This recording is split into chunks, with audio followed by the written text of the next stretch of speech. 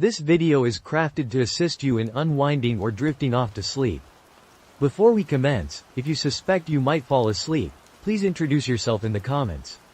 Additionally, I would appreciate it if you could like the video and subscribe if you haven't done so already. As always, I'm curious to know where you're tuning in from, so kindly share your location and the current time in the comments. Thank you once again for joining me. Make yourself comfortable, pour a glass of water, ensure your door is locked, and turn off the lights. Don't forget to say hello in the comments. It's time to close your eyes. High school was generally uneventful until the day Alex arrived. He was an unusually quiet individual, often seen alone in the corridors. Initially, there was nothing particularly striking about him. However, after a few weeks, things began to shift. One day, I noticed him sketching in his notebook during class. It started innocently enough, merely random scribbles, but gradually, his illustrations took on a disturbing nature.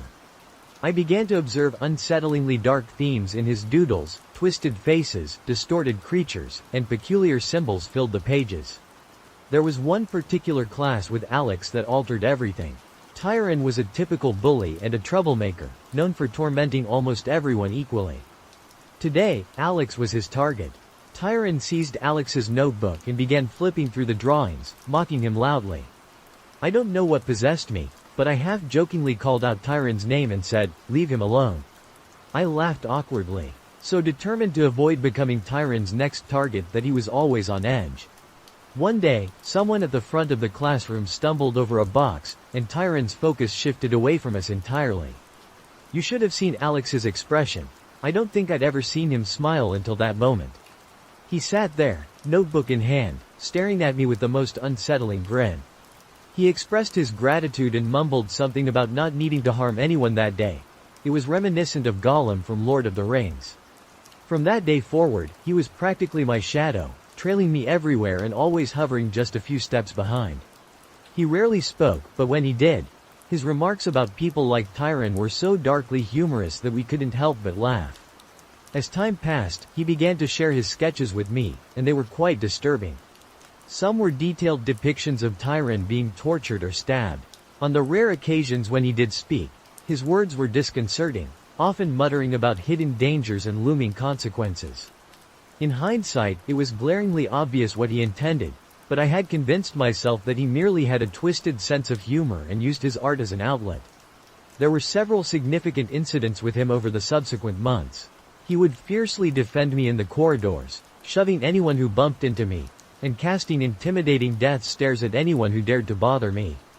His attachment to me grew stronger over time, and he was exceedingly protective. As the days went by, he seemed to become even more consumed by this fixation.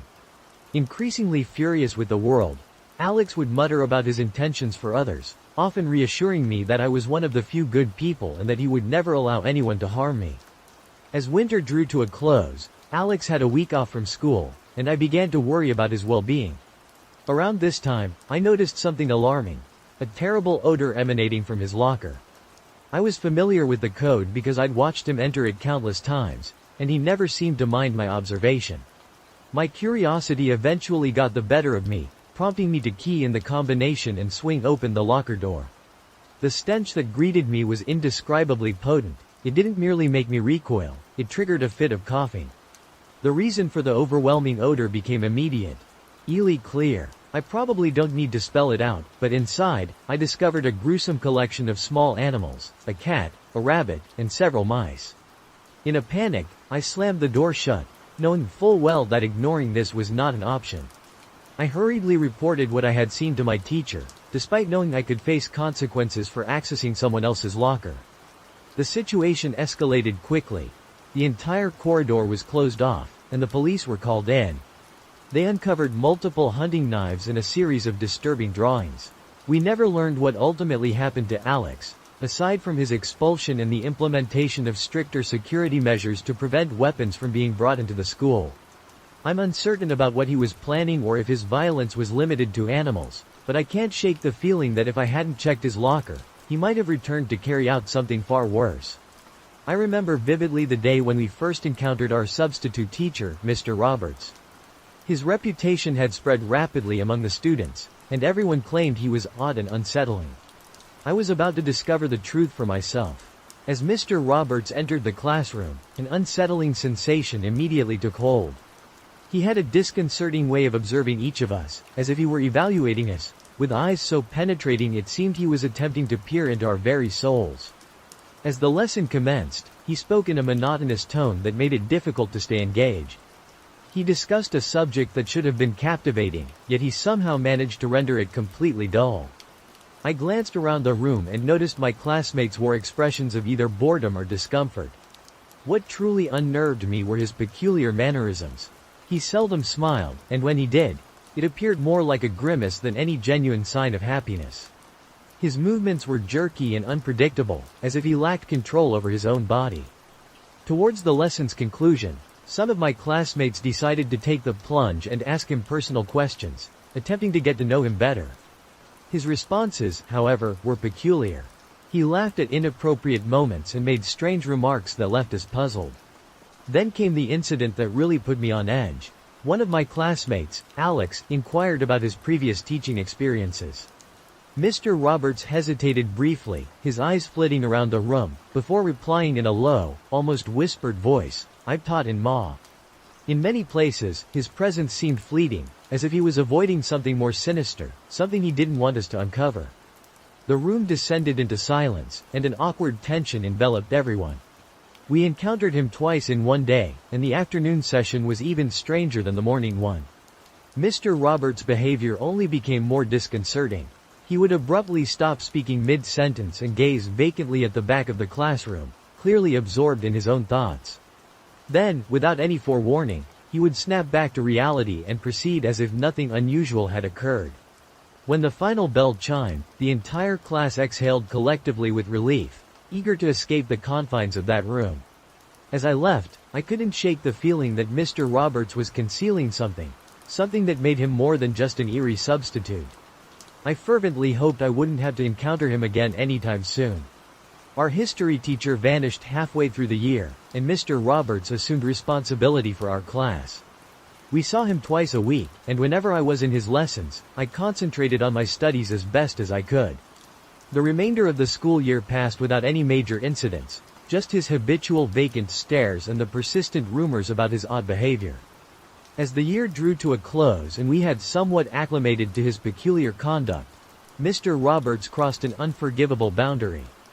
During a history lesson, he made a bizarre and inappropriate remark about one of the female students, so unsettling that she immediately reported it to the school authorities. The school administration moved promptly, initiating an investigation into Mr. Roberts' background. It didn't take much time for them to uncover a concerning criminal record. He had been involved in a series of distressing incidents at his previous schools, including accusations of inappropriate conduct and remarks. This revelation sent shockwaves throughout our school, prompting parents to demand explanations. How had the institution managed to hire someone with such a troubling past? The school board found itself under intense scrutiny, with many calling for a complete overhaul of the hiring procedures. Mr. Roberts was immediately suspended, pending the investigation's conclusion. As more details about his history surfaced, it became evident that he should never have been permitted to work around children. The school acknowledged its failure to thoroughly vet him and vowed to enforce stricter hiring practices in the future. Although Mr. Roberts was never seen at the school again, the unsettling atmosphere that had loomed over our classroom did not easily dissipate. This incident served as a stark reminder of the importance of remaining vigilant and speaking up when something seemed amiss. It was peculiar because those who attended his classes actually saw improvements in their grades.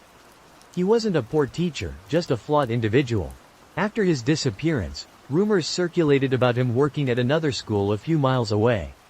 I often wonder what became of him. I was a junior in high school when it all began. Mr. Sens, our English teacher, had always been somewhat eccentric, but this year, something shifted. He became fixated on me, and the situation grew increasingly uncomfortable. Initially, his actions seemed harmless. He would praise my essays or ask me to stay after school to discuss my studies. I didn't think much of it, assuming he was simply trying to be a supportive teacher. However, things quickly escalated. He began appearing at places he shouldn't have known about, like my part-time job at the local bookstore or my favorite coffee shop. Each time, he would initiate a conversation, making it evident that he had been monitoring my activities. It was unsettling, yet I hesitated to speak up, fearing it might be a misunderstanding. Then came the gifts. Flowers left on my doorstep, anonymous notes in my locker, and even a mixtape filled with romantic songs. It became impossible to ignore that something was seriously amiss. The final straw was when he cornered me at school, professing his love and suggesting we run away together. I realized I couldn't handle this on my own, so I confided in my closest friends, who immediately took action. They encouraged me to report Mr. Simmons to the principal. We gathered evidence, including texts, notes, and witness accounts of his bizarre behavior. When we confronted the principal, she was taken aback but supportive, assuring us she would investigate the matter thoroughly. What we didn't anticipate was the revelation that Mr. Simmons had a history of similar obsessions with students at his previous schools. The investigation uncovered a disturbing pattern of predatory behavior. Parents were outraged, and the local news caught wind of the story. Eventually, word of the scandal spread, and the police became involved, leading to Mr. Simmons' arrest. Most people were outraged upon discovering he had been caught engaging in similar behavior in the past. How was he allowed to resume teaching? Did the school know about his history, or had they failed to conduct proper checks? One would hope we have more effective systems in place to safeguard children from predators like him. A few years ago, I took on a part-time job as a karaoke host at a local bar. While I had a few encounters with intoxicated troublemakers, none compared to the most frightening incident I experienced. At that point, I had only been working there for about 3 weeks. Before my tenure, 3 different women had held the hosting position, making me the first male host. During training, I was advised to call for security if I ever felt uneasy. I assumed this was due to patrons getting overly familiar with the female hosts, so I thought I wouldn't face such issues as the first male in the role. However, I quickly realized that people tended to act more aggressively towards a male host than a female one. It was a Saturday night, around 1 a.m., and nearly everyone in the bar was intoxicated. The karaoke session had been running smoothly. I called up the next participant, who expressed his desire to sing "Zombie" by the Cranberries. The issue was that someone had already performed that song about 40 minutes prior, and one of our few rules was a ban on repeat performances. Ignoring my explanations, he persistently insisted on singing that particular song. Finally, I managed to capture his attention and clarify that it was not possible. "This isn't happening," he thought to himself as he promptly moved within about 6 inches of me and declared, "You're going to let me sing that damn song." He then turned away, speaking into the microphone. I reiterated firmly, "Either you choose a different song, or you won't be singing at all."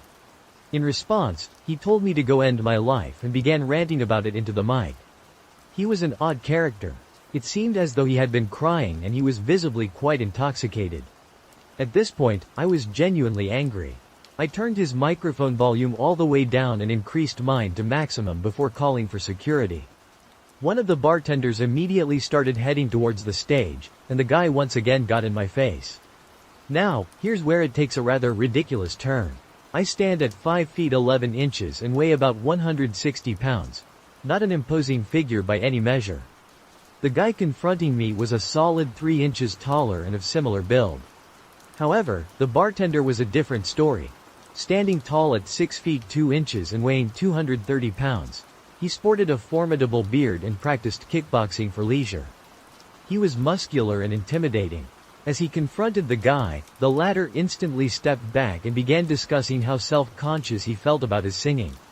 He claimed it was the only song he truly loved but acknowledged the rules and that he had misunderstood my intentions. It was amusing how quickly he retreated. He requested once more to sing that particular song, explaining that it was his girlfriend's favorite. I told him it wasn't possible, but I offered to let him select another song. After some consideration, he eventually opted for a track by Rage Against the Machine. The one with the pointed lyric, "I won't do what you tell me." The bartender began to walk away when the intoxicated man leaned into the microphone and declared, "This song is about standing up to oppressors." Instantly, my coworker spun around, closing the distance to about 5 feet from the man, and warned, "If the next words out of your mouth are the lyrics to that song, I will have to kick you out." Something seemed to break within him at that moment. He seized the microphone, locked eyes with me, and defiantly announced, "I'm going to sing that song tonight." Without hesitation, the bartender grabbed him and escorted him out of the club. Afterward, the bartender returned to me, offering an apology, though I wasn't upset in the slightest. In truth, I anticipated he might just join in with the second song's chorus. The lyrics are essentially, "Forget you. I won't comply with your demands," which would have been far more amusing. Thankfully, we rarely encountered significant trouble at this venue, so security wasn't particularly stringent. As the evening progressed, a few more groups took to the stage to perform various songs, and I had completely forgotten about the emotional drunker. It must have been roughly an hour later when I noticed a stir by the entrance. The bartender was obstructing someone's way, gesturing emphatically for them to leave. Though I couldn't make out the conversation, I observed him becoming physically assertive with someone. That was when the situation escalated. The sound was unmistakable. I watched as the bartender collapsed to the floor almost instantly, sparking panic among the surrounding crowd. As he fell, I caught sight of the man he had been confronting. It was the emotional drunk from earlier. My vantage point was from within a cramped little booth, with a DJ deck in front of me and the only escape being the doorway directly opposite. I crouched down, trying to peer through a small gap. My heart pounded with fear as I watched him stride directly toward me, his gun aimed squarely at my face. Tears brimmed in his eyes as he demanded I play "Zombie" by the Cranberries. I was on the verge of pleading for my life when he cut me off, insisting he didn't care about the ridiculous rule, as if assuming I would bring up the repeated song ban. With a gun in my face, "Just do it. I have no quarrel with you," he asserted. I nodded, agreeing to his demand, and informed him I was locating the track. Grabbing the microphone, he positioned himself in the center of the dance floor. I pressed play, and he immediately shut his eyes, gazing upward as he patiently awaited the song's intro to finish. When he began singing, I was reluctantly impressed by his talent, his voice filled with raw emotion. His animated gestures caused the gun to wave erratically, and I flinched with each movement. By now, nearly everyone had fled the club, leaving me ensnared in my DJ booth. Fear paralyzed me, yet I was also mesmerized by the surreal scene unfolding. As the song's lyrics concluded, he started to glance around. A cold wave washed over me as I sensed what was coming. He glanced down at the gun, then at the bartender on the floor, and finally back at me. "I'm so sorry," he muttered.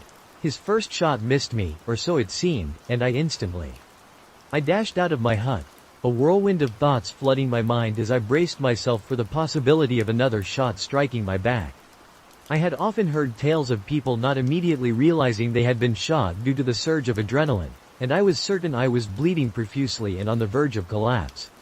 My legs carried me with incredible speed as I pondered why I wasn't yet dead. I leapt over the lifeless bartender's body and made my way through the front door. The crowd erupted in screams as I emerged, only to find police officers aiming their weapons at me, commanding me to get on the ground. I was still alive, but I couldn't comprehend why. Once the officers verified my identity, they pushed forward to secure the club. It turned out that he hadn't fired at me. Instead, he had turned the gun on himself, ending his life with a shot to the head. In hindsight, I think I finally understood his apology. He never intended to kill the bartender. He merely wanted to perform that song one final time, and the bartender was inadvertently standing in his path. In the weeks that followed, we uncovered more information about the man. His girlfriend had recently passed away, and her death had shattered him. They were frequent patrons of the club, and that song held a special place in their hearts. I remain uncertain whether he had planned to end his life that evening or if the confrontation drove him to see it as a viable option. Regardless, the entire situation was profoundly unsettling. The club closed down after the incident, as nobody wanted to visit anymore, and whispers began to circulate that the venue was haunted.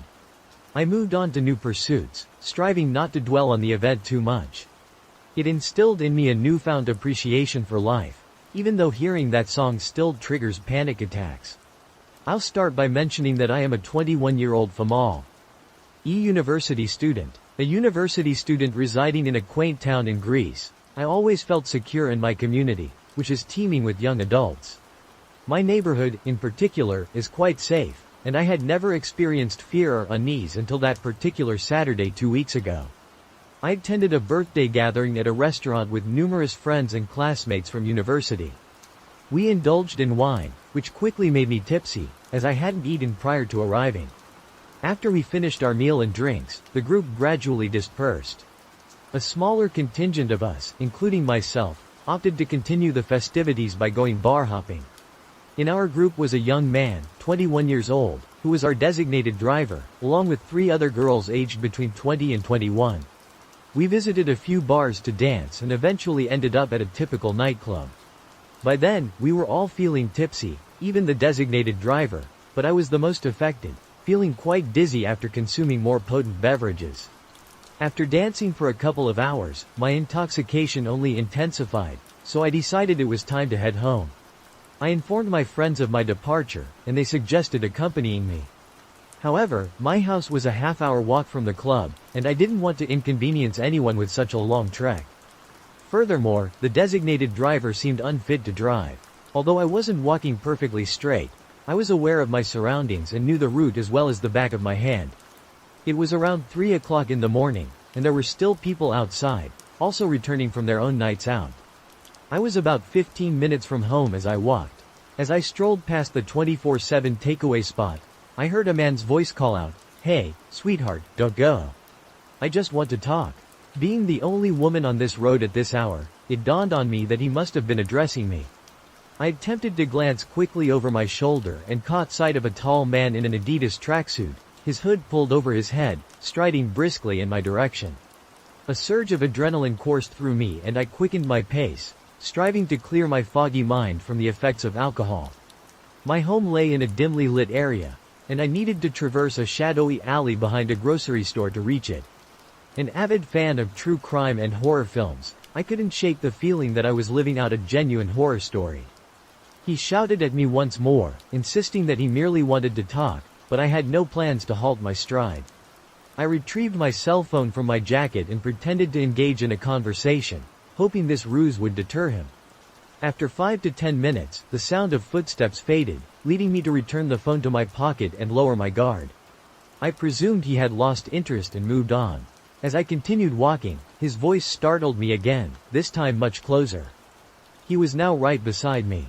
Cold sweat trickled down my spine.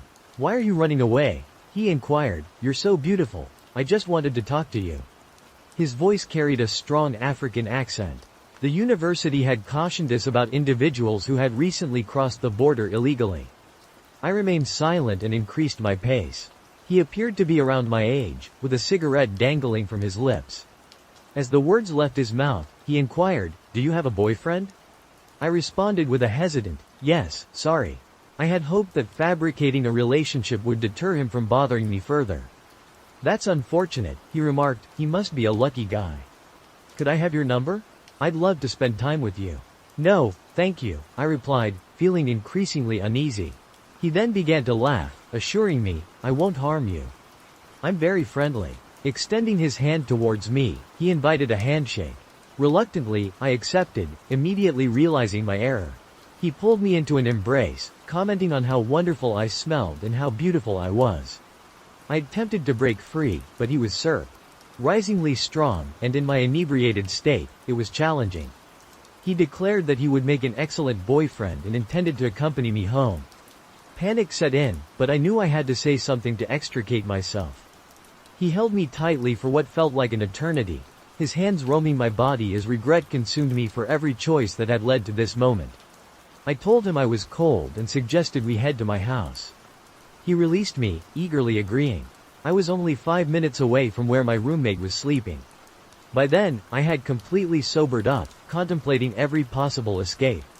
I decided to flee. Fortunately, I was wearing flat shoes instead of heels, which I typically donned every night. I sprinted as fast as I could, without daring to glance back. I could hear him shouting, but his words were unintelligible. As I rounded a corner, I managed to lose him and continued running for the entire 5 minutes back home, unwilling to take any chances. Once inside, I immediately locked the door. Behind me, I collapsed, utterly drained, and began to sob uncontrollably against the front door for several minutes. My friend came downstairs, found me in that state, and I recounted the events that had transpired. Nothing further happened afterward, and foolishly, I didn't contact the police. However, we made sure that our designated driver would not be permitted to drink in the future. This incident occurred just last year.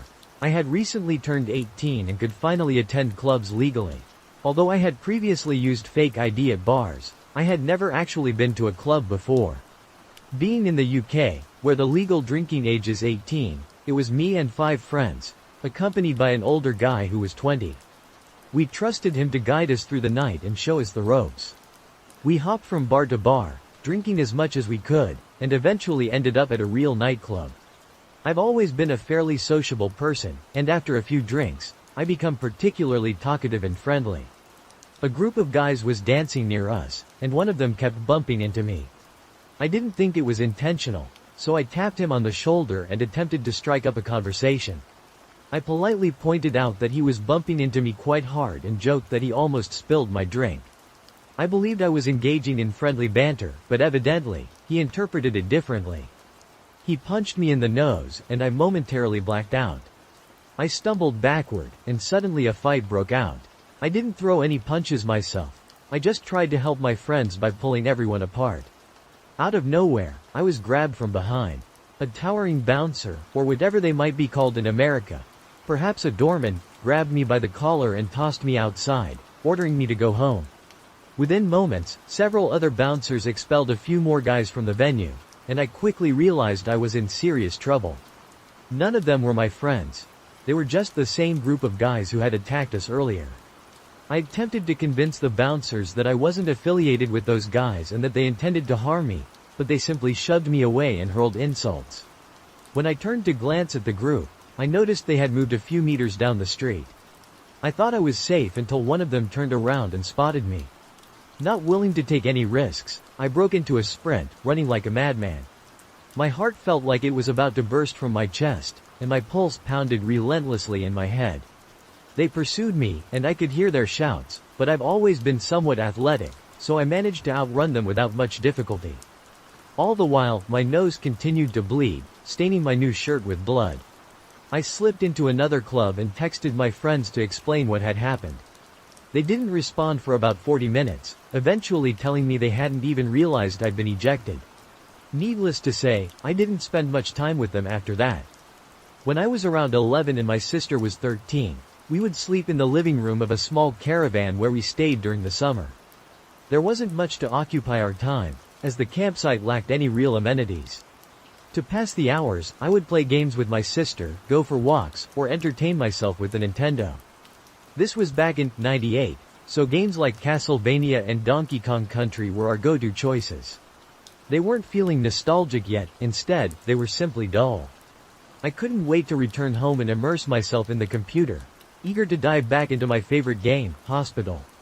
Mostly, though, I indulged in reading. My collection comprised books about ghosts, UFOs, cryptids, and similar topics. I acquired them at library sales or charity shops.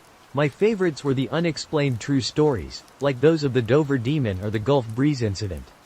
There was a guy on the other side of the site, and sometimes at night, I would pretend the 2 red lights were the eyes of the Mothman, swooping down to terrorize my family. What I'm trying to convey here is that I was a kid with an active imagination. However, I never truly believed anything spooky would actually happen to me. If something unusual occurs, it's just your mind playing tricks on you, right? One morning, I awoke around 6:20. The outside world was shrouded in gray. The sun had just risen, but the fog and overcast skies ensured it wasn't too bright. I felt uneasy, primarily because I typically slept until at least 9. It was eerily silent. My sister wasn't even snoring, as she usually did. Then I heard it. The sound of a horse galloping just outside the window. It was unsettling, to say the least. Had a horse escaped from a nearby field? Surely not, as I had never seen any horses around here. Moreover, it didn't sound heavy enough to be a horse. Whatever it was, it seemed to be circling the caravan. I could hear it fade slightly as it looped around to the other end, where my parents slept, and then grow louder almost beside my head. It had the irregular rhythm of a gallop, but I had never heard anything quite like it before. It moved on 4 legs, resembling a person skipping at an incredibly fast pace, yet no human could be heavy enough to create such a commotion on soft ground. The sound was gradually fading into the distance, whatever it was seemed to have run off. I allowed myself a sigh of relief. What a bizarre situation. Perhaps I hadn't fully awakened yet and was experiencing a lingering dream. Then it returned, growing louder and more persistent. I decided to take my chances. "Rosie, are you awake?" I asked. "Yeah," she replied, her voice trembling. "You hear that too, right?" "Yeah, what is it?" she inquired. "I don't know," I admitted honestly. "I'm afraid to look outside though." "Why?" she asked. "I'm scared it might be the devil," I confessed, making her moan in fear. There was a thud from the far end of the caravan, as if whatever was outside had brushed against it. I pulled my blanket tighter around me. After about a minute, the noise faded once more. I promised myself that if it returned, I would look outside, devil be damned. It didn't come back. My parents woke around 8, prepared us breakfast, and the fog lifted. We asked them if they had heard anything unusual earlier, but they hadn't. There were no scratches on the caravan to suggest anything heavy had bumped against it. Besides my sister, there was no indication that anything had happened, except for a lone footprint outside the front door shaped like a hoof. To this day, I regret not looking outside to see what it was, but when I wake up in the middle of the night and everything feels so surreal, I understand why. I love camping and have been doing it my whole life, never having had a frightening experience until then. Until this past summer, my boyfriend and I decided to venture out to the gorge for some quality time camping. We had always gone with several other people, but this was the first occasion it was just the two of us. As we stepped out of the car to prepare our gear for the hike to the camping site, two suspicious-looking men emerged from the trailhead, gave us a once-over, and climbed into their vintage VW camper van. I felt an odd sense of unease but dismissed it and continued onto our campsite. Having camped in this area a handful of times before, I was familiar with it. Once we arrived, I knew of a few different camping spots and decided to evaluate them to find the most suitable one. I noticed someone camping further up the hill, so I chose a spot a bit lower down where we would be mostly hidden from view, though still within earshot, as I could hear shouting on the trail. By the time we had everything set up, darkness was beginning to fall. I figured it was time to start collecting firewood. Suddenly, a man appeared out of nowhere and offered to help us, proposing to sell us a bundle of firewood for $10. I chuckled, considering we were in the woods, surrounded by timber I could gather from the ground for free. He then mentioned that I wouldn't find much wood because it had already been cleared out over the past few weeks. Curious, I asked him how long he had been camping there, and he replied that it had been almost a month. This was noteworthy since the longest anyone is allowed to camp in this national forest is. For the past 2 weeks, I had already felt uneasy about him. He insisted he was up there alone, so I asked why I had heard him shouting with someone and why he mentioned other people when talking about the wood. He hesitated, then admitted, "Oh, well, there are some guys I know camping on the far side of the river." He went on to tell us that he had been lonely since he arrived. Originally from Pennsylvania, he had taken a bus to Lexington, Kentucky, and had been residing in the woods behind my workplace. I knew precisely which woods he was referring to, as I often saw homeless immigrants and drug addicts coming and going from that area. Essentially, he was a homeless man who had somehow managed to get a ride out to the gorge and decided to make it his new home. He had been surviving on snakes and bugs and was selling firewood to buy food and beer. He mentioned that we were the first people he had encountered in several weeks. His stories were inconsistent, and I was certain he was fabricating much of what he told us. Despite claiming to be alone, he was clearly not, as he even took us to his campsite, which had enough supplies for several people, not just one. He said he enjoyed camping on the hilltop where he could observe everything and everyone. By this time, it was dark, and he kindly helped us start a fire. I was attempting to discreetly encourage him to head back up the hill so I could have a moment to process everything. Once he left, I quietly told my boyfriend that there was absolutely no way I could sleep with that deceitful, suspicious homeless man around. As we ascended the hill, we realized we lacked any form of protection, no gun, knife, or even a dog. I suggested we quietly gather our belongings and get out of there swiftly, which we did, though we left our tarps behind as they would have been too noisy to pack up, alerting him to our departure.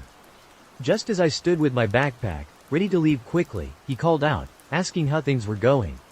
We then proceeded to make our exit as silently and swiftly as possible. In my mind, we faced the threat of being robbed, kidnapped, or worse, because he wasn't alone. His stories didn't add up, and his vague background suggested he was fleeing from something, possibly hiding by living off the grid. I notified the rangers the following morning about him. Fortunately, all he took from us was a set of new tarps. Weeks later, the news reported that several people had disappeared in the area, and there was a manhunt for the person who had refused to leave us alone. I often think about how narrowly we avoided a disaster, thanks to my insistence that we leave. We found a new camping spot the following year. That summer remains vivid in my memory. I was about 15, and my family had decided to spend a few weeks camping by the lake. It was the perfect escape from the oppressive city heat. We established our campsite with a cozy tent and a small bonfire pit. Our days were filled with swimming, hiking, and enjoying the company of my parents and younger brother. One evening, as the sun dipped below the horizon, it cast a warm orange glow over the landscape. The crackling of the campfire permeated the tranquil atmosphere, and we all gathered closely, exchanging tales and toasting marshmallows. My younger brother was entranced by the stars scattered across the night sky, while my parents laughed and reminisced about their own childhood camping adventures. As the fire diminished and everyone retreated to their tents, I lay in my sleeping bag, savoring the cool breeze against my skin. I could hear the distant hum of insects and the gentle lapping of water against the shore. It was peaceful and serene until a rustling noise shattered the calm. I remained motionless, my heart racing as I strained to listen. The rustling intensified, drawing nearer. A chill crawled down my spine as I realized the sound originated just outside my tent. It was too rhythmic to be the wind, it seemed intentional. Fear gripped my chest, and I held my breath, wishing that whatever was out there would simply move on. But then, I heard it, a low, guttural growl. My pulse quickened, and a surge of adrenaline washed over me.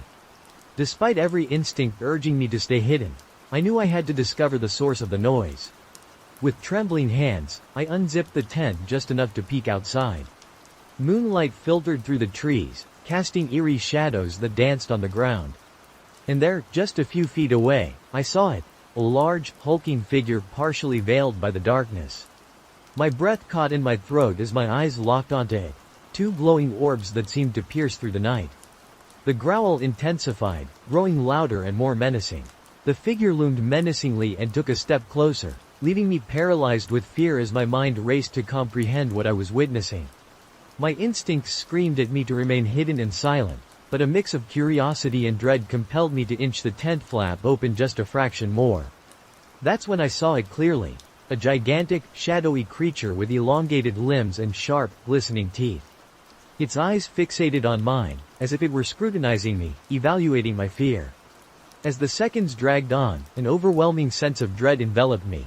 I couldn't tear my gaze away from those eyes, nor could I shake the feeling that this was a predator, a force far more powerful than I was.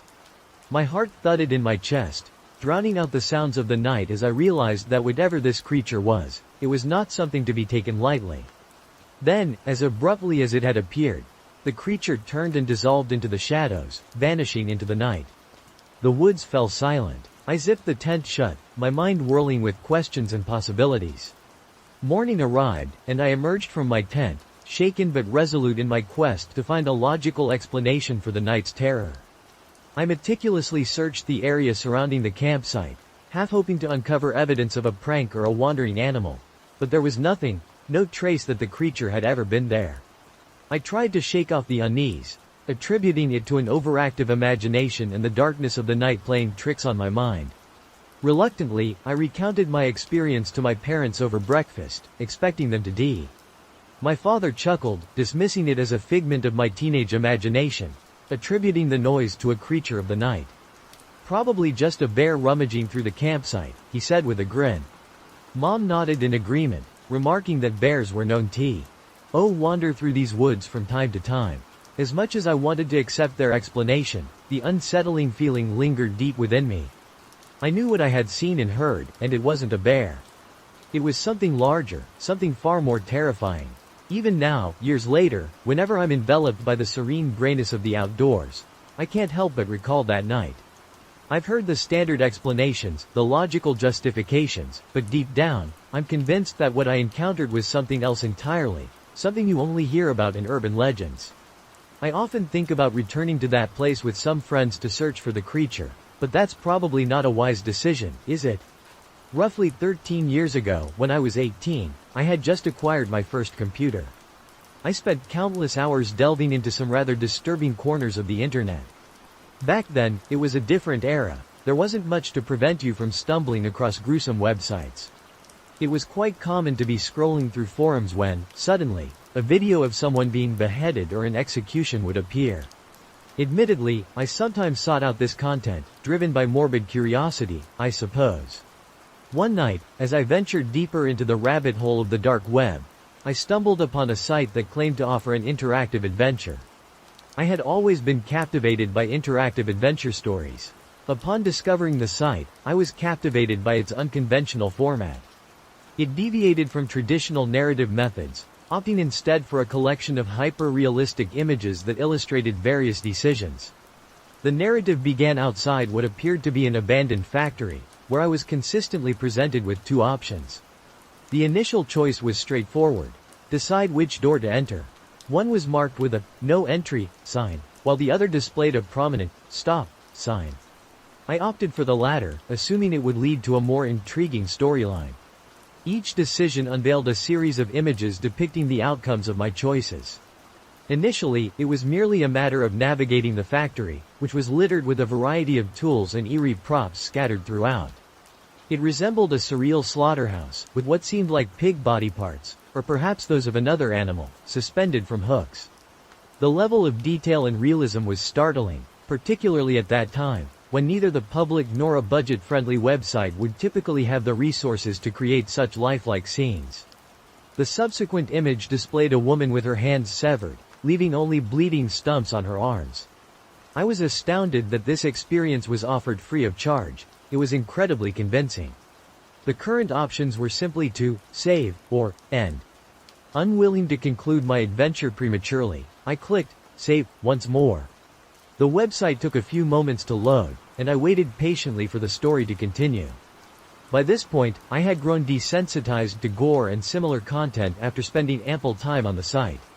The internet, so I wasn't particularly surprised by the gruesome details.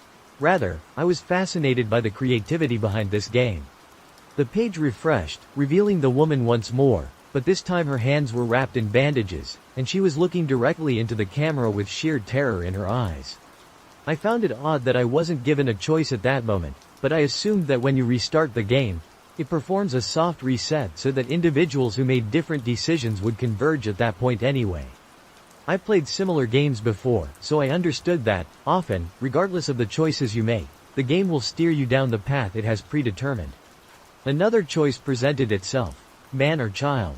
I was a rather twisted teenager, but I didn't want to witness a child being tortured, even if it was just a game, so I opted for the man. A few minutes passed, and then a man appeared in the chair. This time, I had to choose between a rope and a baseball bat. I selected the rope, curious about how creative they could be with something so straightforward. Once again, there was a brief delay before the next image loaded, and I began to feel a bit bored at this point, but I waited patiently. The next page loaded, showing the man with the rope around his neck, standing on the chair, and the rope was tied to a metal beam above. It was astonishing how brutal this website was, but a part of me was drawn to the intensity.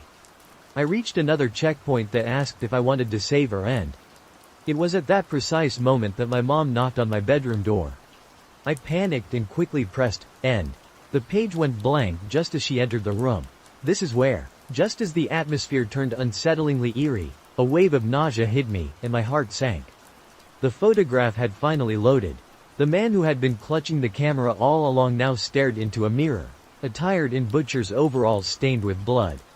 Leaning against the mirror was a man with a broken neck, his face disturbingly lifelike with bulging eyes and an alarmingly discolored complexion. Next to the mirror stood two female hands, eerily upright on their stumps, both giving a thumbs up. The scene was deeply morbid, yet that wasn't the most horrifying aspect. The most chilling part was what was written on the mirror: my name and address. My mind raced, overwhelmed by panic. I frantically turned off my screen, as if that could somehow undo what I had seen.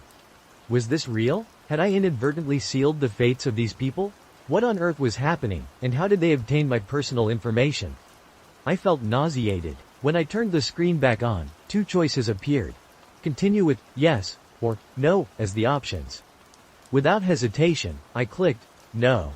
I was genuinely terrified. The page began to load again, this time significantly faster than before. The new page presented an enlarged image of my name and address, with the option to continue displayed repeatedly. This time, the choices were save or end. Did save imply saving the woman, and end mean ending the man? Drenched in sweat, I was in a full-blown panic. Was this a threat? Did I have to proceed or risk them coming after me? Was I deciding between saving myself or ending myself? I despised every aspect of that moment. With a click, I ended the call and promptly shut down the computer. As you can infer from the fact that I am recounting this tale, they never came after me. We did relocate a few weeks later for reasons unrelated to this incident, which might explain why nothing happened. Despite that, I lived in constant fear for at least 3 years afterward. Did I truly do those things, or was it merely an imaginative game with some clever illusions? Perhaps that would account for the lengthy loading screens, but I prefer not to dwell on it. At least, I didn't choose the child. Have you ever Googled yourself? A few months back, driven by curiosity and sheer boredom, I decided to do just that. Having a relatively uncommon name, I wasn't anticipating much from the search results. To my astonishment, however, I discovered a website that used my full name as its domain. Clicking the link led me to a message board, where the website owner's profile struck an unsettlingly familiar chord, as it shared my age and similar interests. Although the board was devoid of any posts, I bookmarked it out of sheer intrigue. A month later, I revisited the site, which now contained additional content, including diary entries that seemed mundane at first glance. Remarks like, "The weather was nice today," or, "I'm so bored at work." Yet, as time passed, I began noticing an uncanny series of coincidences. The owner lived in my city, which seemed quite improbable given the rarity of our shared name. As I delved further, I found the diary's content eerily mirroring my own life experiences. One entry even mentioned attending the same baseball game I had gone to. Initially, I dismissed it as mere coincidence, considering the local team's widespread popularity. However, the parallels persisted and became disturbingly specific. Their pet dog's name matched that of my childhood pet, and their preferred restaurant was the same one I frequented during my previous employment. On one particular day, the message board was filled with birthday wishes for the owner. Oddly enough, it was my birthday too. Intrigued, I decided to leave a message for the owner, mentioning our shared name and extending a birthday greeting. To my surprise, there was no option to type a message. The board appeared to be nothing more than a static page. Perplexed, I reached out to the owner via email with a brief introduction. "Hello there.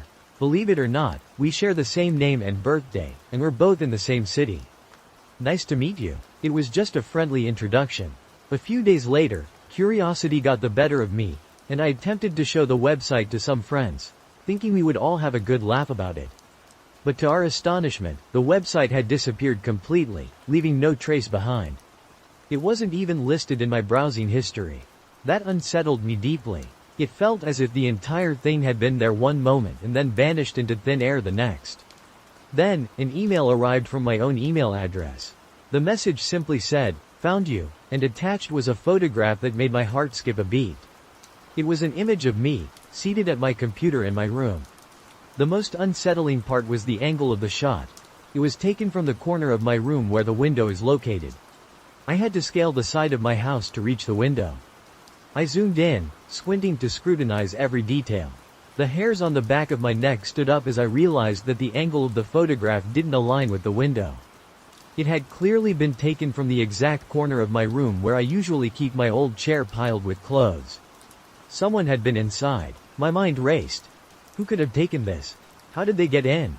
I considered every possible explanation, a prank, perhaps, but the more I pondered it, the more that email and that picture made me feel like I was under surveillance. I was genuinely unnerved. The situation escalated from intriguing to seriously disturbing in no time at all. I can't shake the sensation of being watched, monitored. The very thought of someone sneaking around in my personal space, taking a picture while I was completely oblivious, is unsettling, to say the least. I've now permanently locked all of my windows and developed an odd paranoia about my room. Am I losing my mind, or was someone actually in here? One night, I was aimlessly scrolling through social media, clicking on random links about the dark web and supposedly true stories of bizarre encounters. Boredom can lead anyone to the strangest corners of the internet, and that's how I stumbled upon a strange post that captured my attention. It was an image of my front door, with the caption, "Back right along," written beneath it. I'm not the superstitious type, so I rolled my eyes and dismissed it as a creative attempt to scare someone. The next day, I couldn't resist sharing it with my friends, and their reactions blended amusement with wild theories about hidden cameras and eerie stalkers. They laughed it off, and I joined in. After all, we're living in the digital age, where a few clicks can reveal someone's entire life story, right down to the color of their socks on a particular day. Probably just some algorithm, I said, brushing off the oddity. They likely got it from my IP address and Google Maps. They chuckled, teasing me about my skepticism towards the supernatural. I shrugged it off, thinking there was no one who would want to harm me. Yet, as the night wore on, the feeling of being observed began to gnaw at me. The shadows from the windows seemed to stretch a bit too far. And every creak of the floorboards sounded like a whisper. Ridiculous, right? A couple of days passed, and I thought the unease had finally dissipated until an email from an unknown sender appeared in my inbox. The subject line was blank, and the email contained a single link, no text, just a foreboding hyperlink. Driven by curiosity and a touch of defiance, I clicked the link. It led to a web page I'd never encountered before, with a strange assortment of numbers and letters as the title. The screen displayed a live feed from my living room, where I was sitting with my laptop. I blinked and rubbed my eyes, utterly astonished to see myself from behind. Clearly, there was a camera in my room, but where? Okay, now that's just messed up, I muttered, assuming it was a prank or someone toying with advanced technology. Advanced technology tricks played out as the camera swept across the room, and Lanny twisted tire. My eyes flitted around the well-known surroundings, trying to discern the camera's location. That's when I noticed it. The angle was perfectly aligned with the mirror mounted on the wall. My heart pounded as I approached the mirror, attempting to see if my face appeared on the live stream via the laptop. However, the website had turned into an error page. I spent time trying to refresh it and follow the link from the email, but it was as if it had never existed. I checked the mirror again, but there were no apparent indications of a camera being there. Exhausted after a long day and having had quite a few drinks with my friends, I convinced myself I was just being paranoid and went to bed. Days passed, and I tried to forget the entire incident until one night. As I got up to grab some water in the middle of my sleep, I glanced at the mirror again. My reflection seemed normal, but something in the background wasn't right. The edge of a shadowy figure peeked out from the mirror's corner, a hint of a presence that shouldn't be there. I quickly turned around, my heart racing, but there was nothing there. The unease tightened its grip once more. I need to chill out, I muttered to myself. It's all in my head. I blamed stress, lack of sleep, and the power of suggestion. But when I discovered my favorite mug shattered on the kitchen floor the next morning, I couldn't shake the feeling that someone had been in my home. A firm believer in facts and logic, I found it hard to ignore the unsettling possibility. The following evening, when I heard the kitchen door creak open, I didn't immediately leap to supernatural conclusions. Instead, I assumed it was a burglar.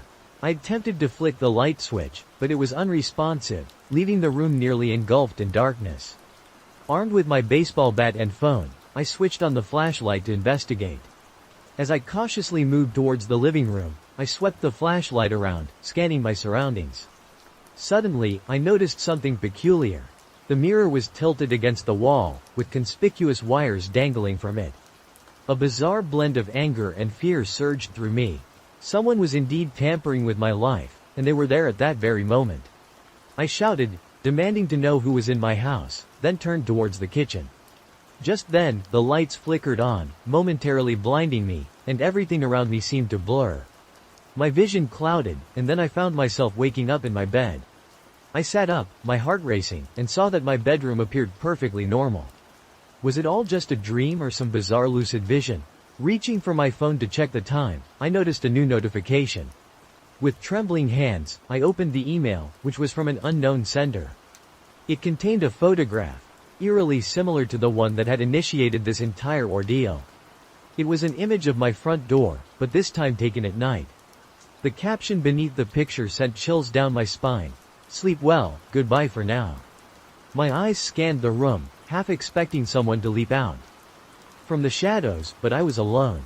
My rational mind searched for a logical explanation, considering the possibility that it was all an elaborate prank or hoax by someone with far too much idle time. In a hurry, I dashed to my laptop and scrutinized the sender's email address, only to find it was a confusing mix of letters and numbers, impossible to trace. Panic set in as I understood this wasn't a mere prank. Someone was observing me, intruding on my privacy, and I had no clue who they were or their motive. I raced back to the living room to inspect the mirror. It had returned to its usual spot on the wall. In a frenzy, I clawed at it, ultimately shattering it on the floor in a desperate attempt to convince myself that I wasn't losing my mind.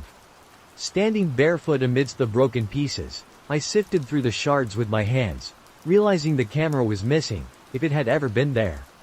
What was I doing? I locked the front door, drew the curtains, and sat in the dimly lit room, my heart pounding. I considered going to the police, but what could I possibly tell them? That I was receiving inexplicable emails and photographs? As the hours dragged on and the night deepened, my paranoia settled in. I was reluctant to admit it, but rational explanations were dwindling. Could someone truly be going to such lengths to torment me? As I stared at my laptop, its webcam seemed to gaze back at me, and I couldn't shake the feeling of being watched. I closed the laptop and retreated to bed. If they intended to harm me, they would have done so already, and I was drained from this entire ordeal. Resigned to my situation, I closed my eyes. I was merely 14 years old, and it seemed like an ordinary evening. Around 9 p.m. I was at my young cousin's home, babysitting for the night. Both of our parents had gone out for dinner and weren't expected to return until late. We were relaxing in the living room, watching various television shows. As we sat there, I felt a growing sense of unease, as if something wasn't quite right, though I couldn't pinpoint what it was. I attempted to brush it off and continued enjoying the TV with my cousin, who was happily savoring my presence. However, that unsettling feeling persisted. To shake it off, I got up and walked to the back door to secure it. As I returned through the kitchen, I suddenly realized the source of my discomfort. Outside the window, there stood a very decrepit, homeless-looking man, staring intently at my young cousin. Instinctively slipping into protective mode, I acted as if I hadn't noticed him.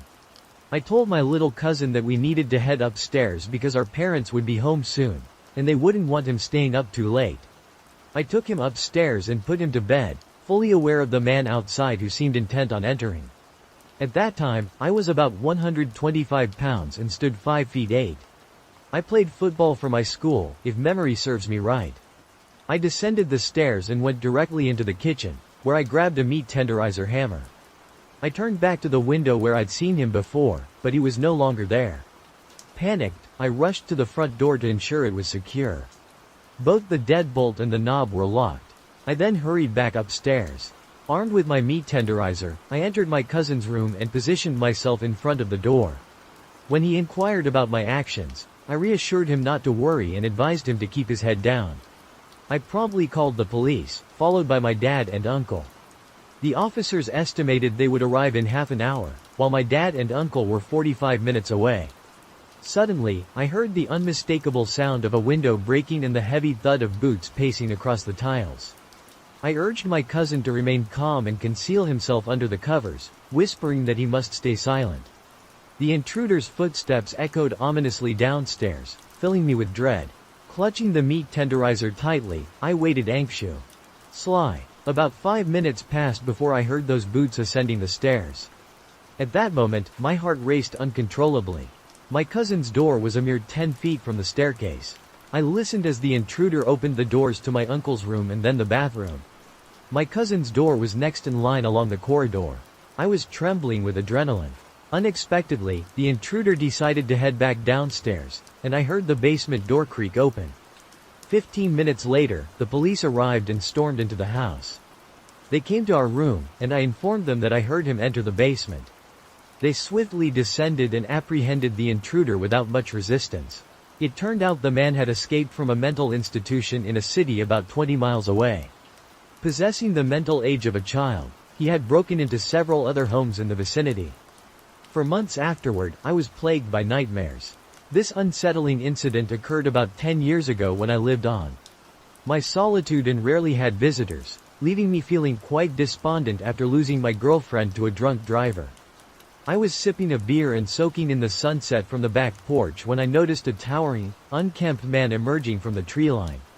My heart skipped a beat as he staggered menacingly toward my house. Living alone, I often used my backyard for target practice, and at that moment, I was profoundly thankful for it. Instinctively, I rushed to secure all the doors while frantically dialing the police. Unbeknownst to me, this intruder had broken in the day before through a basement window and had spent the night squatting there. He had left the basement door unlocked, and now, he was making his way inside the house, heading up the stairs toward me. I gripped my rifle, aiming at the advancing figure as he walked down the hallway. I shouted at him, demanding he stop and get on the ground, but he continued his approach. I fired a first round loaded with rock salt, but he showed no reaction. Undeterred, I followed quickly with a rubber bullet to the chest, yet the man, clearly under the influence and out of his mind, persisted. This guy was enormous, at least twice my size, and I realized that whatever substances he had taken were numbing him to any pain a rubber bullet could cause. He was backing me into a corner. Desperately, I pleaded with him to stop and warned him of the consequences, but he just charged at me like a zombie and lunged forward. I took. On my third shot, I couldn't remember whether it was buckshot or a slug, but it left a gaping hole in his chest. It barely slowed him down. He kept advancing, and in a frenzied struggle, he wrestled me to the ground. He was groaning and coughing up blood when he suddenly grabbed my face with both of his enormous hands and began squeezing my head. It was absolutely terrifying. I could feel him trying to burst my skull open like a balloon. I don't know how long it truly lasted, but it felt like an eternity. Eventually, the injury finally caught up with him, and he died on top of me. I lay there, crushed under his weight for a few minutes, completely drained of energy, and struggling to breathe. His body pressed my rifle painfully into my chest. When I managed to tilt his body to the side, I found myself drenched in his blood, and the overwhelming smell is still vivid in my memory. I had completely forgotten that I was still on the phone with the operator, who had heard the entire exchange, which was mostly me pleading, "Stop or I'll shoot," while the man menacingly taunted. The police arrived soon after, and the incident made it to the local newspapers. There was a criminal investigation, but I was eventually cleared of any wrongdoing. It turned out the intruder was wanted for the murder of an elderly couple in Baltimore and had somehow traveled 50 miles up the road to a rural area. I was 18, chilling in my friend's apartment alone. We lived in a duplex, he was on the top floor. Ironically, I was at the bottom of the stairs watching a horror movie when I heard a loud noise as something substantial entered through the front door and made its way into the kitchen. Curious, I stood up to see who it might be. We frequently hosted large parties, so it wasn't particularly unusual for unfamiliar faces to appear. However, what I saw next was alarming. A massive country boy clad in overalls, holding a large butcher's knife, simply staring at me from the kitchen. I might have uttered something, though I can't recall exactly what, but I quickly dashed out through a side door, sprinted to my apartment, and secured all the locks. I don't remember whom I called or the precise sequence of events, but I do know that I waited until I could no longer hear any movement upstairs. Only then did I cautiously return. The big guy was sprawled on the couch, having passed out. It later turned out he was on parole for domestic abuse charges, had gotten heavily intoxicated downtown, and ended up at the apartment where he used to reside. He was arrested, and we never heard from him again, suggesting his parole might not have gone smoothly. I also have another tale from that apartment, possibly connected. Once again, I was alone, anticipating my friend's return so he could play some Xbox. It was around 1 a.m. when an aggressive pounding suddenly erupted at the door. As I mentioned, unexpected visitors weren't entirely out of the ordinary, but such frantic banging was unusual. As I approached the door, a man was yelling about money, repeatedly mentioning someone he called Big Man. "Open the door, big man," he shouted, claiming that this big man owed him $10,000 and he was there to collect it. He had something in his hand. I believed it was either a firearm or a metal baseball bat. I could distinctly hear the metallic clang each time he struck the door. At that moment, I was quite inebriated and unsure of how to react, so I simply stood on the opposite side of the door for approximately 20 minutes while he hurled insults and attempted to kick it down. It was a foolish move, but I was young and naive. Eventually, he departed, and whether he returned during a party or another time, I never heard from him again. Another noteworthy incident occurred in that apartment. It was the day following a party, and my flatmate was once again out, leaving me alone at home. There was a knock at the door, and when I peered through, I spotted a delivery man. Opening the door, he informed me that he had a delivery for me that was already paid for. The delivery bag he carried seemed unusually light, arousing my suspicion. He then inquired about Jason's whereabouts, and I asked who Jason was. He explained that Jason had placed the order and insisted he could only deliver to Jason since he had paid for it. Not knowing anyone by that name, and with the man not resembling a typical delivery worker, I informed him that he must have the wrong address. In response, he stuck his hand in the door, pushing it open as I attempted to close it. We found ourselves in a tense standoff, with me repeatedly telling him that Jason didn't reside here, while he persisted in his demand to check. He gave me a stern look and insisted he just needed to see Jason. At that point, he abandoned the guise of a delivery man, making it obvious that he and Jason had some unfinished business. I was on the verge of letting him in to demonstrate that Jason didn't live there. I was living there when my roommate returned home, thrilled that I'd ordered pizza. The delivery guy dropped off his bag and left. It took me some time to piece together all of the odd encounters. The guy on parole who had originally broken in was likely the person who owed money and had people showing up to collect payment. We both decided to move out a few weeks later. That place was just too much trouble. I had pushed this story out of my mind until my girlfriend reminded me of it a couple of days ago. I start dating my girlfriend at the end of my single year, during which I used various dating apps. I had listed my Snapchat on many of my dating app profiles, which is important to note.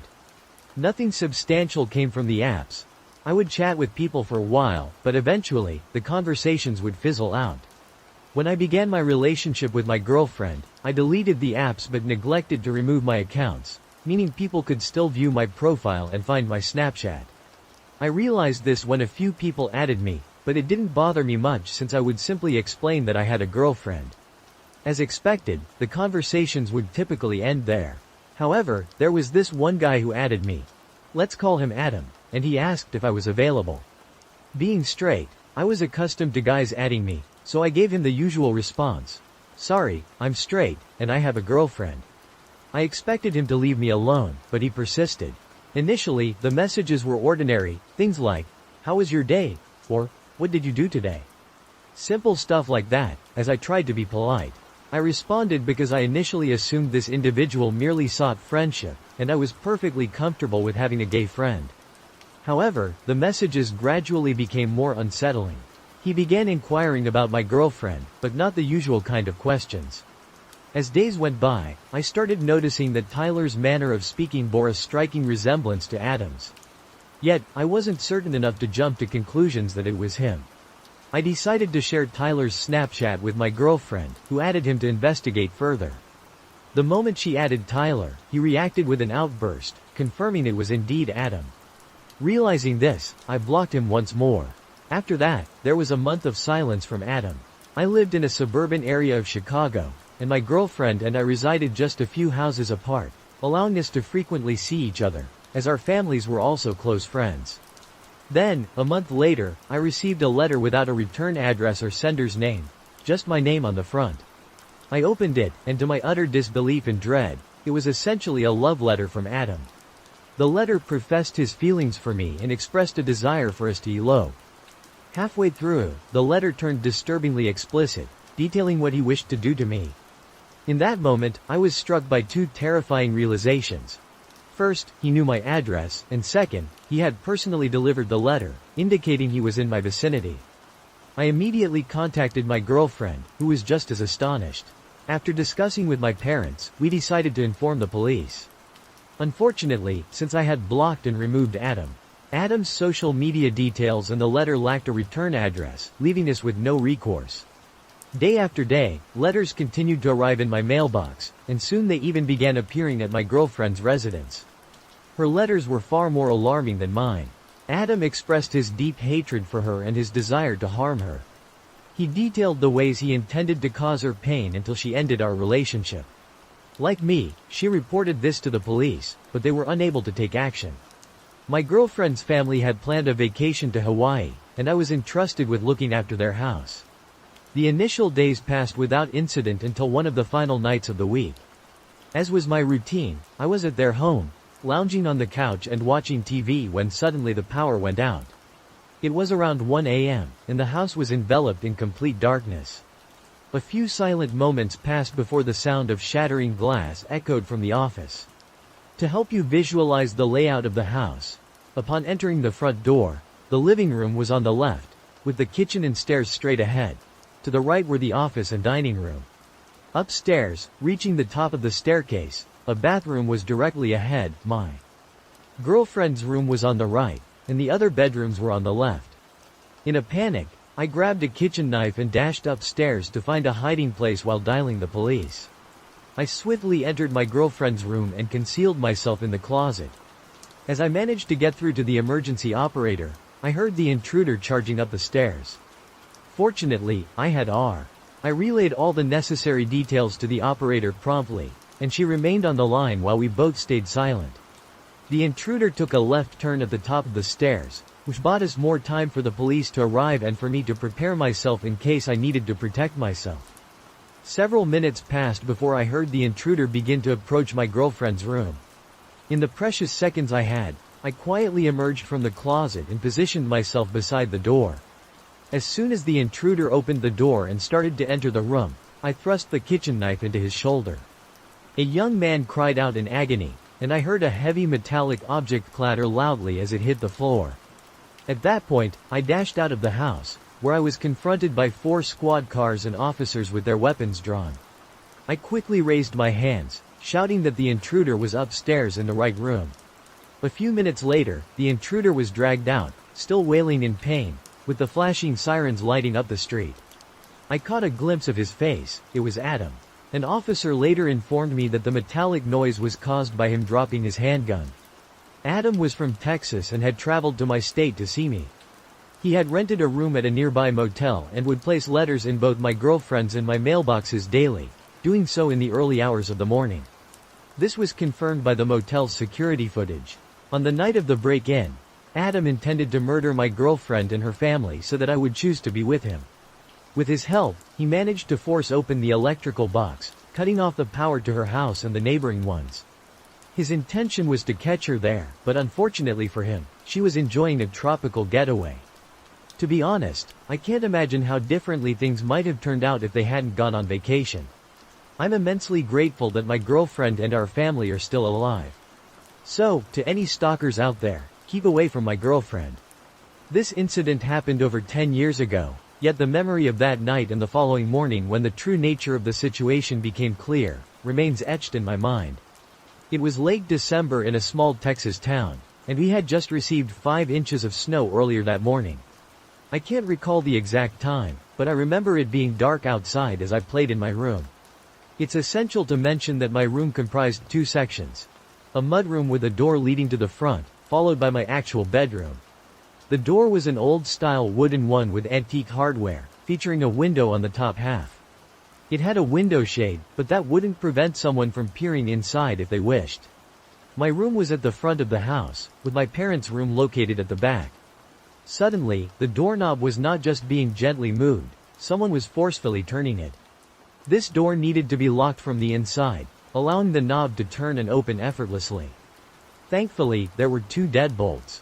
Whoever was on the other side had just realized that the doorknob was frantically being twisted.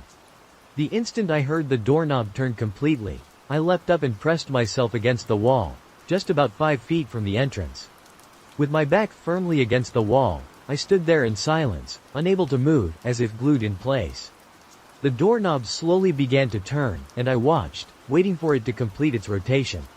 When it finally did, the person on the other side started trying to force the door open. Initially, their attempts were gentle, but soon they began pounding on the door with their foot. After 2 kicks, I snapped out of my paralysis and screamed at the top of my lungs. I dashed to the back of the house to get my parents. When I told them someone was attempting to break in, they hurried over to check, dismissing my pleas to look outside. They insisted it was just my imagination, perhaps an animal or the creaks of our old house. After a cursory glance around my room, they instructed me to go to bed without further investigation. It took me hours to fall asleep, and I don't even recall when I finally did. All I remember is staring unblinkingly at the doorknob from my bed. Suddenly, I was jolted awake by my parents, who appeared visibly upset and frightened. My mother grasped my shoulders firmly and stood directly in front of me, asking sternly why I believed someone had tried to break in. This time, when I told them, they seemed to take me seriously. Their grave expressions worried me as they questioned me about every detail. Once I finished recounting the events, they said they needed to show me something. They led me to the front door and out into the front yard. I pointed toward the door near the driveway where the bootprints were unmistakably visible in the snow, tracing a path along the street, through our yard, and directly to my window. They continued to the mudroom door, where I had been playing the previous night. The police eventually arrived and took a report, but nothing ever came of it. I could never rest easily in that house, and the memory of experiencing such an ordeal as a child, without my parents believing me, remains unforgettable. I am simply relieved I wasn't home alone and eternally grateful for that sturdy door. Hello, I'm a 20-year-old French girl, and to provide some background, I reside in a suburban area within a small community of 6 houses. My gate often malfunctions and is frequently left wide open, allowing easy access to our modest courtyard. My house consists of 1 floor with 4 bedrooms, including mine. Downstairs, there's a guest room, which we have converted into a treatment room due to my medical needs. It's where we store all the necessary equipment and medications. I also have a dog who means everything to me.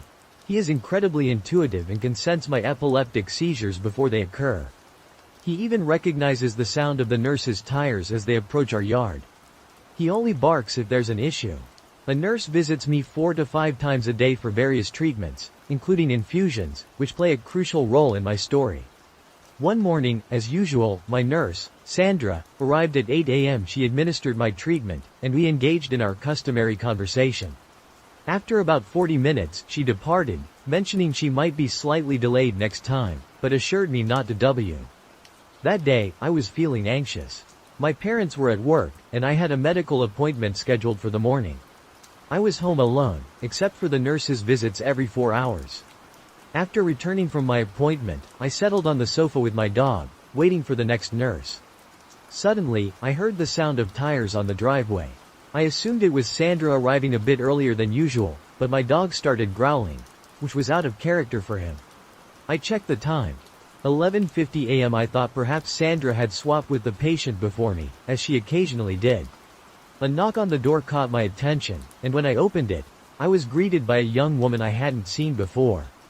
She introduced herself as Camille, a third-year nursing student, and explained that Sandra had sent her to administer my treatment. Although I wasn't overly suspicious, as I was accustomed to students visiting, I found it odd because Sandra usually informed me in the morning or sent a message if she was sending someone new. Moreover, she had never left a student alone on their first visit. I led Camille to the treatment room, guiding her as she washed her hands. My dog's behavior remained peculiar. He growled at her and circled around me. To keep him calm, I decided to leave him in the living room and closed the door behind me. Distracted, I focused on my phone and didn't pay much attention to what Camille was doing. It was then that I noticed she was preparing a syringe instead of using the pre-filled saline syringe, as was customary. When I glanced up, I saw that my treatment ampules were untouched, although I had distinctly heard the sound of ampules breaking. Something felt wrong as she approached me with the syringe. I received a message from Sandra indicating she would arrive in 5 minutes and requested that I begin setting up the equipment. I concocted an excuse, telling Camille that I needed to use the restroom, leaving her in the treatment room. My dog continued to bark and growl persistently. When I reached the bathroom downstairs, I sent Sandra a message explaining the situation with the woman, to which Sandra responded with complete confusion and claimed she had no idea what I was referring to. Overcome with fear, I began to cry in the bathroom. Camille came to check on me, asking if everything was all right. I reassured her that it was, and just then, I heard the front door slam shut. 2 minutes later, it reopened, and I heard Sandra's voice. Emerging from the bathroom, still in tears, Sandra inquired about what had transpired. I detailed the entire situation to her and showed her the treatment room. We promptly called the police, who arrived to examine the evidence and collect samples from the syringe and other items Camille had prepared. The test results were alarming. The syringe contained a paralyzing agent potent enough to immobilize a 120-kilogram man, and the IV held a highly concentrated medication capable of stopping anyone's heart. To this day, we remain in the dark about Camille's true identity. Thankfully, I never heard from her again. She had stolen all my opioids but left my tablet and computer untouched. In hindsight, I realized my dog had sensed Camille's malicious intentions. I should have been more vigilant, particularly since she was a stranger and unaccompanied. My treatments are complex, and I often ponder what might have occurred if I hadn't checked my phone that day. Before I delve into the story, there's some context about my home country, South Africa, that you need to grasp in order to fully comprehend the narrative. In South Africa, it's customary to have tall brick walls accompanied by electric gates, fences, and alarms. The crime rate here is intense. It's also quite typical for homes to have expansive gardens. My family and I are avid animal enthusiasts, and at that time, we owned 6 dogs, 2 Shar-Peis, 2 German short-haired pointers, and 2 dachshunds. Consequently, our dogs roamed freely in the garden, which is securely enclosed. We generally keep the veranda door ajar during the daytime so they can wander at will. Another aspect of South African life is the common employment of a domestic helper and a gardener by an average family. This isn't exclusive to the affluent, as might be the perception elsewhere. For this story, our maid is named Ellie, and our gardener is Vince. These events transpired in 2007 when I was 9 years old and my older brother was 10. We had just received our first cell phones, which my dad surprised us with after work. You might think it was unusual for us to have phones at that age, but they were intended for emergencies or keeping in touch with our parents. This detail is crucial for the story. We normally keep the veranda door closed at night for security reasons, but I recall it being an exceptionally warm summer evening, so on this particular night, the door was left wide open. The dogs were happily roaming the garden. My brother and I were in our parents' room, setting up our new cell phones had everyone buzzing with excitement. Ellie's daughter, who was 18, felt like an older sister to us. She was assisting my brother and me, while my dad was somewhere in the house and my mom was taking a bath. I distinctly recall the maid's daughter remarking about how the dogs wouldn't stop barking and how irritating it was. That's when I began to notice it too. Sure, they barked, but it was usually the smaller dogs that yapped while the larger ones stayed calm. Plus, it typically subsided after a few minutes. However, something was different that night. Even the larger dogs were barking incessantly. My dad entered our room and mentioned that he, too, had noticed the dog's relentless barking and was planning to check if everything was alright. No alarm bells rang in my mind, and I don't think my dad suspected anything unusual either, because my brother asked to accompany him, and my dad agreed. I was obviously too absorbed in my new Sony Ericsson. My dad mentioned he had a dreadful feeling, both because of this and due to the unusual behavior of the dogs. He called out to them, expecting the usual response where they would come running. Yet, tonight, they merely looked at him before turning back around to continue their frenzy directed at a shadowy corner down the steps. My dad instructed my brother to return inside the house and fetch a flashlight, using it as a pretext to prevent him from tagging along due to this unsettling feeling. As my brother headed back inside, my dad cautiously approached the steps, observing how the dogs seemed. As he heard the faint growls of a dog snapping at something hidden just beyond the shadows. Approaching the stairs, he noticed with confusion that the lamp was shattered. Inch by inch, he crept closer to the steps, and just as the situation dawned on him, he realized it was too late. My father, a former detective and an enthusiastic hunter, felt the chilling touch of metal against his temple and instantly recognized it as the barrel of a gun. Emerging from the darkness were 4 men, each masked in balaclavas and armed. Startled, he stood motionless on the steps. The man pressing the gun to his head was immediately hostile, demanding to know where my brother was. He claimed to have seen my father leaving with my brother, who supposedly re-entered the house. Overcome by instinct, My father blurted out that my brother had gone inside to activate the panic alarm. As soon as he uttered this, he noticed the intruders growing anxious. They began conversing in Zulu, a language they assumed my father wouldn't understand, given its rarity among white individuals. However, having been raised on a farm, he was fluent in it due to his interactions with the farm workers.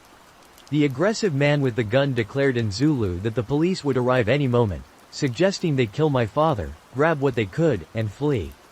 The others hesitated, while a particularly nervous individual insisted he couldn't risk returning to prison and urged them to escape before the police arrived, which seemed imminent. Detecting the man's fear, my father seized the opportunity to exploit it, interrupting their conversation. Feigning ignorance of their conversation, the Englishman claimed that armed response units regularly patrolled the area. He mentioned that since his brother had pressed the panic button quite some time ago, they would likely arrive any moment. This seemed to work like magic. The unfolding scene caught the attention of his father, who watched as their scheme began to fall apart. The smaller, more timid individual started to panic, urging the others that they must leave immediately to avoid capture. His anxiety only served to heighten the tension among the group, undermining their confidence until they were fully engaged in an argument amongst themselves. Their plan was disintegrating, as one of their own had bluntly stated. The most aggressive of the group, who had been aiming his weapon at the father's head, gradually lowered it as their infighting escalated, diverting his attention from father to his quarreling crew. Seizing the moment, the father cautiously retreated up the steps and made a dash towards the house. Fortune favored him when, at the veranda door, he encountered his unknowing brother, who was stepping out with a flashlight. Without hesitation, the father scooped his brother up under his arm and raced into the house, not even bothering to shut the door behind them. It might have seemed foolish, but his sole concern was getting his brother to safety as swiftly as possible. Meanwhile, both the maid's daughter and I were oblivious to the unfolding drama until my father burst through the bedroom door, slammed it shut, and instructed us to head upstairs into the attic. There are 5 men outside, armed and dangerous. Go upstairs now, he urged. My heart plummeted at his words, but my body reacted instinctively, propelling me into a sprint towards the attic. As I hurried up the stairs, my mom burst out of the bathroom, wrapped in a towel, not far behind me. We sat together in the darkness, enveloped in silence so profound that even the faintest sound could be heard. You could almost hear a pin drop. I think we were all holding our breath, waiting to catch any noise from below in the rooms. My mom cursed under her breath, realizing that neither she nor my dad had a phone at hand. Fortunately, I clutched my brand new Sony Ericsson, and there was no more fitting emergency to use it than this. My mom quickly dialed the police, and to our disbelief, when they asked for our address, they informed us that our location was outside their jurisdiction. With a curt apology, the line went dead. We were not only alone but utterly bewildered. My mom began cursing like a sailor once more, and that's when my dad suddenly remembered with a jolt that he hadn't closed the veranda door. And what about Ellie and Vin, who were still in their rooms, blissfully unaware of the peril they were in? He retrieved his firearm from the safe in the attic and instructed us emphatically that no matter what we heard, we were not to come downstairs. We needed to remain hidden at all costs. Overcome with fear, I started to sob and pleaded with my dad not to leave us. However, he insisted he must go and bring the others to safety before anything terrible happened to them. The reality of the situation hit hard, and there were even more tears as we realized there were 2 more people in potential danger.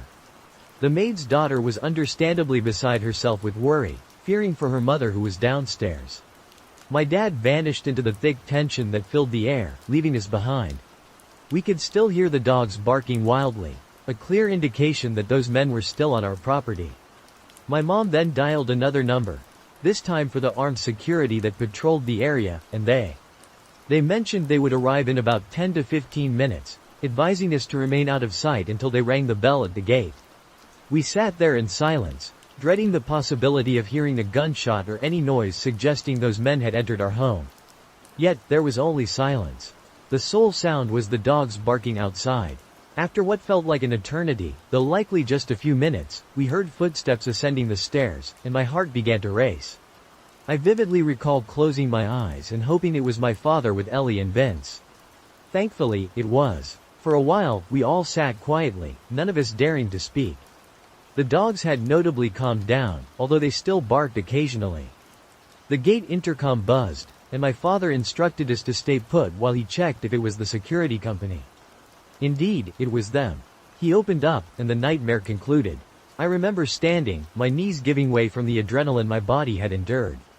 The armed security had somehow alerted the appropriate police for our area, and an investigation of the garden ensued. They discovered 7 pairs of footprints, indicating the intrude. RS had scaled the spikes on our wall to gain entry. Shortly after, we installed an electric fence.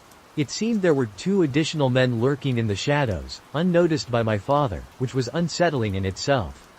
Violent crime in South Africa is quite severe, and it's disturbingly common for horrendous acts, including torture, to occur during home invasions. At that time, I was obviously too young to comprehend the full horror of the situation. Repeatedly offered to help me with any tasks I might need around the house. Initially, I found his eagerness peculiar, but I brushed it off, thinking he was just trying to be friendly in his own way. However, as time passed, his behavior grew increasingly unsettling. He would appear unexpectedly, seemingly out of nowhere, and his eyes would linger on me longer than what felt comfortable. Reflecting on my past experiences with fear, the memories of my family's close call still haunt me.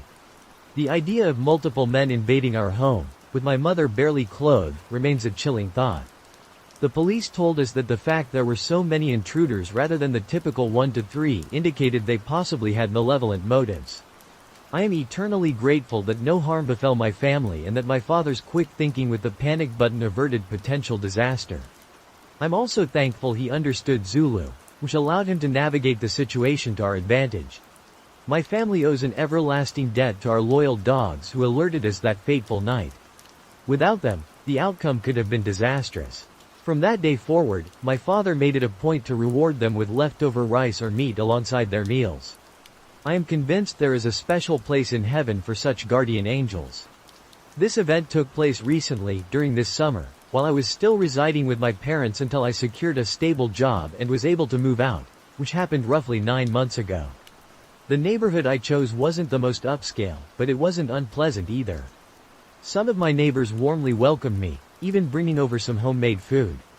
Nevertheless, there was one neighbor, the man living to my right, who, rather than being overtly welcoming, acted as though we were longtime acquaintances. He would spot me leaving for work in the morning and would rush out of his house, consistently offering his assistance with anything I might need at home. At first, I dismissed his behavior as an idiosyncratic attempt at friendliness, but as time went on, his actions became increasingly disconcerting. He would appear unexpectedly, often catching me off guard, and his gaze lingered on me longer than was comfortable. Tell me random stories, like how the previous neighbor habitually turned on the bathroom light at 3 a.m. and would leave it illuminated throughout the entire night, or how they would sunbathe in the garden for 5 hours. These were all incredibly random, mundane facts, and I rarely had the opportunity to respond to his tales before he started bombarding me with intrusive questions, like why I was gone for exactly 83 minutes the previous evening. It's worth noting that his voice was somewhat peculiar. He spoke with a distinct inflection, almost like an overly enthusiastic nerd, if that makes any sense. Sometimes, this inflection made his statements sound accusatory, while at other times, they resembled questions. However, my responses to his remarks seldom led to any genuine conversation. I would typically chuckle awkwardly and offer a brief reply, like mentioning that I needed to pick up some groceries for the next day, but he would quickly cut in to remind me that the former neighbor never took 83 minutes to buy groceries. He would say this with an almost accusatory tone, as if what I had said was absurd. I assumed he was merely eccentric and refrained from addressing his intrusive inquiries too much. This pattern persisted for weeks. He would either dash out to question me about my daily activities or knock on my door at random hours to relay facts about my life. He'd inform me that he noticed I left at 8:33 this morning instead of my usual 8:26. I reacted to this in various ways, sometimes expressing gratitude for his observation and other times being rather dismissive, but always with a sense of bewilderment at his peculiar behavior. Always affable, he never showed any interest in engaging in different types of conversation. He would share his insights with me and then depart. As the months passed, his behavior remained unchanged. Nearly every day, he would stop me in the morning or knock on my door to share his observations. He appeared innocuous, so I allowed him to continue. One evening, while heading across the street for drinks, I asked my neighbor if she ever experienced any issues with him. She immediately paused, giving me a serious look. "What happened?" she inquired, her worry evident. I explained that he frequently approached me to mention that he had observed specific lights turning on in my house at night or noted alterations in my usual routine. It wasn't exactly terrifying, but it was unsettling. At this point, she turned off the music and set her glass down. "You need to be cautious around him." Her demeanor was troubled, as if I had brought back a suppressed memory. "The previous occupants of your house were incredibly kind, but I can't shake the feeling that they're gone because of him." "Gone?" I asked, perplexed by her choice of words. I pressed her for more details, but she apologized, turned the music back on, and shifted the topic, effectively ending the conversation. However, she did pause once more to insist that I keep my doors locked and never invite him in. As I made my way back home that night, I scrutinized his house as I crossed the street. It was conspicuously dark. I had never really paid much attention before, but I realized I had never seen his lights on. On after dark, while every other house on the street had at least a few lights illuminating various rooms. As I reached my door, I hesitated, glancing once more towards his house. I saw exactly what I had hoped not to see, a faint glimmer of light. He was watching me. How long had he been observing the neighbor's house to know I was there? Was this all he did, just watch me? I stepped inside and recalled what my neighbors had mentioned. How often did I neglect locking the door? To be honest, most nights I wouldn't even bother to check. I flipped the lock and proceeded to the back door. I retrieved the key from its spot and ensured it was secured, then returned the key to its usual place before heading upstairs. As I undressed to my underwear and slipped under the covers, I reached over to turn off the lamp. It had been a long night, and I began to drift off rather quickly. Did I hear something? Was that knocking? I sat up on the side of my bed, waiting in anticipation for more knocks. A minute passed, and when I heard nothing further, I assumed I had imagined it, being half asleep. I lay back down, closing my eyes once more. No, I definitely heard something. In a strange state of being half asleep and slightly tipsy, I switched on the light and moved to the window. I couldn't see anything or anyone outside. The sound of me opening the window was loud enough for any visitor to notice. I called out into the darkness, asking if anyone was there. At this point, any normal person would step by. Came into view, showing themselves, but no one reacted. I was sure someone was knocking. Hurriedly, I threw on my dressing gown and descended the stairs. I headed directly to the front door, which had frosted glass that allowed me a partial view through it. A silhouette was unmistakably standing there. I was both panicked and infuriated, not even pausing to consider the danger. I fumbled with the lock and flung the door open. "You were out of your house for 157 minutes. What on earth?" I snapped. This was the latest hee-haw. D ever visited, and everything about his conduct deeply irritated me. Despite my calls through the window, he had remained silent, his nose nearly pressed against my front door. Why did he feel compelled to inform me of this so late at night? I was on the verge of falling asleep. "You've been out very late," he pointed out. "I'm an adult. I'm allowed to stay out late," I retorted, realizing I was responding to his accusatory tone. "Is that all you wanted to tell me? That I'd been out late?" He began to walk away, heading back to his own house. I shouted after him, insisting he never knock on my door again, but he didn't react. He simply continued walking towards his home and went inside. I had endured his odd behavior long enough. I convinced myself I wouldn't let him dictate my schedule any longer and resolved that the next time he spoke to me, I would tell him I didn't care and simply walk away. I closed the door and returned to bed, still frustrated by how intrusive and peculiar he was. As I closed my eyes, I began to imagine what I might do next. I pondered what I would say to him the next time our paths crossed. Exhaustion had settled in, allowing me to drift back into slumber without difficulty. As anticipated, my dreams were bizarre and vivid, especially after having a few drinks. I could distinctly hear that persistent, gentle tapping, though I didn't wake up this time. My subconscious dream state nearly succeeded in ignoring the phantom knocking, yet I remained acutely aware of every unsettling detail unfolding around me. I began to question whether I had locked the door. I was certain I had secured it earlier, but did I remember to lock it again after confronting him? My memory failed me. I detested the vividness of my dreams. Of all the scenarios to imagine, why did my mind conjure up images of him breaking into my home and ascending the stairs? Never had I been so consciously aware during a dream. It was as though I were immobilized, lying on my side with my back to the door, while his breathing resonated with alarming authenticity. If not for the alcohol in my system, I'm certain I would have woken up. This was, without a doubt, the most unsettling dream I had ever experienced. I dreamt he was slipping into bed beside me, wrapping his arm around my waist, and toying with my hair. The sensation was revolting, yet the gentle touches paradoxically lulled me deeper into the dream. I was desperate to awaken, my thoughts repeatedly returning to the notion that I might not have locked the door. I needed to rise. His breathing was so intense, it felt undeniably real, just as his touch did. This dream was unlike any other I had ever experienced. I was urging myself to awaken. I felt paralyzed. Wake up, wake the hell up, I commanded myself. My eyes finally opened, and I could still feel his touch. Why didn't you lock the door? I leapt up, his voice instantly jolting me into full consciousness. He was in my bed. I screamed, bolting straight down the stairs and out into the night. My screams echoed as I dashed across the street and began pounding on my neighbor's door. Shivering, clad only in my underwear and completely barefoot, I knocked vigorously on her door, calling out her name until she finally descended and opened it in a daze. I pushed my way inside, frantically explaining what had transpired while desperately pleading with her to lock the door and call the police. We peered out the window, seeing my front door wide open, just as I had left it. The police were en route, and my friend comforted me as I slipped into some of her clothes, recounting all the details to her. Minutes ticked by as we watched through the window. My friend asked if I was certain he had been there and if it wasn't merely a nightmare. Doubt crept in when we didn't see him leave. Yet, I wasn't the type to imagine such a scenario out of mere fear. I distinctly recalled him lying in bed with me, touching me, speaking to me.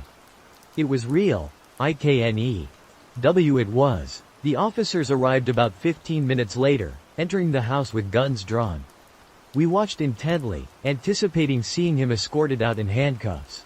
They remained inside for what felt like an eternity, and I began to suspect he might have locked himself in my room or something similar. After what felt like an eternity, the police finally began to depart from my residence. He was not with them, which left me in disbelief. I was not imagining things. He had been in my house, I was certain of it. Determined to get some answers, I ventured outside to question the officers about his whereabouts. They assured me that their search had turned up nothing and they had thoroughly examined every corner. In a state of panic, I insisted I would not return inside with him still lurking there. That was when the most dreadful thing occurred. He emerged from his house, simply standing there, observing silently. I was in a frenzy, demanding his arrest and adamantly asserting that he had been in my home. His expression remained unchanged, he didn't even flinch. Unperturbed, he just pivoted and went back inside. Admittedly, I was intoxicated and quite emotional by then, but I couldn't fathom why they ignored my pleas.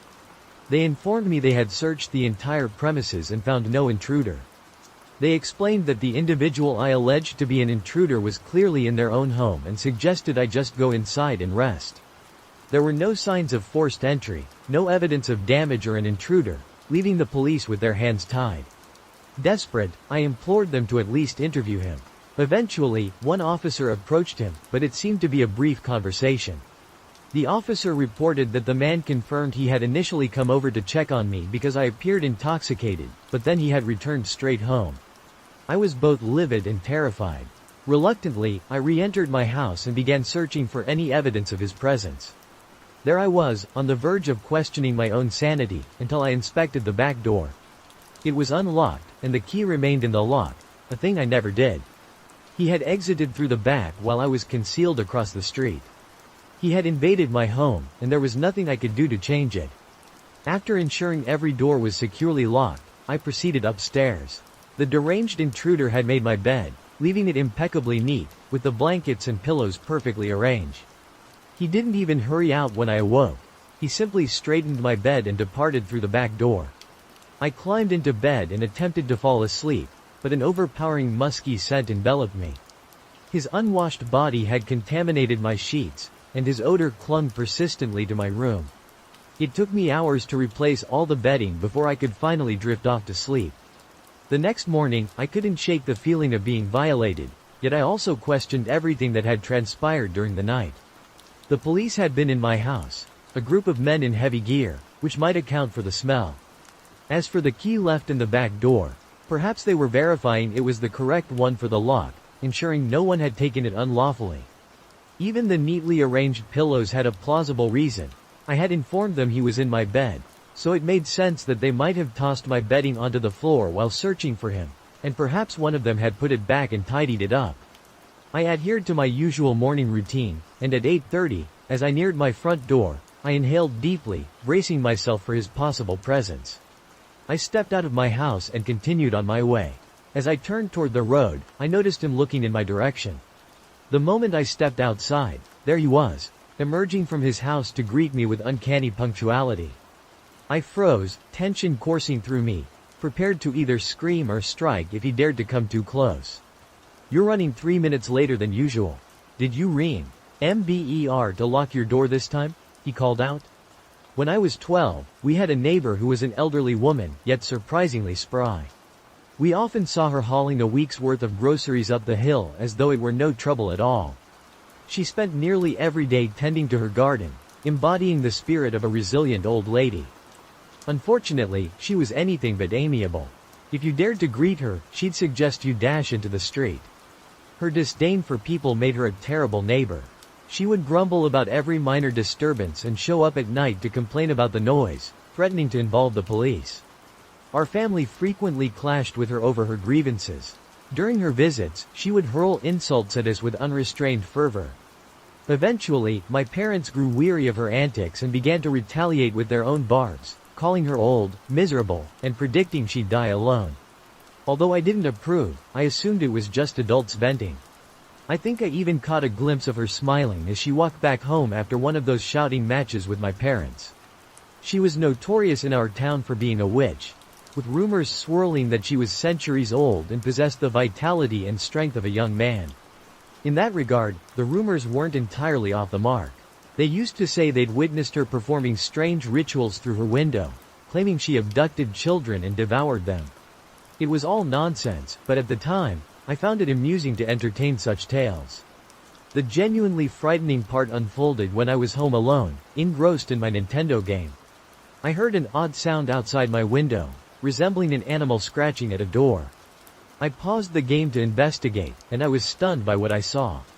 There she was, in our backyard, using a screwdriver to claw at a window, attempting to break into the house. I opened the window and warned her that I had called the police. Without a moment's hesitation, she dashed back to her home with remarkable speed for someone her age. True to my word, I did contact the authorities and explained what had transpired. They assured me they were on their way and advised me to go upstairs and secure myself in the bathroom. Moments later, I detected a smell that sent me into a panic. It was smoke. My immediate assumption was that she must have set our house ablaze. I rushed to open the bathroom window, and that's when I realized what had happened. The smoke wasn't emanating from our house, it was coming from next door. For reasons unknown, her house had caught fire, and she was still inside. By the time the fire department arrived, the entire place was engulfed in flames. They later announced that she had perished in the fire, and we even attended her funeral. There weren't many people present. The last eerie aspect of it all was that the incident only fueled the rumors about her being a witch. After witnessing her, after attempting to abduct me, she had no choice but to destroy everything and relocate to hide her true identity. I'm unsure what to believe, yet I find great pleasure in recounting this tale each Halloween. My neighbor is rather peculiar. He never waves and perpetually wears a disdainful expression. When we moved in, we were informed that he was on a certain notorious list and advised to contact the authorities if we ever saw him with children. One day, completely unexpectedly, he knocked on our door. I had never spoken to him before, and without properly introducing himself, he launched into an explanation for his presence on the registry. According to him, he inadvertently injured a child in a locker room while both happened to be unclothed. He described it as a simple, non-sexual assault where both parties were coincidentally in the nude. He emphasized multiple times that he had no interest in children. Then, without giving me a chance to respond, he left. That was literally my first encounter with him, aside from the notif. ication we received when we first arrived. And that wasn't even the most unsettling aspect of him. At some point, he began constructing a sign in front of his house, not a small poster, but a professionally printed metal sign mounted on two enormous posts, like those you might see outside a store or along a highway. The sign features a picture of a puppy and an extensive, meandering story about how someone ran over his dog on this road a decade ago. However, it's written in a manner that seems to accuse the neighborhood of having deliberately killed his dog. An immense banner draped across his entire fence declared, "We miss you." I found it puzzling, as he lived alone. Beneath this enigmatic message was an even larger photograph of a puppy, which seemed redundant, because positioned directly in front of the banner on a folding card table was the actual puppy. It appeared as though he had the dog preserved after it was run over. From my vantage point at the window, I observed him hiding behind his fence for what felt like endless hours, surreptitiously watching the puppy on the table as if anticipating someone might tamper with it. This peculiar behavior persisted for several days until, eventually, he took the stuffed animal inside. Both the puppy and the banner vanished, but the metallic sign remained fixed in place. It endured for years until a storm finally tore it down. I often speculated about what he did with the dog. Did he store it away in a closet? Or did he keep it displayed in his home? One day, I found out. A friend of mine, who works in construction, was coincidentally contracted by this eerie neighbor to build a shed. Without prompting, my friend informed me that the man kept a grotesquely stuffed puppy in his living room, treating it almost like a piece of furniture, and frequently conversed with it. There were numerous unsettling aspects about him, but this bizarre puppy shrine was the most striking. I never saw him with any children, yet I remained vigilant. A few years back, I had just acquired my first bicycle. As a young female rider, I often drew unwanted attention. People couldn't help but notice me as I glided through the streets. It was exhilarating, and I relished the sensation of the wind and the freedom it brought. The freedom of the open road is something most bikers cherish, and many of those I encountered were incredibly kind and welcoming. There's truly a strong sense of community among us. However, there were moments when the attention pushed boundaries. One evening, as I rode home after a long day, the sun was setting, casting a warm glow across the sky. The road was quiet, just as I preferred it, and my bike purred beneath me. For a brief moment, everything felt perfect. But then, as I pulled into a gas station to fill up my tank, I noticed a young man, probably in his 20s, on another bike. He parked beside me, and our eyes met. I gave him a polite nod, expecting him to move on. Instead, he removed his helmet and started a conversation. He had a friendly smile and a laid-back demeanor, and although his confidence was commendable, something about his persistence unsettled me. We chatted for a few minutes about our bikes and the thrill of riding. He seemed genuinely interested in getting to know me, but I couldn't shake off the feeling that he was being somewhat too forward. I nodded and kept my responses brief, hoping he'd eventually lose interest and ride off into the sunset. However, that wasn't what he intended. After we both filled up our tanks, he got back on his bike and revved his engine, signaling that he planned to follow me. Anxiety began to creep in as I realized this stranger wanted to ride along with me. This wasn't entirely unheard of. I'd ridden side by side with other bikers a few times until we each went our separate ways. But I was heading home, and I didn't want to be tailed. As the miles passed, he continued to ride alongside me. Beside me, he occasionally attempted to impress with a wheelie or a burst of speed. It wasn't overly unsettling, just persistently annoying. I decided it was time to shake him off. Knowing my bike and its capabilities well, I twisted the throttle, accelerating away from him. The wind whipped past me as I pushed my motorcycle to its limits. Glancing back, I noticed him trailing in the distance, desperately trying to close the gap. Adrenaline surged through my veins as I navigated the winding roads, but the determined rider refused to relent. He was closing in fast, and I could hear the roar of his engine growing louder. It was then I realized I needed to make a choice. When he caught up again, I understood that outrunning him wasn't an option. I decided to pull over, and he came to a stop beside me. Proud of himself, he removed his helmet, revealing a massive grin as if we'd been engaged in a playful game. I informed him I was heading home and would see him around. He continued to smile, assuring me he'd ensure my safe return. Not in the mood for his company, I snapped and told him directly that I was fine and didn't require an escort. As I prepared to leave, I waved, making one last effort to convey that I was saying goodbye, urging him to leave me alone. He rested his helmet down, taking some time to get ready, which allowed me to put a significant distance between us. Glancing back, I saw him again in the distance, still desperately trying to catch up. The adrenaline coursed through me as I weaved through the curving roads, but the persistent rider showed no signs of giving up. He was closing in swiftly, the growl of his engine growing louder, and I realized I needed to make a decision. Up ahead, the road took a sharp bend, forcing me to decelerate to navigate it safely. That's when he seized his opportunity to overtake me. He revved his engine and surged forward, but he misjudged the curve. Before I knew it, he crashed into the wall with a thunderous noise. My heart raced in my chest as I watched in disbelief. He flew over the barrier, vanishing into the darkness. Without a moment's hesitation, I screeched to a stop and dashed to the edge. I pulled out my flashlight and shone it into the water, desperately trying to locate him. It was nearly pitch black, and I could barely see how far he had gone. All I knew was that I had seen him fly straight ahead. He must have landed in the river, but it was quite wide, and visibility was minimal. I shouted for him while frantically pulling out my phone to call for help. The river flowed swiftly, and he could have been miles downstream by the time assistance arrived. I stayed there for hours that night, searching for this stranger, desperately hoping we would find him. An overwhelming sense of guilt plagued me. One moment, I was trying to escape him. The next, I wanted nothing more than to see him alive and well. I still grapple with the idea that it was my fault.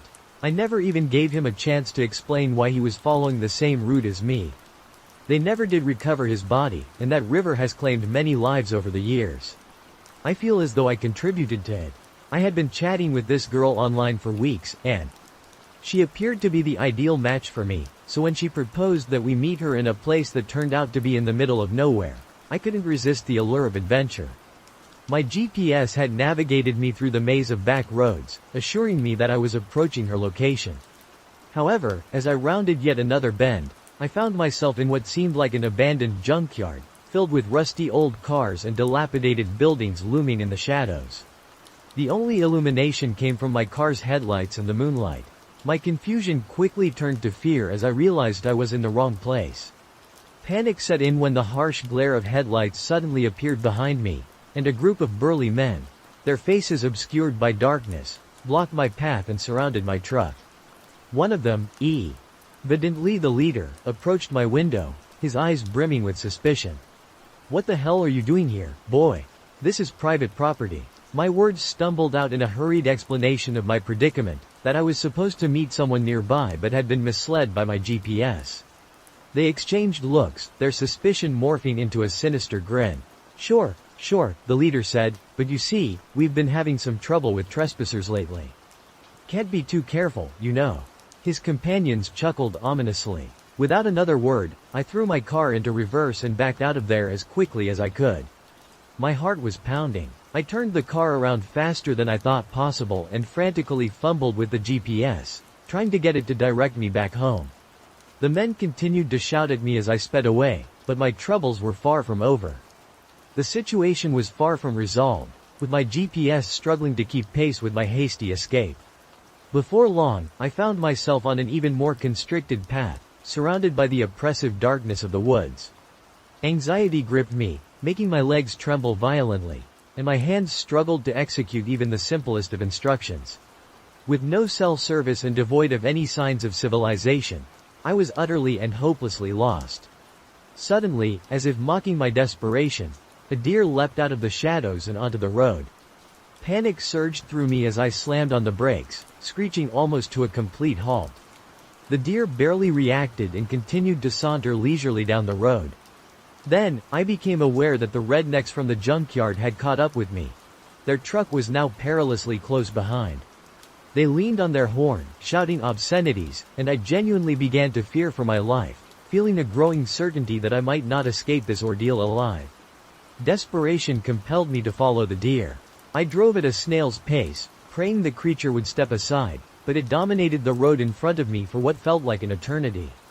As it continued to trot ahead, the longer it remained, the more it began to resemble some mythical demon.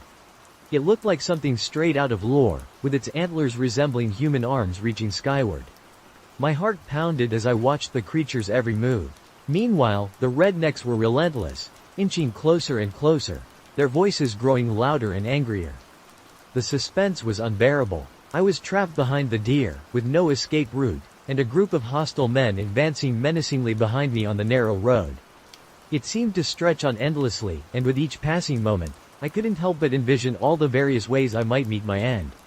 The men in the truck behind me were beginning to press against the rear of my car, and I could hear their engine revving, eager to force me off the road. Panic welled up inside me as I started honking at the deer blocking my path. I even considered abandoning my car and fleeing into the darkness, but I knew that would be futile. They would catch me in an instant. As our dreadful journey continued along that cursed road, the deer suddenly bounded to the side, vanishing into the thick underbrush. I seized the moment and accelerated. Glancing in my rearview mirror, I saw the deer leap back out, directly in front of their truck. They slammed on the brakes, frantically shouting at it to move. I'm certain they had no qualms about killing a deer, but hitting it with their truck at such a slow pace would likely only anger it and wouldn't be worth the potential damage. Without a second's hesitation, I sped down the remainder of the road, hitting every bump without concern for the state of my car. I drove for what felt like an eternity, my heart still racing, until I finally stumbled upon a small town.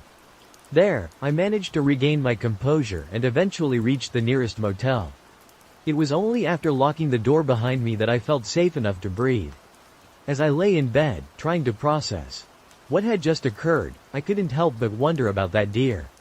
Was it merely a coincidence, a peculiar twist of destiny, or was it something more? Did it sense my trepidation and choose to guide me away from peril, thwarting their pursuit?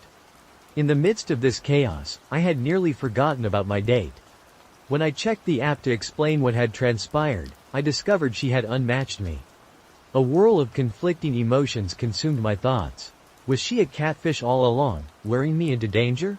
Or did she assume I had ghosted her and unmatched me out of sheer embarrassment? There was a part of me that believed she might have set me up, either as a practical joke or as a collaborator with the junkyard crew. The specifics of their scheme remain elusive, but I have since abandoned dating apps. On a bitterly frigid winter night, I found myself in a scenario that would send shivers down any parent's spine. My two small children huddled, trembling, in the backseat of our vehicle, while I struggled to remain calm. We were marooned on a snow-laden road in the middle of nowhere, far from the nearest town. The car's engine had spluttered to a halt some time ago, and my phone had no reception. Desperation hung in the icy air as I attempted to reassure my children that assistance was on its way. I had called for a tow truck, but it felt as though hours had slipped by since then, and the icy darkness was relentless. Just when hope seemed to be slipping away, a pair of headlights appeared in the distance, gradually growing brighter. A wave of relief washed over me as a man arrived in a pickup truck, his frosty breath visible in the chilling night air. "Looks like you folks could use a hand," he called out, his voice echoing through the cold. The man seemed amiable enough, yet there was something about the situation that made me wary and on edge. Although I hesitated, the thought of my children enduring hardship in the cold urged me to accept his offer. "Yes, thank you," I responded, attempting to mask my unease. We had already called for a tow truck, but it was taking longer than expected to arrive. Without wasting a moment, the man opened the hood of my car and began fiddling with the engine. His hands moved deftly, almost too swiftly, and I couldn't dismiss the nagging sense that something was amiss. As the minutes dragged on, stretching into what felt like an eternity, the man redirected his focus to my children. "You know, it's quite chilly out here," he remarked, casting a warm smile in their direction. "Why don't you let them sit in my truck? It's cozy and warm inside."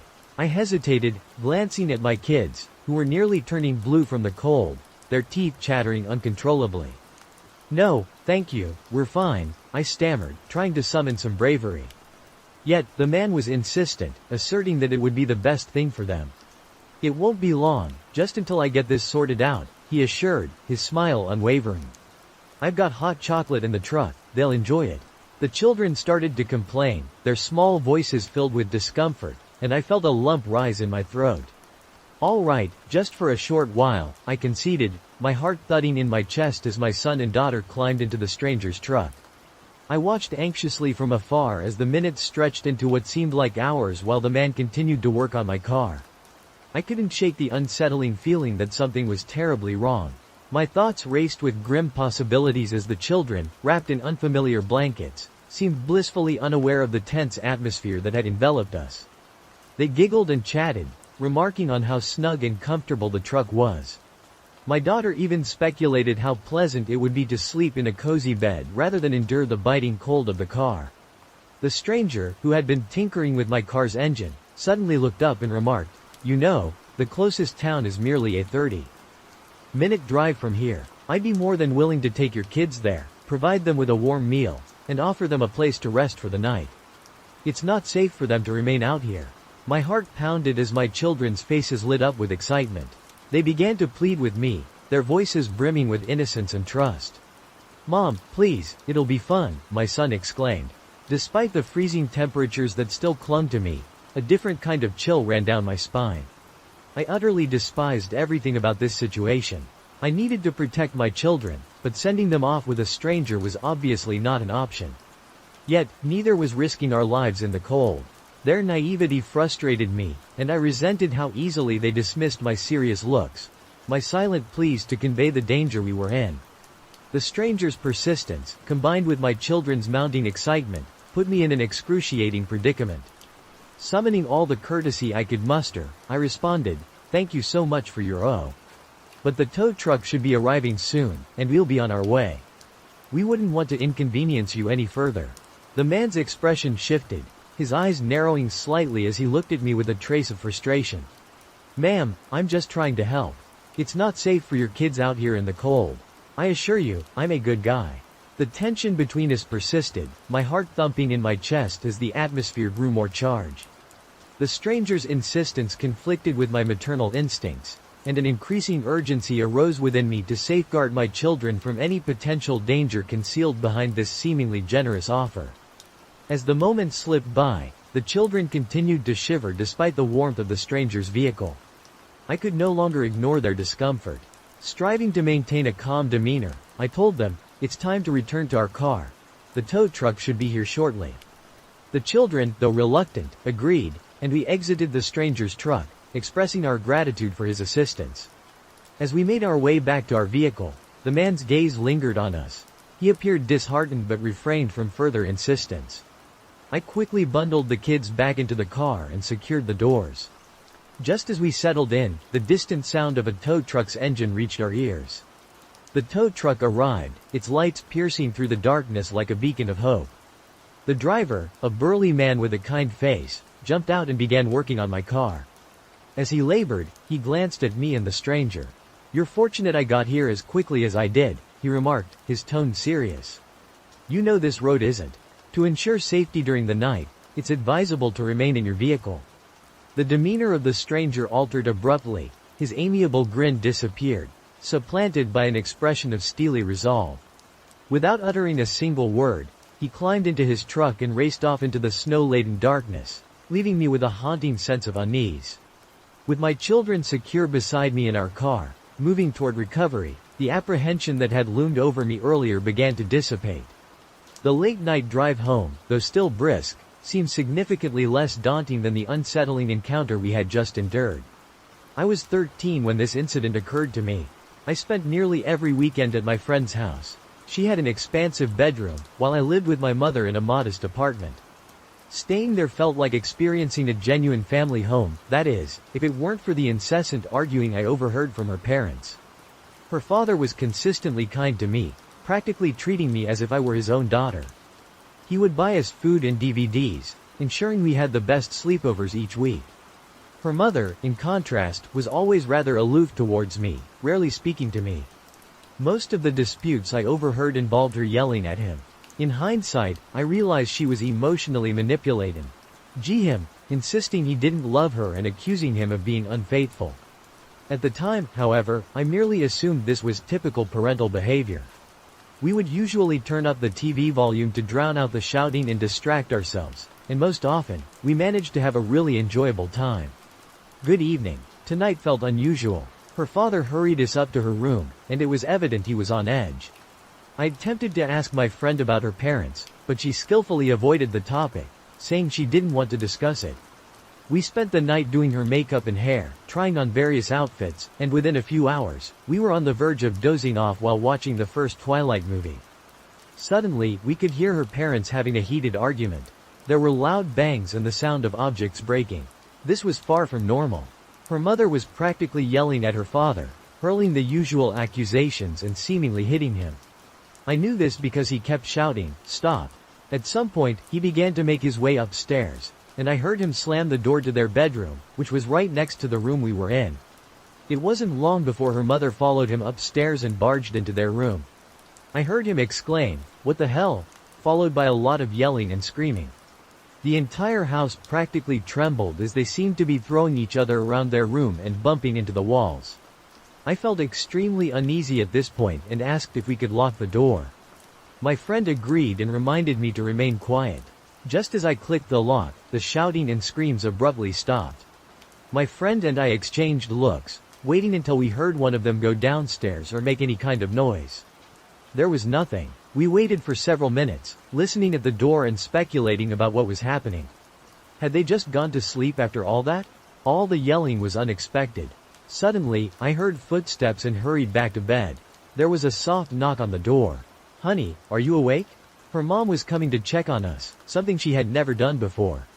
Before my friend could reply, her mother attempted to open the door. Realizing it was locked, she immediately began to shout loudly, "Open the door now." I looked at my friend with pleading eyes and urged her not to unlock it.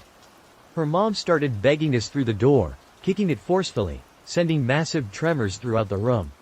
She then focused her attention on me, demanding I open the door, her tone growing increasingly hostile. She called me a leech and said I would end up like my mother, alone and miserable.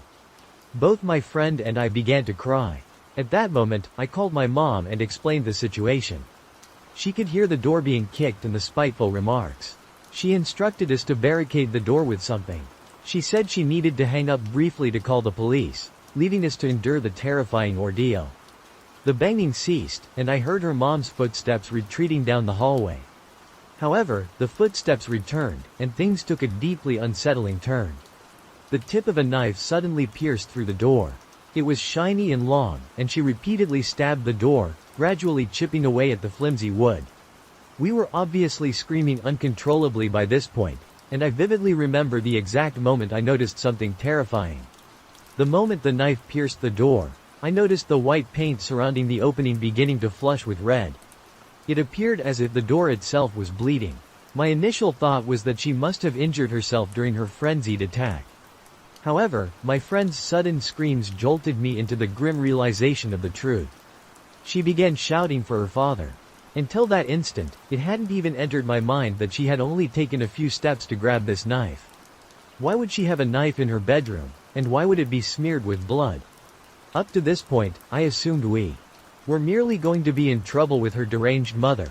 Perhaps she would confiscate our snacks, send us to bed early, or even send me home. I was quite naive, and it never dawned on me that she intended to kill us. The door was slowly disintegrating, and she was grunting loudly with each thrust of the knife. She was clearly becoming fatigued, but she refused to relent. My friend continued to cry out for her father, while I was a complete wreck, sobbing and begging her mother to stop. She began attempting to reach her hand through one of the gaps she'd created, but she couldn't quite manage to unlock the door. At this point, as she strained to reach the lock through the shattered door, she was tearing the skin on her forearm, desperately trying to gain entry. Her arm flailed wildly through the aperture. We huddled together in the corner of the room, utterly drained from all the tears. She was breaking through, and there was nothing we, as small girls, could do to prevent it. Then, we heard something that made us stop. Tears streamed down her face as we locked eyes, a shared understanding of our peril. The wailing of police sirens filled the air. The officers had arrived, and we held onto the hope of rescue. Her mother, having clearly heard the sirens too, became frenzied, attacking the door with a wild desperation. She screamed and pounded on it with both fists, occasionally stabbing fiercely at the hole she had already created. We hurriedly pushed a small bedside table and a chair against the door, aligning them seamlessly with her wardrobe to form a barricade that would prevent the door from opening, even if unlocked. The police pounded on the front door, and in a desperate decision, her mother violently shoved her arm through the hole, tearing her skin in the process. I watched, horrified, as she reached for the door lock. She had almost succeeded. The door opened a few inches before the barricade halted her progress. Undeterred, her hand snaked through again, clawing at the bedside table we had placed there. She was slowly but steadily shifting it, making undeniable progress. Her shoulder now breached the room, and her arm relentlessly nudged the table aside. Amidst this chaos, the police were battering the front door, responding to our terrified cries. Suddenly, we heard the door downstairs yield, the officers shouting for us as they rushed up the stairs. Her mother seemed to have exhausted all her strength to force the door open, lunging straight at us. We were huddled in the corner, too paralyzed to react swiftly. She landed on my friend, and I could only watch in horror as the scene unfolded. Clenched her neck with alarming intensity. I vividly recall how swiftly her face turned a deep shade of purple. Despite the peril, she clung to my hand, thrashing desperately in an attempt to break free while her own mother was suffocating her. Just then, the police burst into the room, immediately subduing her mother to the ground. The room erupted with screams and shouts, the glare of flashlights everywhere, and I think they even used a taser on her. It was an overpowering scene. My friend lay beside me, barely clinging to life and convulsing. They rushed to her aid, while a female officer continually checked on me, asking if I was all right, inspecting me for any injuries, and trying to elicit a response. I believe I was in shock because much of what transpired after that is a blur to me. I do remember being taken to the hospital for a period and having a shiny blanket placed over me, which at the time made no sense. As the night wore on, we were informed that my friend's father had been fatally stabbed. His body bore numerous knife wounds. Her mother was committed to a psychiatric facility, where she remains to this day, even more than a decade later. I never saw my friend again after that night. She was taken to live with her grandparents. The entire ordeal profoundly affected me for years. I became a troubled and glue. My teenager, and even now, I suffer from severe anxiety about staying at other people's houses. I used to dream of having both my parents living together, but I realize now that my home life was far more stable than the nightmare my friend endured. Though this occurred 12 years ago, the memory remains incredibly vivid. I was just 14 when I visited a friend I hadn't seen in a long time. A few years had passed since we last hung out, so we were thrilled to reunite. His parents always treated me like part of the family, and I was delighted to visit his sprawling 20-acre ranch, where he lived with his 2 daughters, a couple of dogs, and a cat. We decided to watch horror movies in his family's camper, parked in the driveway, with all the lights turned off. Meanwhile, his family was inside the house. At some point, we went indoors to grab pizza, popcorn, and other snacks. Around midnight, my friend unexpectedly drifted off to sleep, while I stayed awake until about 2 a.m., engrossed in playing GTA. Suddenly, the dogs began barking loudly. I dismissed it, assuming it was one of the ducks or chickens bothering them, or perhaps a deer or coyote was nearby. After 20 to 30 minutes, I needed to relieve myself, so I stepped outside. I will never forget the face that stared back at me. The figure swiftly fled into the darkness, heading towards the ranch entrance. Although I was startled, I still had to finish my business. Once done, I made sure to lock the camper door before returning to what I was doing. Another 20 to 30 minutes passed when the dogs started barking again. This time, I decided to wake my friend and share everything with him. Initially skeptical, he peered through the camper's blinds, and I'll never forget the expression on his face when he turned back to me. We called his parents, and his dad answered. My friend relayed everything we experienced, but his father thought we were attempting to play a joke on him. He chuckled, saying, "You boys won't fool me, nice try though." I started to insist that we were telling the truth, and when he heard with a clear note of panic in my voice, he quickly realized the gravity of the situation and rushed out with his firearm, threatening to shoot anyone trespassing on their land. From within the camper, we listened, utterly terrified.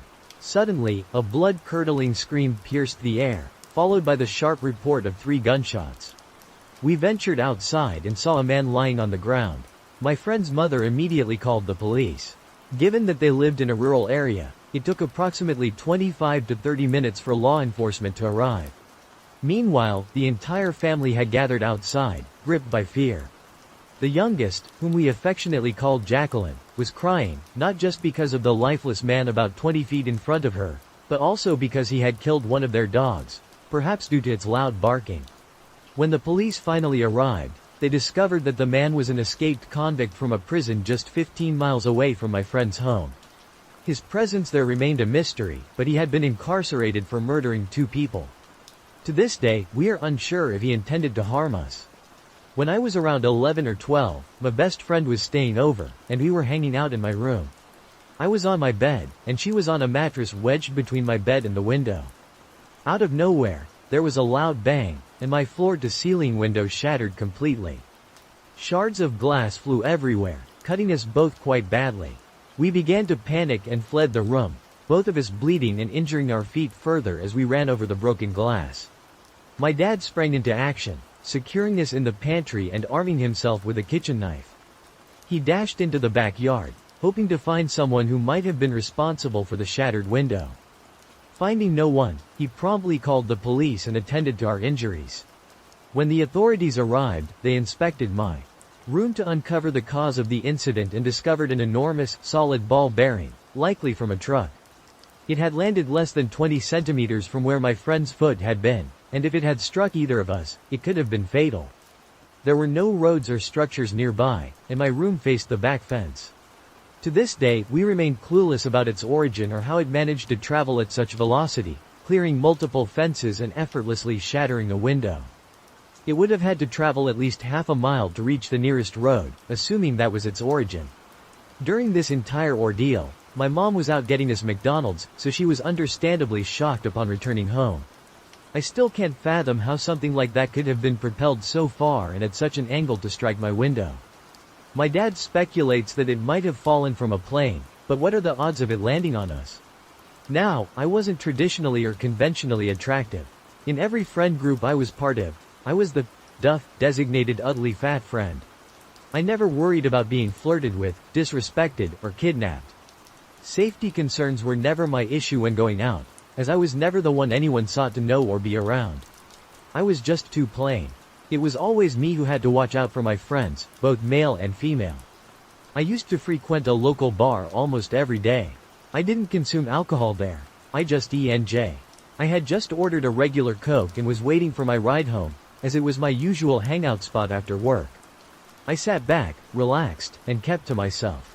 A few weeks prior, after finishing work, I found myself in my familiar spot, sipping my drink while working on a new pendant. I had taken up wire wrapping crystals into jewelry.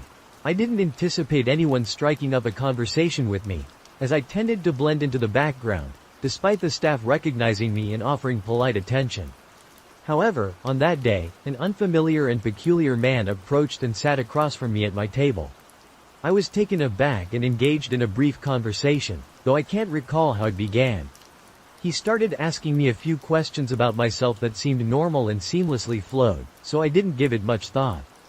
Given my unassuming nature, I didn't expect anyone to show interest in me. By that time, I had consumed 3 glasses of soda and needed to use the restroom, so I grabbed my phone and purse and left.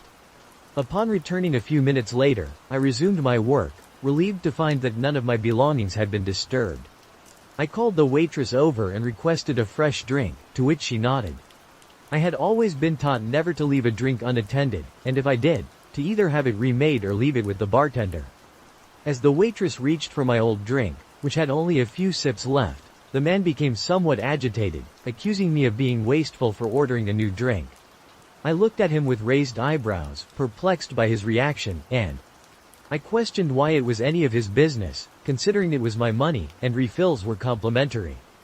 He then accused me of unnecessarily creating more work for the waitress.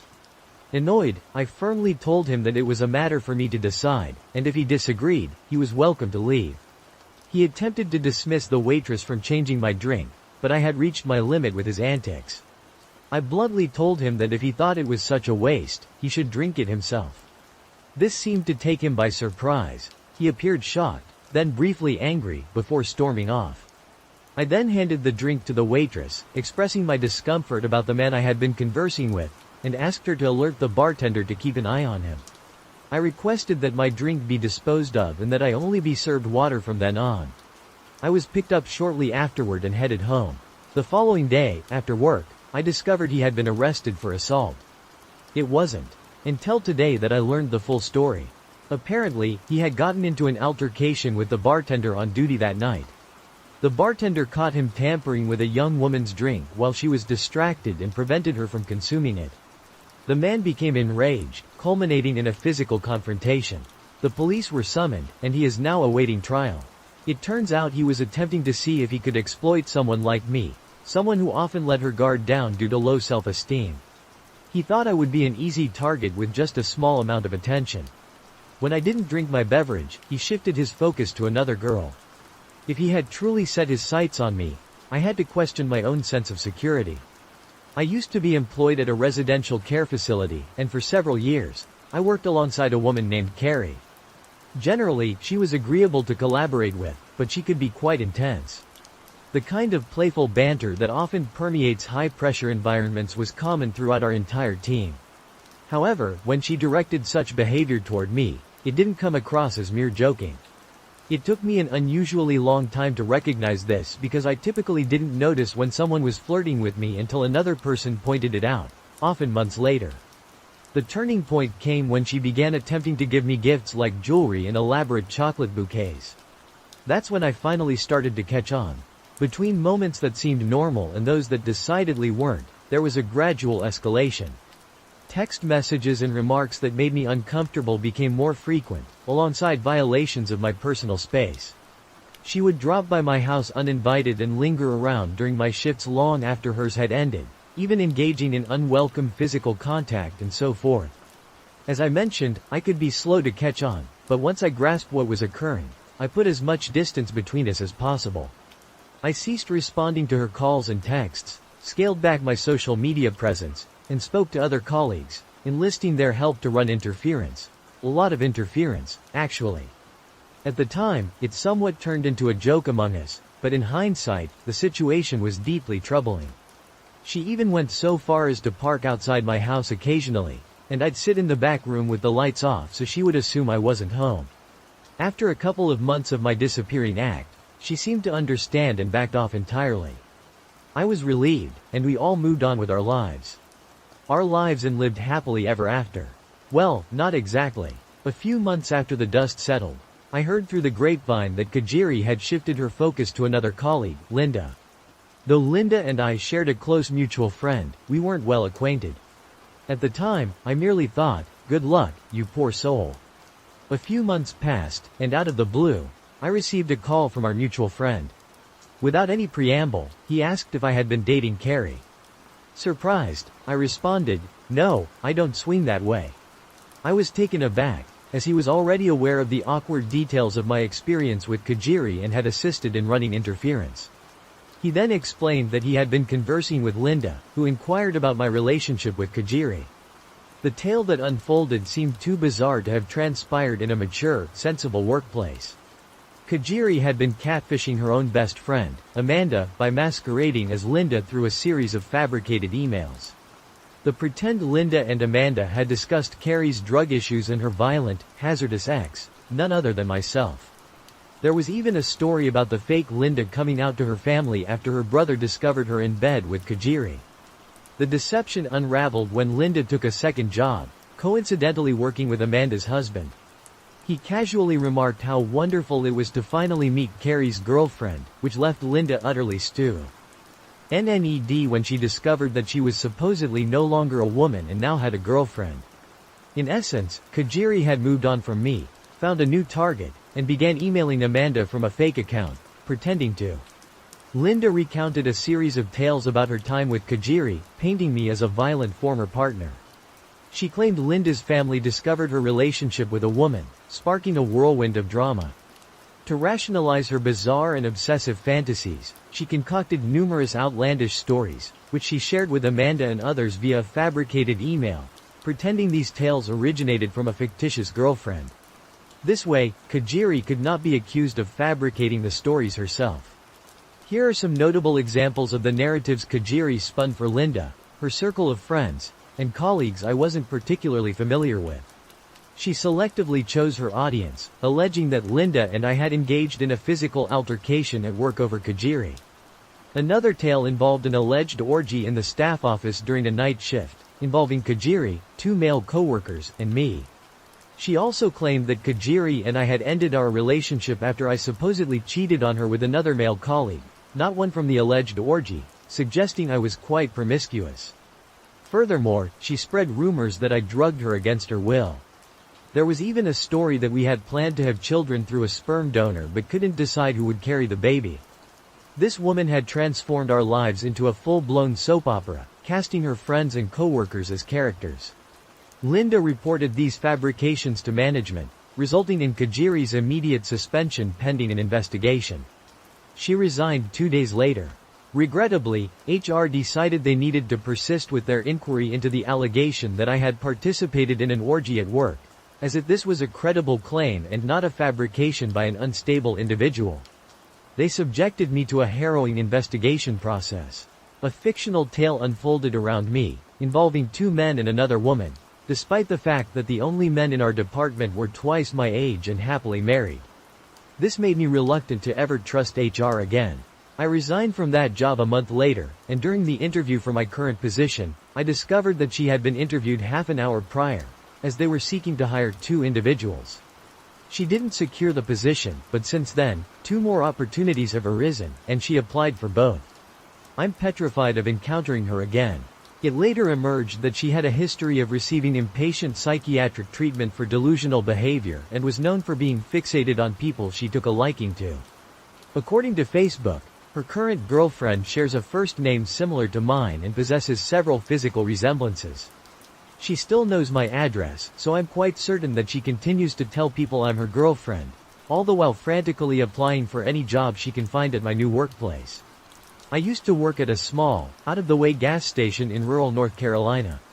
At 18, I was just starting out, with a new car, a dilapidated Chevy that nonetheless transported me from one place to another, and had recently been promoted to assistant manager, leading to many late nights spent alone. Truth be told, I enjoyed working solo.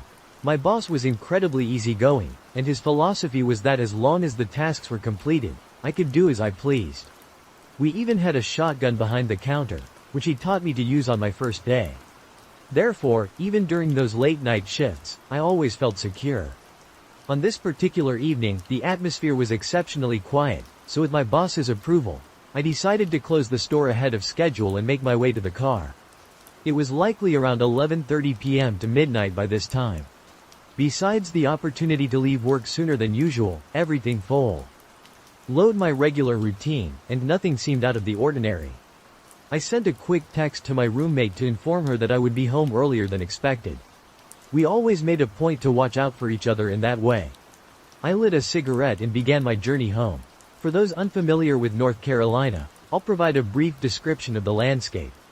From the gas station where I was employed to my residence, I had to navigate the back roads. These roads were flanked by thick woods on either side. At times, the forest seemed so dense that it was difficult to determine exactly where you were, especially at night.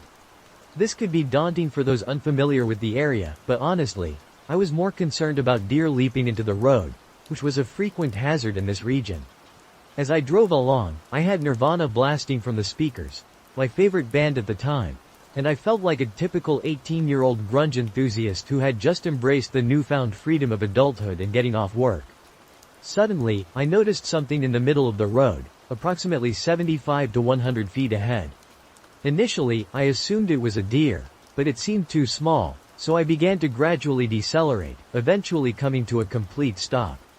I wore glasses while driving, primarily needed at night, although my vision wasn't particularly poor. I reached for my glasses and put them on, allowing me to see everything much more clearly. I was nearly startled out of my skin by what I saw. An older woman standing in the middle of the road. She wore what resembled a nightgown, her hair in complete disarray. Her hands were positioned behind her back, and she stood there, fixated on me and my car. Let me remind you that we were essentially in the middle of nowhere, surrounded by trees stretching as far as my headlights could illuminate, and it was the dead of night. Naturally, my paranoia kicked in, and a flood of questions raced through my mind. Who was this woman? Where had she come from at this hour? Were my car doors locked? Why was she out here at midnight? Should I honk my horn at her? Should I contact the police? Could she have Alzheimer's and be lost? Or might she be an escaped patient, even though the nearest mental facility was 3 to 4 cities away? Despite the distance, I couldn't rule out that possibility. I considered calling the police, but when I picked up my phone, I realized there was no cell service. This bizarre encounter stretched on for quite some time as I sat there in the middle of the road, mentally grappling with the situation. It was now well past midnight, yet she remained there, staring at me with a vacant expression, her hands still behind her back as though she was scrutinizing me. As fatigue set in, knowing I had to rise early for work the next day, I decided to honk my horn at her. What happened next was entirely unexpected. The woman's expression shifted from a vacant stare to one of pure rage. As she lifted her arms, it appeared as though she was clutching something. She let out a horrific, animalistic scream and charged at my car. As she got closer, I realized she was gripping something sharp, perhaps a kitchen knife or a shard of jagged glass. In that terrifying moment, I had a quick flashback to my stepdad's advice when I first got my driver's license. He had said, if an animal ever darts in front of you, turn it into a speed bump. I love animals, so I had always found that hard to accept. But this time, I was determined to follow his advice. I was ready to turn this maniac into a speed bump. Serve the Servants, by Nirvana began playing on the radio, and I mention this because the song's energy seemed to perfectly sync with the intensity of the moment. The powerful beat emboldened me to unleash the most intimidating, primal scream I could muster, loud enough for her to hear. The window was down since I had been smoking, and I floored the gas pedal. She was sprinting towards my vehicle, seemingly intent on leaping onto the hood. I suppose she realized my unwavering intention to collide with her, as she suddenly veered away from my car and disappeared into the woods. Still in a heightened state of alert, I didn't linger to wonder where she went. I was just relieved she had vanished. I pressed the accelerator and sped home without hesitation. I arrived home just before 1:30 a.m. My roommate was still awake, having stayed up to wait for me. She was extremely worried because it was long past the time I had promised to return. As I arrived at her house, I received all the messages and calls she had been sending me in one overwhelming burst. She had been texting and calling me incessantly. I began to explain to her what had transpired, transitioning from a state of readiness to sheer panic as I recounted the events in detail. My roommate's mother, who worked as a 911 operator, was on duty that night. My roommate decided to message her mother to ask if there were any silver alerts in the vicinity. Her mother promptly replied, confirming there were none. This revelation sent shivers down my spine, leaving me bewildered about the mysterious woman's origins. Here's a little background. I used to reside in a very small town, which was generally safe for children, albeit with some drug-related issues. My home was situated in an upscale section of the town, predominantly inhabited by families. A small pond encircled by lush greenery was a mere 5-minute walk from my residence. To reach the pond, one had to descend a grassy hill. Neighborhood children, myself included, often spent hours at the pond catching frogs, skipping stones, and indulging in the natural setting. Now, back to the story. On this particular day, the weather was rainy and quite chilly, which meant no other children were at the pond. My best friend, her brother, who was a year older than us, and I decided to venture to the pond for a short while. After about 30 minutes, we noticed a minivan pulling up at the top of the hill. We paid it little attention, assuming it belonged to someone stopping at the neighborhood mailbox. A man, appearing to be in his 60s, exited the vehicle, a common sight in our small town. Everyone in town was familiar with one another, or at least recognized each other's faces, so I found it odd that I had never encountered this man before, either in town or around the neighborhood. He stared at the three of us for what felt like an eternity. Suddenly, he shouted at us, warning, "It's not safe down there. You kids better come up here." My best friend and her brother looked petrified, and a sense of unease washed over me. We didn't respond, but he persisted, repeating, "It's not safe down there. You kids better come up here."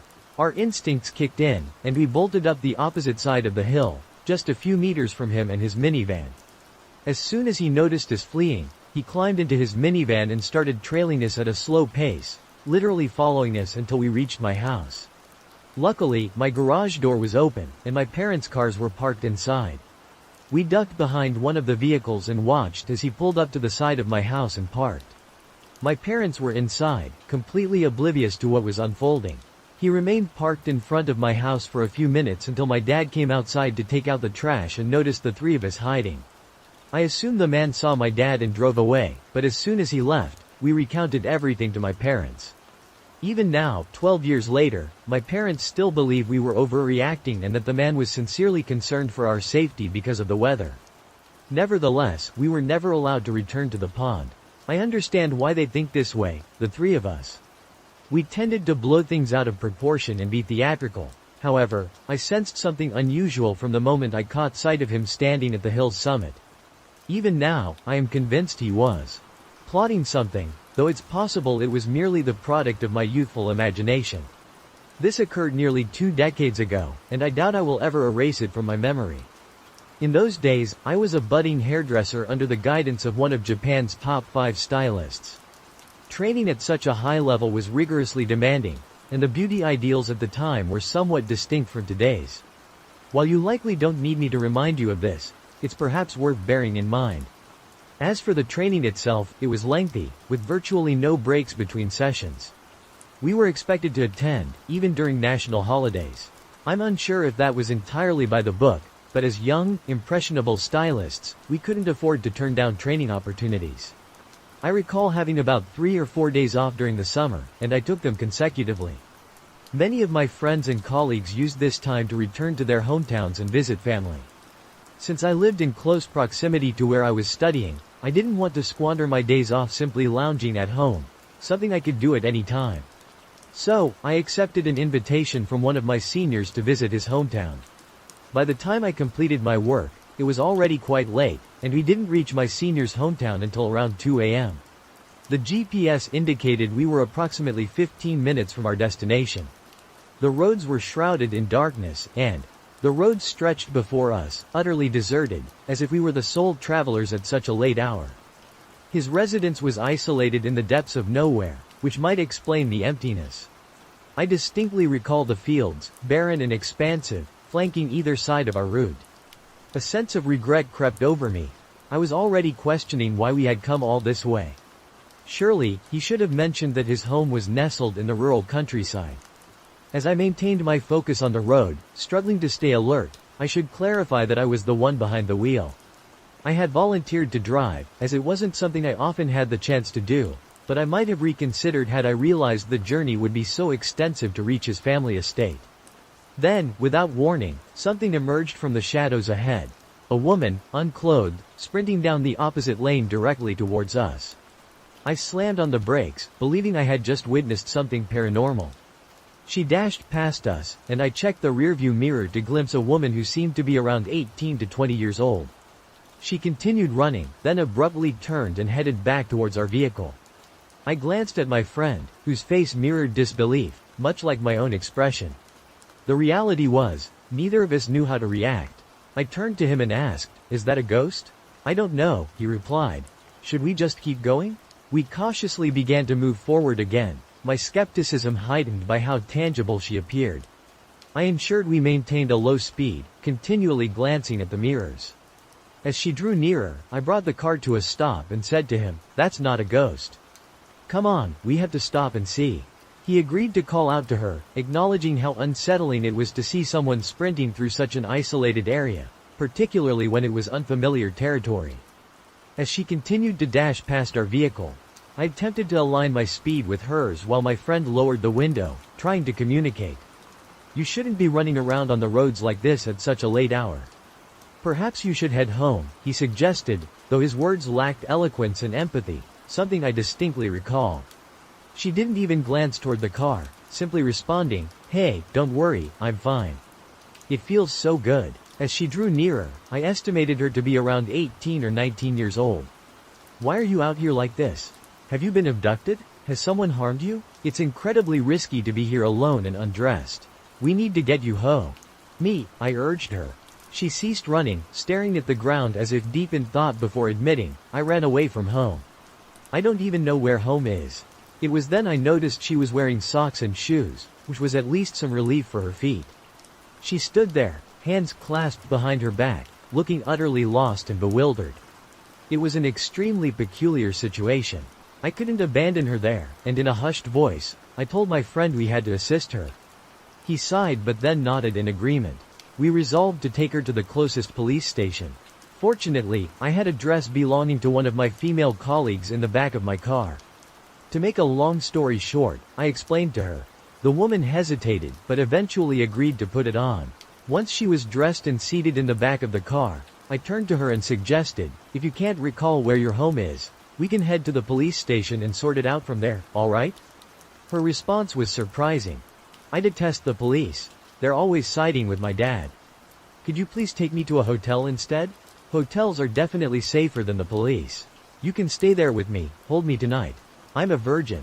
Despite our youth and tendency to act impulsively, we understood the importance of ensuring her safety. The world can be a dangerous place, and if she had said that to another pair of guys like us in the next car, I shuddered to think what might have happened. We firmly told her that wasn't an option. She remained silent for a while before handing me a slip of paper. I had no idea where she had gotten it, but it contained a name, a phone number, and the address of a hospital. My friend recognized the address immediately, noting it was a psychiatric facility. We dialed the number, and a voice claiming to be from the security department answered. I explained the situation to the guard, and after we ended the call, we received a call from the woman's mother. We learned where her mother lived and decided to take her there. My friend mentioned that he was familiar with that part of town, although he had never visited it before. Over the phone, the woman's mother was profoundly apologetic. My friend spoke with her and said he could tell her remorse was sincere. Apologizing for the inconvenience, I felt a pang of sympathy for her. It wasn't her fault. Upon arriving at the house, we learned more about the situation from her mother. The young woman we had found abandoned in the middle of nowhere had recently turned 18. At 16, she had been violated by her biological father. A few days after the horrific incident, she retaliated by stabbing him in the neck with a box cutter. This led to her being committed to a mental institution. Despite this, nobody seems to understand how she consistently manages to escape, but her mother informed us that this was the third successful breakout. What an astonishing story, I remember thinking to myself. We drove the mother and daughter to the hospital at the mother's request. I could see how utterly exhausted she was from everything that had transpired. Her politeness and gratitude left a lasting impression on me. Despite all that had happened, she seemed remarkably composed and in control of her emotions. The girl, however, didn't speak much. She appeared to like the dress we provided her. The mother apologized for not laundering it before returning it, and we both assured her that no apology was needed. Naturally, the girl changed into her own clothes, disappearing upstairs to do so before rejoining us. As we departed, she remained silent during the drive. Her calm acceptance of being returned to the institution was more composed than I had anticipated. I had expected her to resist with kicking and screaming. Her mother engaged her in conversation from the back seat as we traveled. "You didn't get hurt or anything while you were out, did you?" she asked. "No, I'm fine," the girl replied. The daughter replied, "Oh, that's great, I'm relieved." Her mother explained that they had left them at the hospital, mentioning they couldn't stay because they were already running extremely late getting to her friend's parents' house. By the time they arrived, her friend's parents were quite worried. Both of them felt the urge to share everything about the situation, but were simply too exhausted to recount it all again. At that moment, all she wanted was to fall asleep. She ended up staying with him and his family for 3 days, and it turned out to be a truly enjoyable experience.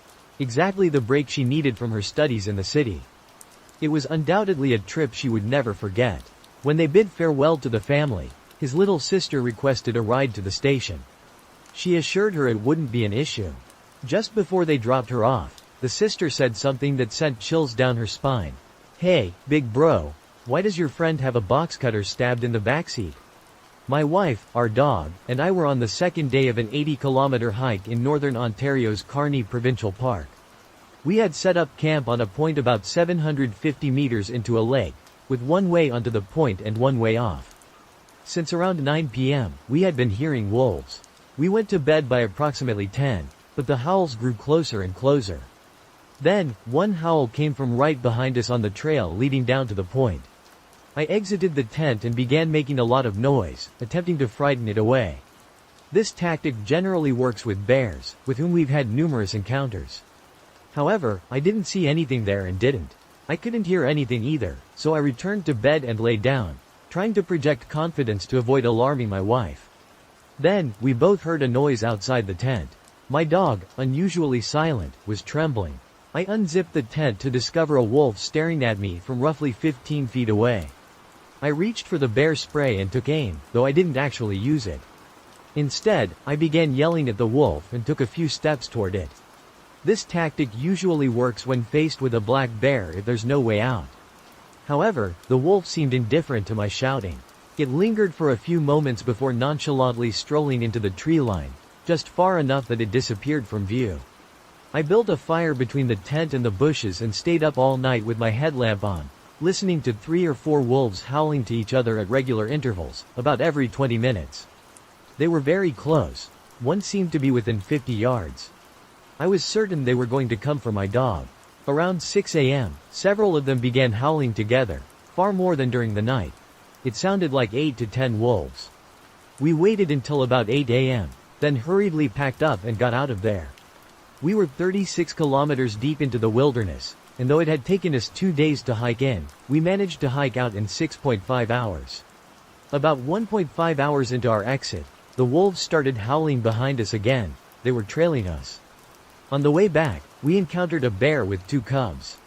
Normally, this would have been a concern, but we were in such a hurry that we just thought, get out of my way. My wife, in her haste, lost Al.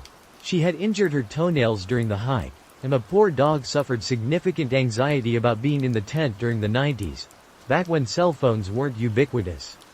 My Girl Scout troop was camping in a state park when a severe storm swept through the area, triggering major flood warnings. The park rangers hurriedly went through each campsite, evacuating everyone to higher ground. Everyone, that is, except for my group and the Boy Scouts at the neighboring site. We went to sleep under a light drizzle but were jolted awake in the middle of the night as our tents began collapsing under the rapidly rising water. The Boy Scouts, aged 12 to 16, came to our aid. We were between 7 and 9 years old. They helped us swiftly pack up our site and load our belongings into our cars. Unfortunately, the roads were too treacherous to navigate because we couldn't gauge the water's depth, and we were uncertain if parts of the road had been washed away. We abandoned all vehicles and relied on a map that the scout leaders had to locate a place that was unlikely to flood. A few miles away stood treehouse cabins, constructed around trees and elevated 15 feet in the air. It was decided that we needed to move quickly, and these cabins were our best option. The older boys and the adults carried the smallest girls when it became evident that the wind was making it impossible for them to stay on their feet. The wind and rain drenched everyone to the bone.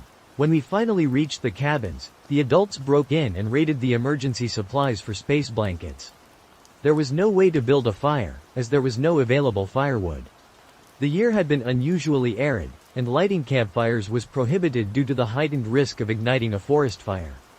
I recall shivering for what seemed like an eternity, all of us girls huddled together on the floor, while the boys formed a protective circle around us, doing their utmost to keep us warm. One of the boys inquired if we knew any Girl Scout songs, and we sang every tune we could remember. The leaders even taught us a few additional songs they had learned previously. Eventually, we persuaded the boys to sing in rounds with us. The storm raged throughout the night, and some girls began to cry. I vividly remember one of them having a panic attack. The relentless storm hammering against the cabin caused creaks to echo throughout the space. The fact that we were essentially in a treehouse only heightened the fear. I was convinced we were going to be blown over, either to soar away or be crushed upon impact with the ground. It was impossible to see what was unfolding outside. All we could do was listen to the sound of the rain, the rustling trees, and the groaning cabin. If the cold didn't claim us, surely the rushing water would. The storm continued to pummel the cabin deep into the night. Eventually, once we had dried off a bit, several of us managed to drift into sleep. I lay there for what felt like an eternity, struggling to succumb to slumber. The incessant pounding jolted me awake repeatedly as I teetered on the edge of sleep. In the early hours of the morning, I found myself lying there, staring at the ceiling, as I began to finally drift off. Unable to keep my eyes open any longer, I closed them and felt myself drifting away. Suddenly, a branch crashed through one of the cabin windows, scattering glass everywhere and jolting everyone awake. The room filled with screams as the camp leaders frantically attempted to calm us down while trying to comprehend what had occurred. The place remained dimly lit, and a few kids had suffered cuts from the shattered glass.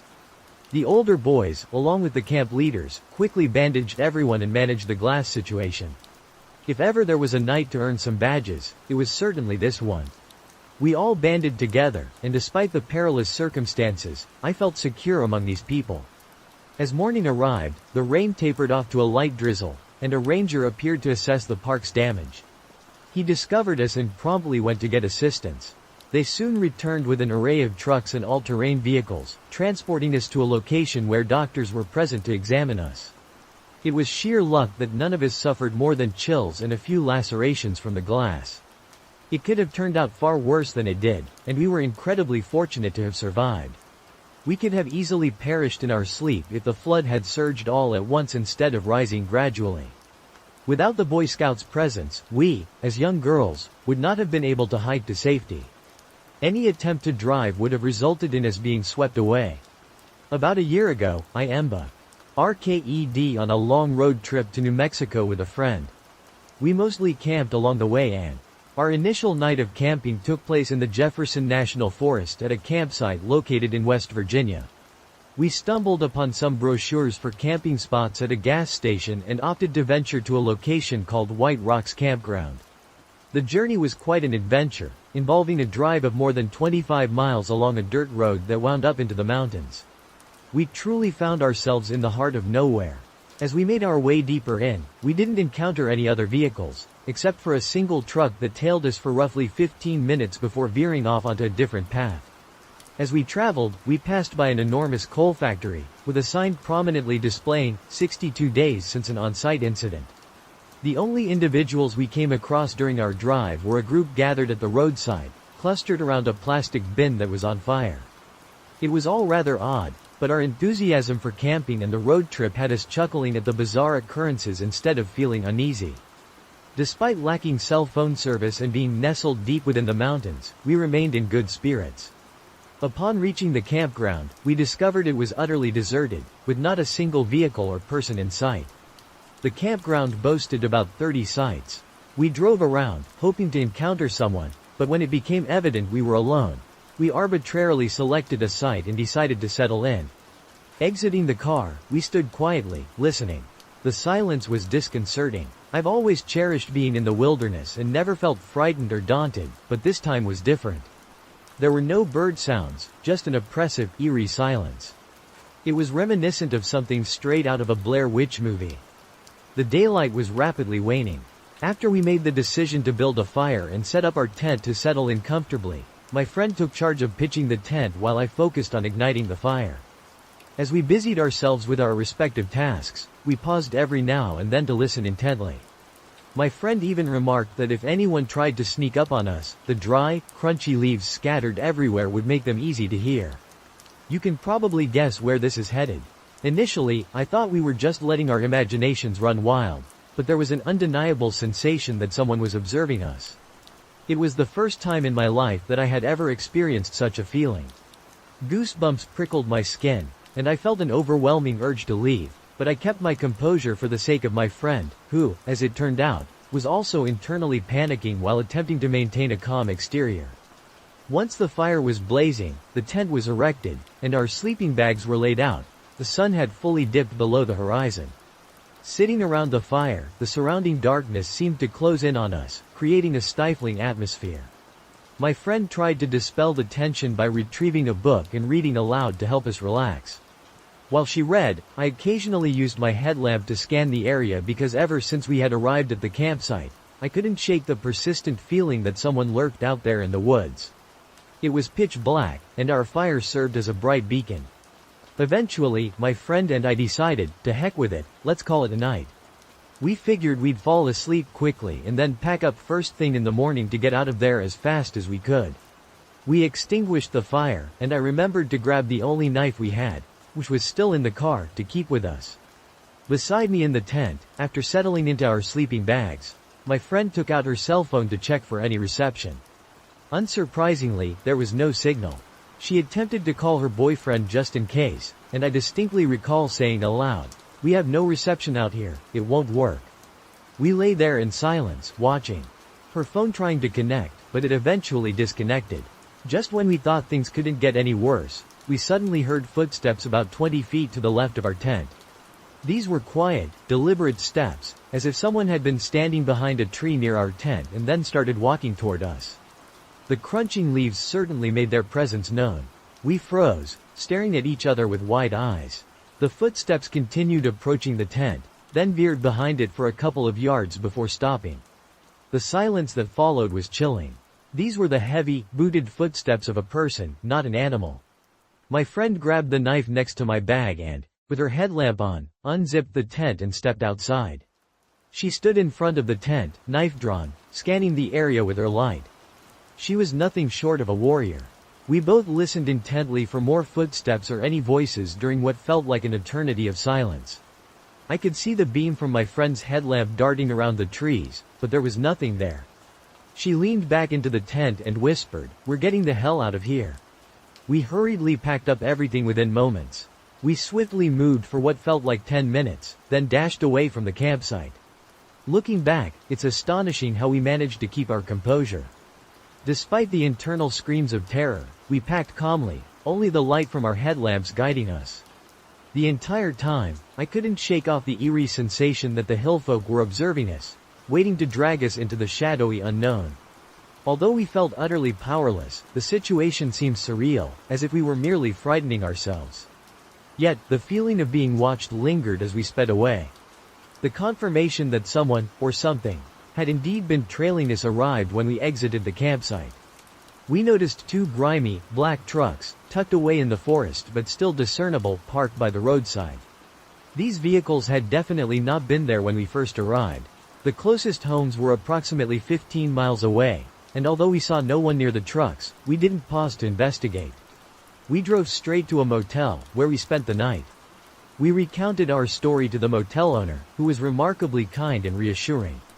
He even offered us some cash for another motel, should the need arise. I vowed to that man that I would give him an outstanding review. The memory of that night will remain vivid for the rest of my life. The unsettling feeling of being under surveillance, the sudden footsteps so near our tent, and the menacing black trucks by the roadside. It all began on a bright day in college. I had just wrapped up my last class and was eager to return to my dorm. Once I returned to my dorm room, I immediately hopped onto my computer, eager to discover what new websites were out there. Some time ago, my brother had somewhat enlisted me into a dark web mailing list, where people would share intriguing sites they stumbled upon. He was a true wizard with computers, from software programming to Photoshop and video production. He mastered it all. One day, I received a message from an unknown sender. It read, "Chat with real people from the past." It sounded amusing, so I decided to click on it. The webpage loaded, displaying nothing but a chat box and a button labeled, "Search for a new person to talk to." I clicked the button, and although it took a while, I eventually connected with someone. Initially, there was no text or anything, but then, out of nowhere, I received a message. It read, "Dear friend, I am writing this internet mail to whoever might care to read it. I am soon to be the father of twins. I hope this mail reaches you in good condition. We're heading to see the new Star Wars, The Empire Strikes Back, at the theater to celebrate." The mention of a new Star Wars film was perplexing because, by that time, the movie had been out for over 3 years. His had to be some sort of ridiculous prank, I thought. There was simply no way someone from the 1980s was communicating with me. I decided to go along with it, thinking it was all in good fun. "Yeah, I wouldn't call that movie new. I watched that when I was a kid," I responded. He replied, "What are you talking about? The opening night is tonight. You must be thinking of a different movie. Unless you reside overseas and it was released earlier there." "No, I'm just a college student in America," I replied. I proceeded to enumerate every Star Wars movie and TV show that has been released since then. "I think you possess a vivid imagination," the guy responded. He wrote an extensive message explaining that they only have plans for a specific number of movies and mentioned that he knows his Star Wars information well. He reminded me of my dad, who was a huge Star Wars enthusiast. I was completely immersed in the time travel roleplay and told him that I knew a significant spoiler for The Empire Strikes Back. I was considerate enough to ask if he wanted to hear it, and he confidently challenged me to spoil it for him. If you've seen the movie, you know exactly which spoiler I'm referring to. He laughed, insisting it was impossible, and mentioned he was on his way to the theater.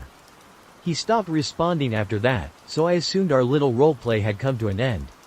It was quite pleasant, and the guy played his part remarkably well, speaking like someone who had only recently discovered email and maintaining a courteous tone throughout.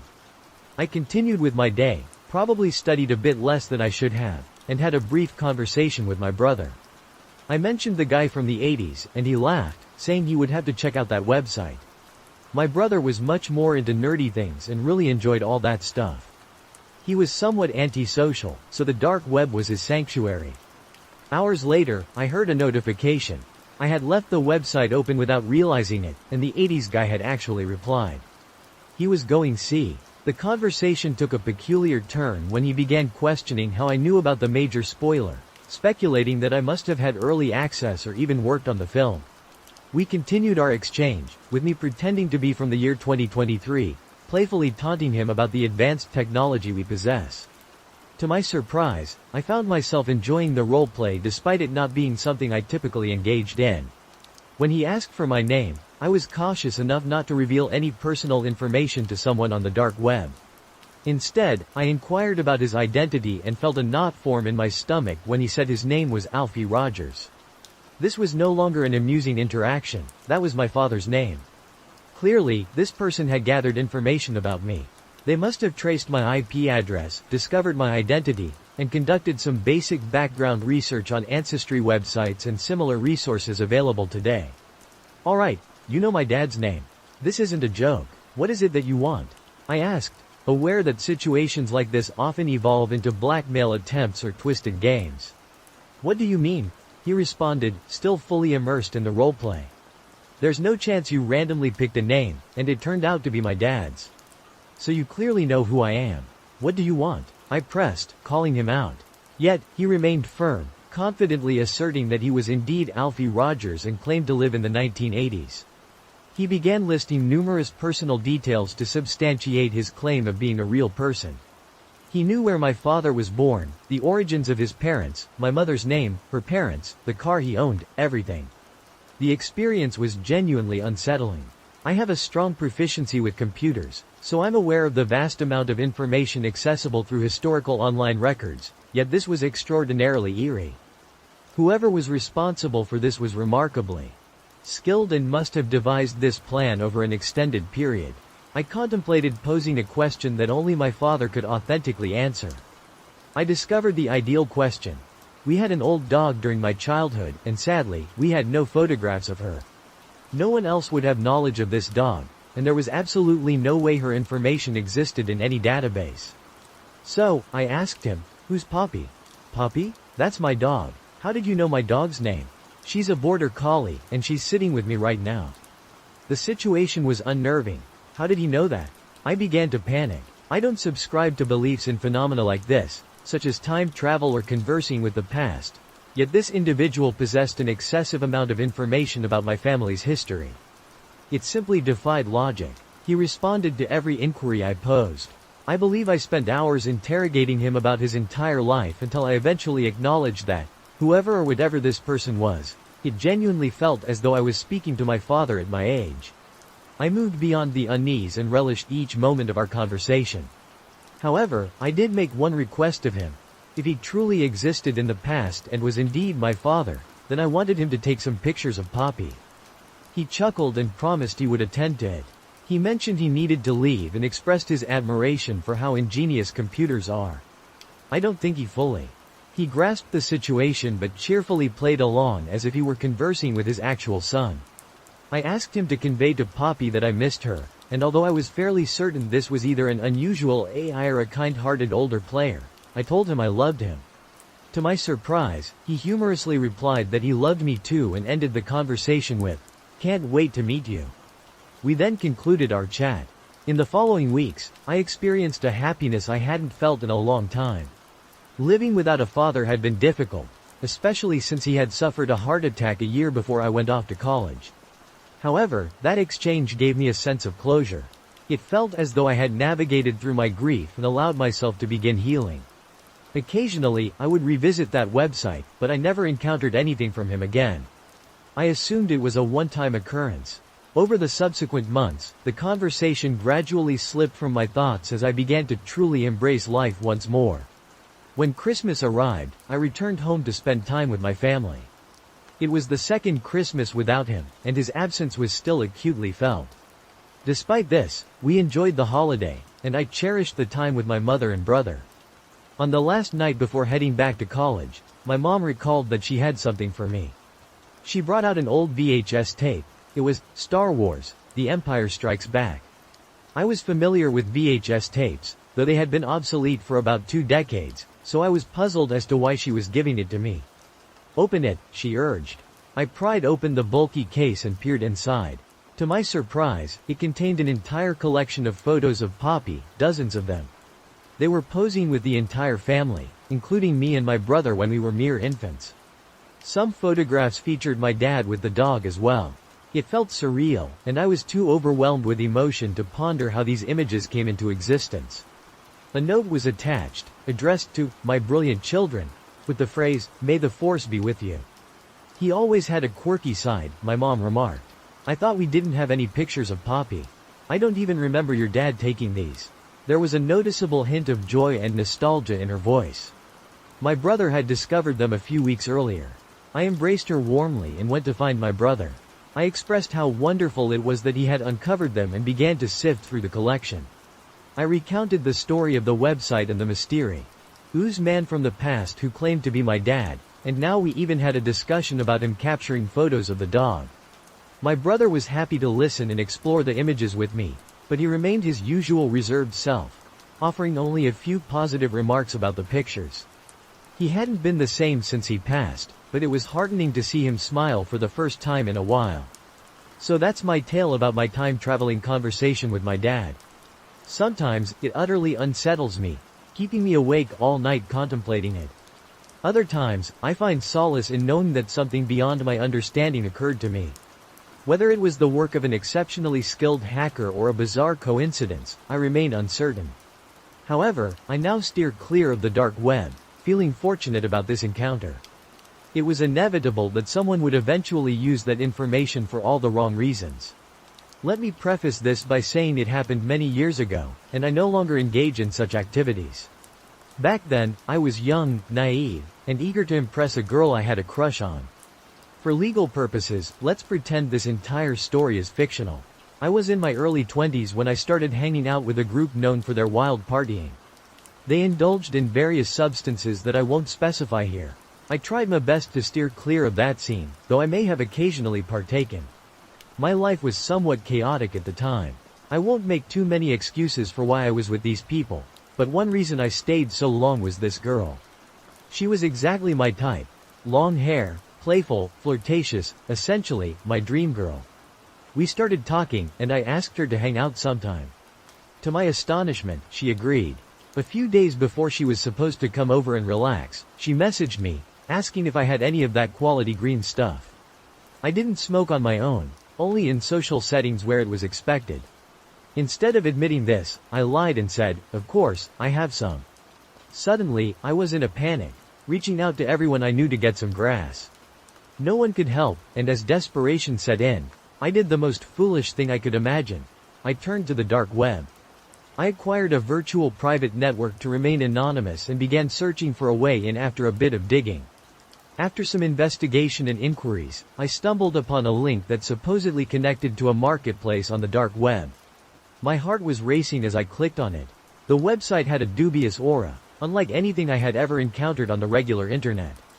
There were no flashy advertisements or social media links, just a straightforward page displaying a list of items. I browsed through the offerings until I found what I was seeking. I contacted the seller and arranged the particulars. Paying for it wasn't as simple as pressing a button like it is on Amazon. They required cryptocurrency. I had to figure out how to acquire some, which turned into quite a hassle and ended up costing me $50 for something that should have only been about $20. Nonetheless, I managed to sort it out. A few days later, a small package arrived. My pulse quickened as I opened it, but instead of receiving what I had ordered, it contained nothing but random junk. I had been swindled. Panic set in as I realized I was in way over my head. Soon after, I began receiving threatening emails from an anonymous sender. They knew what I had been up to and were demanding more money. If I refused, they threatened to expose my activities to the authorities. I found myself ensnared in a sinister game of blackmail. Every knock at my door made me jump. I was desperately trying to devise a way out of this predicament. I was trapped in a nightmarish scenario of my own making and couldn't find a way to escape it. Call me a fool because I truly am, but I ended up sending the anonymous extortionists around $600 in total, roughly $100 each week. They kept coming back with more demands, and I kept paying until eventually, I decided to just give up and stop sending them anything. For months afterward, I lived in constant fear, convinced that the FBI would storm into my home and arrest me. In hindsight, it seems utterly absurd. Nobody is interested in a guy purchasing a minuscule amount of green stuff online. However, my mental state was far from stable. The most disappointing part was that the girl I fancied didn't even care. She came over, we had a fantastic evening, and she never even brought it up. If there's a lesson to be learned here, besides steering clear of the dark web, it's that you shouldn't do drugs to impress someone, nor should you send $600 to people blackmailing you over a minor offense. This tale is quite brief, yet it's true, so I'll recount it exactly as it unfolded. At the time, I was a 23-year-old man with a history of exploring the dark web, browsing random sites, and ordering various items. I never really encountered any problems. I should note, however, that I employed very few, if any, programs or filters for protection. I dove in recklessly, assuming my antivirus software would shield me from any harm. Ladies, cover your ears for this next part. Unlike other young men, I would watch adult content. One night, feeling particularly lonely, I stumbled upon some videos I wouldn't dare watch with my parents around. I sat in front of my laptop and took care of my business. 2 nights later, I received a strange email. Oddly enough, it appeared to be sent from my own email address. I had never encountered anything like it before. I clicked on it immediately, and the sensation that overcame me is indescribable. There was a video. Attached to the email was a video of me, in my birthday suit, intensely engaged in a game of rock paper scissors on my lap. Everything was clearly visible, including my face. At one point in the video, I adjusted my seat, leaving no doubt about my identity. The email contained a series of demands. I was instructed to go online, purchase Bitcoin or gift cards, and send them to him, or else the video of me would be sent to my family.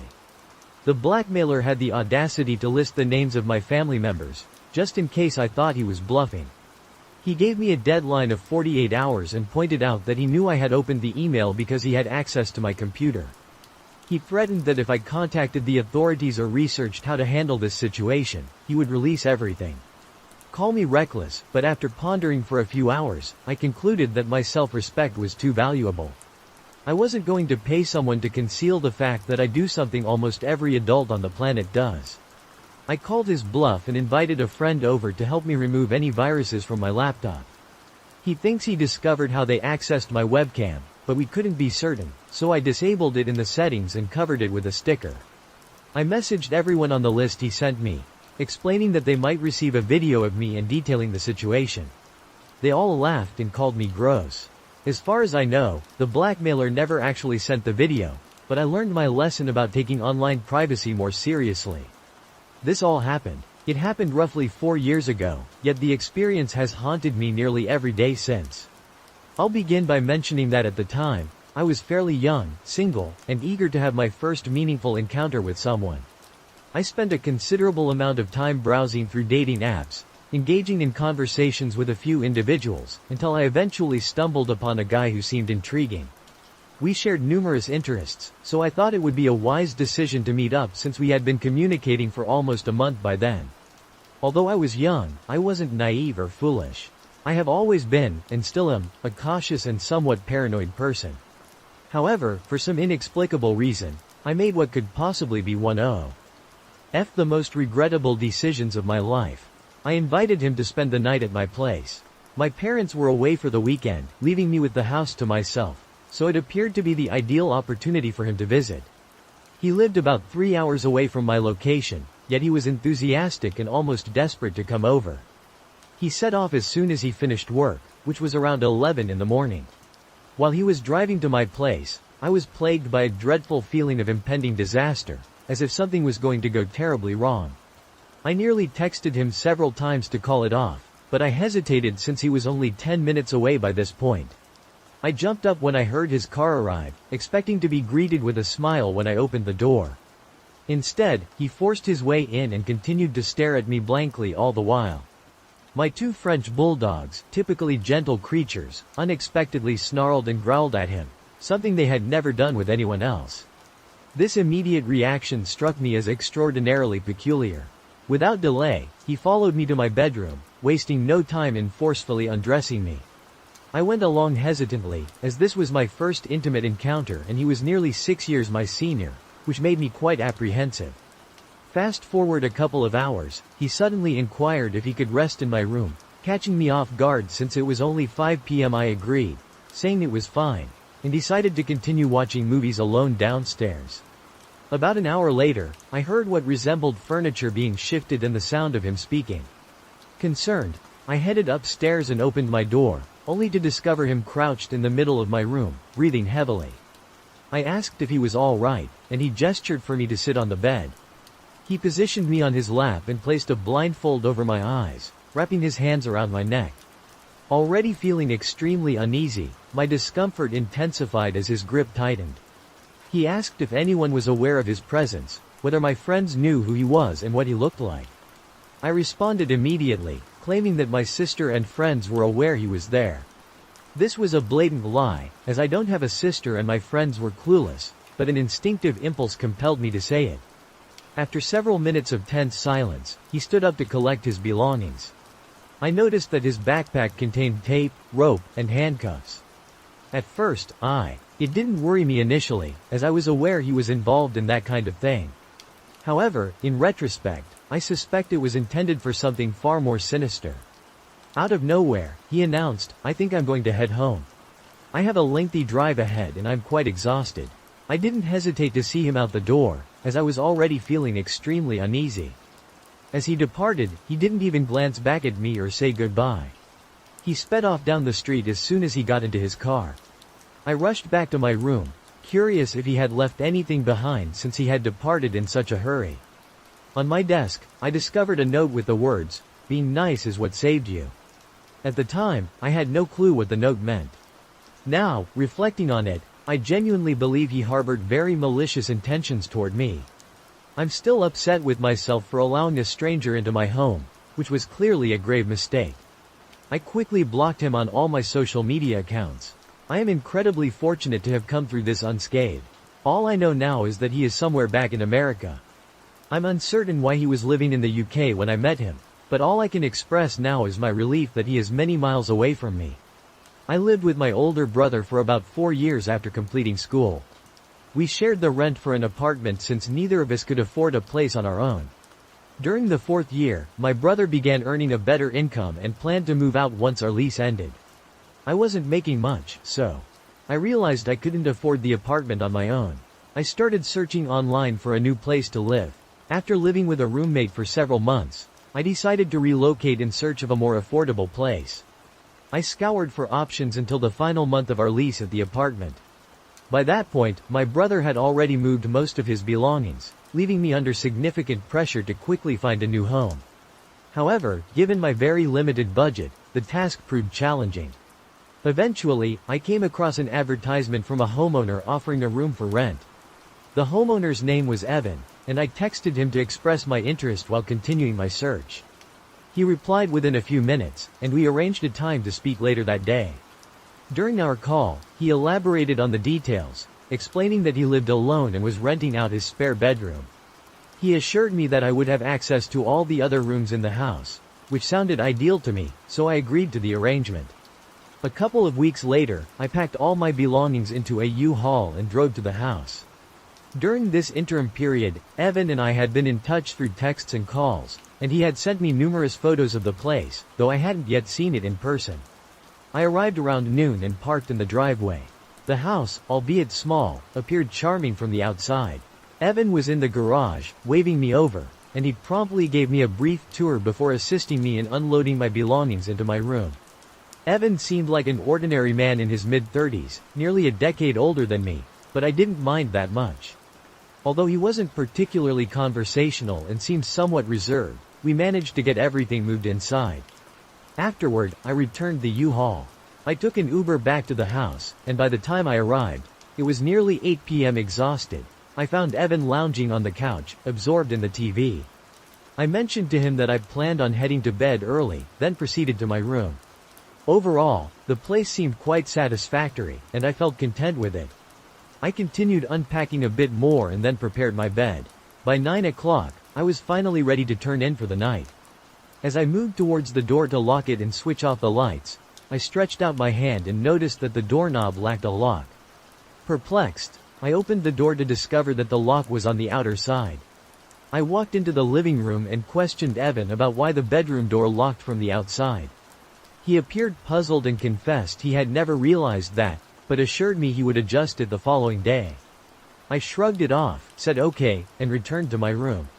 Although I was fatigued and not overly concerned, it was certainly a peculiar discovery. I climbed into bed and drifted off to sleep. In the middle of the night, I awoke to the sound of someone moving around in the kitchen. Assuming it was just Evan getting a glass of water or something similar, I closed my eyes again. However, a minute later, I heard footsteps approaching down the hallway. As the footsteps reached my room, they stopped. I opened my eyes and glanced at the door. Evan stood there silently for about 15 seconds before I heard a click. He had locked my door. My stomach sank, and I felt a chill wash over my face as Evan continued to his room. Once I heard his bedroom door close, I quietly got up and approached my door. I tried the handle, but it wouldn't budge. I stood there in disbelief for a moment. In mere moments, I was jolted into the reality that the man I had just encountered had now confined me within a room.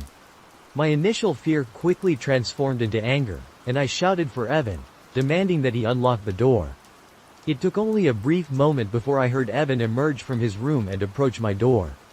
I could hear him place his hand on it, but he hesitated for several seconds before finally releasing the lock. As soon as the door was free, I flung it off. Confronting him with, "What the hell was that?" Evan, stumbling over his words, explained that he just wanted to ensure his own safety since he didn't know me well enough. I understood his apprehension, but locking someone in a room was far from a sensible approach. I informed him that I planned to pack my belongings and leave in the morning. That night, I remained awake on the couch in the living room, anxiously waiting for the U-Haul store to open at 9 o'clock. I glanced down the hallway and noticed Evan's bedroom door was still closed, which hopefully meant he was still asleep. I then drove straight to the store, rented the U-Haul, and returned to the house. Upon entering, I saw that Evan's bedroom door was now wide open. "Evan?" I called out, stepping over to the doorway and peering inside, only to find the room empty. My eyes scanned the room in disbelief as the situation only seemed to grow stranger. I backed out and focused on moving my belongings. I powered through 2 hours of hauling boxes and dismantling my bed. With only 2 boxes remaining, I dashed inside, grabbed another, and hurried toward the front door. Just then, Evan appeared in the doorway. "Move," I commanded, locking eyes with him. He stood there, emotionless, for several seconds. He stepped aside, and I hurried past him, shoving the box into the U-Haul. The last box was only half filled with miscellaneous food items I had saved from my old pantry at the apartment. I decided to leave it behind. Evan was unnerving me, and I was eager to distance myself from him as quickly as possible. I started to close the back of the U-Haul when Evan interrupted me, holding out the final box. "You forgot this," he said. "Oh, yeah, thanks," I replied, grabbing it from him and climbing back into the truck. I sensed him watching me as I stacked the box, and when I turned, he had his hand on the door, attempting to pull it down to trap me inside. I managed to stop him before the door was even halfway closed. I pushed him to the ground, but he quickly got up and dashed off, not towards the house, but into the trees away from the property. I was perplexed but indifferent. I swiftly shut the back door and drove away. My brother kindly offered me a place to stay until I found a new home. I had no idea what had transpired at that house or what might have occurred, but something was undoubtedly amiss. My roommate was away for the week, so I had the place to myself. It was spring break, and my college classes were on hold.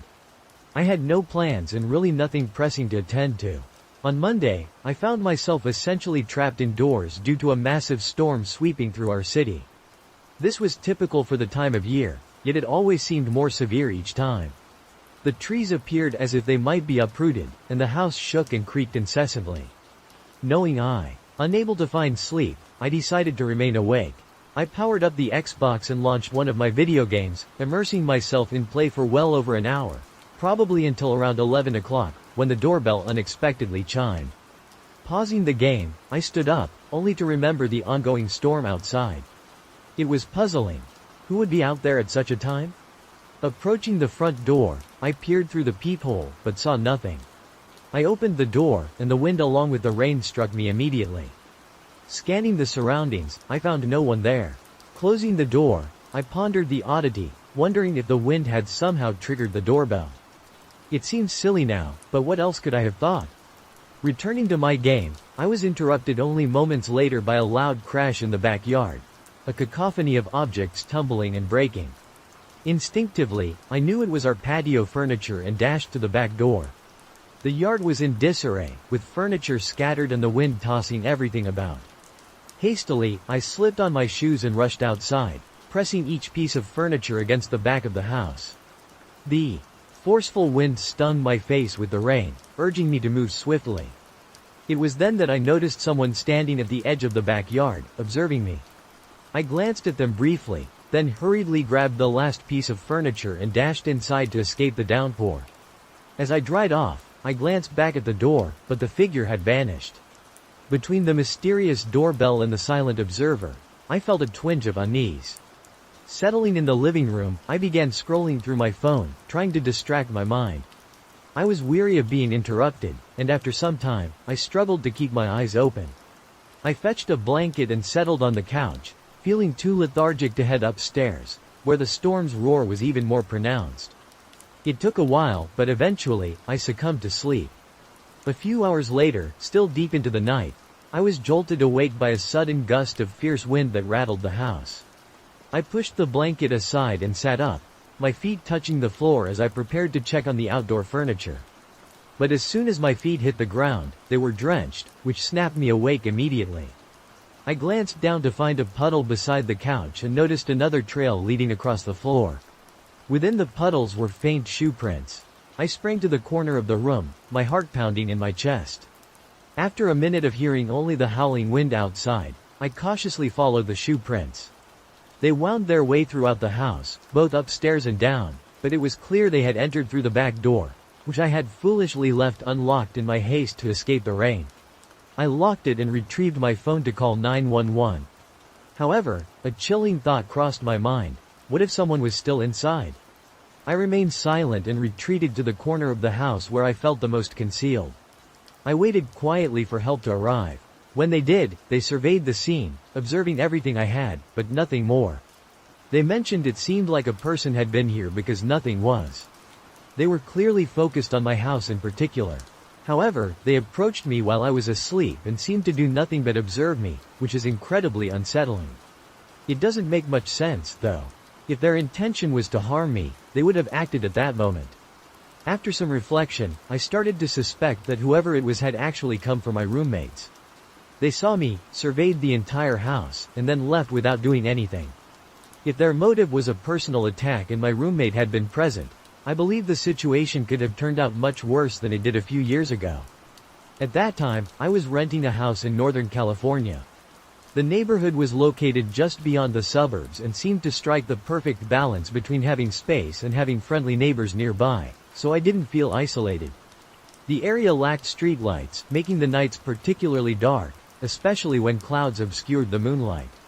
It didn't bother me, though. It made my little house feel even cozier on those dark nights.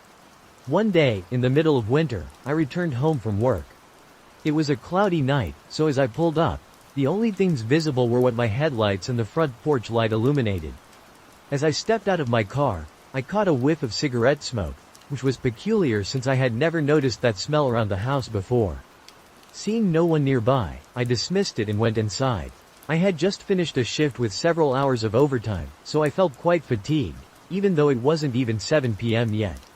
I decided to take a shower and I decided to call it a night, but awoke sometime later, convinced I had heard a noise inside my house. At first, I wasn't immediately concerned, as my friend occasionally stopped by to use my shower after work on his way to evening classes. I had even provided him with a spare key so he could drop by even if I wasn't around. He always sent me a text to inform me in advance, though, and I hadn't heard any notifications from my phone. Reaching over to my bedside table, I picked up my cell phone to check if he had sent me a message. The bright light from the screen blinded me. These were the days before phones had light sensors to dim the screen in the dark, and this particular model was so bright I could practically use it as a flashlight. Through squinted eyes, I could see it was around 9 o'clock, but I couldn't determine if there was any unread text. Putting my phone aside, I called out my friend's name. There were a few moments of silence before I heard loud footsteps as someone began running through the ground floor of my house. I leapt out of bed and dashed to the closet. They were already ascending the stairs by the time I managed to open the door and slip inside. That house had 3 rooms upstairs, 2 bedrooms on either side of the hallway. The one I was in was a spare, and a bathroom at the end. The bedroom doors were both closed, but the bathroom door was slightly ajar. I heard whoever was in my house thunder down the hallway past my door and into the bathroom. Thank goodness they did, as it gave me enough time to open the attic access in the ceiling. I clambered up into the attic from my closet, just managing to pull myself up as someone dashed out of the bathroom. My feet had barely made it inside when my bedroom door suddenly flew open. I heard hurried footsteps enter my room and pause. Realizing I wasn't there, they retreated back to the hallway and entered another room, which merely contained boxes piled in a corner, some weights, and a table where I painted my miniature models. They seemed to figure that if anyone was hiding, it would be in the bedroom, so they charged back into my room and flicked on the light. Moments later, the closet door was violently yanked open. Crouching in the attic, just a foot or so away from the access point, I prepared to stop them if they attempted to climb up. From my vantage point, I could only see them from about the knee down, noticing their dirty blue jeans with frayed cuffs and worn work boots. After a few seconds of rummaging through the closet, they stepped back, and I heard a loud crash emanate from my room, followed by a scream filled with frustration and rage. That scream was the most unsettling part of the incident for me. It eerily reminded me of my stepfather, who would scream in a similar manner when in the throes of anger. Eventually, he was committed to a mental institution due to several psychological disorders that led to erratic and violent behavior. The intruder in my house hurriedly descended the stairs. I could hear crashes and clatters as items were hurled around and furniture was toppled over. I remained crouched in the attic, having left my cell phone WH. While I dashed toward the closet, uncertainty gnawed at me. Would I be able to climb down without him hearing me? After what felt like an eternity, the unsettling noises ceased. I began counting slowly, and upon reaching 1,000, I decided it was safe enough to descend and contact the authorities. Emerging from the closet, the first thing I noticed was that the intruder had overturned my bed, presumably in an attempt to locate me. That must have been the loud crash I heard earlier. Stepping cautiously away from the closet, I realized my cell phone was nowhere to be found, so I headed to the landline phone by the bed to call the police.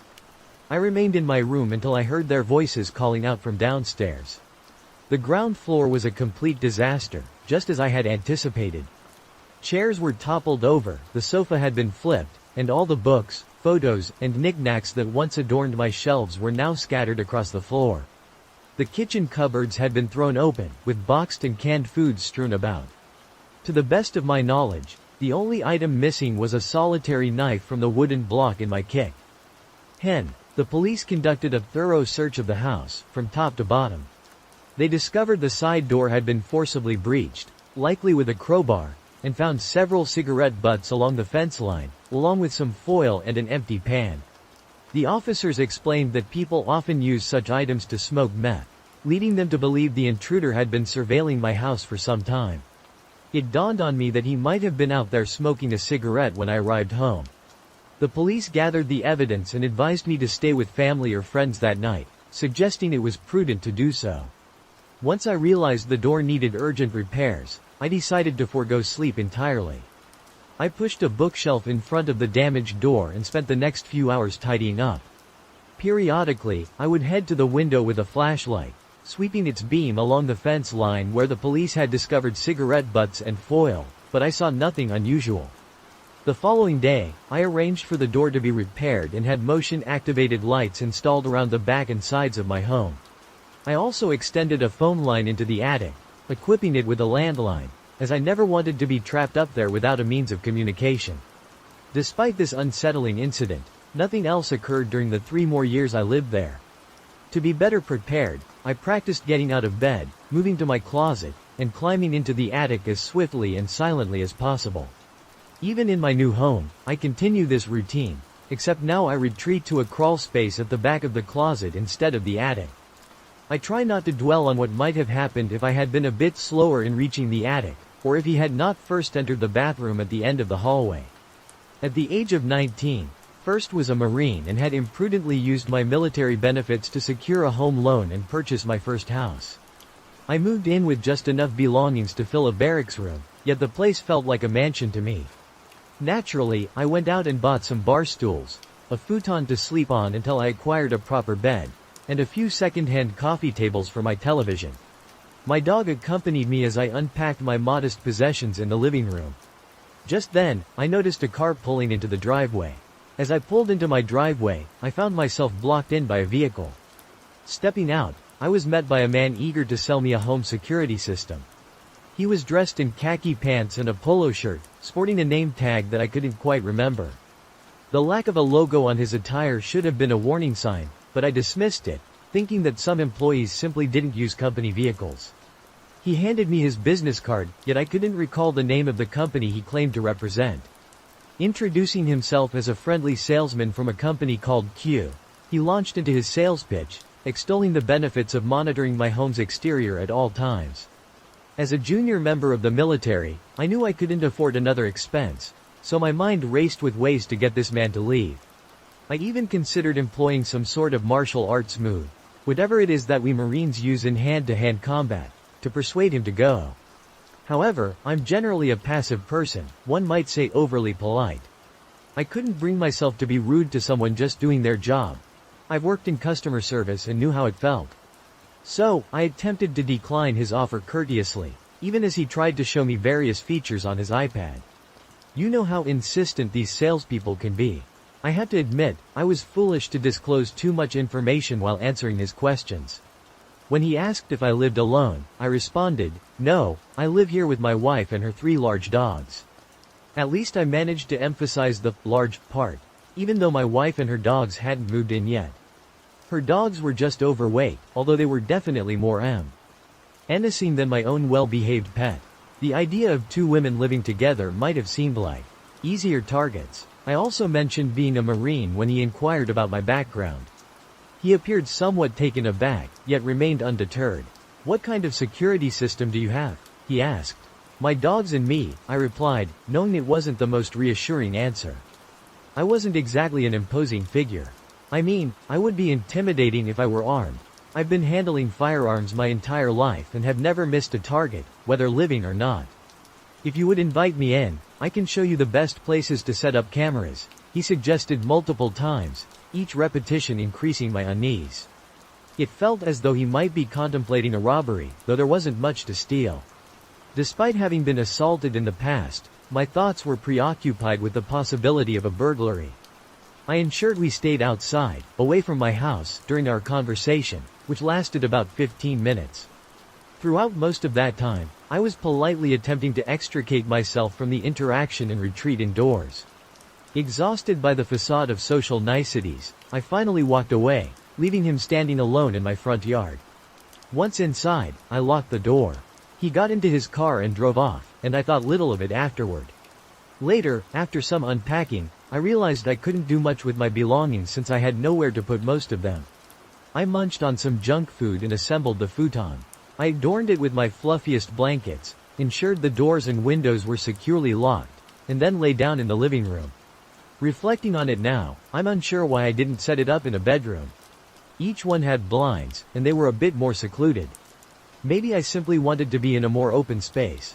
My back door is a double glass pane door, and at that time, I had not yet installed curtains, although I did have blinds on the kitchen window. The kitchen, living room, and dining area were all in one open space. However, I'd cleverly placed my futon against a wall in the living room, making it invisible from both the back doors and the front door window. Call it paranoia if you will. I had been lying down for several hours when, around 11 o'clock, my dog got up from the futon and headed towards the back doors. My dog is a large creature resembling a Rottweiler, yet he has never harmed a soul. He welcomes strangers at the door with a wagging tail and seldom barks. He stood at the door for a moment, whining a few times, which I ignored, assuming it was just a squirrel. But then he began to growl, a sound that I will never forget. It sent a jolt of terror straight through me as I sat alone in the darkness. I had only experienced such fear once before, when a mountain lion screamed, making me acutely aware of how defenseless I was against the forces of nature. The purpose of those sounds is to instill fear, and it left me petrified. I was paralyzed, wanting to hide or call the police, but I realized that if someone was out there, they would surely see the light from my phone and discover my location. While my dog remained stationed at the back door, I mustered just enough courage to move off the couch and investigate, despite being scared out of my wits. I crept into the kitchen, grabbed a knife, one of the few utensils I owned, and stealthily approached the kitchen window. I crouched among the cabinets to ensure I wasn't visible. I couldn't be seen from any of the windows as I attempted to muster the courage to draw back the blinds.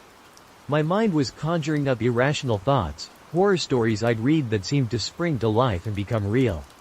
I was on the verge of backing down. Courage has never been my strong suit. I worked in communications, for heaven's sake, far removed from any life-threatening scenarios, especially not those involving someone inside my home, the one place I should deem secure. My eyes were my shield against anything outside trying to come in. I've always harbored a fear of home invasion, a fear rooted in an incident from my youth that's not particularly worth delving into. The point is, if someone dares breach my sanctuary, it's no longer a sanctuary. Just when I thought my fear couldn't escalate further, I spotted a male figure in my backyard, and my heart nearly leapt out of my chest. He wasn't too far from the window I was peering out of, brazen enough not to cover his head. I could see his blonde hair shimmering in the moonlight.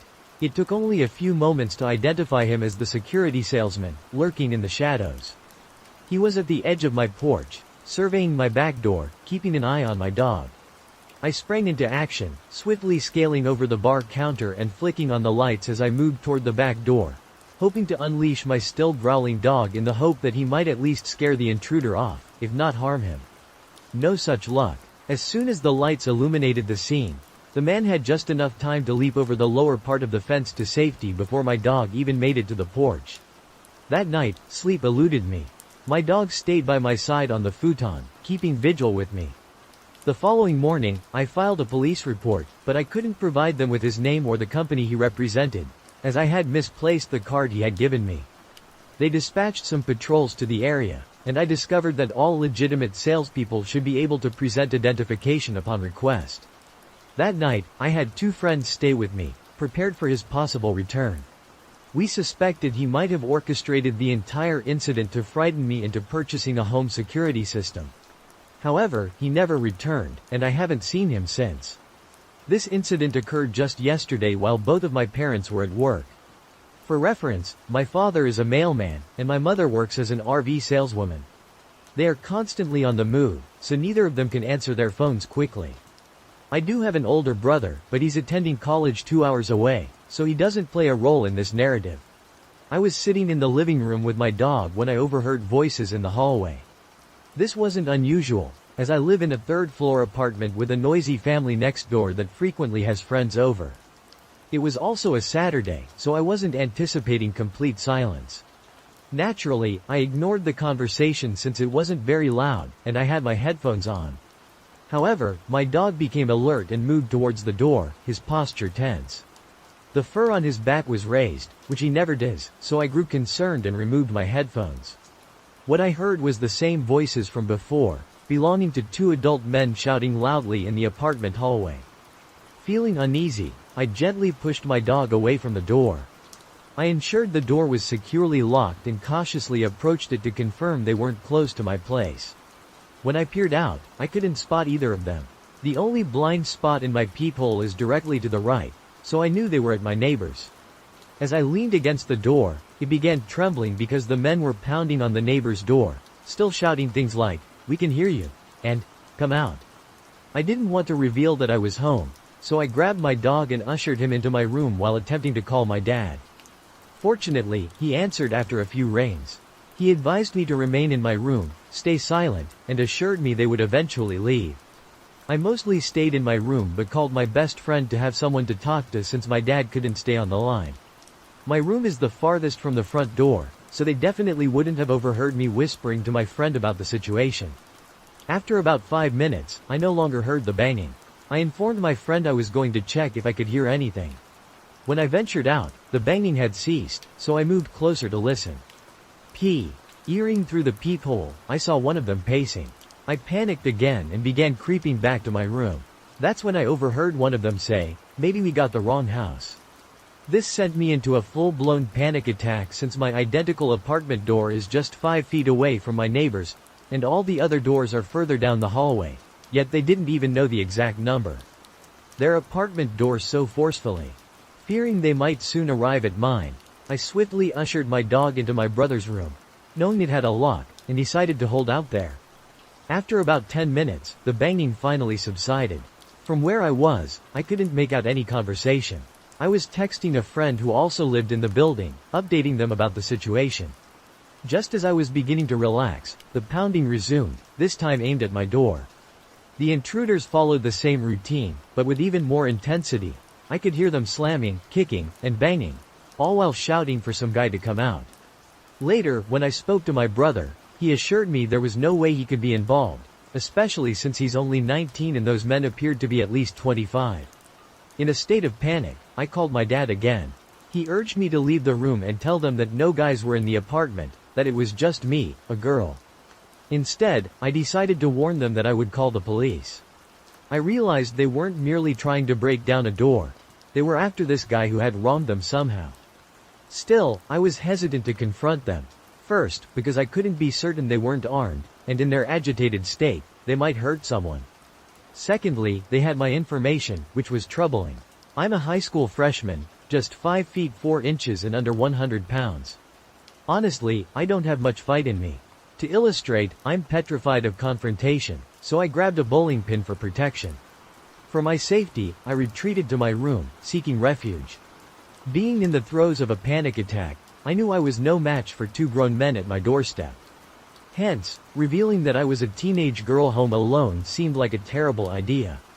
I sat beside my securely locked bedroom door with my dog, dialing 911. Throughout the ordeal, I tried to keep everything as quiet as possible to avoid arousing suspicion.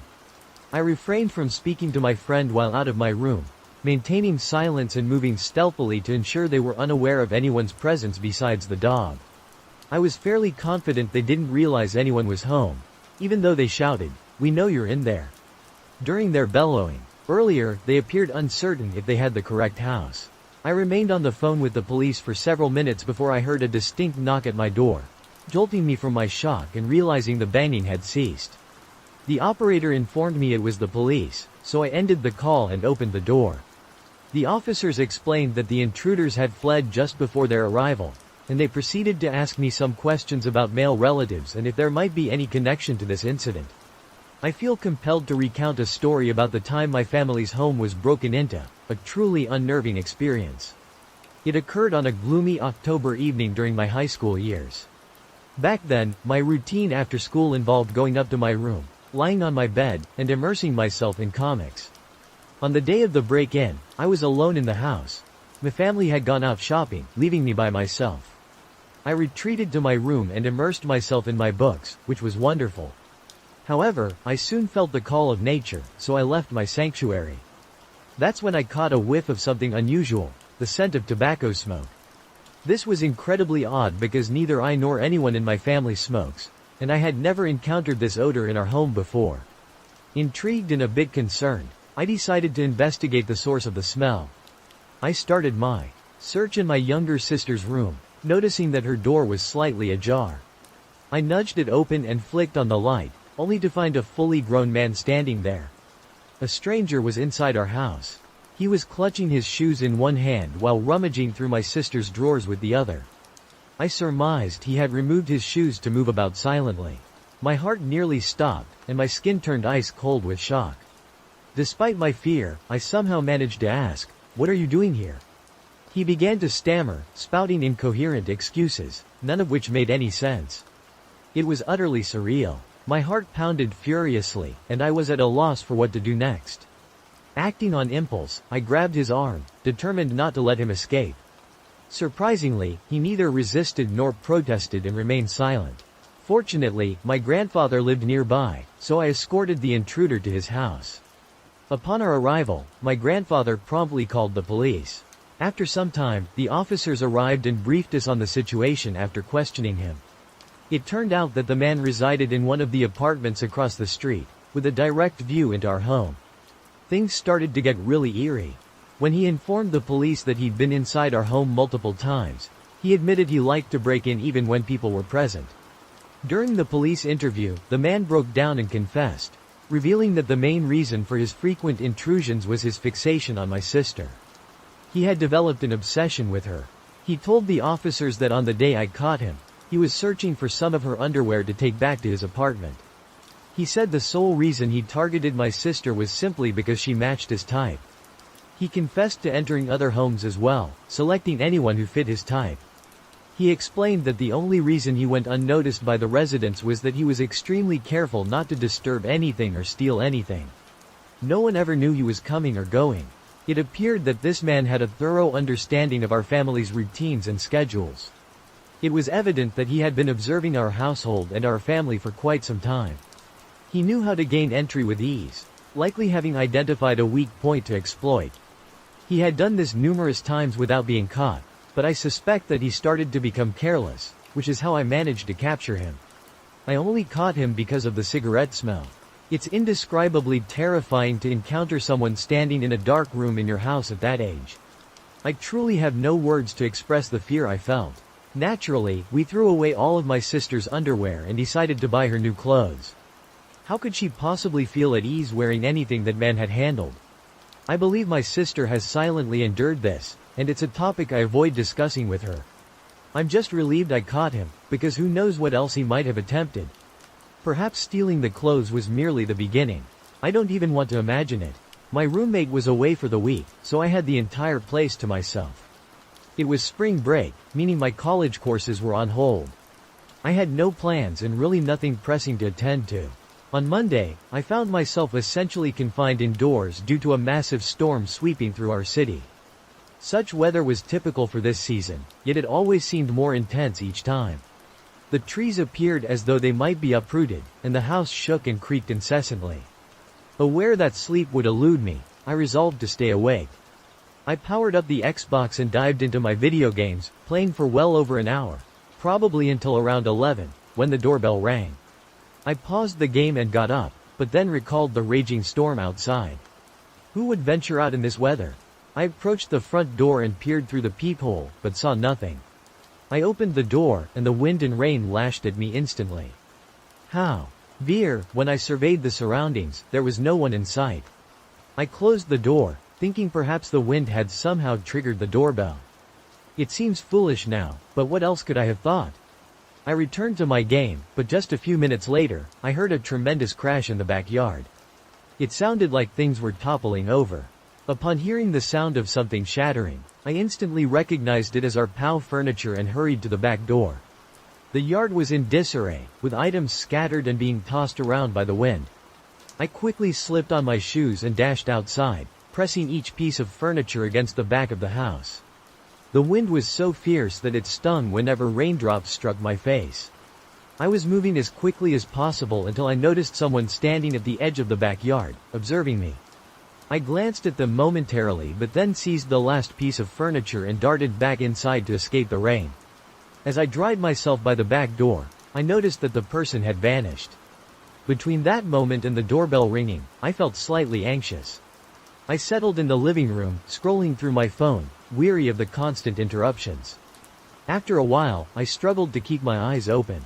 I grabbed a blanket and lay down on the couch, not wanting to go upstairs where the storm was even louder. It took some time, but I eventually fell asleep. A few hours later, still in the depths of night, I was jolted awake by a sudden gust of strong wind shaking the house.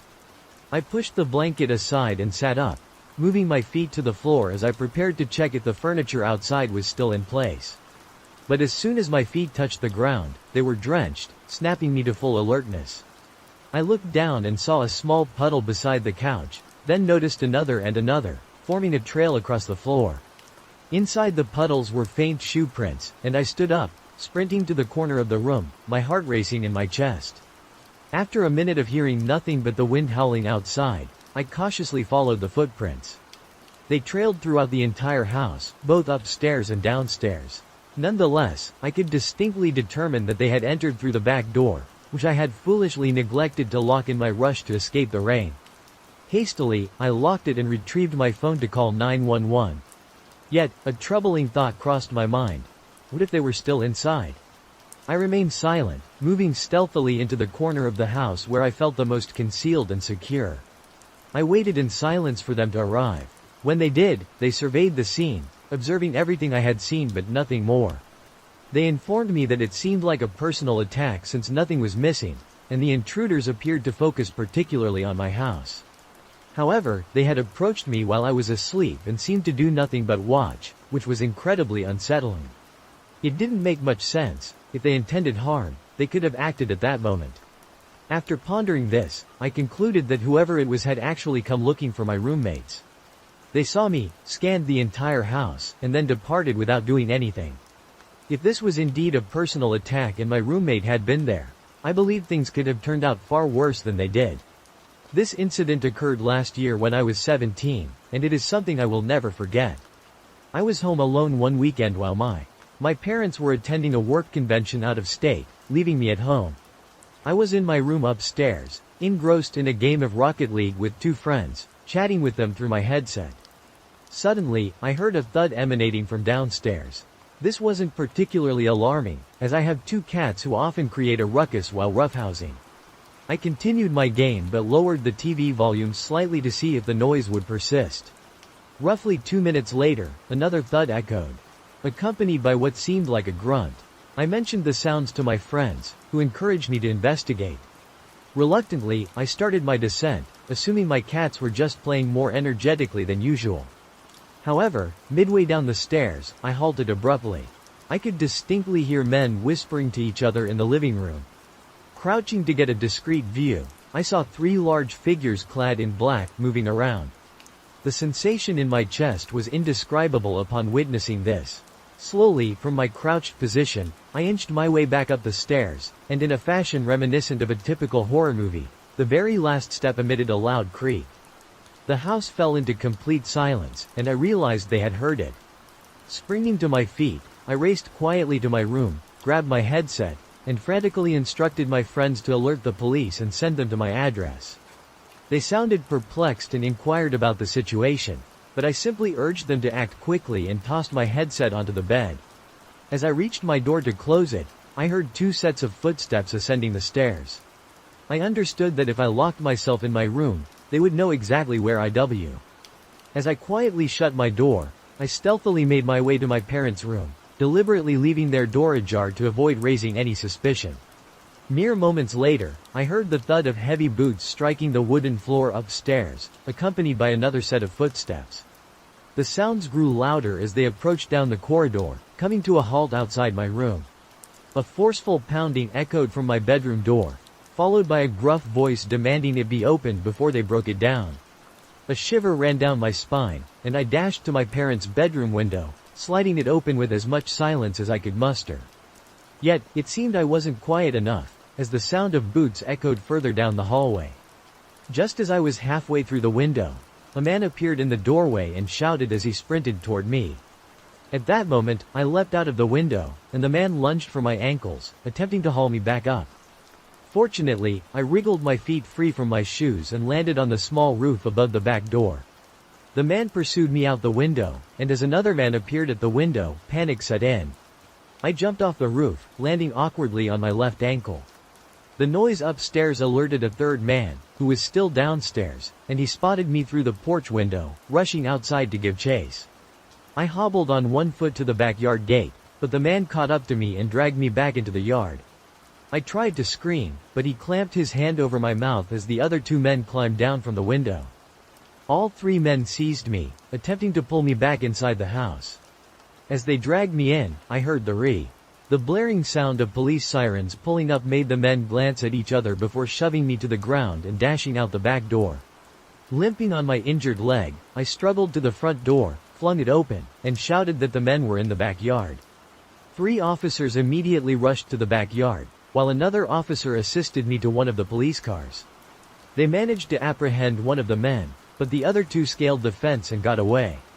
The captured man was thrown into another car as the officers began questioning me. Soon after, my 2 friends, whom I had been playing with earlier, arrived in the driveway on their bikes and hurried over to see if I was all right. I reassured them that I was fine and thanked them for calling the police, possibly saving my life. The man who was caught faced charges of burglary and attempted kidnapping. It turned out that the intruders had broken in through the basement window. I was grateful to have escaped with my life and only a sprained ankle that night. My lesson to everyone is to always trust your instincts and never disregard any strange noises when you're home alone. My name is Christine, and I was 23 years old when this unforgettable New Year's Eve incident occurred. I was out with my beloved dog, Max. It was a few hours before midnight, so I decided to take him for a brief walk before getting ready for the party. Max was generally well behaved and usually fine without a leash, so I allowed him a moment of freedom to enjoy the crisp air as we strolled through our neighborhood. The evening was charged with anticipation as people around the town were preparing for the celebrations.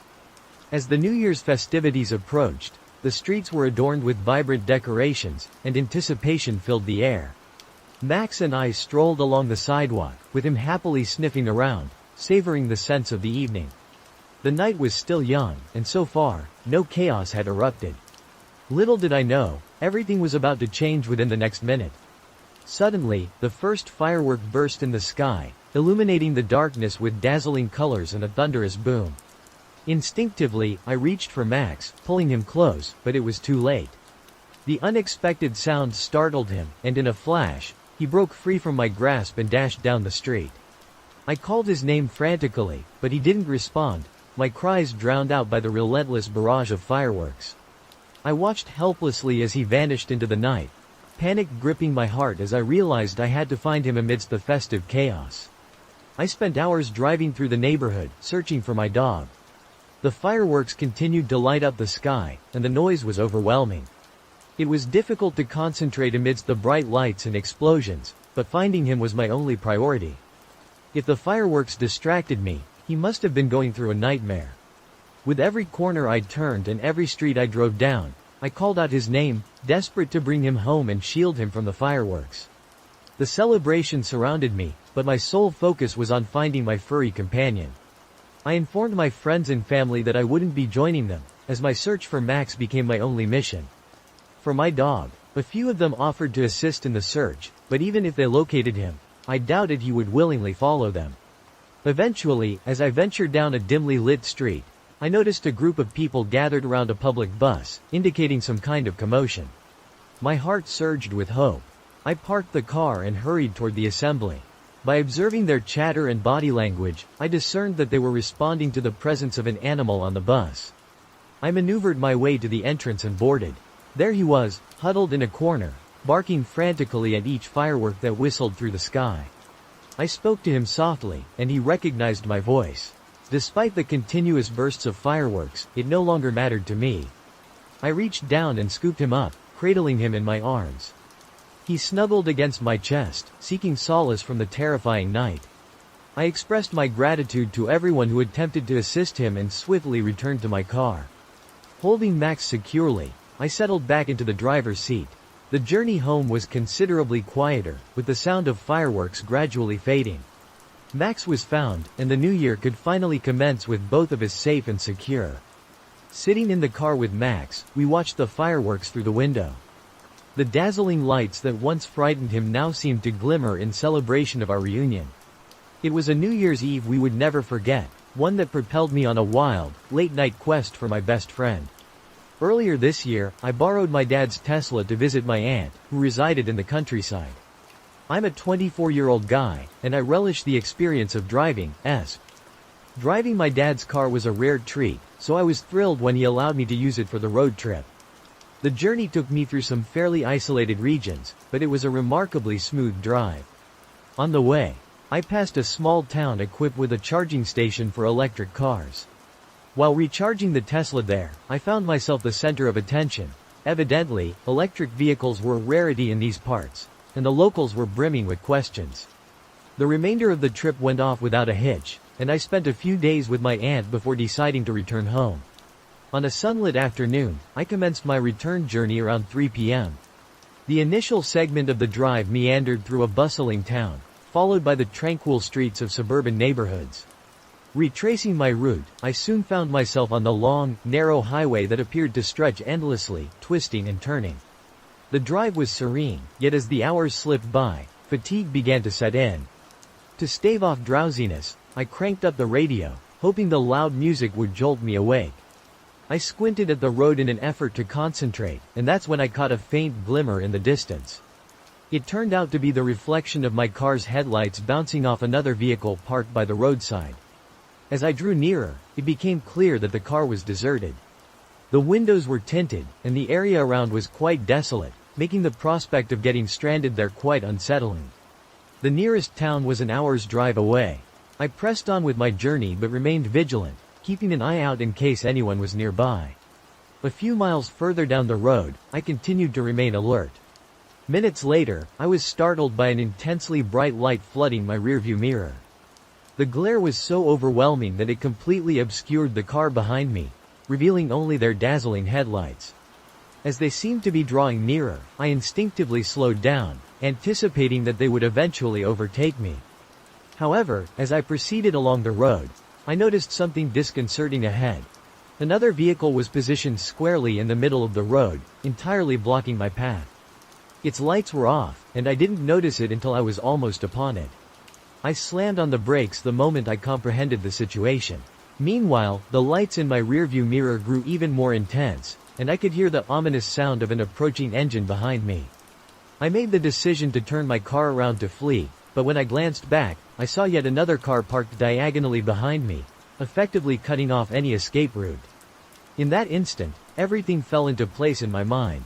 I heard the unsettling noise of car doors opening and closing around me, and panic surged through my veins. Without pausing to think, I veered off the road, plunging into the trees, in an attempt to circumvent the blockade and reach the other side of the road past the parked cars. My focus was entirely on avoiding the trees and preventing my car from getting stuck, so much so that I didn't even check to see if anyone was pursuing me. About 10 seconds after leaving the road, a gunshot echoed through the air. Glancing back, I realized they were indeed chasing me. The bullet struck somewhere in front of my car, and fear mixed with adrenaline coursed through me as I continued navigating the winding dirt road.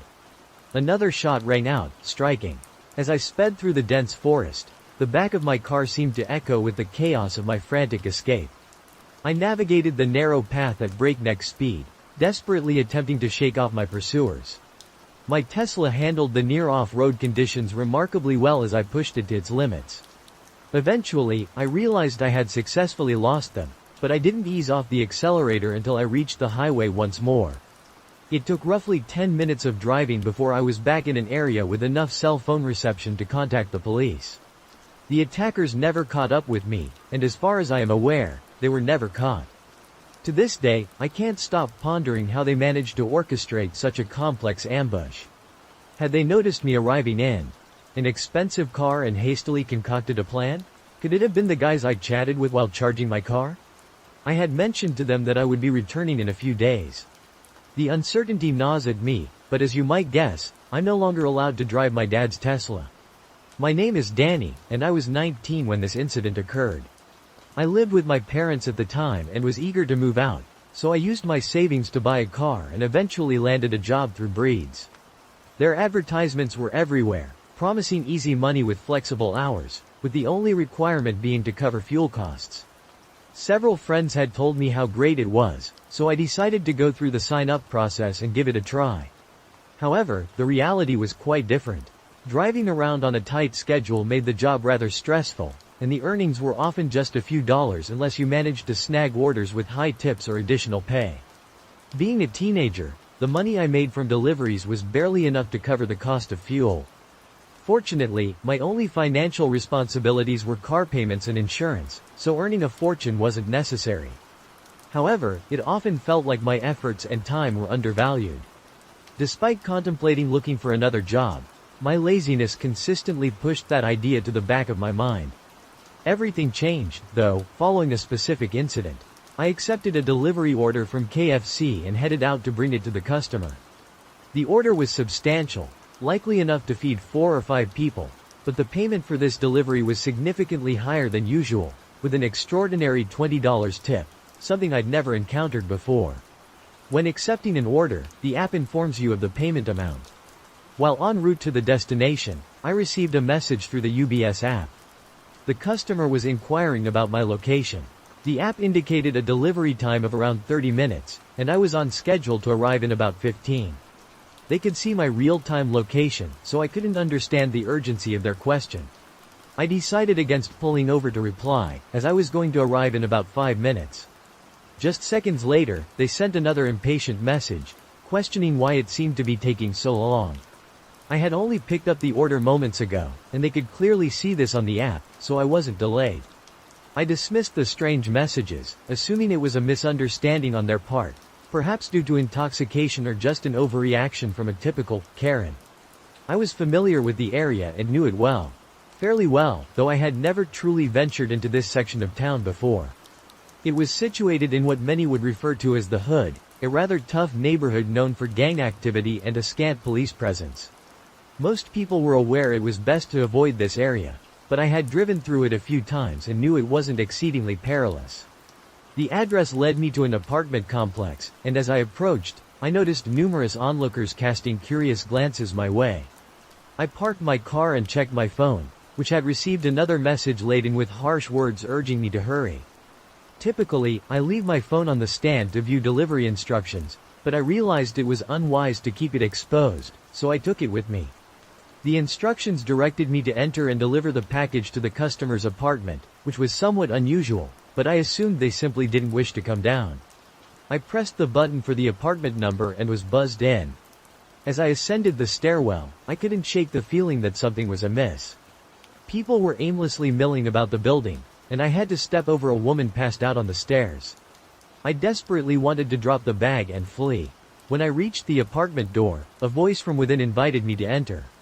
I hesitated momentarily, puzzled as to why they couldn't retrieve it themselves, but I was on the clock and eager to complete this delivery. I stepped into the apartment, and as the door shut behind me, I realized my blunder. The lights were completely off, with the only source of the most noticeable feature in the room was the enormous TV mounted on the wall. Scanning my surroundings, I spotted a few individuals with a rather suspicious demeanor. I offered them the bag, and they regarded me with utter disdain. The man, who appeared to be their leader, signaled for someone else to take the bag from me. He began to circle me as I stood there, utterly paralyzed. I had no clue how I had ended up in such a perilous predicament. Without hesitation, he started probing me about what I had brought. I informed him that I only had the food and needed to leave. He chuckled and ordered me to sit down. At this point, I was entirely out of my element. He began interrogating me about why I had taken so long and what I could do to compensate for it.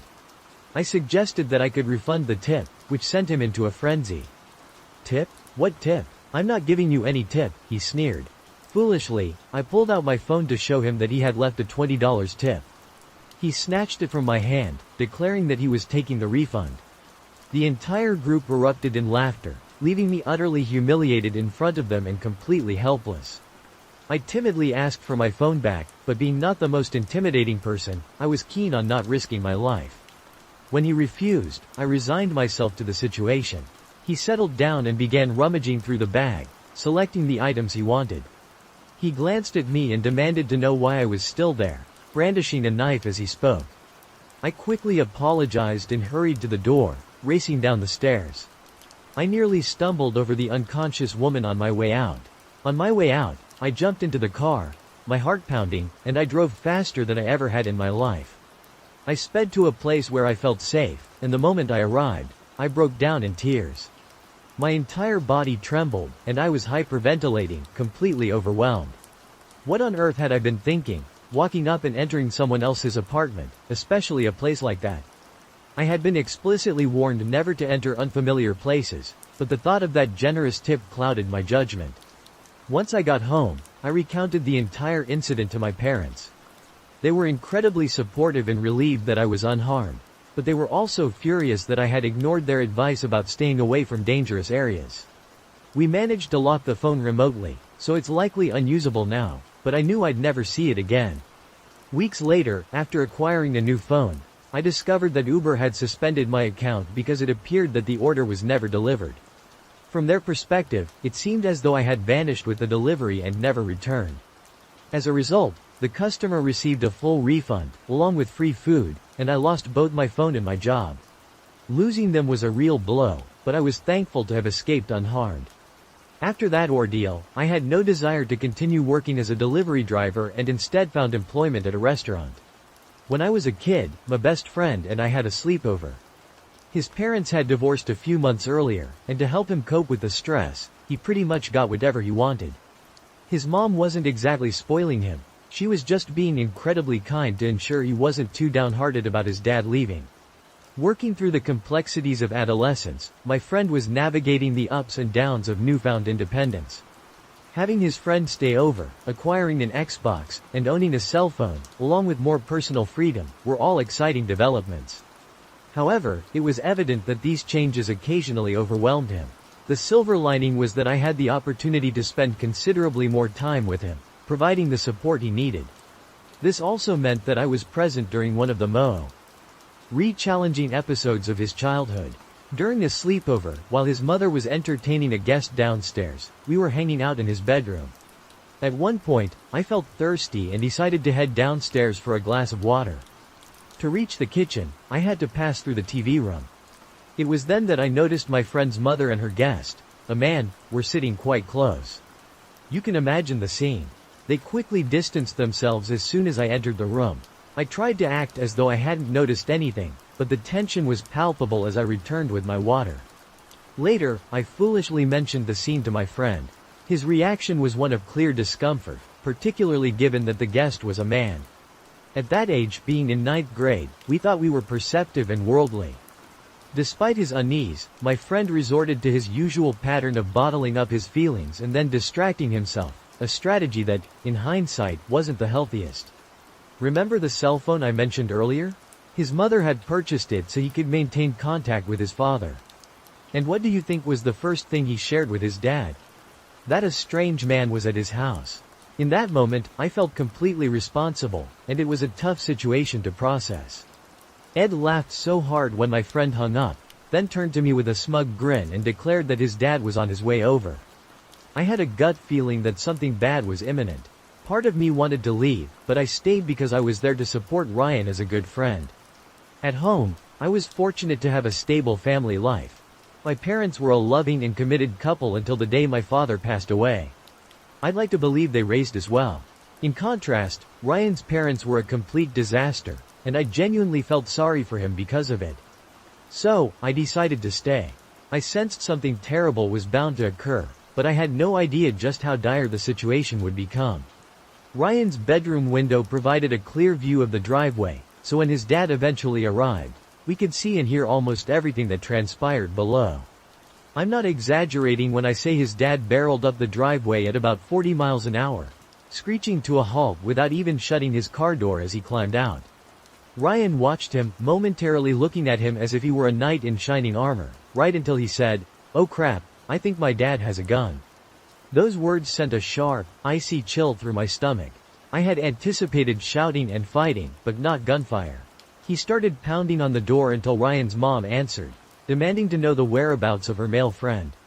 She feigned ignorance, saying she didn't know what he was talking about. But then Ryan's dad went from calm to furious in an instant, shouting, "Don't lie to me. Tell me where he is." There was this very tangible, almost suffocating pause, and Ryan and I were enveloped in an overwhelming sense of anxiety. Then, his mother questioned him about how he knew anything about another man, and a chilling sensation surged through my veins because, essentially, I was the one who had divulged that information. In that moment, I realized that whatever was about to unfold was entirely my responsibility. Ryan's father erupted in anger at the revelation, yelling, "You're a damn liar. Now get out of my way." We could hear Ryan's mother shouting briefly, but then another voice emerged. Undoubtedly from inside the house, the voice of the guy friend. He was yelling at Ryan's father to get off him. I heard the guy begin to shout something else at Ryan's dad, and then he abruptly fell silent. All that followed was the sound of footsteps pounding against the floorboards downstairs, and then bam! 3 distinct gunshots reverberated throughout the house. Ryan and I were in a state of shock at this point because we could still hear his mother screaming, and we had no idea if she had been shot. What if the boyfriend was dead? WH. And if the boyfriend had a gun and had fired at Ryan's father? The entire situation was distressing enough, but the uncertainty was the most unbearable part. I had to snatch Ryan's cell phone from him to call the police because he was completely paralyzed by the stress. He had already endured a difficult few months with the whole divorce ordeal, and now he faced the possibility of losing a parent. I couldn't fault him, really, it was harrowing enough for me, and they weren't even my parents. The 3 gunshots were all we heard, and before the police arrived, the only sounds that reached our ears were Ryan's mother's cries. I heard crying downstairs. We should have checked on her. I know we should have, but the dispatcher instructed us to remain where we were, as there was uncertainty about whether the shooter was still active. So, we followed the instructions given to us. Fortunately, everyone was safe, and no one sustained any injuries. Ryan's father had aimed his gun at his mom's friend the moment he saw him, but the friend was quick and dashed out the back of the house. Ryan's father pursued him, firing 3 shots, but it was more to frighten the man away by that time. Luckily, none of the bullets came close to hitting him, yet the situation was still horrifying. As a result, Ryan's father ended up returning to prison for a lengthy period. When I was a child, there was a friend I had in elementary school with whom I was very close. We sat next to each other in class and spent every recess and lunch together. At one point, we planned a little sleepover.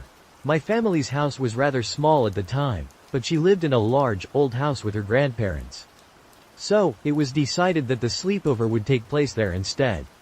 I never learned why she lived with her grandparents or what had happened to her parents, but I remember my mom and dad advising me not to ask her any questions about them. In retrospect, the reasons were clear. The only strange thing was that my friend seemed particularly keen on having the sleepover at my house. To the extent that when we were left with no choice but to hold it at her grandparents' place, she suddenly didn't seem interested in the sleepover anymore. I had to persuade her to go ahead with it at her grandparents' house. I was thrilled at the prospect of the sleepover, so much so that I could barely contain my excitement. When the night finally arrived, I made my way to her grandparents' house, and it was every bit as enjoyable as I had anticipated. We spent the evening in her room, watching movies, ordering pizza, and indulging in ice cream right out of the tub. Her grandparents seemed incredibly kind and welcoming. Then, at approximately 9 p.m., her grandfather gently knocked on the door, peeked inside, and informed us that he and my friend's grandmother were heading to bed, so we should keep the noise down. After they retired for the night, we continued with our festivities. A bit later, I mentioned to my friend that I needed to use the bathroom and moved towards the door. Suddenly, she sprang up, blocking my way, and said, "You can't go out there, you'll wake Grandpa." I assured her that I would be quiet and began tiptoeing down the hall to avoid disturbing him. However, my friend still adamantly refused to let me leave the room. Initially, I thought she was joking, but when I tried to get past her, she forcefully shoved me away from the door with an angry expression on her face. I didn't want to argue with her, as our main goal was to remain as silent as possible. Yet, I still needed to use the bathroom, so I asked her where I was supposed to go. To my surprise, she reached under her bed and pulled out a plastic stationery tray. Pointing to it, she told me to use it. At first, I thought she was playing a cruel prank, but her seriousness was undeniable. She actually wanted me to encourage me to relieve myself in that stationery tray, so I did. It was utterly revolting, but I complied, and immediately the atmosphere was ruined. I had nothing to clean myself with, and I was fairly certain that I had gotten some on my nightgown. It was an all-around repulsive situation. Yet, my friend still refused to let me use the bathroom to wash up. The strangest part was how she behaved, as if this were completely normal. She never did anything like this at my house, and she certainly didn't seem like the kind of kid who would. She wasn't known as the unhygienic one at school. The entire experience baffled me, and although it didn't impact our friendship, I was reluctant to stay over at her place again. We remained close for quite a while afterward, but eventually, we attended different high schools when she moved in with her aunt in St. Paul. We kept in touch through MySpace back when that was still popular, but I never uncovered the truth about her peculiar nighttime bathroom habits until long after her grandfather passed away. My friend's grandfather had assaulted her multiple times during the night. It was more complex than typical abuse. He was a veteran suffering severely from post-traumatic stress. Every few nights, he would be discovered wandering the house, apparently sleepwalking or experiencing a mental episode. There were occasions when my friend would attempt to use the bathroom, and he would physically confront her, accusing her of being an intruder. He would allegedly interrogate her and inflict pain to force her to speak. The entire situation was deeply tragic because he was truly a remarkable person if you had the chance to meet him. When he passed away, she seemed to be deeply affected. During our phone conversation, she was overwhelmed with tears and had to end the call abruptly. Despite my persistent attempts to reach out through messages, she never responded. In the end, my mother and I managed to find her aunt's home phone number. We decided to call ahead before visiting. Her aunt appeared more than willing to converse with us, but she warned that she had something incredibly serious to disclose. This was the reason her mother was absent, and it had completely shattered her life. She was too young to comprehend why he would act that way towards her and assumed he was simply abusive. Back then, there was little understanding of his condition, so everyone involved merely thought he was horrible to his daughter. Ultimately, she developed an addiction, explaining her absence from the scenario. She was adamant that the judge should not grant custody to the grandparents, but her pleas were dismissed because she was evidently struggling with addiction. I believe the fear of him was so intense that they were unable to discuss it openly, and it was only after his death that the truth began to emerge in various ways. The aunt she was staying with was actually her mother's cousin, and naturally, she wasn't present during those childhood events. As her friend, hearing about it was utterly horrifying, so I can only imagine how dreadful it must have been for her to realize she was so close to the abuse yet unable to recognize it. Suddenly, everything became clear to me, and I understood why she was reluctant for me to walk down the late at night in the hallway. I pondered why she resorted to using a stationary tray to relieve herself, hidden beneath her bed. She wasn't being cruel or bizarre when she instructed me to do it, she was shielding me. It's no surprise she didn't want me to host a sleepover in a different place. I genuinely don't want to make this all about myself, but as I recount this, I feel an overwhelming guilt for not informing my parents back then. I didn't want to embarrass her, she was my dearest friend. But that's the essence of childhood, isn't it? That innocence leads you to make foolish choices, even if unintentionally. That's what my therapist assures me, and I strive to believe it, truly. Yet, a part of me will always be convinced that, in some way, I am at fault. This incident remains one of the strangest encounters I've ever had with a friend, and it significantly contributes to my trust issues with friends even today. I'm 18 now, but when this story took place, I was around 13. I had just formed a close bond with a girl from my school, whom I'll refer to as Sasha for this narrative. Sasha and I met through mutual acquaintances, and we became much closer as we spent time in a group with my absolute best childhood friend at the time. Eventually, we began to spend time alone together. She had recently moved, and I spent a considerable amount of time having sleepovers at her new house. We would all gather at the local playground with another boy from our grade, whom I'll name Dylan for the purposes of this story. At that time, I was in a flirtatious relationship with Dylan, and Sasha was aware of this, yet she persistently tried to more than enough money for a shopping spree. Sasha returned with a triumphant grin, saying her mom had agreed to send the money. It felt as if we were about to embark on a grand adventure. The next day, we set off for the mall, buzzing with enthusiasm. Sasha couldn't stop talking about all the outfits she envisioned us buying. As we walked through the bustling corridors, filled with vibrant store displays and the hum of chatter, I felt like we were in a movie montage. We tried on countless clothes, giggling at some of the fashion disasters and marveling at the ones that made us feel like models. Despite the fun, a part of me was still uneasy about how Sasha always seemed to want more, even when we were already in such a wonderful situation. She was insatiable, always looking for something beyond the present moment. Her restlessness contrasted sharply with my contentment, but I pushed those thoughts aside, focusing instead on the joy of the day. When we finally returned to the mansion, our arms laden with shopping bags, it was late afternoon. The sun was beginning to set, casting a warm glow through the large windows. We sprawled out on the living room floor, surrounded by our purchases, and Sasha immediately started planning our next escapade. Her mind was always racing ahead, she couldn't linger long in any single moment. In that instance, I realized something about Sasha.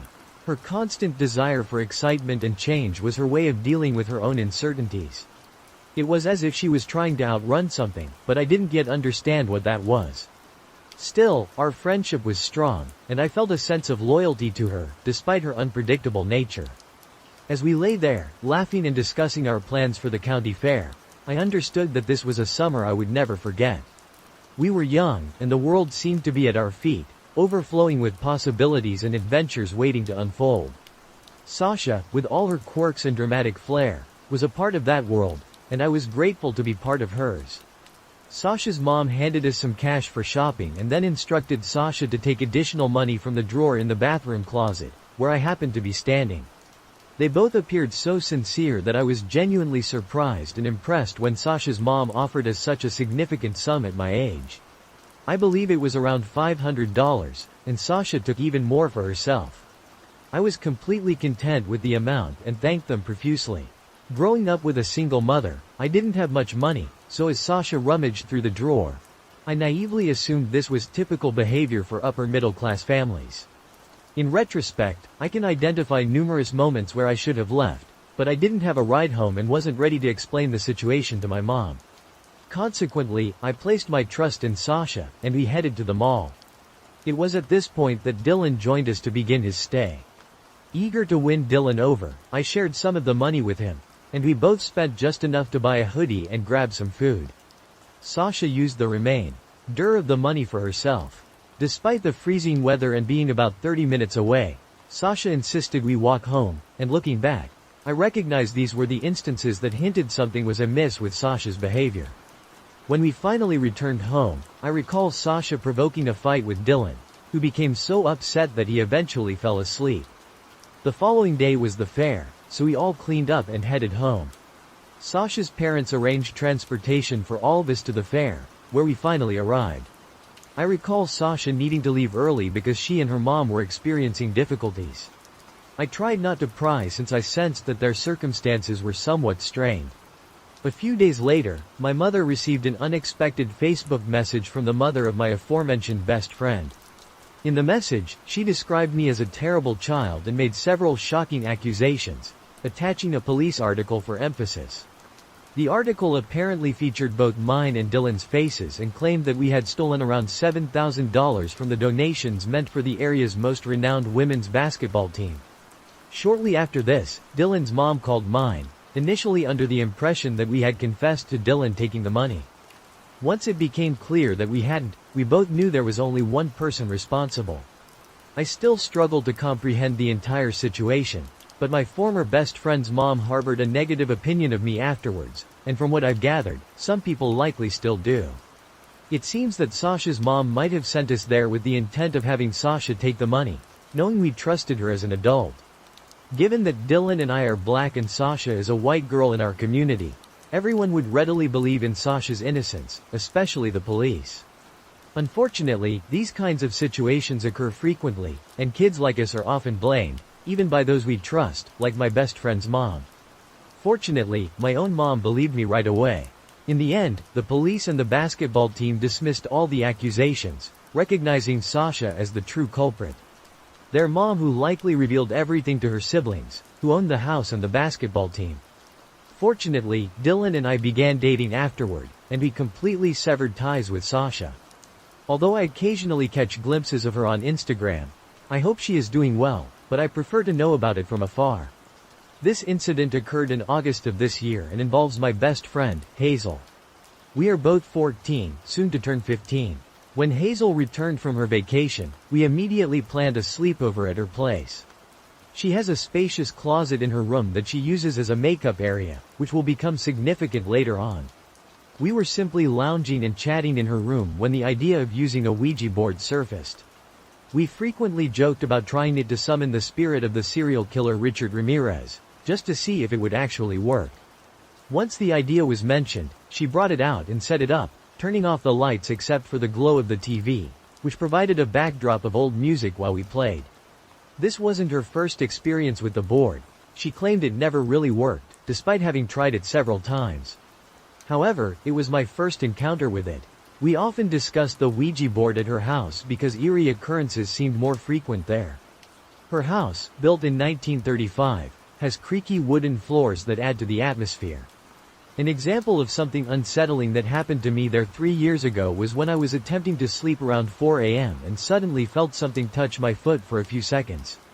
At first, I thought it was her cat brushed against my leg, prompting me to ask Hazel, "Why is your cat playing with my foot?" She replied, "My cat isn't here right now. He's outside the door." It was in that moment that realization struck, and my heart plummeted. Her door was completely shut, with her cat still outside. Neither of us dared to glance around or shift even slightly after that. We also fell silent, attempting to drift off to sleep more quickly, though it proved incredibly difficult for me. I felt paralyzed, unable to move, and started trembling from sheer terror. Our fingers were already resting on the Ouija board, and initially, it refused to respond. However, when we inquired, "What's your name?" it eventually spelled out, Richard Ramirez. I suspected Hazel was playing a prank and manipulating it herself. But she assured me it wasn't her by removing her finger, allowing me to try alone. Even then, the planchette continued to move under my touch. We proceeded to ask several more questions and then challenged it, "If it's really you, show yourself." In Hazel's room, she had a collection of dolls, with the most unsettling being her ventriloquist dummy. After our challenge, the dummy's eyes began to blink and dart back and forth. I exclaimed, "Hazel, your dummy's eyes are blinking." Witnessing it herself, she was utterly terrified, screamed, and clung to me tightly. We stayed like that for some time until she finally let go. However, the dummy started blinking once more. I glanced towards her makeup closet from the bed and noticed her mirror. In the reflection, I could discern a figure. After I confided in her, she clung to me even more tightly, and we remained like that for about an hour. It was around 4 a.m., and we still hadn't changed into our pajamas because we were far too frightened to move. I didn't want to get up without her. Eventually, after that hour, we finally bid farewell on the Ouija board. I managed to persuade her to stand up with me so we could at least turn on the lights. Once the lights were on, she felt completely at ease. We changed into our pajamas and attempted to sleep with the LED lights and a lamp on. While she quickly drifted off to sleep, I struggled to do the same. Glancing once more at the dummy, I noticed it was still blinking. I suspected that we hadn't ended the session correctly. Fear crept over me since Hazel was already sleeping, so I turned the other way, closed my eyes, and tried to force myself to sleep. The next morning, when we woke up, everything had returned to normal. Everything was fine, and nothing unusual occurred. She later mentioned that she occasionally still sees the dummy blinking and is too frightened to sleep at night without the lights on. She's contemplating getting rid of both the Ouija board and the dummy. I'm still convinced we didn't say goodbye properly, and I'm certain she won't be using a Ouija board for quite a while. I had always been skeptical about whether Ouija boards were genuine until this incident. You should truly exercise caution when dealing with such things because you never really know who or what you might be communicating with. Watch the scene unfold, especially mindful of what I might say to the WEA board, as things could escalate disastrously if not handled with care. I was still uncertain whether we had indeed been conversing with Richard Ramirez or someone else entirely. All I knew was that the situation felt authentic and the method undeniably effective. I resolved never to dabble in such matters again. During the summer of 2019, my friends and I gathered for a sleepover to celebrate one of our friends turning 17. Rihanna had invited us over to swim in her pool, enjoy some drinks, mingle with boys, and ultimately sleep in her trailer, so as not to disturb her parents. We planned to sleep in the trailer parked on the driveway, which was outfitted with 4 beds. A bunk bed in the left corner, a single bed directly adjacent, and another bed by the entrance.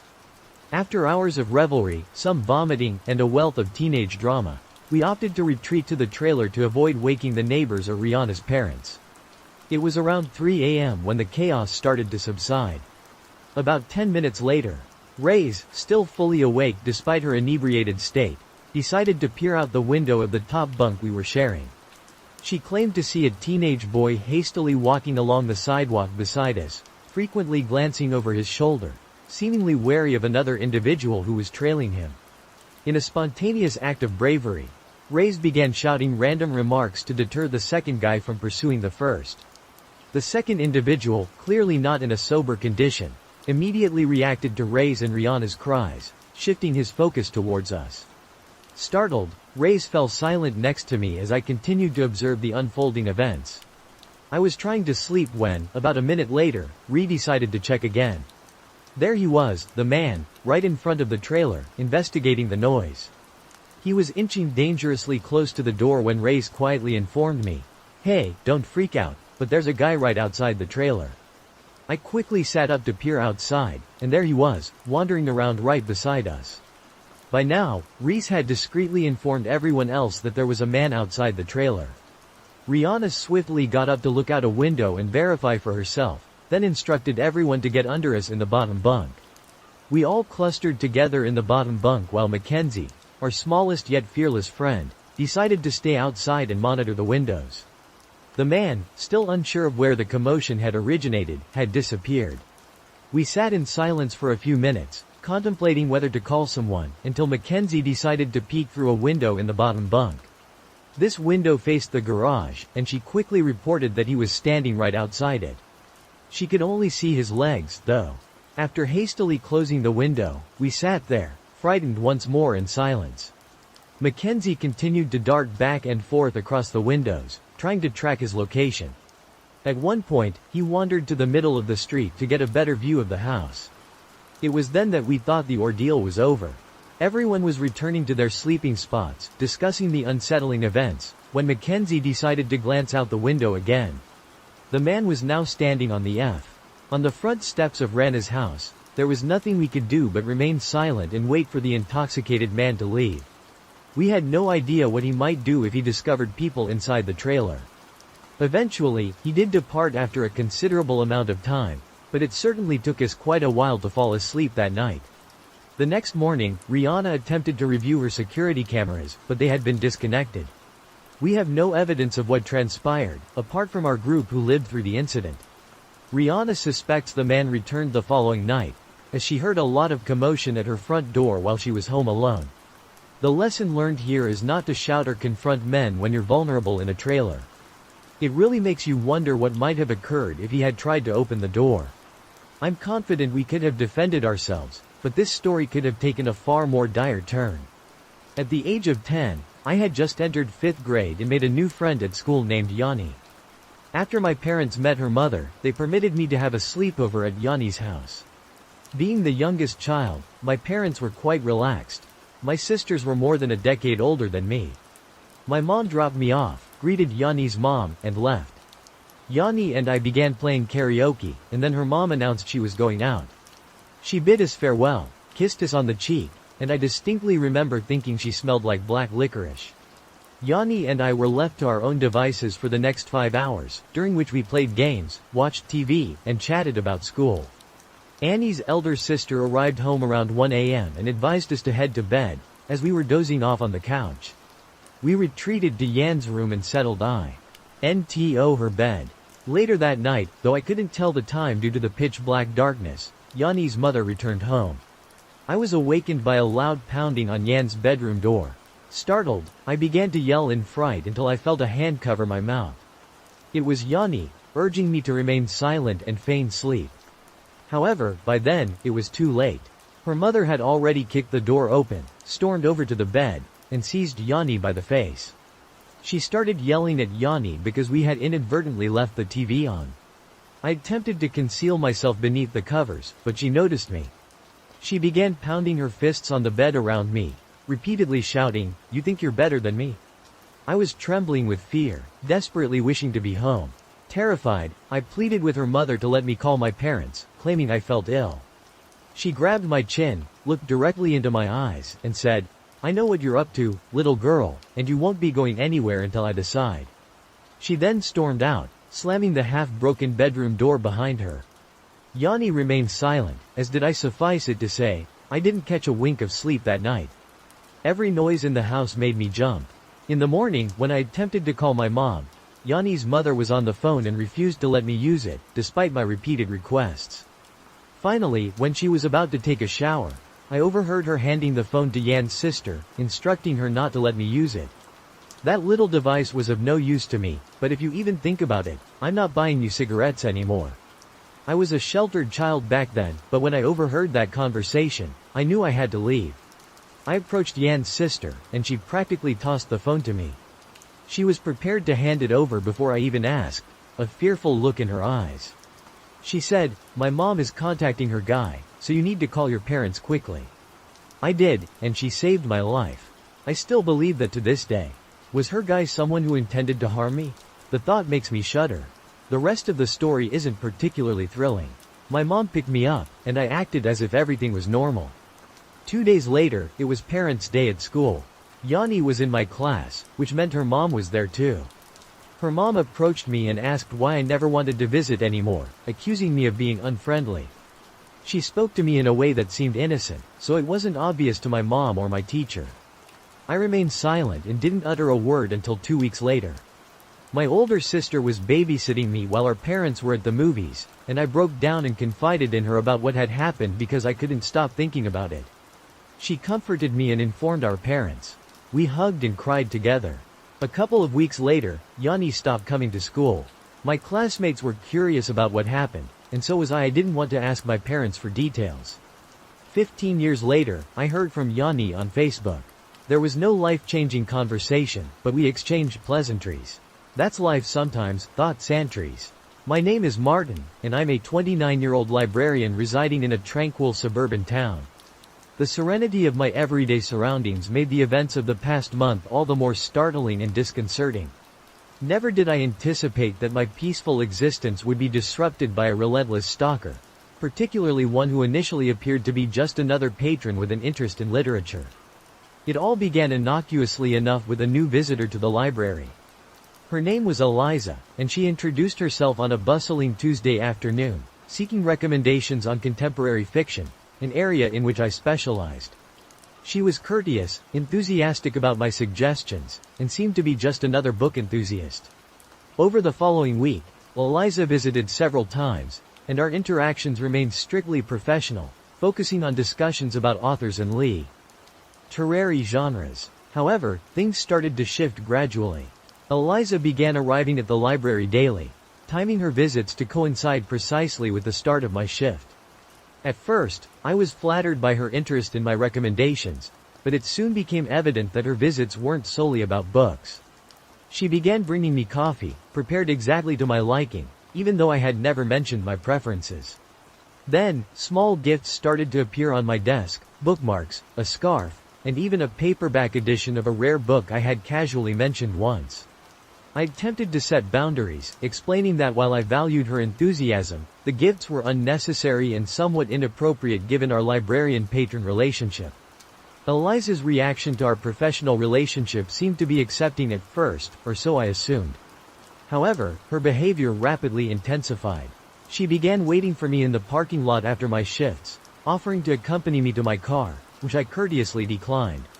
One evening, I observed her trailing behind me as I headed to a nearby cafe after work.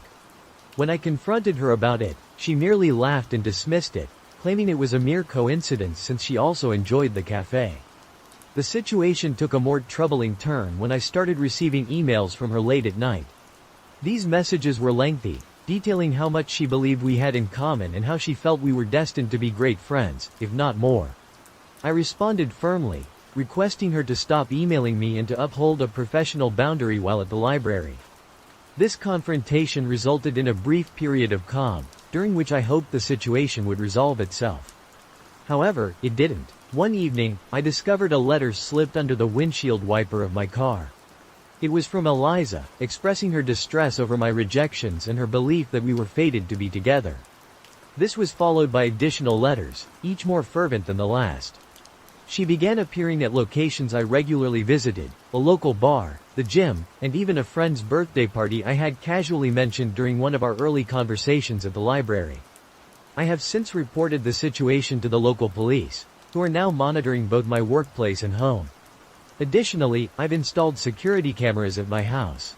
The constant stress and vigilance are taking a toll on me, making me increasingly cautious and wary. Feeling increasingly uneasy and as though the tranquility I once cherished is slipping away, this unsettling situation has completely disrupted my sense of safety and seclusion. Never did I anticipate that my profession, which involves offering knowledge and resources to others, could result in such a profound violation of my personal space. I'm Rachel, and I've been confronting something quite alarming, which began after I decided to cut ties with someone from a dating app. His name was Mike. Initially, our conversations were lighthearted and enjoyable, but he quickly became overwhelmingly intense. He sent lengthy messages expressing how he believed we were destined for one another and envisioned a shared future. It was far too overwhelming for someone I hadn't even met in person, so I chose to cease responding and eventually blocked him. About a week later, while at my regular coffee shop trying to focus on work, I thought I glimpsed someone resembling Mike out of the corner of my eye. I convinced myself it was merely my imagination, considering I had never actually met him in person and only recognized him from photos. But then it happened once more.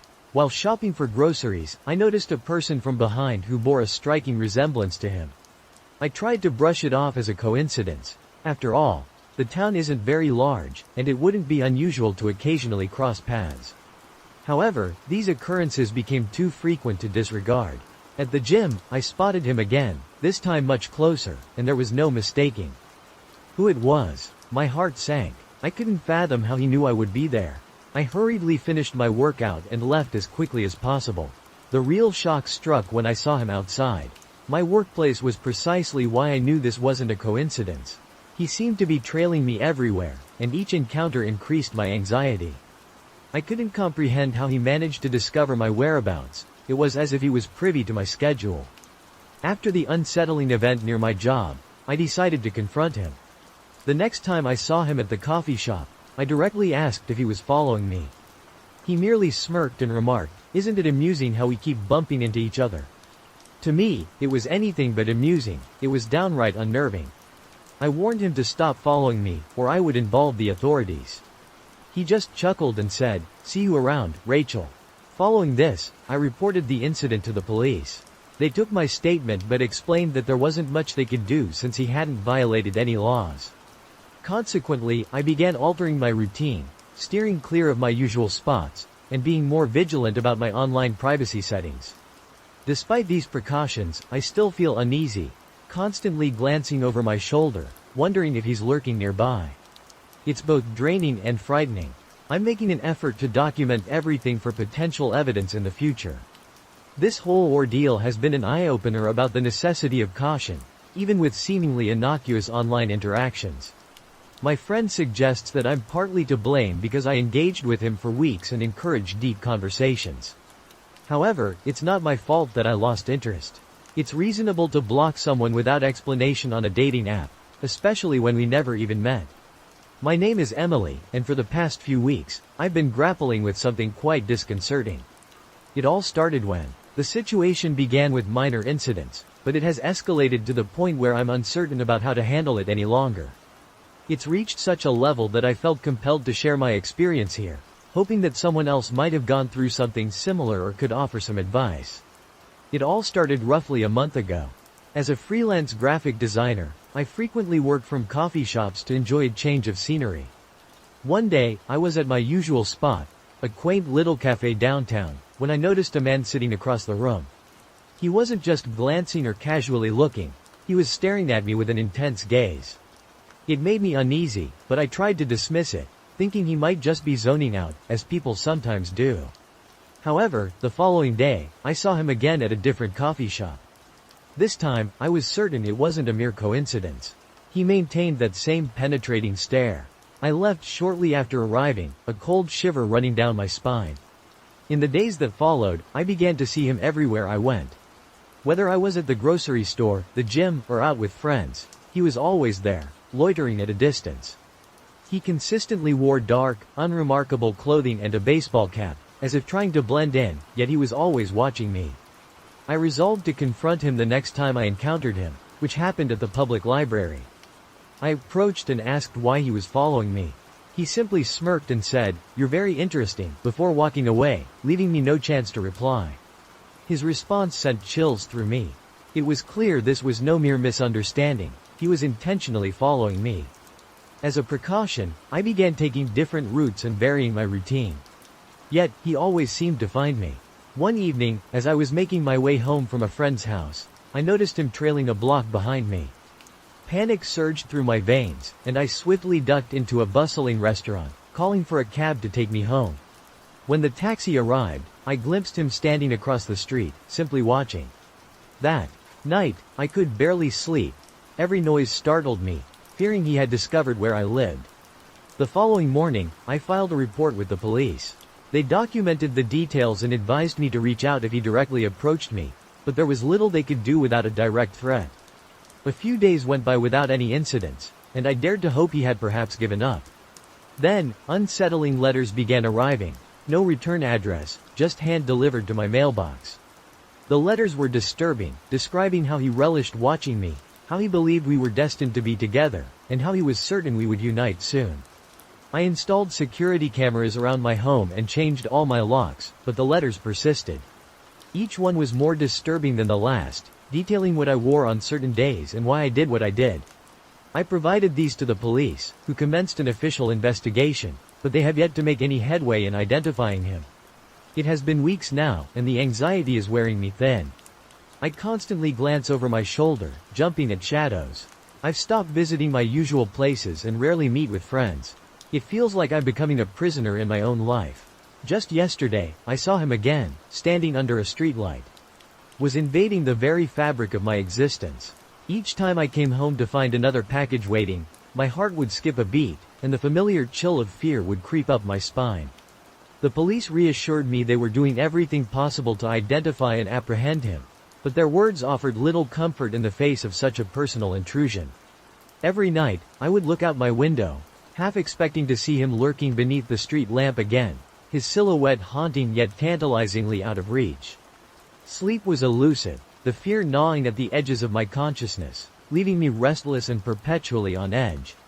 I was trapped in a horrifying loop, where each day blurred into the next, wrapped in a relentless cycle of anxiety and vigilance. My friends tried to console me, insisting that this ordeal would eventually pass, but their reassurances felt hollow. How could they understand the depth of my fear, the constant dread that shadowed my every move? Even the smallest sound outside my window would send my heart racing, every creak of the floorboards setting my nerves on edge. Despite the overwhelming fear, a part of me was determined to reclaim my life. I started documenting every incident, hoping that one day, this evidence might lead to his capture. I reached out to support groups, finding solace in the shared experiences of others who had faced similar situations. Their stories gave me strength, reminding me that I was not entirely alone in this struggle. Still, the question lingered. How long would I have to live like this? The uncertainty was suffocating, the not knowing how or when it would all end became its own form of torment. Yet, deep down, I held onto a flicker of hope, a belief that someday, I would be free of this shadow, able to walk outside without fear, and reclaim the peace that had been so cruelly stolen from me. Peering into the very essence of my private life, I handed everything over to the authorities, who assured me they were doing all they could to apprehend him. They stationed a patrol car near my residence during the night, which provided some reassurance, yet it wasn't enough to quell the fear. Then, 2 weeks ago, I received a video message sent to my hacked email account. The video featured clips of me at various locations over the past few months, all captured from a distance with a shaky handheld camera. His voice was layered over the footage, a deep, distorted tone declaring, "I can see you, Emily. I'm always with you." The invasion felt so complete that I broke down, unable to comprehend how he could have filmed me so frequently without my noticing. I decided it was no longer safe to remain in my home. I packed some essentials and moved in with a friend in a nearby city, leaving my place under police surveillance. My friend's house is in a community with stringent security measures, which provided me with some relief. However, the change in environment hasn't significantly alleviated my anxiety. I jump at every little sound and keep the curtains perpetually drawn. Despite these precautions, yesterday my friend received a delivery meant for me, another package, but this time sent to her address, which I had shared with no one.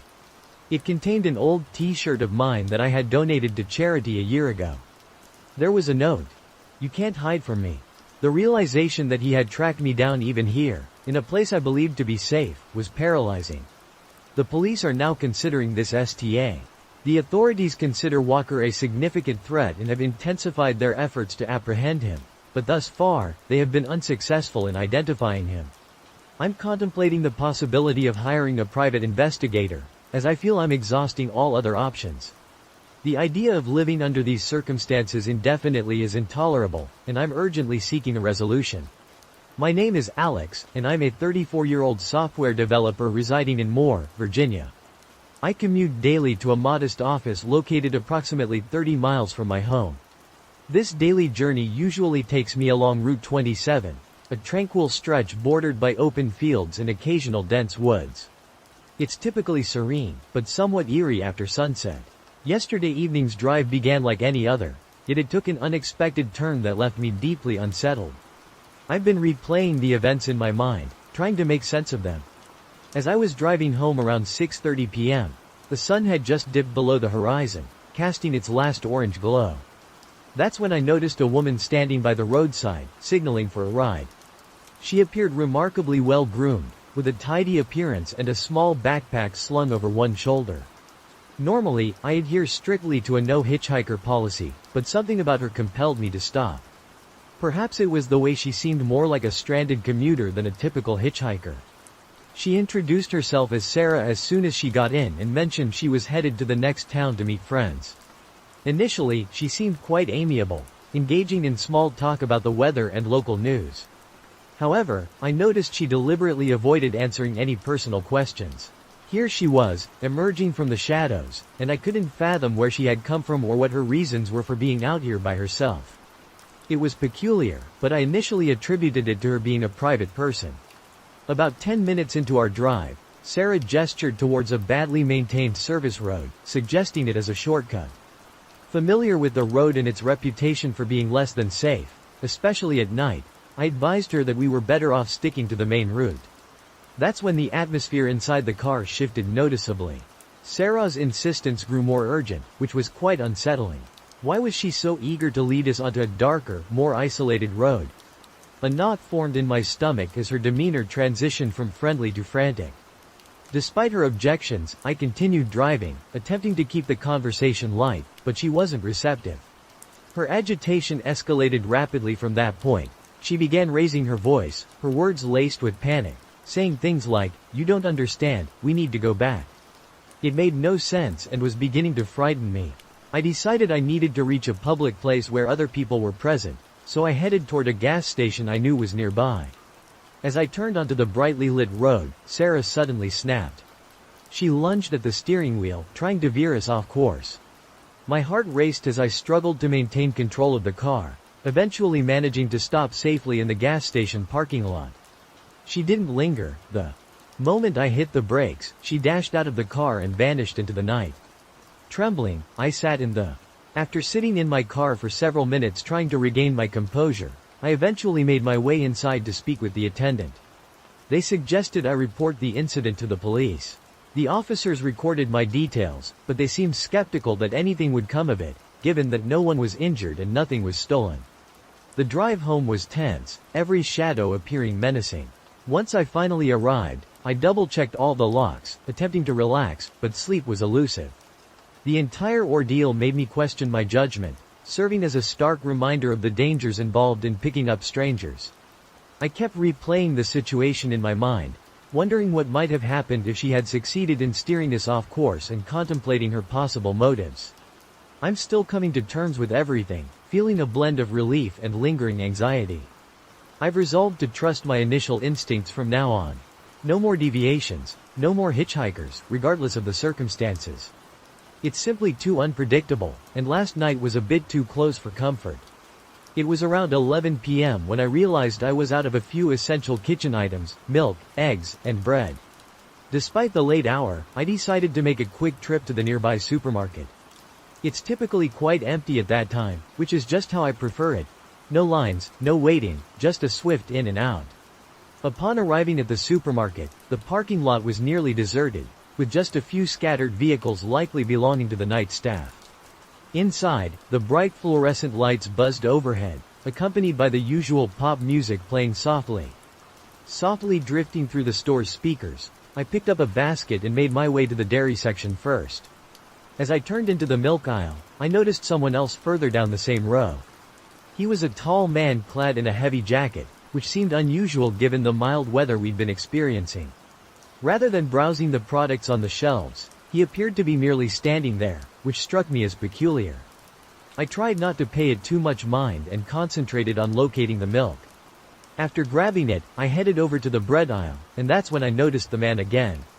This time, he was just a few feet away, seemingly examining the bread. However, as I approached, he neither moved nor picked anything up. Instead, he simply observed as I made my selection. A prickly sensation of unease crept up my spine, but I dismissed it, convincing myself he was probably just deciding what to purchase. I proceeded to the eggs, and that's when things began to feel truly unsettling. Out of the corner of my eye, I could see him once more, now positioned at the opposite end of the aisle, just standing there, still not shopping. At this point, I couldn't ignore the growing knot in my stomach, suspecting something was amiss. Was he following me, or was it merely a coincidence that he appeared in every aisle I visited? Trying to shake off the feeling, I decided to test my suspicion by retracing my steps to the dairy section, pretending I had forgotten something. Peeking around the corner before entering the aisle, I confirmed my suspicion as he quickly moved into the same aisle from the other end, still keeping an eye on me. Keeping his distance but unmistakably tailing me, I now felt genuinely anxious. I decided to abandon the remainder of my shopping and head directly to the checkout. I walked quickly, frequently glancing over my shoulder, and noticed he was still following, trailing several paces behind. Upon reaching the checkout, I was relieved to find only one cashier working and, fortunately, no line. I placed my items on the conveyor belt and kept a vigilant eye on the entrance to the checkout area. As I was paying, I caught sight of the man loitering at the end of a nearby aisle, seemingly observing me. My heart raced as I grabbed my bags and briskly headed for the exit. I made sure to pull out my phone, pretending to make a call, hoping it might deter him from any potential actions if he thought I was conversing with someone. Once outside, I hurried to my car, locked the doors immediately, and started the engine. Just as I was pulling away, I glanced back at the store entrance. He was standing there, just beyond the doors, watching me drive off. The drive home was nerve-wracking. Every set of headlights behind me made me jump, fearful that he might be tailing me. When I finally arrived home, I meticulously checked all the locks on the doors and windows, ensuring everything was secure. I've been trying to rationalize the entire episode. Perhaps he was merely a socially awkward person unaware of how his actions were perceived. Yet, something about his demeanor and the way he methodically maneuvered through the store just doesn't sit well with me. I think I'll be steering clear of late-night shopping for a while. Perhaps even considering getting some groceries delivered seemed like a good idea, but the entire experience left me rattled, and I've been on edge ever since. Part of me hopes I'm merely being paranoid, yet another part of me is deeply unsettled by last night's encounter. If nothing else, it's a stark reminder that one can never be too cautious. It was such an odd experience, and even though I wasn't harmed, I'm likely going to stick to shopping during the day from now on.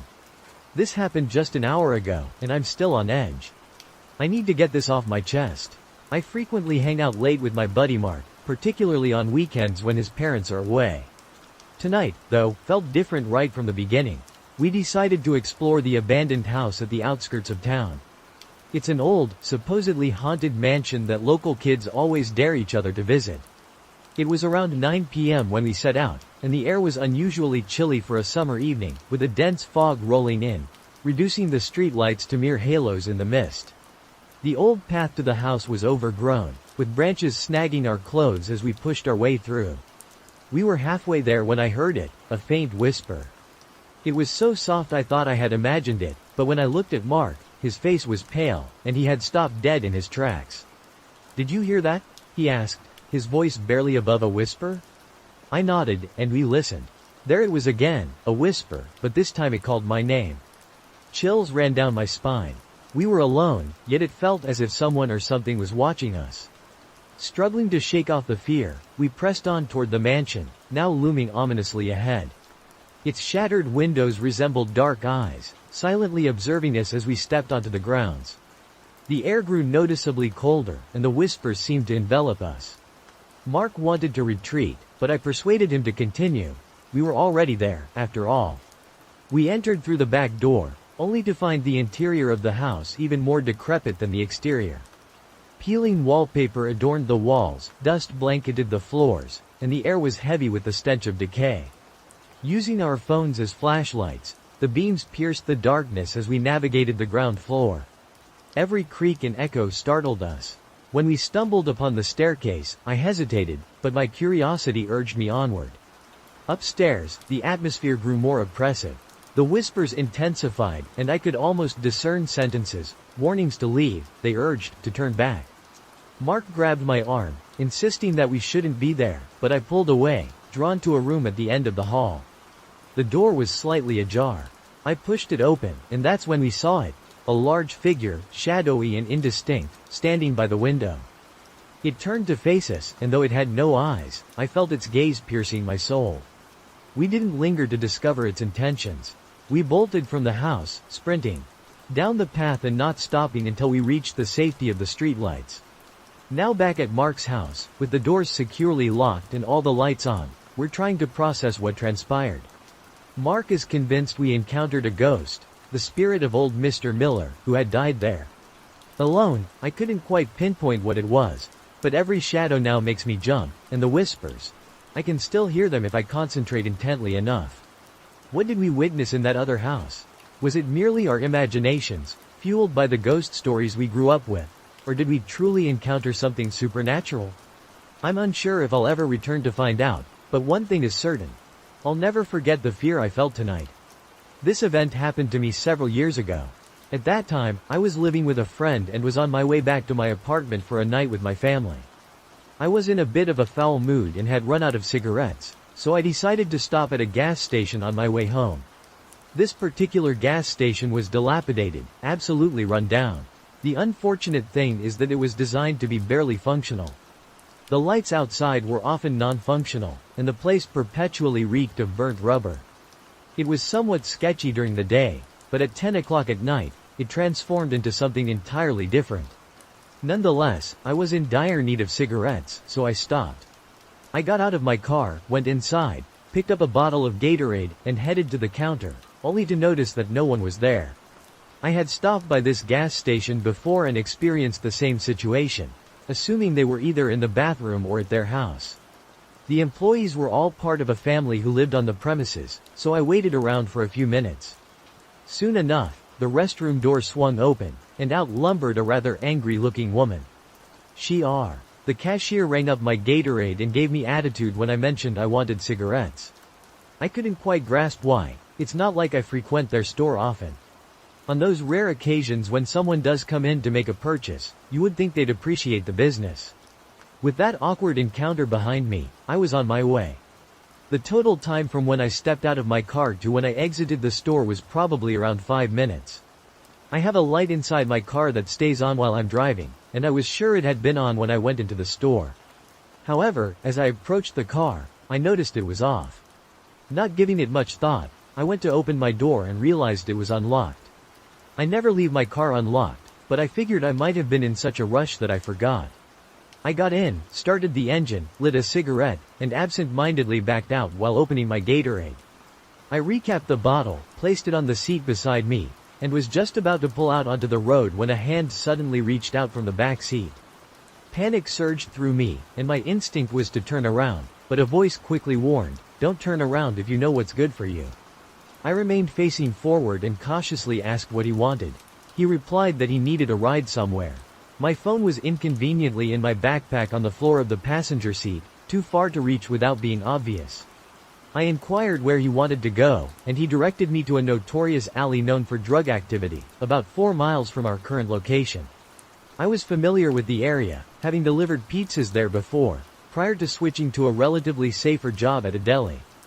As I navigated through the area, I couldn't resist the urge to steal glances at him in my rearview mirror.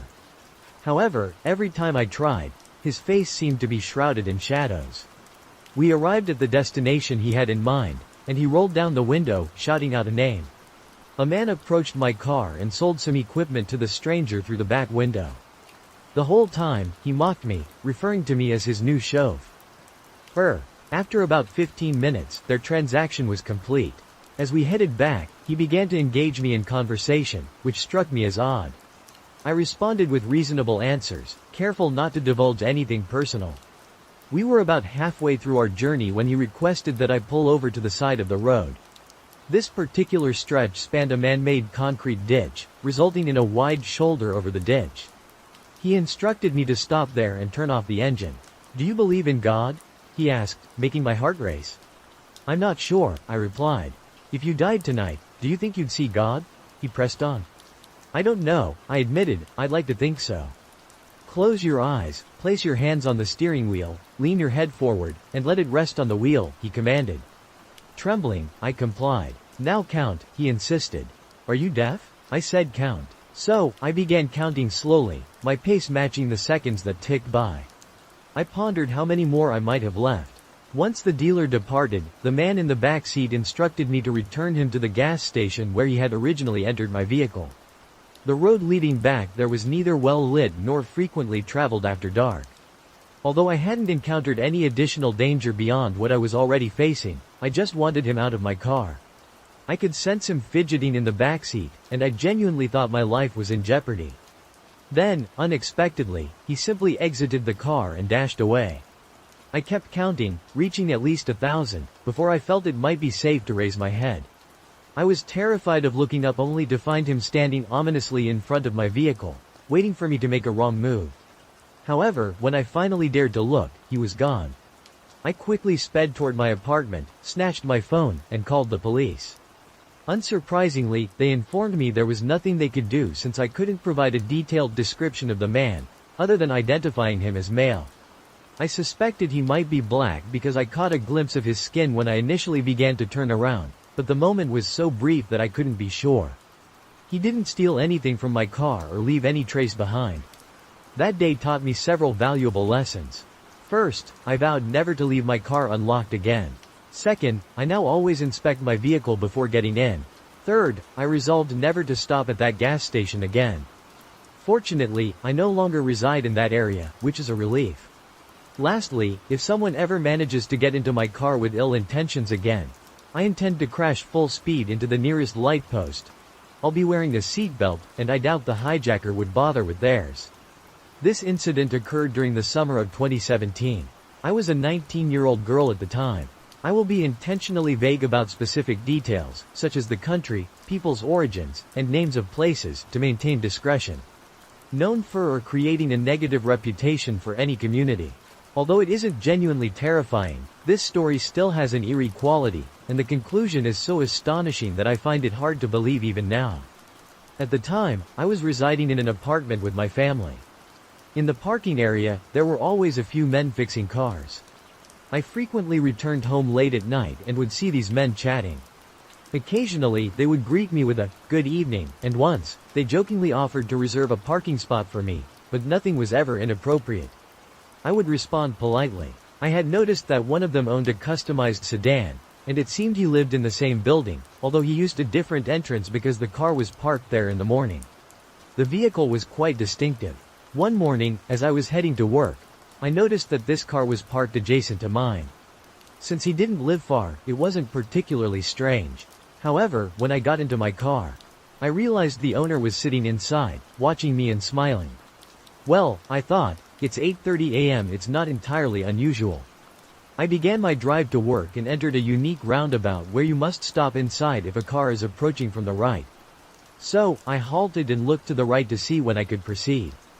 To my surprise, his car was in the second lane. As soon as I merged onto the road to work, he was trailing behind me.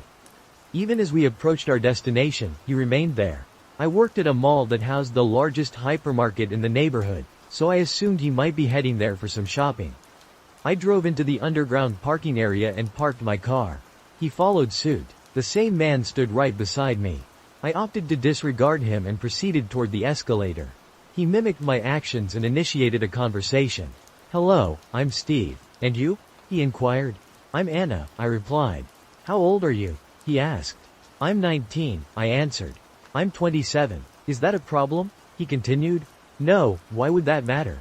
I responded, puzzled. "Alright, so you work here?"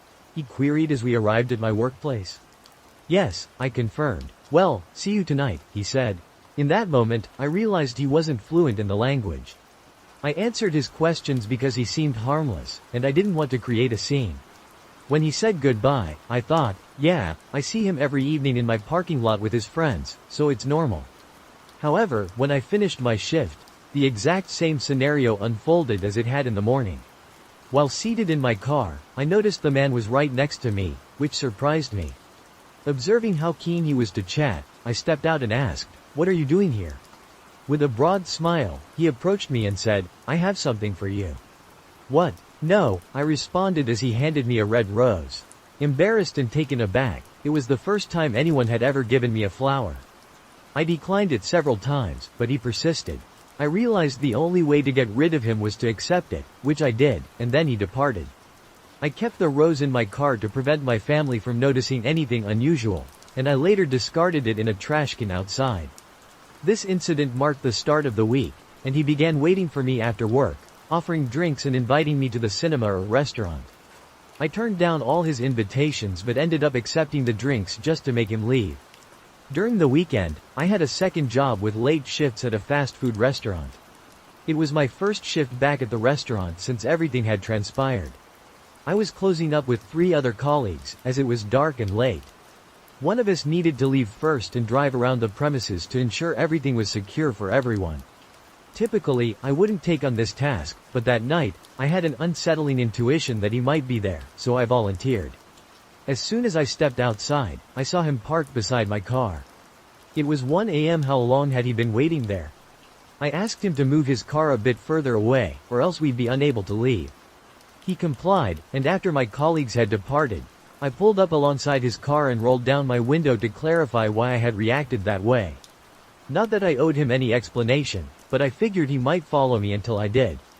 Before I knew it, he opened his car door and got into mine. I want to remind you that this man knew where I worked, where I lived, what my car looked like, and who my family was, as he was a neighbor. That's why I had always avoided causing a scene. But at that moment, I feared for my life. A 27-year-old, muscular man whom I barely knew was in my car at 1 a.m., in an empty parking lot. He appeared talkative, and I had no other option, so I decided to listen. He mentioned that he arrived in the country in 2014, spent 2 years in the capital, and then moved to our neighborhood in 2017. I quickly did the math and realized a year was unaccounted for. I asked him about it, and he replied, "I was in jail." Just imagine how terrified I was. "Why were you in jail?" I inquired. "Well, I didn't have papers, and I had a Circa." The accident turned out to be less frightening than I had anticipated, which was a relief. The man bid me good night and departed. On numerous occasions, I glanced in the rearview mirror and noticed he was trailing me. I couldn't determine when he had started, and even now, I frequently check to see if a car is following me. Once, during the late shift, I was washing dishes and texting a couple of friends to let them know when I would be done so we could meet up. I set my phone aside, and about half an hour later, a colleague approached me and said, "Hey, your friend came through the drive-thru and asked for you." I replied, "Oh yes, I mentioned I wanted to meet up later." I grabbed my phone and messaged my friend, inquiring why they were asking for me at work. They responded with confusion, "What are you talking about?" In that moment, it dawned on me that they weren't the friends I had plans with.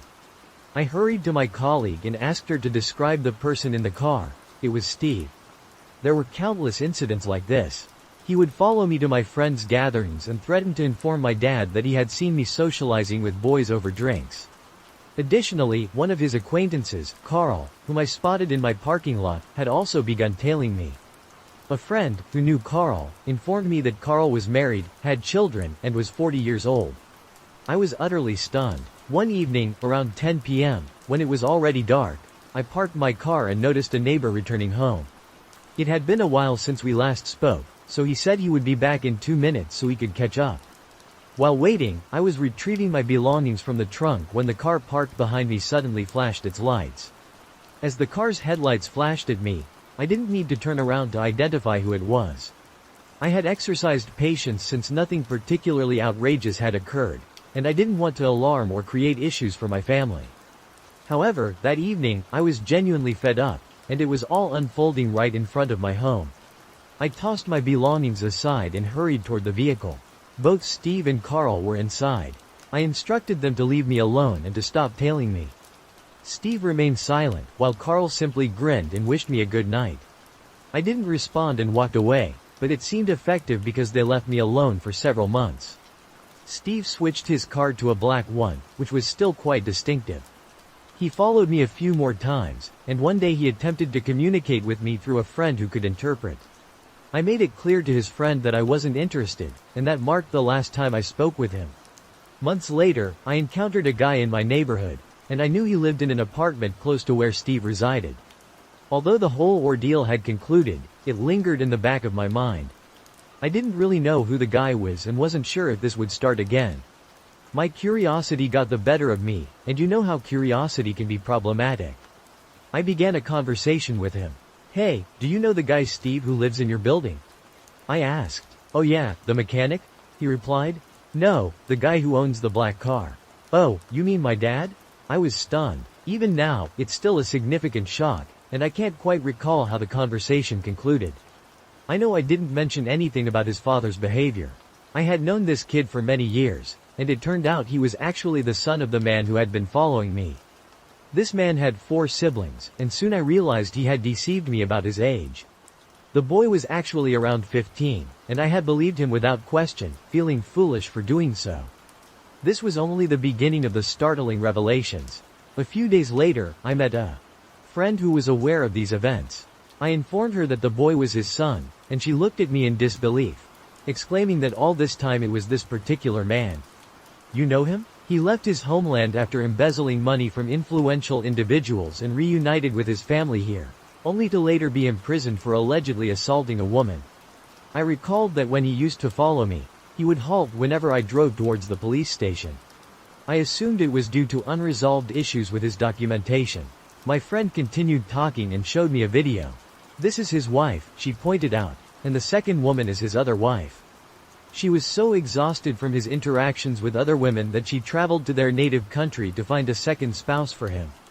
I should mention that my friend was from the same country as this man, but she was born here, which is why she possessed such detailed information. It's a small community, so they all know each other quite well. I consider myself very fortunate that nothing dire happened to me. I still can't fathom it and often wonder how things might have turned out had I acted differently. I was young and inexperienced back then, not wanting to offend anyone's cultural norms. However, in hindsight, I realize I should have reported it. This story occurred 2 decades ago, and while the dialogue is paraphrased, it accurately reflects the events that transpired.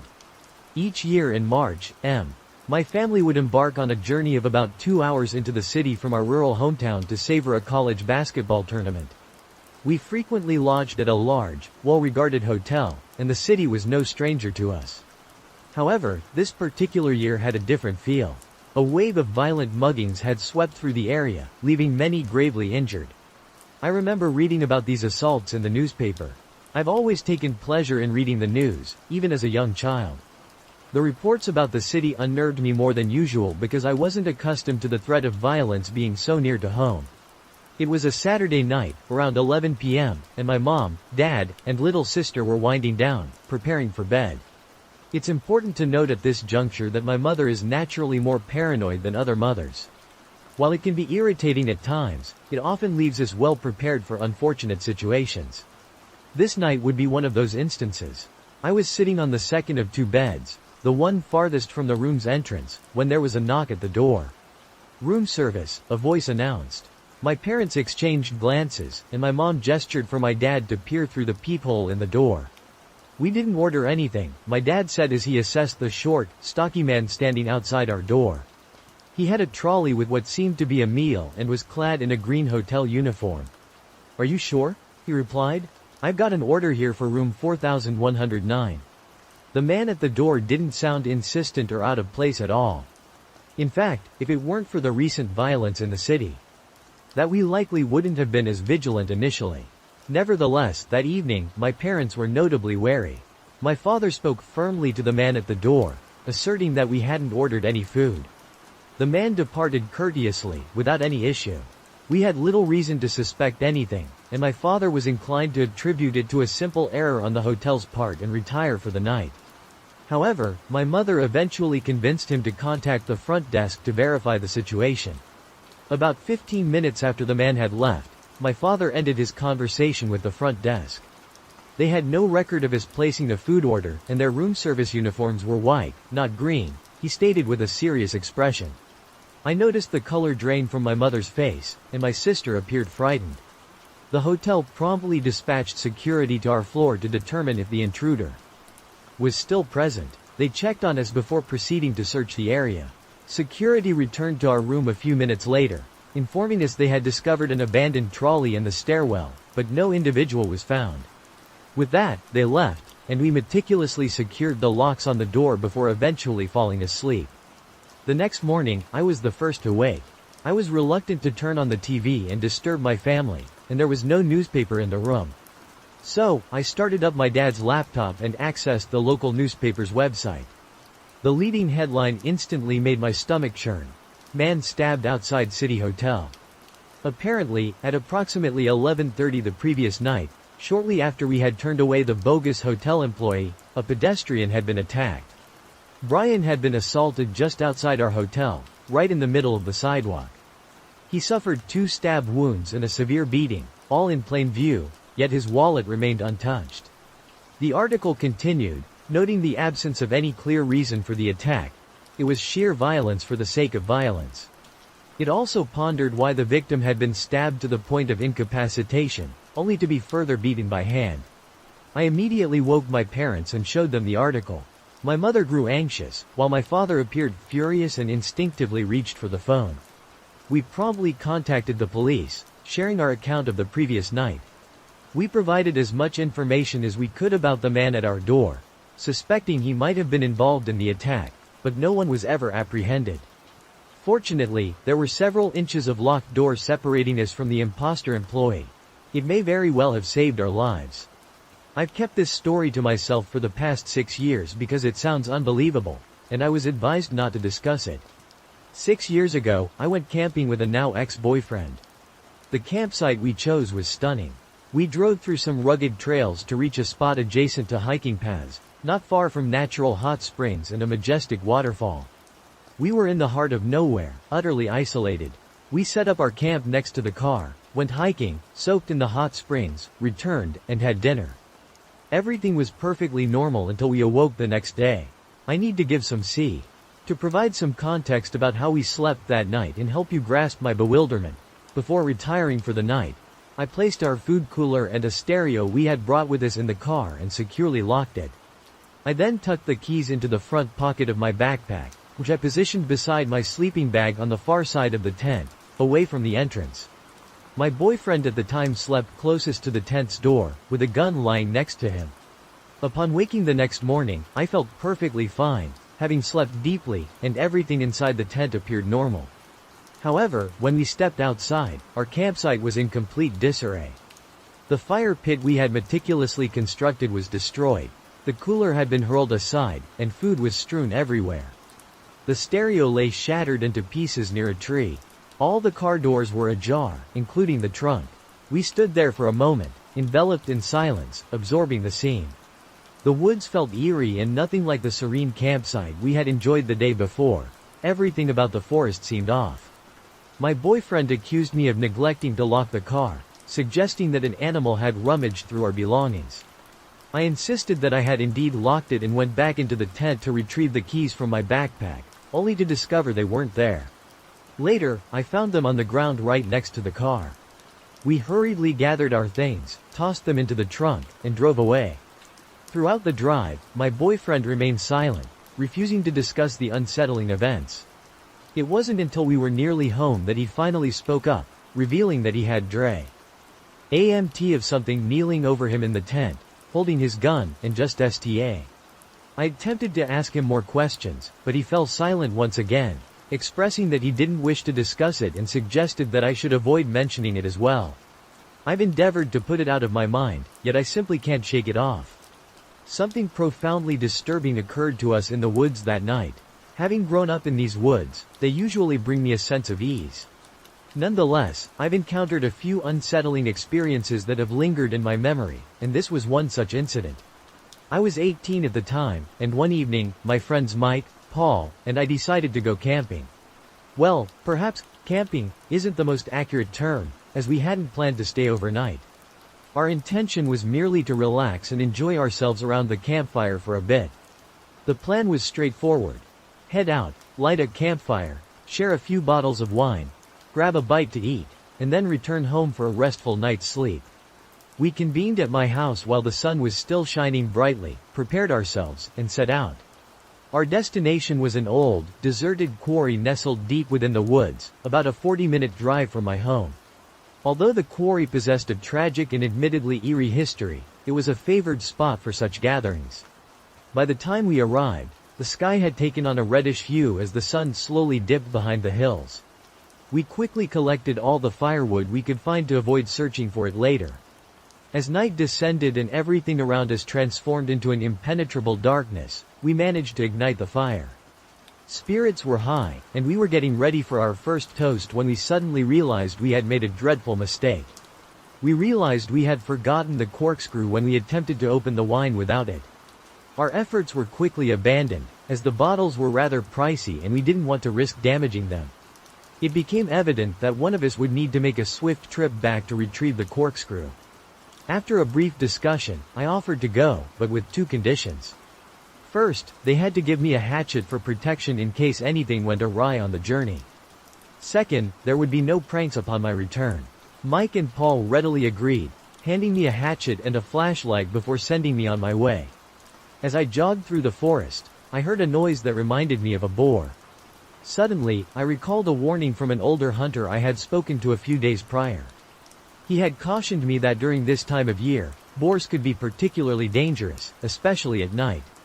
Although I felt a bit apprehensive, I managed to continue unharmed. I arrived back home safely, much to the astonishment of my mother, who hadn't expected me back so soon. I explained the situation, and she merely chuckled. I grabbed the corkscrew and set off again, opting for a slightly longer route this time through an open field, hoping to avoid any encounters with boars. After some time, I returned to our spot, a small clearing encircled on one side by massive rocks, perhaps 70 meters high, and on the other by a dense forest. Our campfire was in the center of the clearing.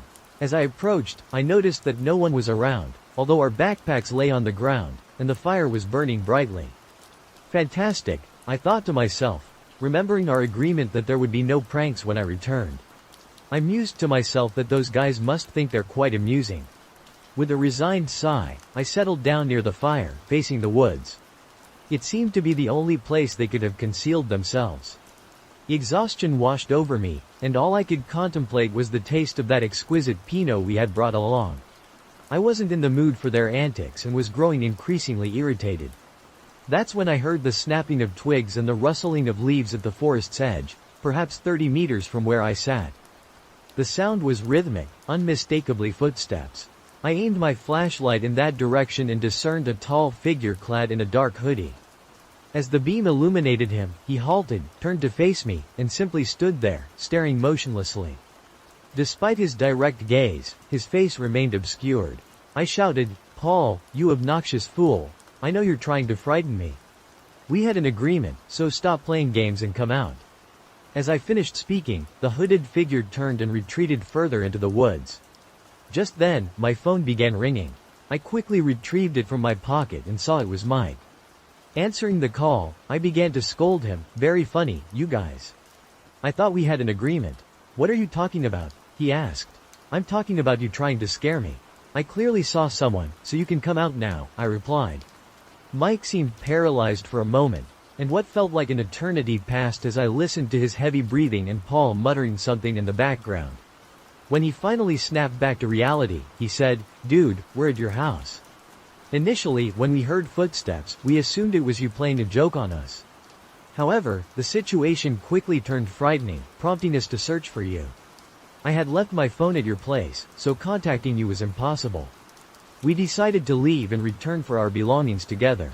You dismissed our concerns as yet another one of our silly pranks, refusing to believe us. Just then, there was a rustling noise and some indistinct murmuring. Suddenly, my mother's voice came through the phone, startling me. I felt a chill run down my spine as it dawned on me that this was not a joke. Despite the surge of fear, I managed to reassure my mom that everything was under control and told her not to worry. She handed the phone back to Mike. He urged me to leave everything and head back, saying they were on their way and would meet me halfway. I insisted I wouldn't venture out alone again and urged them to hurry. I didn't want to make more noise than necessary, so I swiftly switched off my flashlight and retreated from the fire's glow. I moved towards the towering rock wall, reasoning that having my back against it would reduce the chances of an unwelcome visitor approaching from behind. Standing there in utter darkness, I tried to remain silent while gripping my hatchet tightly, knowing it would be my trusty companion for the next half hour. I fought against the urge to curl up in terror, as even my own body seemed to betray me. My hearing was dulled by the pounding of my heart. Desperately, I attempted to calm myself, but in worst case scenario, every ounce of adrenaline would be beneficial. After what felt like an eternity, I spotted two faint beams of light emerging from the forest. I heard Paul call out my name, and I had never felt such relief. I finally dashed out from my hiding place to meet my friends. For quite a while, we stood there, laughing from sheer relief. We even got a bit overconfident and considered staying. After all, there was supposedly just one mysterious figure lurking among the trees, and there were three of us. It was amusing to think that just minutes earlier, I was petrified, and now I was filled with a bold bravado, wondering what could possibly happen. Ultimately, sound judgment won out, and we decided to leave. We gathered our belongings, extinguished the fire, and departed, taking our wine bottles to savor elsewhere, somewhere dry and secure. This took place roughly a decade ago, in August 2013. I was camping in far north Queensland, Australia, in a place known as Barron Falls. At the time, I was a 21-year-old woman camping with my two male friends, Theo and Charlie, who were backpacking from Estonia. Where we set up camp was not an official campsite. Instead, we followed the tourist path, climbed over a railing, walked along a train track for several kilometers, and eventually veered off into the dense forest, ending to the river. Reaching this spot wasn't easy, and there was no mobile phone service, but Theo knew about it from friends who had shown it to him before. The location was breathtaking. We were enveloped by a tropical forest and just a brief walk upstream from the river. After pitching our tents, we ventured to the waterfall, where Theo and Charlie fearlessly leapt off the cliff into the water below. I chose not to join them, as I have always been, and still am, terrified of heights and the risk of injury. I opted instead to sit and watch them for a while before eventually deciding to head back to camp and immerse myself in my book. I was completely at ease, relishing the tranquility and savoring the surrounding beauty. However, what had been an exhilarating day of adventure was abruptly disrupted by a chilling, malevolent laughter echoing from the forest encircling our campsite. Instantly on edge, I felt a wave of goosebumps ripple across my skin as I scanned the woods, trying to pinpoint the source of the laughter. But there was nothing there. I attempted to dismiss it, persuading myself that my imagination was playing tricks on me. When Theo and Charlie returned, they mentioned they had forgotten the fire starters needed for the campfire and announced they would have to make a trip to the nearest store to purchase some. They suggested I remain at the campsite. I confessed to feeling uneasy about staying alone but chose not to mention the eerie laughter I'd heard earlier. I didn't want them to think I was foolish, especially since I had quite a significant crush on Charlie. Foolishly, I wanted him to perceive me as unflappable. They assured me everything would be fine and promised to return before nightfall.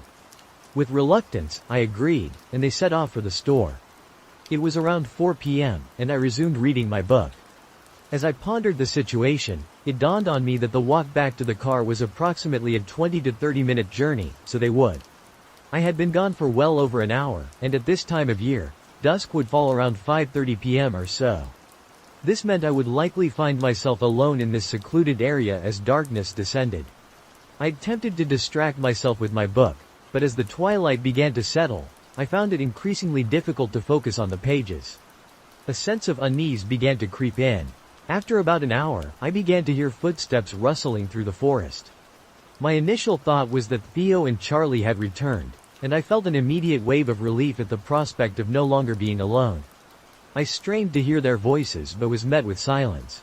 My heart sank as it dawned on me that it might be someone else, and panic started to take hold. Then came the laughter, the same deep, sinister laughter I had heard before. However, this time it seemed much closer. I sprang to my feet and scanned the forest, and that's when I saw him. He was standing on the opposite side of a stream, which was connected to the river, balancing on a log. What I witnessed was utterly surreal. The man was dressed in a pristine tuxedo, complete with a top hat, and I was baffled as to how he managed to reach this area in such immaculate formal attire. Initially, I wondered if he might be a ghost or if I was hallucinating. I blinked and realized I was not imagining things. I then scrutinized the man's face. It's difficult to articulate, but it appeared as though his face was severely burned, reminiscent of Dwight from The Walking Dead, with deep scars etched across his features. His hair was shoulder-length, wild, and unkempt. He laughed again, that same eerie laugh I had heard emanating from the forest. Miraculously, I heard my friends' voices drawing near, which seemed to startle the man. He looked alarmed and said duh. He mentioned that he saw someone else camping upstream and decided to go check on them. He left, and a few minutes later, Theo and Charlie returned. I quickly relayed to them what had transpired, but they laughed, thinking I was fabricating the story as a poor attempt to frighten them. Tears welled up in my eyes, and that's when Charlie realized I was genuinely serious. Theo, however, remained unfazed. He was the quintessential backpacker, embodying the carefree spirit typical of seasoned travelers. Charlie, on the other hand, reassured me that everything would be fine and insisted I sleep between him and Theo for the next 2 nights. Those nights, I hardly slept at all, straining my ears for the unsettling laughter, which, thankfully, never came again. In the years that followed, I scoured the internet for any accounts of similar experiences but found nothing. I often ponder what might have occurred had Theo and Charlie not returned at that precise moment, and the thought sends a shiver down my spine. I work as a wilderness survival instructor and security contractor. Just a few days ago, a close friend, who is also one of my students, informed me that his father recently acquired 150 acres of land in a remote, mountainous region of our state. This is someone I previously explored the wilderness with, and he is more than proficient in survival skills.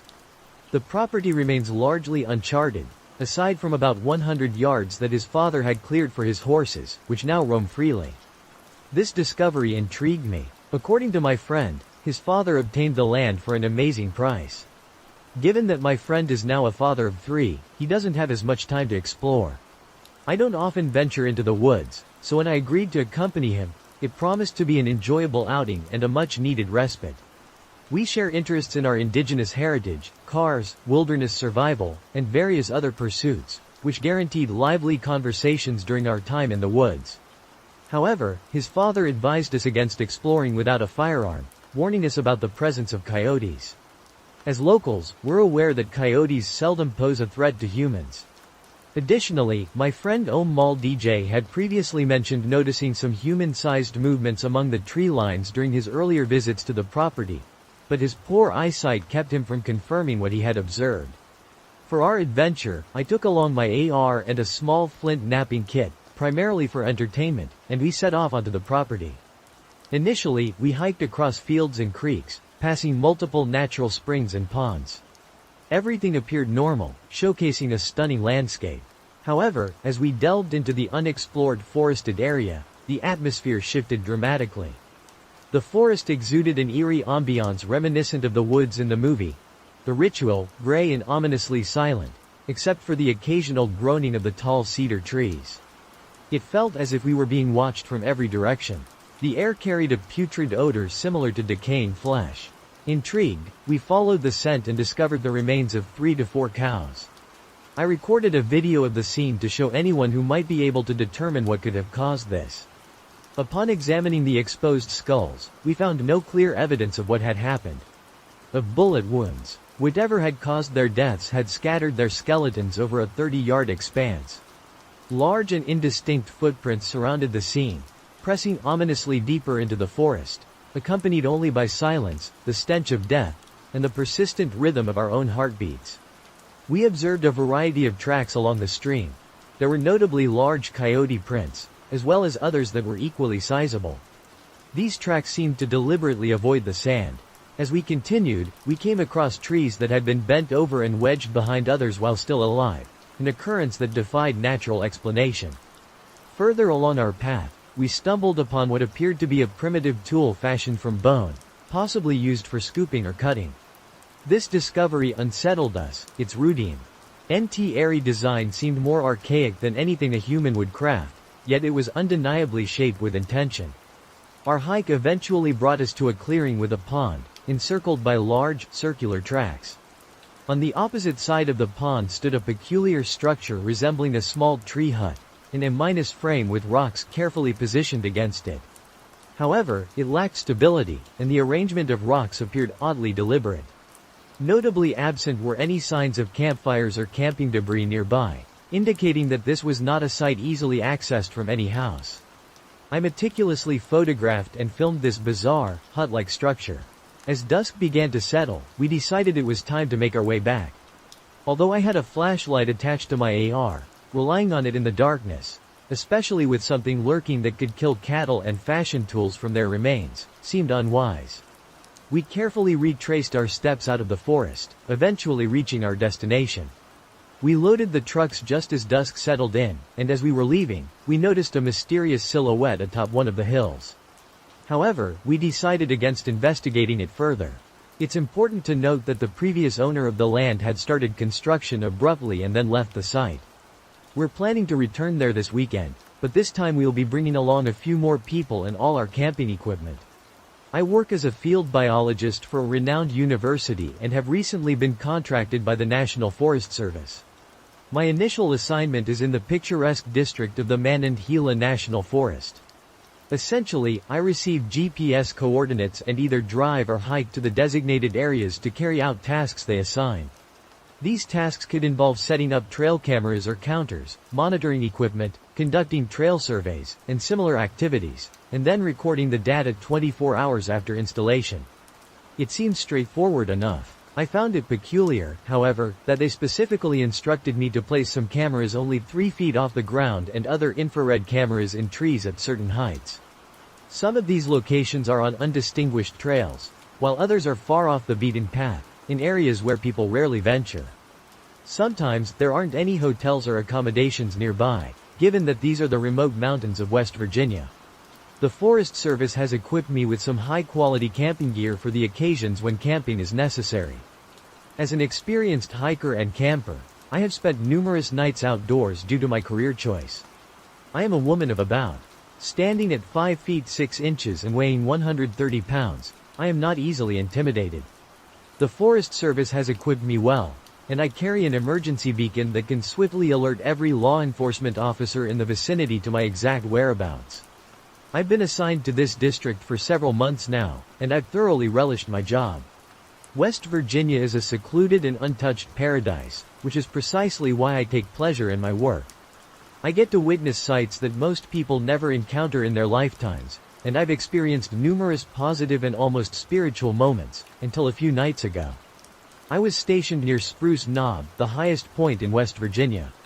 It's essentially a network of trails, wilderness areas, and camping spots. Recently, it has been snowing, with fierce winds and ice storms. Despite the harsh conditions, I was nearly enjoying my camping experience as I carried out my duties. My first night in the woods was quite tranquil. I prepared dinner, set up my camp, and indulged in some whiskey while smoking some excellent bud. I cozied up in my sleeping bag and slept like a log. Although it was frigid, my turtle shell face mask kept the cold at bay. At dawn, I awoke and set about rekindling my fire. As I was preparing some coffee, I noticed the snow around my campsite had been disturbed. There were no tracks, just churned up snow, as if someone or something had kicked it all around. It was peculiar, but I didn't dwell on it. I had a 15-mile hike ahead of me to set up some cameras, and there was no time to ponder the mystery. So, I embarked on my hike. I did what was necessary and began my journey back to camp. I never wear headphones or anything of the sort because, in the wilderness, hearing is one of the most vital senses. I want to be capable of detecting any animals, people, or anything else before I actually see them. By the time I returned to camp, it was already dark, and I was too exhausted to do anything but strip down to my base layer, crawl into my sleeping bag, and fall asleep. Around 2 a.m., I was jolted awake by the sound of people talking. I was approximately 30 meters up a gravel road, secured by Forest Service gates, and about 10 miles away from where my truck was parked, yet I could clearly hear voices. Panic set in. I have a firearm, so I quietly retrieved it from my pack, returned to my sleeping bag, cocked it, and waited, my senses on high alert.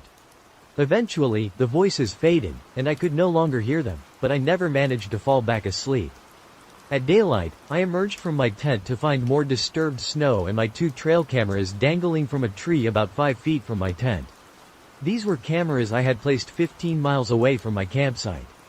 I hastily packed my belongings and practically sprinted back to my truck. Along the way, I noticed numerous footprints surrounding my campsite, and upon reaching my truck, I discovered it had been broken into. My computer and other equipment had been stolen. Currently, I am staying in a luxurious log cabin at a resort, too frightened to retrieve my remaining gear and too embarrassed to admit to my superiors how terrified I truly am. The Forest Service brought me here. I have a new truck while my previous one is undergoing a window replacement. I didn't file a report regarding the theft, but there is absolutely no chance I'll ever return to that place. I'm uncertain whether this means I'll get fired or reassigned to a desk job, but in all my years working in national forests across the country, I've never been more terrified. It's not the animals that frighten me, despite having numerous stories about my encounters with them. It's the people who truly scare me. I once worked on the dark web, though I won't delve into how I ended up in that line of work. My role was straightforward: track down individuals, abduct them, and deliver them to a predetermined location. I never concerned myself with what happened to them afterward. However, from what I gathered, they were typically sold into the slave trade or held for ransom. After years in this grim line of work, I became desensitized to it. To me, it was just another day on the job, with the primary advantage being the significantly higher pay. It's worth mentioning that I didn't operate alone. I had a partner who assisted me. For the purpose of this narrative, I'll refer to him as Sam. Sam and I crossed paths on dark web forums about 3 months after I began my work. He was far more seasoned in abducting people from the dark web than I was, having engaged in it for several years. However, as he aged, he realized the job had become too challenging to handle solo. After some discussions, we eventually decided to collaborate. Together, I assisted him with tasks that proved challenging for him due to his age, while he guided me and included me in more complex, higher-paying assignments. This was to minimize the risk of any blunders on my part. After our initial meeting, we quickly recognized we were well suited as partners. It only took a few weeks for us to settle into a routine. Employers contacted us through encrypted channels, providing us with a target and any crucial information necessary for the task. Samai would then drive his van to the location to assess the situation. We utilized whatever time we had to gather any details our employer might have omitted, such as schedules and behavioral patterns. We would then choose an appropriate date, time, and location to secure our target and deliver them to a designated drop-off point specified by our employer. Payment was received, and we moved on to the next assignment. Despite the abhorrent nature of our work, we were exceptionally skilled at it. Eventually, we reached a point where we could secure a target within a few days. Our lives became quite comfortable. Naturally, we weren't naive enough to become complacent, knowing full well that the dark web is a perilous realm for anyone who isn't cautious. We were living smoothly, indifferent to the harm we were causing others. Our main concern was our bulging wallets and luxurious homes. However, everything came crashing down one day. Sam and I had been assigned a job by an anonymous employer, who instructed us to secure a 19-year-old male residing in a wealthy neighborhood. In our line of work, it wasn't unusual for previous clients to assign us the task of securing affluent individuals, often with the intent to demand ransom. However, what set this particular assignment apart were the peculiar instructions provided.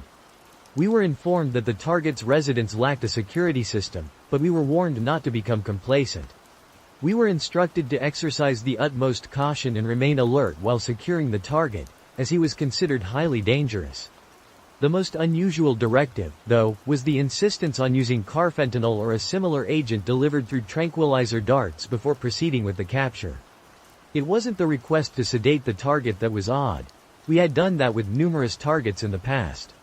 What was bewildering was the specific demand for carfentanil, a tranquilizer typically reserved for elephants. Just one dart could easily be lethal to a human. To clarify, Sam and I were not assassins, we had never taken a life. Upon accepting this kind of work, we understood that using such a substance would make it impossible to capture the target alive. We presumed our employer was simply uninformed about tranquilizers and wanted to appear knowledgeable by specifying a particular type. In hindsight, I regret not adhering strictly to their directives. We commenced our surveillance of the target the day after receiving our orders. The individual was, to put it mildly, a recluse. From our observations, he resided in his parents' home, and they were almost perpetually absent. Home. He spent nearly every day indoors, indulging in activities that helped him pass the time, reading, playing video games, the usual teenage pastimes. For the life of us, Sam and I couldn't fathom a single reason to find this kid intimidating, let alone dangerous. He seemed to lead a highly sheltered existence and had probably never been in a fight before. However, we had a job to do and strict guidelines to adhere to. On the night we were tasked with extracting him, we discreetly parked our van just outside the kid's house. The neighborhood was completely silent, ensuring it would be relatively straightforward to pull off the extraction once we had him. Sam took his place in the front of the van, while I positioned myself in the back, peering through the rear doors with the tranquilizer rifle. The way the van was situated provided me with an ideal vantage point of the kid's house. In case you were curious, I wasn't using carfentanil. I opted for a milder drug that posed no lethal risk to a human being. I wasn't worried about our employer being displeased with our deviation from their explicit instructions. Unless they intended to test the kid's blood upon capture, there was no way they would know. After 30 minutes of waiting, the kid finally appeared in the kitchen window. We weren't very far away, so I had a clear view of him in great detail. He had a mop of wavy blonde hair, a smattering of freckles across his nose and cheeks, and striking emerald green eyes. He was in the midst of pouring himself a glass of water when I tagged him. His reaction was unexpectedly mild. He leapt in surprise as the dart entered his skin. As he pulled the object from his neck, there was no scream escaping his lips. He didn't appear frightened or bewildered. Rather, he seemed irritated, much like someone who had just accidentally swallowed a mosquito that had landed on them. Then, he turned his head and locked eyes with me. I had been in this line of work for nearly 4 years by then, and I had encountered my fair share of bizarre situations. Most of those encounters were during my time browsing the dark web, but despite all that, hardly anything truly unnerved me. However, the look this kid gave me sent chills down my spine.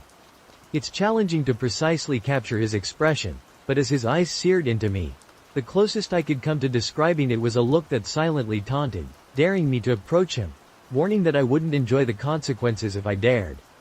After that, the child switched off the kitchen light and disappeared from sight.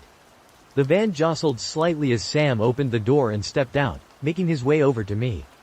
He carried a body bag in one hand and a flashlight in the other. "All right, partner, ready to get this done?" he asked in a composed manner.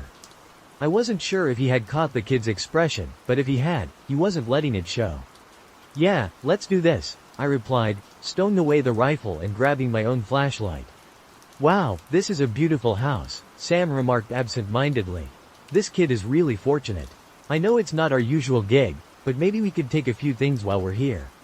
I chose not to respond as we approached the house. I picked the lock on the back door, and we slipped inside quietly. The entire place was pitch dark and eerily silent. Our first stop was the kitchen, both of us aware that the child probably wouldn't be there. The tranquilizers needed some time to take effect, and if he had managed to slip away after being hit, he would likely be somewhere else in the house. Our initial assessment was correct. The kitchen was devoid of any dishes or food on the counters, except for a half-filled glass of water. We continued our search throughout the house, yet it quickly became evident that something was amiss. Despite our thorough efforts, we couldn't locate the boy anywhere. By then, he should have been rendered unconscious, the tranquilizer having had ample time to work, but he was nowhere to be found. "Are you certain you hit him?" Sam asked me after several minutes of fruitless searching. "I swear, if you mess up this job because of lousy aim, I'm going to kill you." "I know I hit him," I retorted. "I even saw him open the door. There's no way he got far with that tranquilizer in his system." Our argument was abruptly interrupted by a noise emanating from the far side of the house. It sounded like several thuds in rapid succession, as if someone was stomping around loudly. The noise persisted for a minute, traveling through the house before it finally ceased. Sam and I quickly decided to split up to investigate. We were uncertain about the noise's origin and didn't want to risk our target slipping away. I retraced my steps through the kitchen to the living room. Just as I was about to move on to the next room, something on the floor caught my attention.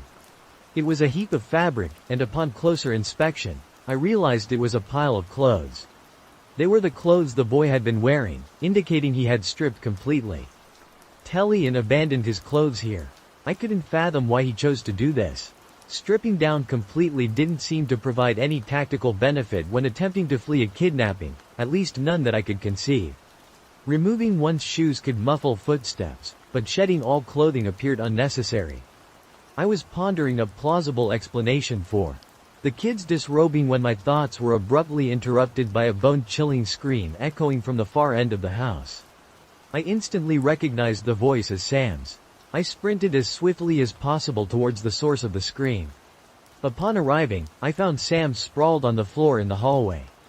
From my vantage point, I could only see his upper body, his arms and head. He clung desperately to the wall while something unseen in the hallway tugged and wrenched at his legs. Whatever it was, it possessed the strength and determination to wrench Sam free. I dashed forward with all my might, striving to assist my partner in escaping its grasp. I barely made it halfway before Sam lost his grip and was dragged out of sight. His cries echoed as he pleaded for me to save him. When I rounded the corner, the entity had dragged him through the basement door. I caught a fleeting glimpse of Sam before he was yanked down the stairs into the basement. I hurried to the door, flicking the light switch, but nothing happened. Someone had cut the power to the house. I found myself torn between hoping that this creature was solitary and dreading that it might not be. If it was alone, it meant we would be dealing with just one threat. I hadn't needed to interact with anyone or anything else, but that would also imply it was clever enough to cut the power to gain the upper hand. My thoughts were abruptly interrupted when I realized that Sam had stopped screaming. I seriously contemplated making a run for it and abandoning him. It was easy to assume he was gone, but even unpleasant people can form friendships, and despite my reluctance to admit it, I had developed a bond with Sam over the years we worked together. I couldn't bring myself to leave him behind. Chiding myself for my foolishness, I made my way down the stairs.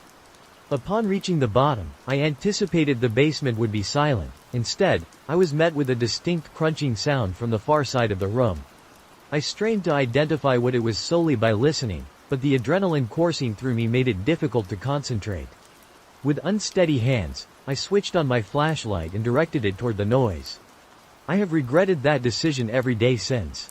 A spindly creature dangled from an exposed beam in the basement's ceiling. It looked human, but only just. Its arms were excessively long, ending in nails that resembled claws. Its legs and feet had an abnormal number of joints, enabling it to hang upside down like a bat. Its skin seemed ill-suited to its own frame, stretched tight in some areas while bunched in others. As for the crunching sound, I quickly discerned its source. Sam was clutched in the creature's grasp, clearly lifeless, with large chunks of his flesh missing. The creature voraciously tore into Sam's body, hoisting him upwards every few moments to sink its teeth into his flesh. It chomped down with loud, unapologetic ferocity, showing no discernment as it consumed whatever its mouth encountered, even gnawing through bone. Upon realizing a flashlight was trained on it, the creature ceased devouring Sam's corpse and shifted its gaze towards me. Its face was a grotesque mosaic of blood, with its features horribly distorted. Its jaw hung so wide open that I feared it might be unhinged from its skull, and its eyes were devoid of any trace of humanity. This abomination was a predator, and I was certain it would not hesitate to kill me if given the opportunity. Paralyzed by terror, I remained transfixed by this monstrosity until a sudden recognition jolted me. Despite its horrific appearance, the blonde hair, freckles, and green eyes connected the dots. This was our target. The creature we had been sent to capture was once the child we sought. Although its features were grotesquely distorted, there was no denying that this creature was indeed the child. It now made sense why the tranquilizer had failed and why our employer insisted on using specific drugs. The rationale behind wanting this creature alive was beyond my comprehension. I'd find comfort in knowing it was buried deep within the ground. After what felt like an eternity of locked gazes, the monster emitted a piercing screech. That was the catalyst for my desperate dash up the stairs. I didn't glance back to check if it pursued me. I simply kept running until I reached the van, leaping inside. Seated in the driver's seat, I accelerated into the street, driving several miles per hour above the speed limit. Safety felt distant until I was far from that creature. After leaving town, I emptied my savings accounts and liquidated all my possessions. Following this, I underwent a meticulous process to erase any remaining traces of my past. I changed my name, underwent plastic surgery, and erased every trace of my online presence. By the time I finished, any evidence of the person I once was had vanished. To the world, it was as though I had never existed until 2 months ago. I had vowed never to speak of what I had witnessed and to bury the past as deeply as possible. However, nightmares haunted me since encountering that creature, and I believed that warning the world of its existence might ease my conscience. I cannot disclose the location of this beast. It's safer for everyone if that remains undisclosed. As for those who sought to capture it, I haven't heard from them since. Truthfully, I'm relieved we didn't manage to capture it. I dread discovering what they intended to do with the creature if they succeeded. Consider this a warning. People often claim that the dark web is filled with monsters, and I learned the hard way that sometimes this is meant quite literally. When I was 20 years old, I returned home for summer break from college. My close friend Becky and her boyfriend had recently found new jobs, and they had a house. Permitted her to have the house all to themselves. Perched atop a very steep hill, Becky often found herself feeling incredibly nervous and anxious. While I experienced bouts of anxiety as well, I had grown accustomed to living alone and managing my worries. Becky, on the other hand, was not used to such solitude. Their home featured a back door in the kitchen, and if you were seated on the sofa in the living room, you could see directly into the kitchen. Just outside the kitchen door, at shoulder height, there was a light that activated with any motion. It's essential to note that Becky's backyard was situated quite high up. To access the yard from the small walkway in front of the door, one had to ascend a few steps. The yard was designed in such a way that it wrapped around to the front of the house. Becky found herself alone because her boyfriend was working his first or second night shift, and she couldn't manage to fall asleep. They were trying to save money, so all the lights were turned off. Suddenly, she noticed a light shining through the kitchen window. It was the motion-activated light. This frightened her significantly, but she attempted to dismiss it. Nonetheless, the light continued to turn on at various intervals. This light was designed to activate only when something moved on the walkway, not for any animals in the yard. The yard itself was small, with dense woods stretching down from its end. She called me early at about 3 a.m., until I finally answered. I spoke with her over the phone, attempting to soothe her anxiety until her boyfriend returned in the morning. He had the next 3 days off, which provided her with peace of mind. During that period when the light flickered, her father had cautioned her to remain vigilant, hinting that it could have been burglars surveying the house, especially given the recent spate of break-ins on A Street, not far from her home. The next time her boyfriend was scheduled for a night shift, Becky asked if I could spend the night with her. I agreed, and the evening unfolded quite uneventfully. We watched movies until around 11 p.m. AF. Which we decided to drive to the nearest shop to grab some food from McDonald's. Living in a relatively secluded area, the round trip took nearly an hour and a half. We returned home at approximately 12:30 a.m. and set up the air mattress in the living room, where we intended to sleep. At around 1 a.m., the motion-sensing light outside suddenly illuminated while we were seated on the mattress. I attempted to reassure her, suggesting it was likely just an animal, perhaps a bat or something similar, passing by. However, Becky remained unconvinced. The light turned off but soon switched on again, this time staying on for a longer duration. Becky decided to go upstairs and retrieve her boyfriend's firearm. We sat there, tense, with the window open to hear any noises from outside. Trying to lighten the mood, she jokingly called out, "I've got a gun, and I'm not afraid to use it." Her attempt to make me laugh was interrupted when the light abruptly turned off and remained off for about 3 hours, as if we had frightened someone away. Sleep evaded us after that incident. At around 4 o'clock in the morning, I went to the kitchen to fetch some water. When I turned around to speak to Becky, she suddenly screamed. As I turned around, the light flickered on once more. We observed it switch on and off repeatedly until the first light of dawn began to break. Then, just as abruptly as it had begun, it ceased. We contemplated contacting the police, but we were apprehensive that they might think we were playing a prank and get us into trouble. Interestingly, the light never seems to act strangely when her boyfriend is home at night. I still feel incredibly uneasy staying at her place alone during the night. I'm certain that someone had ill intentions that evening, whether they intended to break in and decided to frighten us upon realizing the house wasn't empty, or if they harbored even more sinister plans. It was a truly harrowing experience. Back in 2012, after 18 months of dating, I sat down with my girlfriend and revealed my family's deepest, darkest secret. 3 weeks later, I returned home from work to discover all of her belongings gone and a breakup letter lying on the kitchen table. I learned to confide only in my sister about it, but I also feel that if I don't occasionally unburden myself, it will consume me from the inside out. I've managed to endure this long by speaking with therapists, but at this stage, I view therapy much like an atheist views confessional booths. A nice novelty, but ultimately inconsequential. The internet, however, is an entirely different entity. I can recall that anonymous individuals and strangers online can offer their perspectives, and just as it allows me to express things I would never say face to face, it allows you to provide your complete and unrestrained opinions, no matter how harsh. As they might be, I'm at peace with that, and that's why I'm putting pen to paper. Not in search of absolution, but seeking judgment. I was merely 12 years old at the time of my revelation, and throughout the summer, I was completely consumed by a singular obsession: Pokémon. I invested countless hours in capturing and training the original 150 Pokémon. After finally defeating the Elite Four and completing my Pokédex, I simply erased my saved game and started anew. This passion for Pokémon inadvertently provided my parents with a tool for discipline whenever I misbehaved. They were excellent parents, for the most part, and my frequent transgressions were generally minor.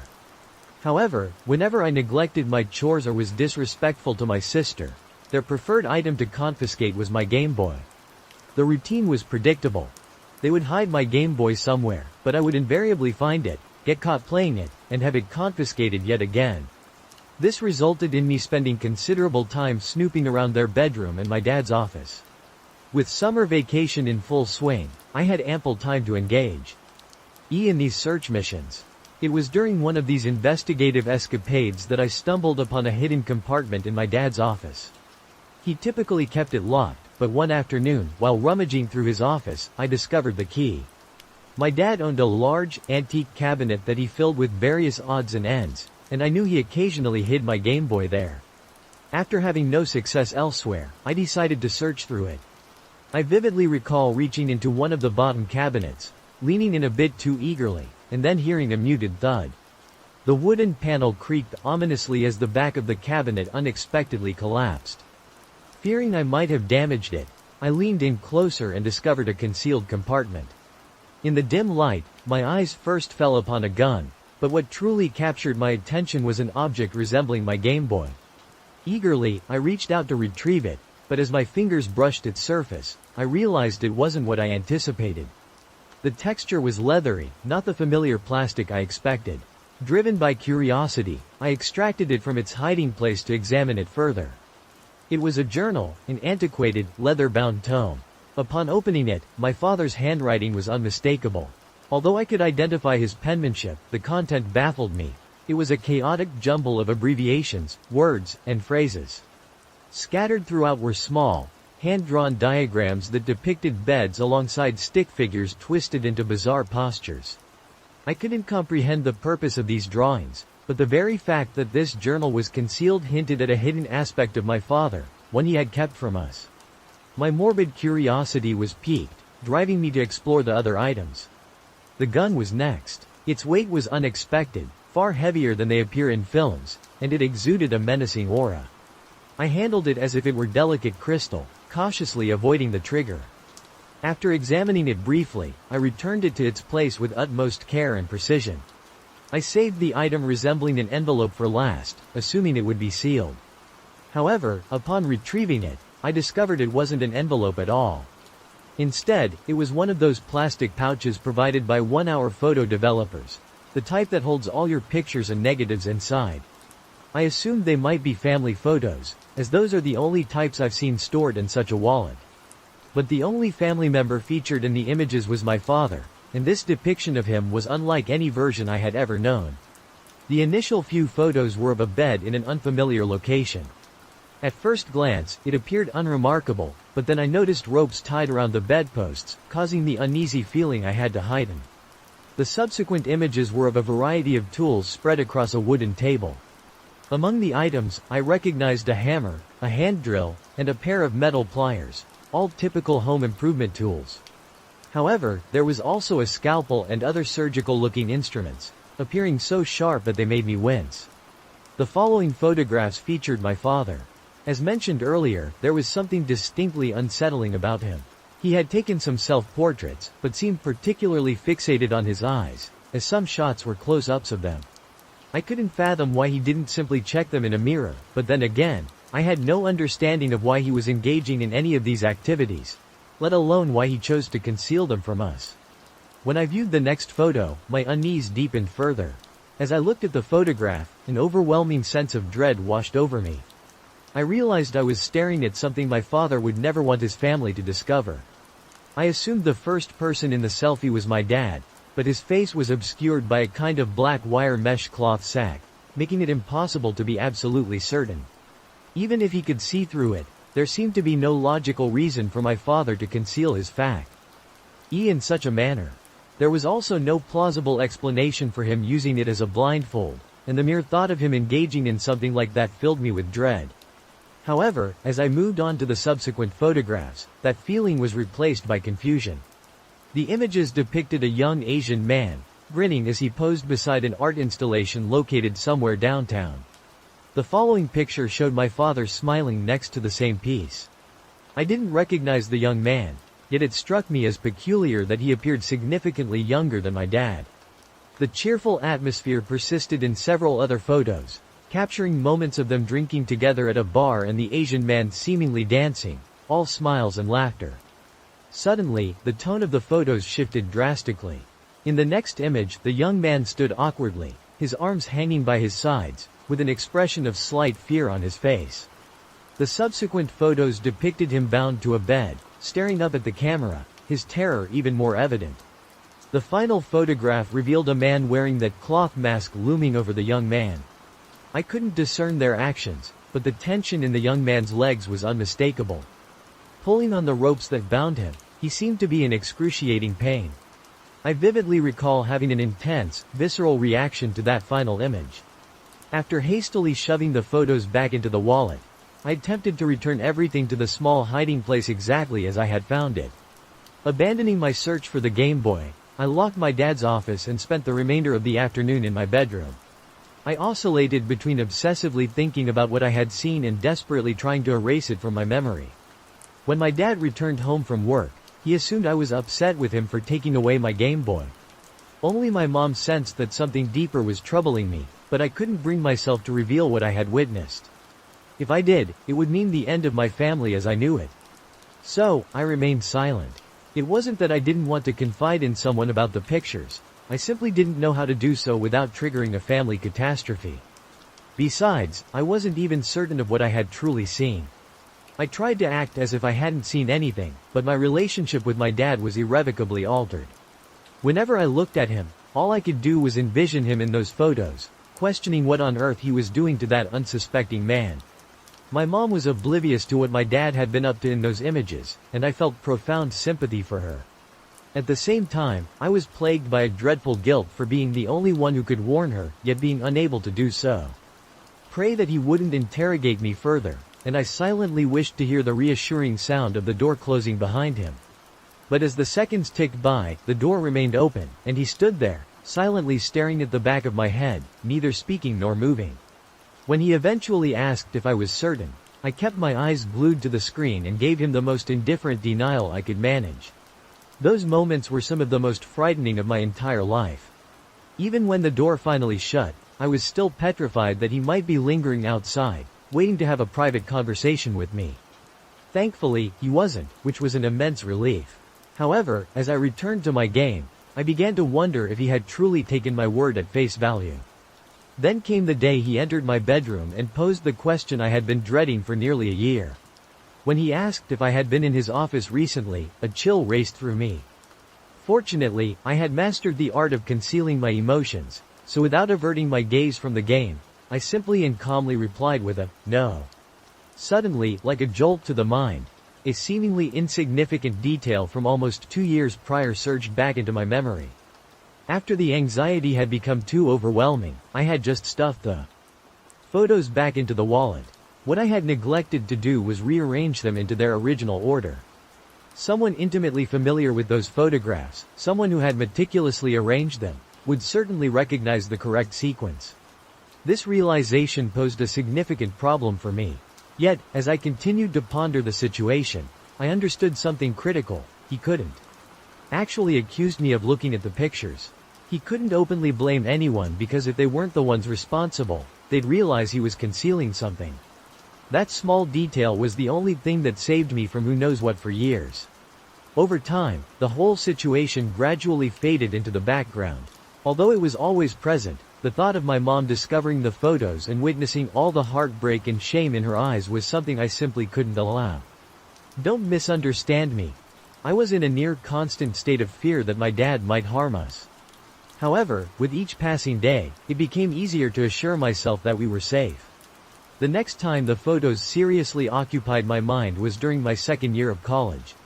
I was on the other side of the country, studying at USC, as far away as my academic achievements could take me. Moving away came with a fresh wave of guilt. I felt as though I had abandoned my mom and sister to whatever my dad truly was or had once been. I just couldn't endure it anymore. I had spent 6 years oscillating between anxiety and depression, and it had been years since he discovered someone had found his little hidey hole, as I called it. If you were going to harm us in our sleep, I reasoned, he would have done it already. Without all that stress in my life, my mind began to obsessively focus on the finer details. I ended up spending hours at a time poring over news articles that detailed missing persons or dead bodies that had been discovered across the Northwest. I had no idea what my dad had. I had often reflected on my actions toward that individual and occasionally regretted not examining the rest of the photographs to be certain of my suspicions. Nonetheless, I was familiar with his face and confident I could identify him if his images ever appeared in a missing person or murder case report. On numerous occasions, I contemplated how utterly futile it was to spend countless hours poring over random articles that mentioned victims with Asian-sounding surnames. There must have been hundreds of such cases over the past 10 years, and I didn't even know when the incident depicted in the photograph had occurred. I came to terms with the fact that I was attempting to find a needle in a haystack. However, one rainy Thursday afternoon, I discovered my needle. I hesitate to reveal the unfortunate man's name because I don't want any of you to reach out to his family. They have undoubtedly endured enough. As I mentioned, I found him. I recognized his face on a website, and it was a smile I swear I could identify anywhere, etched into my memory after staring at those clandestine photos. The article provided a few details about his last known whereabouts and mentioned that he had spoken of visiting a friend in the weeks before he vanished. They appealed for any information, essentially stating that the police were clueless about what had happened to the poor man. I had known for years, I just hadn't fully realized it. Ironically, the solution to my obsession presented a new dilemma. What should I do with this knowledge? The solution was straightforward. There was absolutely nothing I could do that wouldn't wreak havoc on my mom and sister. My sister was young, far too young to comprehend that her father was, at the very least, implicated in someone else's disappearance. At that moment, I was powerless, unable to take any action that felt right. However, now that I had my answer, I could at least devise a plan for the future. I wasn't exactly sure when that opportunity would arise, nor did I know how I would tackle it, but I was certain I would confront him about it one day, before he passed away. Yet, as it happened, it wasn't my father's looming mortality that spurred me into action, it was my mother's. 2 years after I finished college, I was residing in Charlotte, North Carolina, when my younger sister called. Mom had cancer. It was terminal and aggressive, with only a few months left, according to the doctor. I resolved to spend as much time with her as possible. When she finally passed away, and the truth about my father's actions could no longer cause her pain, I took the step I should have taken over a decade earlier. I reached out to my father for the first time in what seemed like an eternity and issued him an ultimatum. I informed him that I knew what he had done and that it was I who had discovered the photos all those years ago. I explained that the only reason I hadn't spoken up was my desire to avoid shattering our family and to allow Mom to live a life of ignorance. Before I finally dismantled his legacy, I offered him 2 options. He could either surrender to the authorities and do the right thing, or I would reveal everything I had discovered and how it connected to the missing persons case from the late 90s. The following day, my sister contacted me again, marking the second instance in less than 6 months that she had delivered tragic news. Our father had taken his own life. It was a tremendous shock. Although I had considered the possibility that he might end his life before I executed my plan, I dismissed it, believing he wasn't that kind of person. I assumed he would flee, perhaps head to Alaska, change his identity, or even leave the country altogether. I guess it revealed how little I truly knew him, even until the day he passed away. However, the entire ordeal didn't die with him. There was still unfinished business to attend to. I returned home to search his office for the photographs, determined to hand them over to the police, but they were missing. I turned the house inside out, even sifting through the trash for ashes or anything similar, but I found nothing. He must have destroyed them or disposed of them elsewhere. That wasn't enough for me. He must have realized that sooner or later, the police would catch up with him for whatever he had been involved in, so he decided to end it all and deny his victims' families the justice they deserved. I went to the police anyway and disclosed everything. Eventually, I received a call back from 2 homicide detectives. They called several times. Over the course of the subsequent weeks, sporadic inquiries arose here and there. Eventually, I came to understand how challenging the situation was for them. The DNA swabs collected from his office failed to produce any matches for their victim, leaving them with scant evidence to substantiate their case. Even if I had managed to hand over the photographs, the only individual they depicted committing an offense was a man in a mask. All they could do was hypothesize. Yet, in my heart, I was certain it was my father beneath that disguise. There was no conceivable reason for him to end his own life. He had meticulously crafted such a virtuous image over the years, effectively hiding a past marred by death, that no one would have deemed him capable of such acts. He was far too proud to witness it all disintegrate before him. However, even now, the ordeal is far from resolved. My father has since been implicated as a suspect in the disappearances of several young men throughout the 90s and early 2000s. I have yet to receive any communication from the police or FBI regarding this matter, but it remains an ongoing consideration even after all these years. I am confronted with the chilling prospect that my father might have been a genuine serial killer, and that my silence following the discovery of the photographs might have enabled him to continue his lethal spree. I could potentially bear responsibility for an untold number of unsolved homicides across the Northwest. Yet, when I confide in others, platitudes are no longer sufficient. So, judge me, heap your contempt upon me. I assure you, I can withstand it. In my opinion, I deserve far worse. All of this transpired during the summer of my 8th grade year. As I was on the brink of finally becoming a high school student, I experienced what was undeniably one of the most memorable summers of my life. I had 3 weeks of freedom before officially starting high school. During that time, I mostly indulged in video games, caught up on sleep, or played basketball with my friends. For an entire week, I was actually left to my own devices at home, as my parents believed I was responsible enough to manage things on my own. They trusted me and, given my generally well-behaved nature, it didn't seem like a significant issue. Besides, I had a cell phone, so if anything went awry, I could easily reach out for assistance. My dad had also provided me with access to one of his credit cards for when hunger struck and I wasn't keen on eating what was available at home. I was genuinely thrilled about having the house to myself. Some people remarked that it was rather irresponsible of my family to leave me alone for such an extended period, especially since I was only 14. However, neither my parents nor I anticipated any problems. It was an unusual situation for them to be away for so long, and it wasn't something they did regularly. In fact, I still live with my parents now, having just turned 19, and ever since that day when everything unfolded, I haven't spent more than 24 hours at home alone. It was a Friday night, around 11 p.m., when I heard my phone buzz. I had received a text message from an unknown number, and all it said was, "Hey." I replied, asking who they were, and they quickly turned passive-aggressive, annoyed that I didn't recognize them. I apologized to T. I assumed it was someone I was familiar with since I had recently acquired a new phone just a few months earlier and had lost all my contacts. I explained this to them, but they still appeared quite upset. They commenced harassing me, and I eventually concluded that they were merely trying to prank me. Consequently, I silenced my phone and resumed playing on my PlayStation. I'm not certain how much time had passed, probably around 10 minutes or so, when I heard a knock on my bedroom window. Initially, I thought I was imagining things, but I decided to check, just in case. I shifted the blinds aside and peered out the window, but there was no one in sight. Despite this, I wasn't convinced. I was sure I had heard a knock and began to feel increasingly paranoid.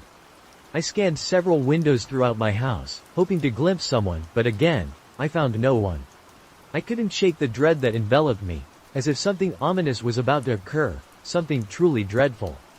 I reached for my phone to call my mom and discovered a multitude of notifications from the person who had messaged me earlier. The most recent text read, "I'm outside." I was incredulous at what I was seeing, and it made my fears and anxieties manifest into reality. I attempted to call my mom, only to quickly realize that my phone wasn't receiving any service, which was exceptionally unusual. Our cell phone reception is typically very reliable, especially at home. We never experience issues with it. At that moment, I was utterly terrified and had no understanding of what was unfolding. I found myself completely unable to contact anyone. Everyone, including myself, realized I was in a dire predicament. I longed to respond to that person and demand they leave me be, but it was impossible since I had no cell service.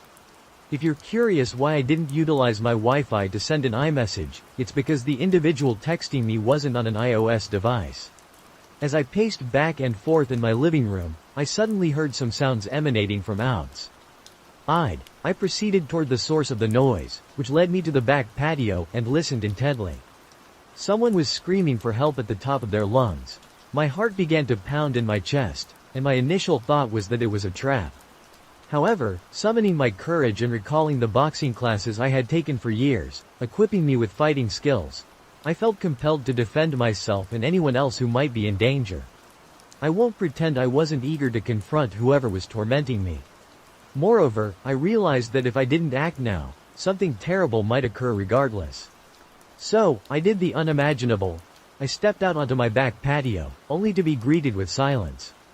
The only sound was the chirping of crickets. I paused for a moment before shouting out to whoever was out there, threatening them with bravado I didn't truly feel. Almost immediately afterward, a blinding light was directed at me from a distance. Our house sits on a substantial piece of land with an expansive backyard filled with numerous trees. Whoever it was aimed the light at me, clearly attempting to provoke me. The beam then began to sweep around sporadically. As I stood momentarily facing the house, the light suddenly extinguished, only for the desperate cries to resume almost immediately. The voice, still pleading for assistance, urged me to act swiftly. It was now or never. With determination, I dashed back into the garage, seizing my trusty old baseball bat for protection, and ventured once more into the night, heading straight toward the woods where I had first noticed the flashlight. My heart raced with trepidation, uncertainty clouding my thoughts about what lay ahead. Each step heightened my anxiety, doubling my nervousness as I grappled with the absurdity of the situation and the realization of how reckless my actions were becoming. Just as I was about to retreat, reconsidering my impulsive bravery, an unseen figure within the dense forest called out to me. The darkness was so profound that I couldn't discern anything beyond the vague outlines of the surrounding trees. I shouted into the abyss, demanding to know who was there. In response, a voice ahead of me whispered urgently, advising me to stay quiet. The mysterious individual claimed to be bound to a tree, a victim of kidnapping. Alarm gripped me, though I couldn't shake off the suspicion of a potential trap. Nonetheless, my instincts compelled me to offer assistance. "Stay calm," I reassured him, "I'll call the police for you. Just hold on." But his voice grew more frantic, insisting, "No, help me now. You don't understand, he'll be back any minute to kill me." It was a dire predicament, and all I wanted was to do the right thing. "Okay, I'm coming," I said, inching closer. "I'm right ahead, just keep walking straight. I can already see you," my heart pounding in an inexplicable rhythm. It was astonishing that I hadn't fainted from the chaos of thoughts racing through my mind, plunging me into a state of panic. At this point, I was deep into the woods. After walking for maybe 20 or 30 seconds, I looked ahead and noticed a dark silhouette resembling a person about 30 feet away. "Hey, man, is that you?" I called out, but there was no response. I sat in silence for a moment, trying to piece together the bewildering situation. Whether it was him or not, I was in serious trouble because the figure I was observing was clearly not tied to a tree. He was standing tall and very much alive. In a split second, he began sprinting towards me. It was at that precise moment that I started retreating slowly. Eventually, I snapped out of my daze and bolted all the way to my house. Somehow, I managed to get inside before he caught up with me. I hurriedly shut and locked the sliding glass door behind me, and he stood there, pulling on the door, trying to force it open. He was an incredibly tall but slender man, wearing a wolf mask and wielding a massive hammer. With barely a moment's hesitation, I dashed to my room. I know what you're thinking right now. Why didn't I just defend myself with the bat? Well, that was my initial plan, but things didn't go as expected. I was utterly terrified, and you would be too if you found yourself in the same predicament. I paced back and forth in my living room, frantically trying my phone again, but still, I had no service. After the service, I began experiencing a manic episode, filled with rage and shouting as I punched the couch. I was utterly fed up with being the victim. I almost dashed out to confront him myself, but I opted for a different strategy. I waited patiently, and sure enough, after just a minute, he was knocking at my front door. I hurried over to the door and warned him about the consequences if he dared set even 1 foot inside my house. He wouldn't be walking out if he did, that was certain. He responded with laughter, while I remained silent and returned to my room.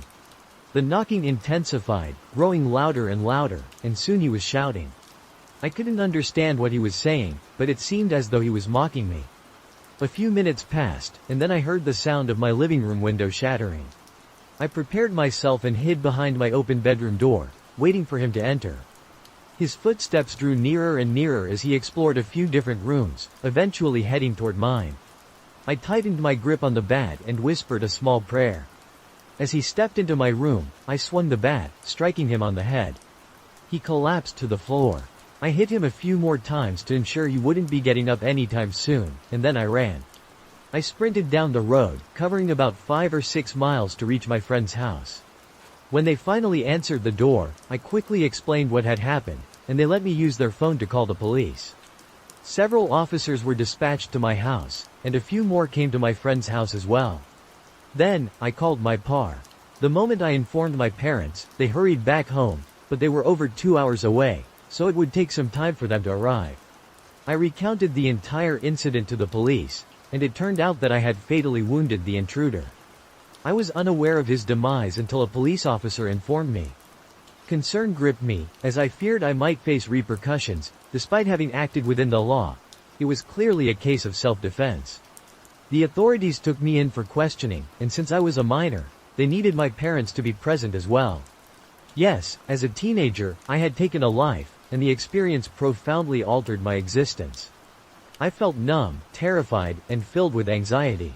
Countless nightmares have haunted me since the ordeal, even though it happened years ago. At times, it feels like it occurred just yesterday, and I find myself reliving the entire scene, the blood, the screams, and most significantly, my lost innocence. This unsettling event took place when I was about 10 years old. My sister and I were alone at home, as it was summertime, and our mother and grandmother were occupied, unable to stay with us. Being on our own during the summer wasn't unusual for us, so it didn't seem like a big deal. The only rules were that we couldn't go outside or open the door if someone knocked. On that particular day, I had risen and begun playing The Sims 2 in our kitchen, while my sister was engrossed in watching TV. After a few hours of gaming, I thought I heard the doorbell ring. Initially, I assumed it to be a sound from my game, but I had already muted it. So, I asked my sister if she had heard the doorbell, to which she replied that she hadn't. He hadn't seemed to notice when she mentioned that it was probably just the show she was watching. I dismissed her comment and returned to my game. Roughly 10 minutes later, I caught a glimpse of a reflection on my computer screen. A man in a suit, his hands cupped around his eyes as he peered through the glass doors behind me. I spun around, finding myself face to face with this unfamiliar figure. I had no clue how long he had been observing me. He waved as if he recognized me from somewhere. I shouted for my sister, who hadn't yet spotted the man. She quickly grabbed the house phone to call our grandmother. We had encountered salespeople before, but none quite like this individual. He was clad in a complete black suit that seemed ill-fitting. As peculiar as it was for him to be wearing a suit in 99-degree weather, he also carried a briefcase. All the salespeople I had previously encountered only ever had a clipboard or a handful of flyers, but this man had a briefcase. The next red flag arose when he walked around our house to approach the back door. During his little excursion, he would have noticed there was no car in the driveway, suggesting no one was home. As I rose to find a place to hide, the man reached down and grabbed the doorknob, jiggling it forcefully. Thankfully, the door was locked. He looked at me with a smile and motioned for me to unlock the door for him. The commotion he had caused had now set off our 75-pound lab mix, who was going berserk. There was no chance she was going to let this man reach us if he got in. My sister informed me that our grandmother was on her way, and she wanted us to take cover in her bedroom at the back of the house until she could return home. My sister handed me the phone before dashing into the kitchen to grab the largest knife she could find. I could hear her shouting at the man, telling him we had alerted the police. She hurried back into the room where I was, and together we closed the door. She then confided that after she lied to the man about calling the authorities, he began laughing as if she had just shared the most hilarious joke he'd ever heard. A short time later, we heard the door open and my grandmother's voice calling us. We emerged to meet her, and she informed us that she had not seen any man nearby. She had circled the entire house before unlocking the door. She also found it odd that if he had been a salesman, he would have left a note saying, "Sorry we missed you." She decided to take the rest of the day off to stay with us, also keeping an eye out in case the man returned. 11 years have passed since this unsettling experience, and I still have no desire to discover what was inside his briefcase. This event took place nearly 5 years ago, shortly after I moved into my current home with my husband. It was our first week in the new house. I had recently graduated from graduate school and was actively searching for a job. Our house is modest but consists of 2 stories, with both bedrooms and a bathroom located upstairs. It is situated behind another house, facing an alley, while our landlord and his wife reside in the front house. One morning, as my husband was leaving for work, he suddenly came back inside. "Did you try to remove a screen from a window downstairs?" he asked. I was bewildered and told him I hadn't. He insisted I come outside, so I swiftly got dressed and accompanied him. To her alarm, the screen covering the large downstairs window was bent at a sharp angle, as if someone had tried to force it upward from the bottom. The most disturbing aspect was the distinct and prominent handprint on the glass, indicating that the would-be intruder had attempted to push up and open the window. Fortunately, all our downstairs windows were secured with wooden rods wedged in the top half, effectively preventing them from being opened too far. Our old-fashioned security measures had unexpectedly protected us. Additionally, we noticed another window screen slightly cut open at the corner. We immediately contacted the police, who arrived and dusted for fingerprints on the handprint, but unfortunately, it didn't lead to any breakthroughs at the time. Break-ins during the middle of the workday were not uncommon in our neighborhood, as most people would be away from their homes. However, what truly unsettled me was realizing that our would-be intruder had chosen to attempt a break-in in the dead of night while we were both home and asleep. My car was parked right by the tampered window, clearly indicating that someone was home. It was a daring and reckless move on the intruder's part, especially since they left behind an almost perfect handprint on the window. Although it might not seem like it, this incident occurred quite some time ago, probably over 10 years back. I was in my later years of high school and was home alone. When my parents attended a wedding that necessitated an overnight stay at a hotel, and my brother was occupied with his night shift job, I found myself alone at home. At that point, our family resided in a prominent city on the East Coast, within a working-class neighborhood that was beginning to decline. As a teenager, I was somewhat of a loner, not exactly a nerd or anything like that, but a big guy who had friends and went on dates. Being a natural introvert, I treasured the rare moments of solitude that came my way. That weekend, I eagerly anticipated indulging in my usual empty house routine. I planned to play PlayStation on the large screen TV, then order a late-night takeout meal, either pizza or Chinese, and enjoy it while watching some episodes of Dragon Ball Z around 2 a.m. I would typically drift off to sleep on the couch, accompanied by my old dog, Cecil. Cecil was a beagle, as ancient as time itself, and had been part of our family for several years. Quiet and serene, he spent his days begging for food and napping. Unlike most beagles, Cecil never howled or barked. He was perfectly content to rest his head on your lap and remain there throughout the night. Returning to the story, it was approximately 1 a.m. I had just polished off the last slice of pizza and was beginning to nod off on the couch when I heard a loud bang emanating from the back alley. I didn't pay much attention to it, as anyone familiar with city life knows that noises can occur at all hours. However, Cecil's head abruptly lifted from my lap, and the hair on his back stood up. He was always a bit jumpy, so I soothed him and started to drift off again. Not even 2 minutes later, I heard another bang. Aang and Cecil did something I had never witnessed before. Aang jumped off the couch and sprinted like the wind toward the door that led to the basement, barking and growling with the ferocity of a dog twice his size. The expression on his face reminded me of a German Shepherd from a K9 unit. I had never seen him behave like that before, and it sent a surge of adrenaline coursing through me. Amidst the dog's barking, I could now discern a persistent banging sound. There was a rarely used door in the basement that opened to our back alley. It was old, rusted, and difficult to open, even with a key, and it made a lot of noise. Suddenly, I realized that someone was attempting to break into my house through the basement door. For those who haven't experienced living in a rough neighborhood, if someone tries to enter your home and leaves once they find the door locked, they probably want your belongings. However, if someone is determined to get in despite a locked door, well, they want you. Understanding this, I hurried upstairs to grab the heavy wooden baseball bat I kept under my bed for situations like this. Then I made my way down to the basement. I probably should have run, but I was a macho teenager with a tough guy complex, and I had nowhere else to go. As I descended the stairs to the basement, Cecil shot past me with the speed and energy of a dog half his age. Suddenly, I heard a man's voice exclaim, "Oh," and the banging abruptly stopped. I didn't call the police or anyone else, which was probably the most foolish decision I've ever made. I stayed up for the rest of the night clutching a baseball bat. When my brother returned home the next morning, I recounted the HT's events to him. We headed to the basement door to inspect the situation, and with a single pull to open it, the entire door collapsed. It turned out that a madman was just a forceful push away from breaking into my house, but old Cecil had managed to scare him off.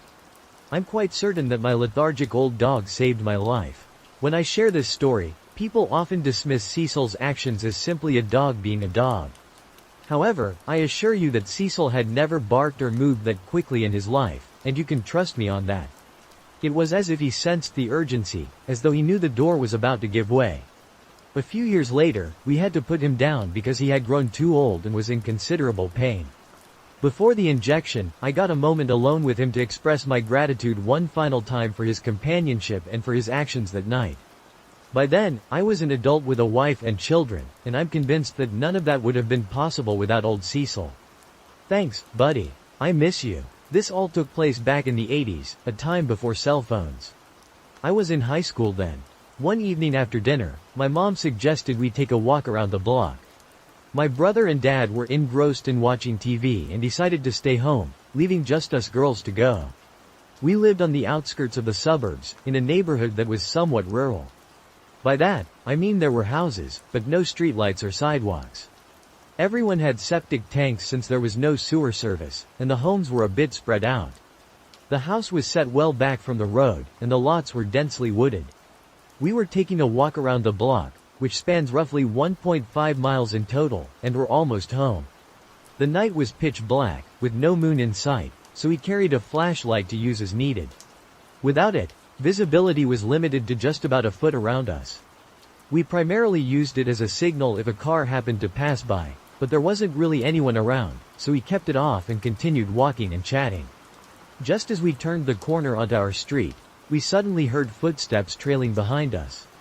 This was peculiar since we had just come from that direction and hadn't seen or heard anyone walking on that street or coming down the driveways as we passed. We assumed it was just a neighbor also out for a stroll whom we hadn't noticed in the dark. I decided to turn around to see who it was and switched the flashlight on. In response, they immediately turned on their flashlight too, so I could only see their light, not the people holding it.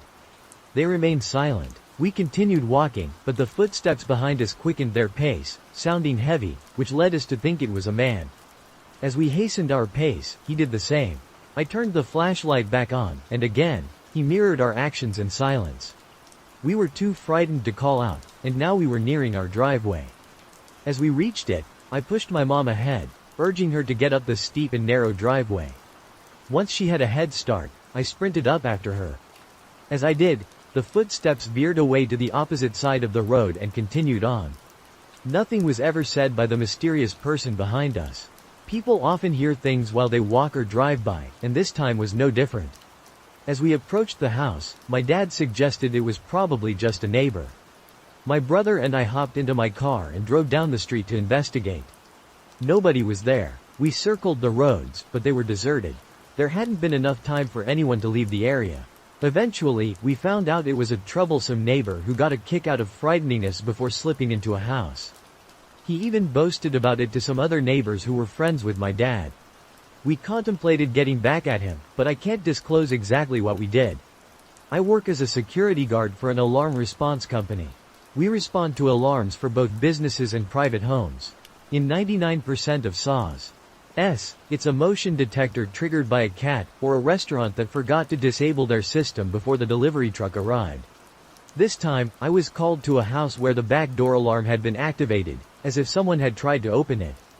The owner was out of town but received an alert through her app, and her mother met me at the location. We checked the door, it was locked. We assumed someone might have attempted to open it without success, causing the alarm to sound. However, there was a light on inside. The mother mentioned this to her daughter over the phone, and the daughter wasn't certain if she had left the light on. It's smart to make it seem like someone is home, but she just wasn't sure.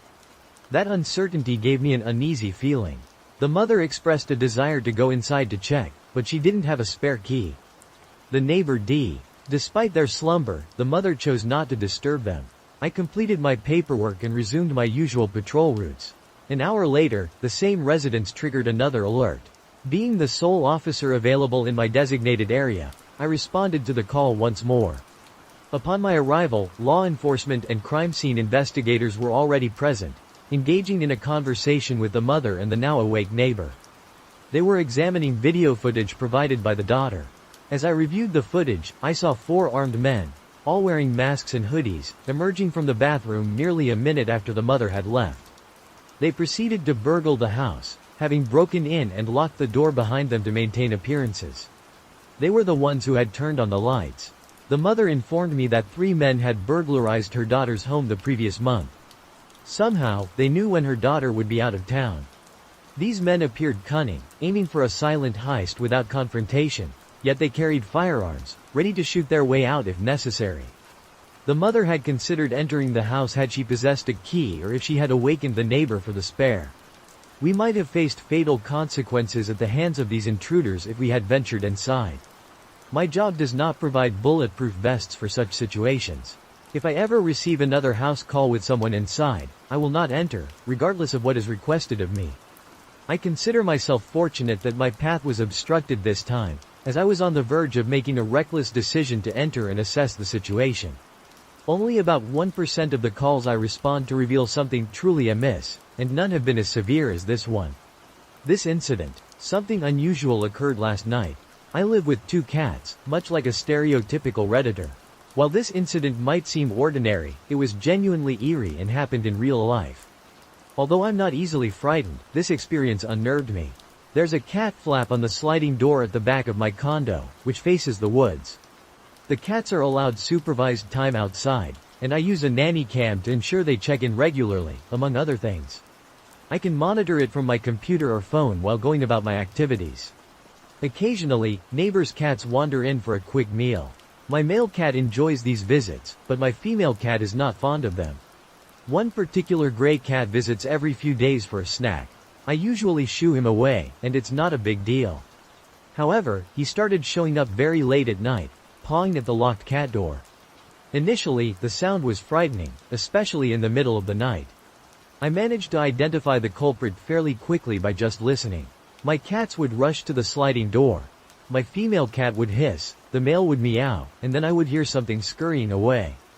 I reassured myself that it was merely a neighbor's cat attempting a midnight visit and probably just couldn't get in. My nanny cam is equipped with automatic night vision, which activates in low light, but I kept the cats inside with me last night, so the cat door was securely locked. The patio light outside the sliding door was switched off as I was getting ready for bed. Just as I settled under the covers, I heard the scratching and rattling sound at the locked cat door. I opened the app and I was absolutely certain I hadn't seen a cat, and the eerie effect of the night vision only added to the unsettling atmosphere. Despite this, I was undeniably on edge. A disheveled figure was crouched on my patio, fiddling with the locked cat door. My female cat hissed, and the person stood up and laughed. It might have been a woman. I never saw a face and only caught a fleeting glimpse, which sent a chill through my veins. The figure appeared to be dressed in a loose t-shirt. I contacted the police, and fortunately, there was a patrol car nearby. An officer drove through and checked the area behind my house. It was late, so I didn't provide a formal statement or meet the officer, but I did see his flashlight as he inspected the train line. Thankfully, that was the end of the incident, although my cats avoided their door for several weeks afterward, as if they could still sense the bizarre intruder. I'm a woman, and this unsettling event happened in 2008 when I was just 13 years old. Now, at 27, I recall it vividly, as if it occurred yesterday. At the time, I was living in Cincinnati, and it was January. School had been canceled because of a snowstorm the previous night, so I was home alone. My dad and stepmom had to go to work, which meant my little sister was at daycare, and my older brother had a dentist appointment. My dad worked in lawn care and occasionally came home for lunch if he was in the area. So, when I was awakened by noises coming from the basement, I assumed it was him returning for lunch and rummaging through things down there. I didn't pay much attention to it at first, and as I got out of bed, the sounds continued. I initially thought it was my dad in the basement, but as I neared the stairs, something felt profoundly wrong. I'm not sure what compelled me to act this way, but instead of shouting, I softly whispered, "Dad, is that you?" When there was no response, I discreetly made my way to the front door, peered through the small square window, and saw 2 men ascending the snow-blanketed hill toward my backyard. I later discovered there was a third man, and he was the one who had shattered the basement window. It dawned on me that the sounds I heard were actually from the basement window directly beneath my bed being broken. I dashed to my bedroom, quickly hid in my closet, and called my mom. When she answered, I explained what was happening, and she contacted my brother to see if he could come home, as I had a history of being afraid to be home alone. Neither of them truly believed there were intruders in the house. Before my brother arrived and right after I ended the call with my mom, I contacted the police. At first, I don't think the dispatcher took me seriously because she repeatedly asked if I was certain there were people attempting to enter my home. Meanwhile, the 3 intruders had already entered the house and were rushing up the stairs from the basement. After explaining this to her, I immediately noticed a change in her tone, and she urged me to remain calm, asking if I was in a secure location. I replied that I was in my bedroom closet. However, the door wouldn't shut completely because my room was only tidy due to having hastily tossed many items into the closet, so I had to hold the door shut with my hand. With the door securely closed, The dispatcher instructed me to report any sounds I could discern.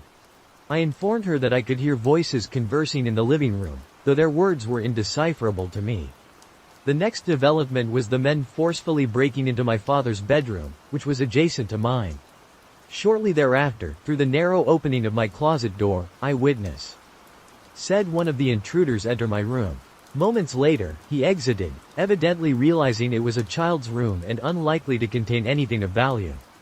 A few moments later, one of them exclaimed, "He's home," and they all began to flee.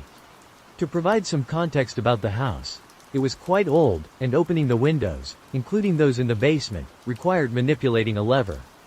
These windows were unlike glass block ones, which are unbreakable and opaque. Additionally, the front door was inoperable because the house had settled excessively, causing it to remain locked, so the couch was positioned in front of it. Consequently, we used the side door for entry and exit. Curiously, this side door required a key to unlock from inside the house, allowing us to leave. Everyone had a key except my younger sister. This situation meant the intruders had to exit the same way they entered, carrying everything they intended to steal through the basement window. After the dispatcher assured me that the police had surrounded my house and it was safe to emerge, I found it difficult to leave immediately. In my closet because I wasn't entirely sure if they had left.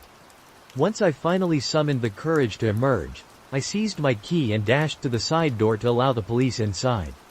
I couldn't find my brother anywhere, so I was uncertain whether something had happened to him or if he was even the one who had arrived. Shortly after I let the police in, my brother appeared, strolling into the dining room. I leapt up with such speed and enveloped him in the biggest hug I had ever given him. When the police requested us to recount what had transpired, I overheard my brother explaining that upon reaching the house, he approached the side door as he usually would. Just as he was about to unlock it, he encountered one of the men through the window. He said the man had cocked his gun, pressed it against the glass, and said, "Hey." After that, he mentioned he froze momentarily, and when he finally regained feeling in his legs, he dashed up the street, knocking on doors. After knocking on the first 3 houses, he reached the 4th, where a little girl answered. He asked her to fetch her mother, explaining that there were men in our house and that his little sister was trapped inside. She called the police, and then my brother contacted our grandparents to confirm that I was telling the truth. The township reached out to my dad and invited us to visit the town center about a week after the break-in. When we arrived, I was surrounded by the officers who had apprehended the men, and they honored me with a certificate of bravery for remaining calm and assisting them in capturing the men, along with a small gift bag of goodies. About a month later, we attended the men's court date, where we encountered a woman and her son in the waiting area. Their home had been burglarized just a week before ours. Coincidentally, all her firearms had been stolen during the break-in.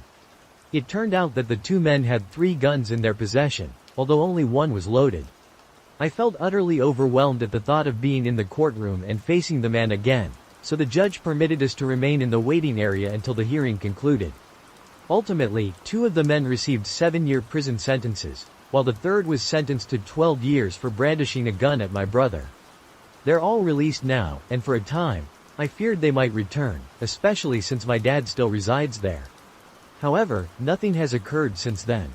I always heard stories about break-ins, but I never imagined it would happen to me. I am incredibly thankful that I was old enough to handle the situation wisely and that the men remained unaware of my presence in the house until they were in court. Who knows what might have transpired if they had known. This incident took place about 2 years ago when I was 19, and my foster sister was 16. It was the summer before I was set to start college, and I primarily lived with my mom and sister, except for every other weekend when I stayed with my dad. Summers in my area can become sweltering and humid, so we developed a routine of walking the dogs around 7 p.m. when it was cooler, yet still light outside. On this particular evening, the evening was unfolding as usual, with Mom not expected to return until late. She frequently engaged in various activities such as choir practices, Bible study sessions, and youth group events. Consequently, it was not uncommon for my sister and me to find ourselves home alone until around 8 o'clock or 9 p.m. As a result, the responsibility of walking the dogs fell on our shoulders. Despite residing in the countryside, we opted for a change of scenery by driving 20 minutes to a nearby park. Allow me to describe the park layout for clarity. Though not particularly large, the park is favored for its mile-long loop road, featuring attractions like playgrounds, ponds, and a quaint country hall scattered along the inner side. The outer perimeter consists mainly of grassy areas and trees, with a single playground at the far end. It's typical to encounter people walking the loop at least twice if they're moving in opposite directions, but not when heading the same way. Additionally, vehicles on this road can only travel in one direction due to its one-way design. Our walk commenced without incident. We parked the car, leashed our dogs, and embarked on the loop. Occasionally, we paused so I could snap pictures of our dogs and my sister, who was busy managing our larger dog, a creature who pulls as if his life depends on it and insists on sniffing everything. During one of these breaks, a man in his 40s passed us, heading in the same direction. He smiled at my sister, complimented our dogs, and continued on his way. We paid it no mind, as exchanging pleasantries in the park is quite common. However, the same man passed us again just 10 minutes later, this time directly across from where we had first encountered him. He greeted us once more with a smile and a cheerful, "Hi." This time, we exchanged glances, acknowledging the peculiar man. It was strange how he had managed to circle back to us so swiftly, and then he cut in front of us so closely, nearly brushing against my sister. Not even 5 minutes later, the same man passed us again, cutting even closer and offering another greeting.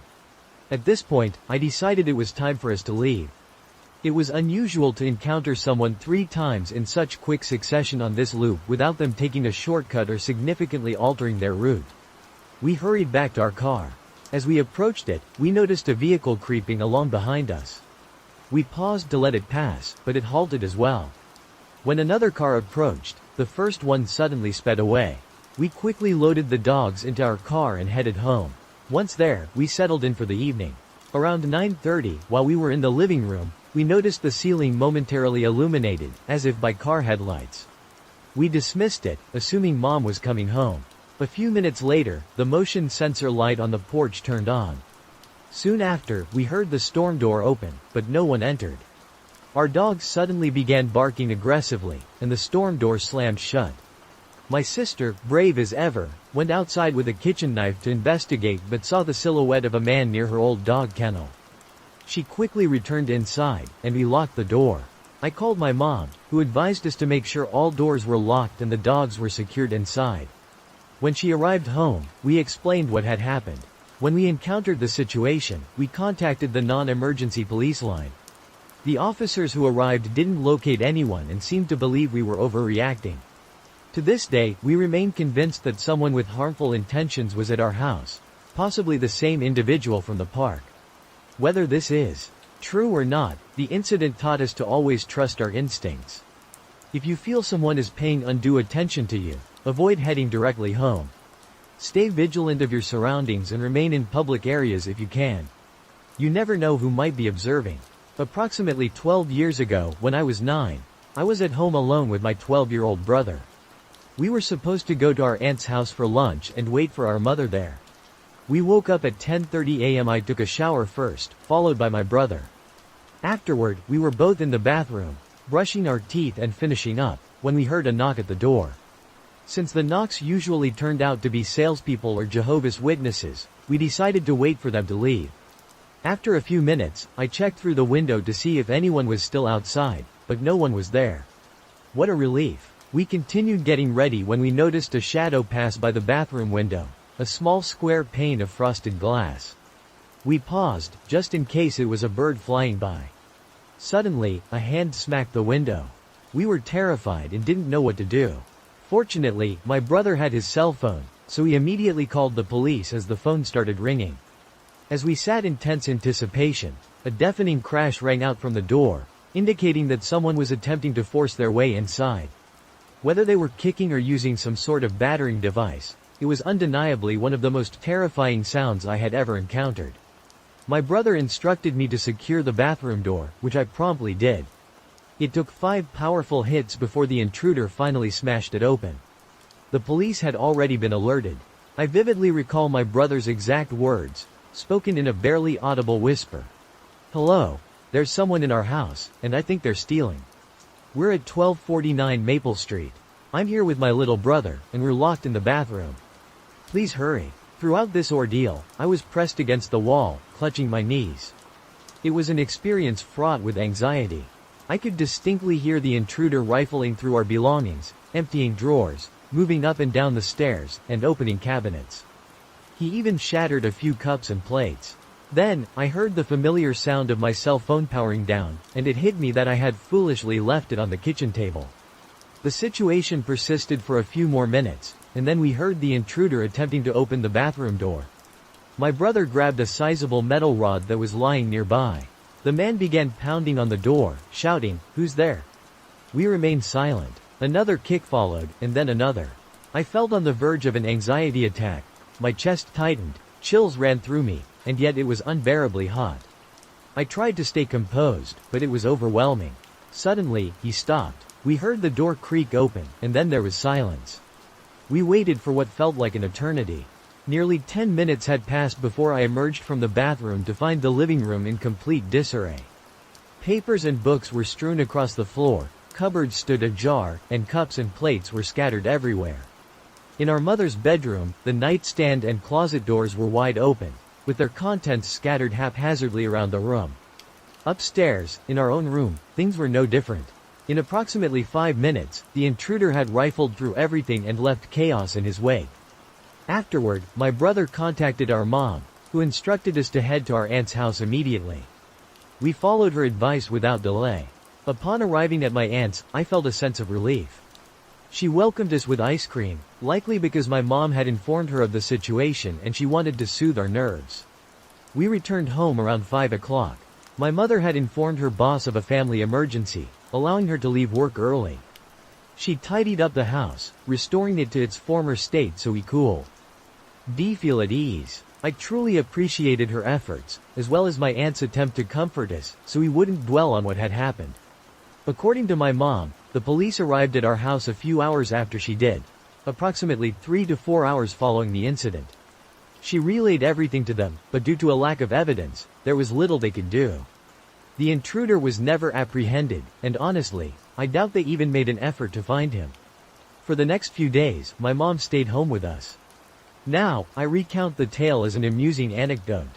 Thankfully, no one was harmed, and the thief only took items of little value. However, at the time, the experience was terrifying, especially for a 9-year-old. The situation could have had serious consequences, but fortunately, it never escalated to that point, and I managed to recover after a couple of weeks. Currently, I'm 29 years old, and as a woman reflecting on this experience, I can say it happened when I was just 14. At the time, I had just begun 8th grade. Growing up in Southeast Texas, many of you are aware that autumn still falls within hurricane season. It was a Friday evening, and it was just my mother and me at home, as my father was away on a work trip. Initially, I had made arrangements to spend the night at a friend's house, but with a tropical storm approaching, my mom decided at the last minute that she preferred having me stay home that night. I was quite frustrated because, in my opinion, tropical storms were generally taken too seriously. I genuinely felt she was overreacting, but of course, this was the mindset of a supposedly mature 14-year-old. To make up for it, my mom felt guilty and decided we should rent a stack of movies, order pizza, and get an assortment of ice cream for an enjoyable night in. My parents' bedroom was situated on the opposite end of the house from mine, and this detail will be relevant later. We lived in a split-level house that was constructed in 1950. It boasted a postmodern design reminiscent of Frank Lloyd Wright's work. The entire rear section of the house was composed of floor-to-ceiling windows, around 8 to 9 feet high, essentially forming a massive wall of glass. The house featured an open floor plan, with the kitchen being the first enclosed room with walls on the ground floor. My bedroom was directly adjacent to the kitchen, while my parents' room was located at the top of the stairs. I apologize if this description is challenging to visualize. It was indeed a modern-style house. It's challenging to articulate the situation. She had retired to bed around 10 p.m., while I retreated to my room to enjoy a couple of films I'd rented for a personal viewing. The storm was escalating, with the wind intensifying and the rain lashing sideways. I was midway through watching The New Guy when I glanced at the clock, which read 12:53 a.m. Fatigue was setting in, and my eyes grew heavy as the tumultuous weather raged on. I recall thinking it wasn't such a misfortune to have missed the sleepover.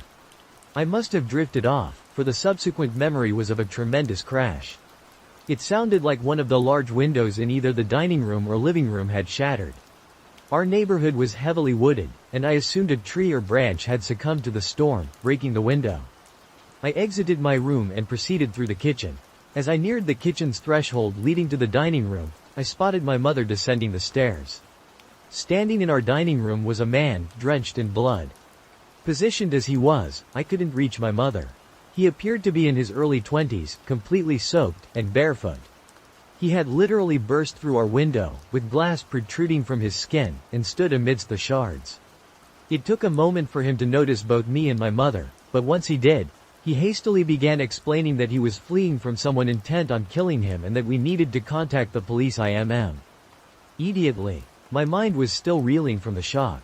My relatively naive 14-year-old mind didn't question it at all, but my mom was eyeing him with suspicion.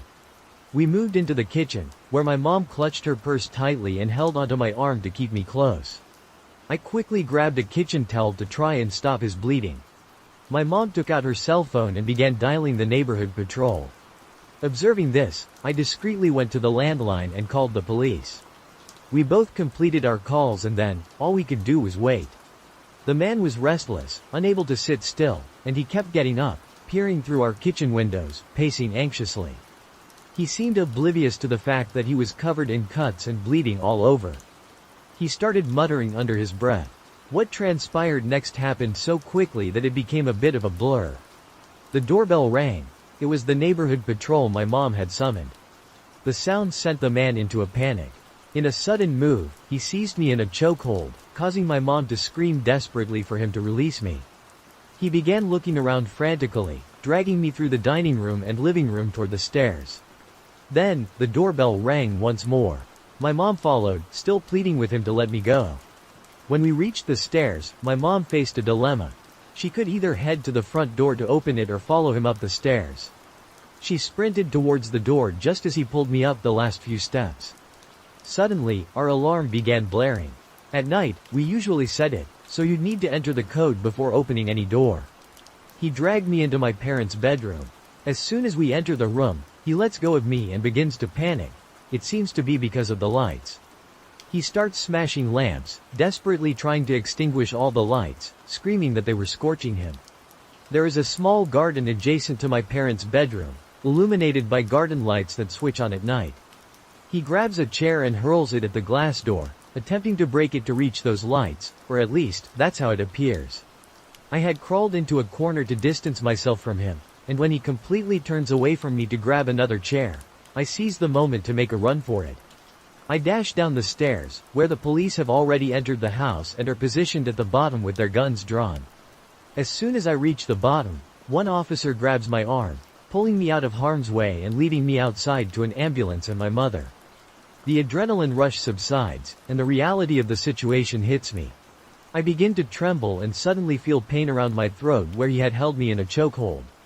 There is a lot of shouting and screaming coming from inside, and about 10 minutes later, the officers emerge with the man in handcuffs. Seeing me, he attempts to lunge at me, which is terrifying. I have a bruised windpipe but am otherwise alright.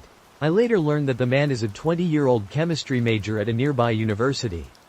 Together with some friends, also chemistry students, they had concocted their own PCP. He had never tried PCP before and had a severe reaction while they were driving to get some food. When he initially began exhibiting signs of paranoia and distress, he became insistent at the drive-thru, demanding to be let out before he bolted away. The sensation of being pursued is a common hallucination when one experiences a bad trip. Light sensitivity is another frequent side effect of being under the influence. However, he wasn't a troublesome kid. He had never encountered any issues before. He was a diligent student and essentially the last individual anyone would suspect of engaging in such behavior. Our home was unique on our street as it was the only one not entirely enclosed by a fence, which allowed him access to the backyard and those windows. As I grew older, I realized how easily one could find themselves in his situation. I had friends who pursued chemistry in college and experimented with their own concoctions. Fortunately, that night didn't turn out worse, although it certainly had the potential to head in a very different direction. To set the scene, I have always cherished driving. I love embarking on long drives with no set destination, just me, my music, and the open road ahead. Living in Nebraska, I frequently take backroads or solitary highways, weaving through the countryside to reach small towns and eventually larger cities. Typically, I prefer to take these drives at night when there's less traffic to contend with. Ever since I obtained my driver's license 5 years ago, I've never encountered any problems or faced any trouble. That was true until a few nights ago. For context, I'm a relatively petite 22-year-old woman, and as I mentioned earlier, I often embark on these journeys completely alone. In complete solitude, these long drives have always been a reliable way to clear my mind when I'm feeling stressed, upset, or overwhelmed. They've also given me a chance to formulate a plan to sort out personal issues. In the past, I often took these extended, solitary drives to escape the toxic environment of my parents' home, using them as a means to cope with their alcoholism. Now that I've moved out and am in a much better mental space, I no longer feel the need to jump in my car and just drive. However, on the night this particular event occurred, I was engulfed by a sense of overwhelming stress and anxiety due to a series of personal issues I'd prefer not to delve into. Restlessness and irritability were creeping in, making it difficult for me to concentrate on anything else. Feeling uneasy around my boyfriend, I decided that a drive might help me clear my head. He was understanding and advised me to be cautious and not stay out too long, as it was getting quite late. I agreed, gave him a goodbye kiss, and left. I spent about 30 minutes driving around our city, but the tension regarding my personal life still lingered. Seeking further relief, I decided to venture north along those familiar, dimly lit, winding highways. I maintained a steady speed of 65 miles per hour, slowing down as I approached turns in case a deer suddenly appeared around a bend. I continued driving, captivated by the vast, empty darkness of the snow-covered fields and barren trees. It was a bit eerie, honestly, being completely alone with no other cars in sight, seemingly in the middle of nowhere. The few houses that were set back from the road by miles appeared lifeless and abandoned. The desolate cornfields lay lifeless, gradually smothered by a blanket of snow, evoking scenes reminiscent of a horror film. I half expected an apparition to materialize in my rearview mirror or someone to emerge from the clusters of trees dotting the horizon. The sole illumination came from my headlights, yet even with their assistance, I strained to penetrate the night's impenetrable darkness. By now, it was slightly past 11 o'clock, and I reassured myself that once I reached the familiar roundabout, offering a choice between a small town and the city, I would head back to the city and go home. That roundabout was still a good 15 to 25 minutes away, but aside from my mind conjuring the worst scenarios, I wasn't particularly worried. After all, I was alone and didn't have to concern myself with other drivers, right? Wrong. As I navigated another bend, I spotted a vehicle with its hazard lights flashing, perhaps a quarter of a mile ahead. It was a dark-colored sedan, awkwardly positioned so that part of it occupied the shoulder while the rest protruded onto the road, as if the driver had been forced to pull over hastily but hadn't quite succeeded. The driver's side door was wide open, and as I decelerated and steered my car towards the opposite side of the road to pass, I could discern what appeared to be blood on the inside of the open door. I saw no one on the road or inside the car, and I was the only driver in sight. In this rural area, cell phone reception is notoriously unreliable most of the time. More often than not, no matter how fervently you wished for it, you couldn't get a signal. That's precisely what happened when I checked my phone, hoping for any reception. There I was, a lone woman navigating the road at night, pulling up near an abandoned car that seemed to have signs of a struggle inside, and with no cell service to rely on. I'm no fool. I've watched countless episodes of Investigation Discovery and Criminal Minds and have devoured far too many true crime books to understand that this scene screamed danger and misfortune. Yet, a small part of me was still concerned that something dreadful had befallen whoever occupied that vehicle, and I felt a need to assist. These roads rarely see traffic at night, and with temperatures well below freezing, if someone was injured or in distress, they were utterly alone with no help in sight. Nonetheless, I leaned toward caution. I continued driving, albeit more cautiously, and as I neared the vehicle, I rolled down my passenger window slightly, turned off the music, and called out, "Hey, is anyone there?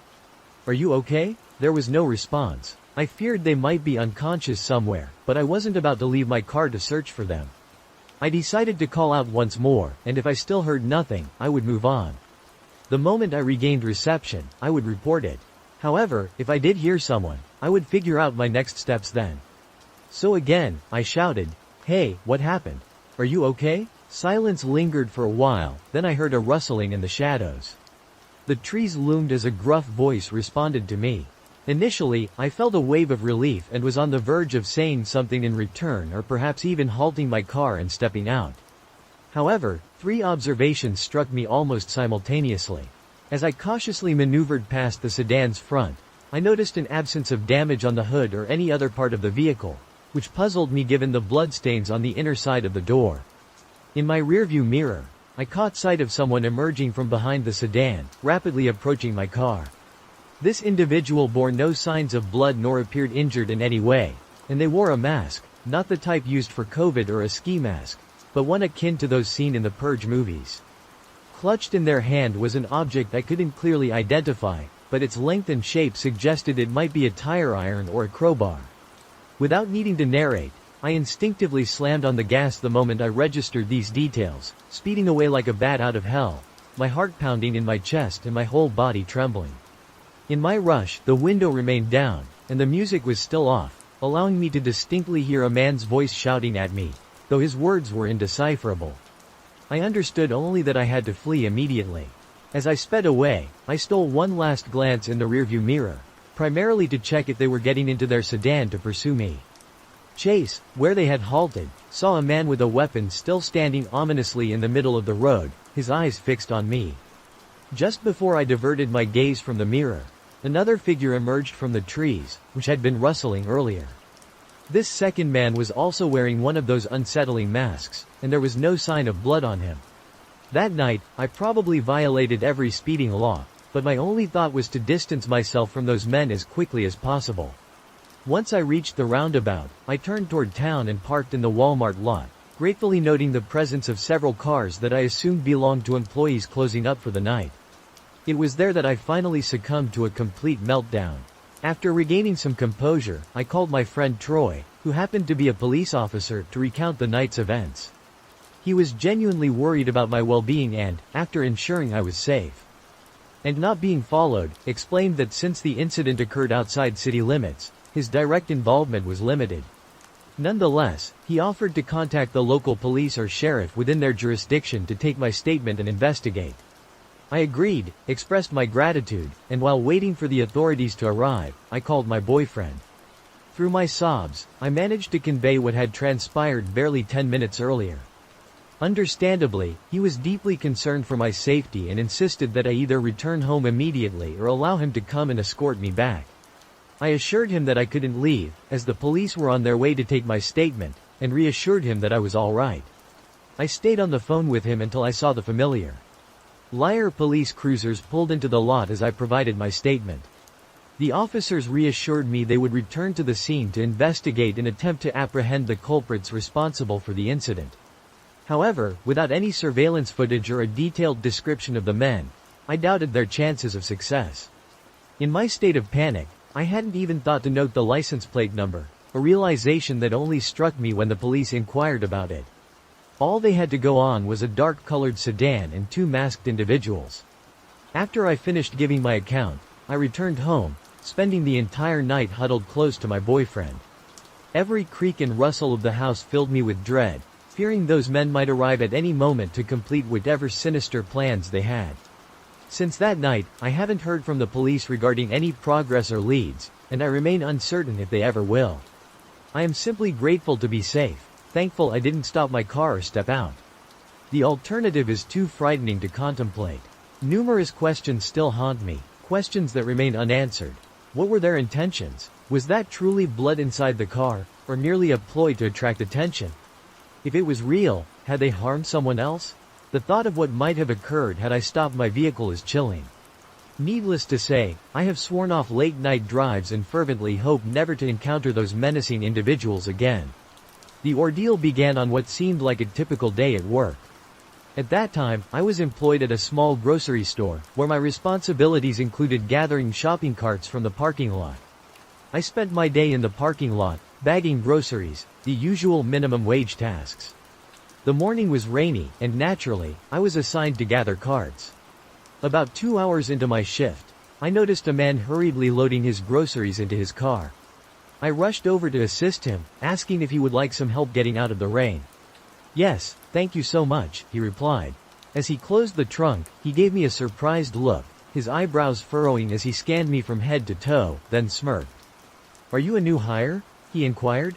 "No, I've been here for a couple of months," I answered. "Oh, you're very pretty," he remarked in an oddly sensual tone. I thanked him and wished him a good day, making it clear I wasn't interested. As I walked back to the store to avoid him until he left, I could feel his eyes on me. Regardless, I carried on with my tasks, not dwelling on the encounter. After my lunch break, I returned to the register to bag groceries, only to spot the same man entering the store.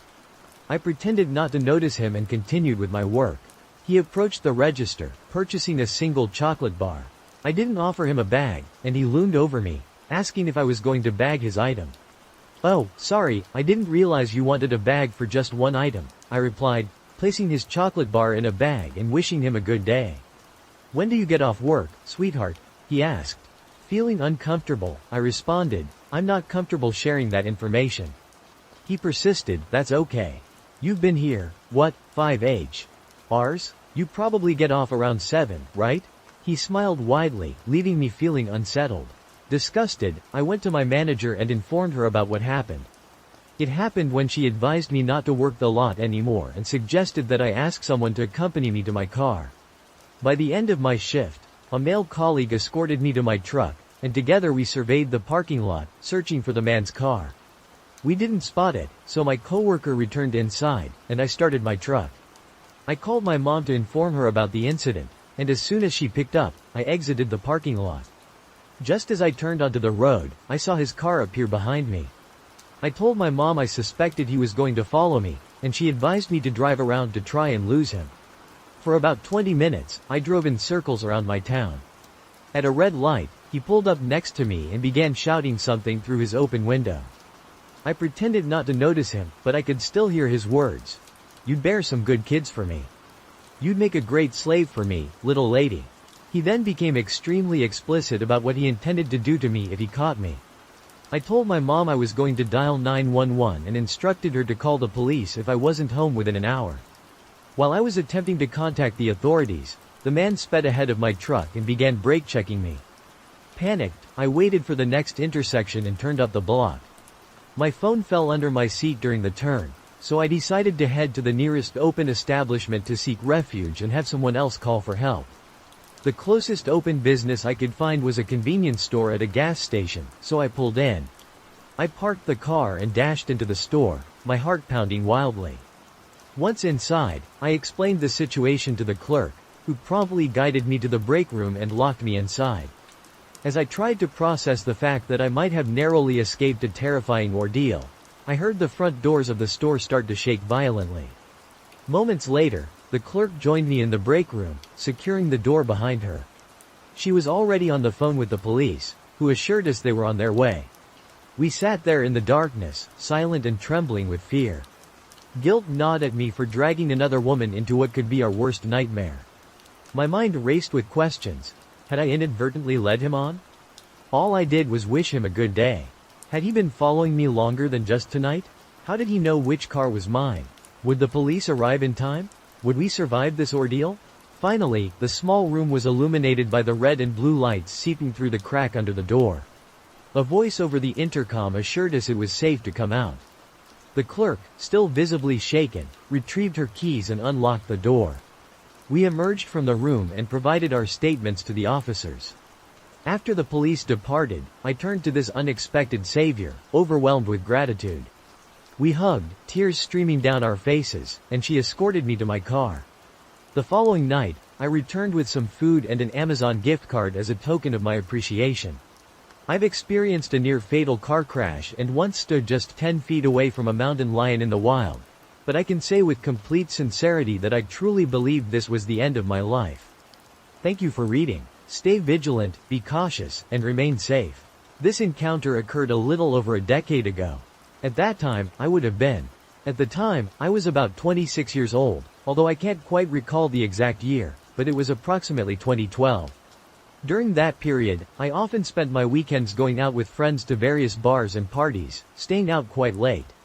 My usual hangout spot was a friend's house located on a side street just off a bustling main road, lined with popular and crowded bars and restaurants. Parking at his house required leaving the car on the street, and on busy weekends, it was not uncommon to end up parking several blocks away. The area closer to the bars was quite pleasant, but venturing a few blocks in the opposite direction led to a somewhat sketchier neighborhood at night. After one such night out, I had to walk back to my car, which was parked several blocks away toward the less inviting area. It was winter, so I was bundled up in a heavy sweater or pullover and a beanie, which is only noteworthy because in the dim light, you couldn't discern much about my appearance other than my general height and build. As you moved further from the lively bars, there was little through traffic, and the streets were quite dark without streetlights. While I was making my way down the sidewalk, a car began to slowly inch along the street, matching my pace. It pulled up beside me and halted. The window rolled down to reveal an attractive young woman driving. She commented that I seemed cold and suggested that I should let her give me a ride to my destination. She appeared very amiable. I indicated that I wasn't interested, as I was not from the area. I appreciated her offer, but I was intent on continuing my walk. She then put in considerable effort to persuade me to join her in the car due to the frigid weather. There was no casual conversation to gather any information about me or to ensure I wasn't a peculiar individual. She simply insisted on me getting into the vehicle in a rather forceful manner. Considering what I was wearing and the darkness of the surroundings, she couldn't have possibly discerned much about my appearance to find me appealing. Even if she did, I know few women who would invite a male stranger into their car past midnight while they were alone. There were approximately 10 bars in the vicinity where she could have gone if she merely wanted to meet someone. I couldn't fathom any reason for her to be driving around, offering rides to strangers. She persisted in driving alongside me, once again offering me a ride, which I refused as I continued walking. I quickened my pace, and she eventually drove away. As soon as she was a few blocks away, I hurried to my car, ensuring no one was lurking nearby. The entire situation felt off and defied logic. Later, I discussed the incident with my friends, and all the women agreed they would never offer a random man a ride, especially at night under such circumstances.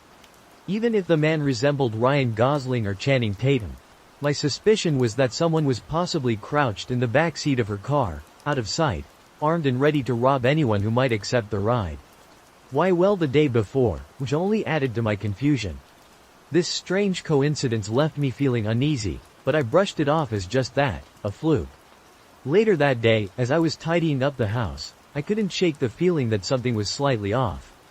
It was as if there was an undercurrent of tension in the air, something I couldn't quite put my finger on. The girl I was house-sitting with, Emily, seemed oblivious to my growing unease. She was cheerful and focused on her studies, often lost in her notes or chatting animatedly about her plans for the future. Her enthusiasm was infectious, and I found myself getting swept up in her energy, momentarily forgetting my concerns. However, as the days passed, the unsettling feeling persisted.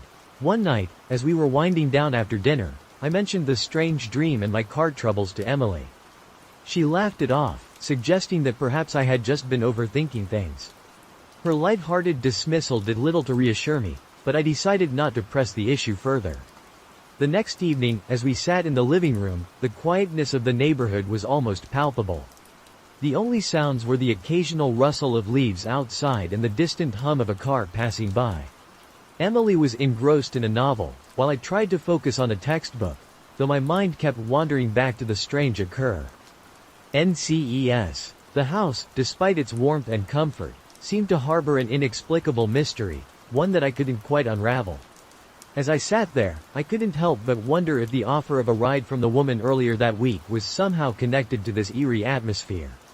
Why would she offer rides to strangers in the dead of night? The unanswered questions lingered in my mind, intertwining with the sense of unease that had settled over me like a shadow. The previous day, I had to call someone to come and repair the starter motor, which turned out to be the first unsettling incident of the week. A day later, on Friday, I intended to drive back to my parents' house, located in a smaller town about 45 minutes away. I gathered my belongings at the large house and planned to stop by my apartment to pick up anything else I might need for the weekend. The journey between the house and my apartment was, as I mentioned, only about a 5-minute drive. Given that it was winter, darkness had already fallen by the time I left. Around 7 p.m. as I was driving away from the house, I noticed in my rearview mirror that the car behind me was tailgating me very closely. Whenever I made a turn, it seemed to follow suit. Initially, I was cautious, but not overly so, just aware enough to realize that something odd was happening behind me. However, when I stopped at a traffic light, the car was no longer there. My relief was short-lived, as the vehicle had now pulled up beside me. I glanced to my right and saw a man inside, alone, grinning at me in a deranged manner. For a fleeting moment, I thought, wow, I should really drive with a beanie on so people can't see that I'm a petite 5 feet 2 inches woman with long blonde hair cascading down to my waist. I also reassured myself that he was in the lane to turn right, so I should be fine. As I drove off, the headlights reappeared behind me. What a jerk, I thought. Who drives like that? Fortunately, my turn was coming up on the left, and after another minute or two of this tailgating, I began to slow down. Unexpectedly, I executed a swift left turn into my driveway, activating the automatic gates, which promptly opened to let me through. Once inside, the gates shut securely behind me. I exhaled deeply, relieved that the tension seemed to have dissipated. After gathering a few belongings from the car to bring along, I noticed a man standing at the gate I had just passed through. He remained on the opposite side while I was at the far end of the parking area, but I could distinguish that he was the same individual who had been tailing me in his vehicle. He was furiously shaking the gate, his anger palpable. Although I was safely within the confines of the property, and a group of students was nearby, creating a commotion as they arrived for a party or some such event, I didn't feel entirely gripped by fear. I proceeded to the stairs and began ascending from the ground level to the first floor. As I rounded the corner on the first floor, I noticed someone sprinting across the parking lot toward the staircase. In retrospect, I can't understand why I didn't immediately grasp the situation. Perhaps it was because I subconsciously observed the group being ushered through the pedestrian gate as I navigated the stairway between the second and third floors. Suddenly, someone touched me. I turned to find the guy who had managed to blend in with the small crowd. He spoke, and I retorted with a witty remark, telling him to back off. I then turned my back on him to continue my ascent up the stairs. However, upon reaching the third floor, he seized me from behind, pressing my back against his chest and securing his left arm around my neck. I felt there was an object pressed against my right side, a knife. He led me downward. I remember noticing the broken light on the lower level and thinking that this couldn't end well, yet I remained oddly calm. I offered slight resistance, and he responded by tightening his grip. A sensation of breathlessness crept over me, as if I wasn't inhaling enough air. Gradually, I became a dead weight, and he started to lose his hold on me. I was at his waist level when I elbowed him, making contact. He released me but quickly spun around to confront me. In the process, he tore the front of my button-down shirt. Then he froze, staring at someone behind me, someone taller than him. His eyes widened in shock before he turned and fled. I screamed and then turned to see who had come to my aid. To my surprise, no one was there, but soon people began emerging from their apartments, and the police were summoned. That night, they visited for the second time. As it turned out, my father had already contacted them an hour earlier. My mother had been plagued by an uneasy feeling all evening, persistently urging my dad that something terrible was bound to happen to me. Her intuition proved correct. Eventually, they apprehended him, and I identified him in a lineup. He was a serial offender in the area, accused of attacking around 14 women. One woman had even leapt from the first floor of her apartment to escape him, fracturing her leg in the process. Weeks later, before his trial, the police informed me that his cell door had been left open. He had vanished, apparently with inside assistance. I've experienced several unsettling incidents in my life, but this one still leaves me feeling uneasy. Reflect on how swiftly things could have taken a turn for the worse. I'm a 20-year-old woman, and this incident occurred when I was living in a particularly isolated part of southern Indiana. It was a weekend night, and my best friend and I were heading home after finishing the graveyard shift at a nearby waffle diner. She decided to grab her dog from her house so we could spend the night at my place, which becomes relevant later. As we ventured into the rural countryside where my home was located, we had to navigate a long, narrow dirt road. About a mile in, we noticed the headlights of a truck. As we approached, it became clear that it was a nice truck, likely from around 2018. I must admit, I'm not very knowledgeable about vehicles, so bear with me. The truck was parked sideways, completely obstructing the path. Puzzled, I exited the car to check if the driver was all right.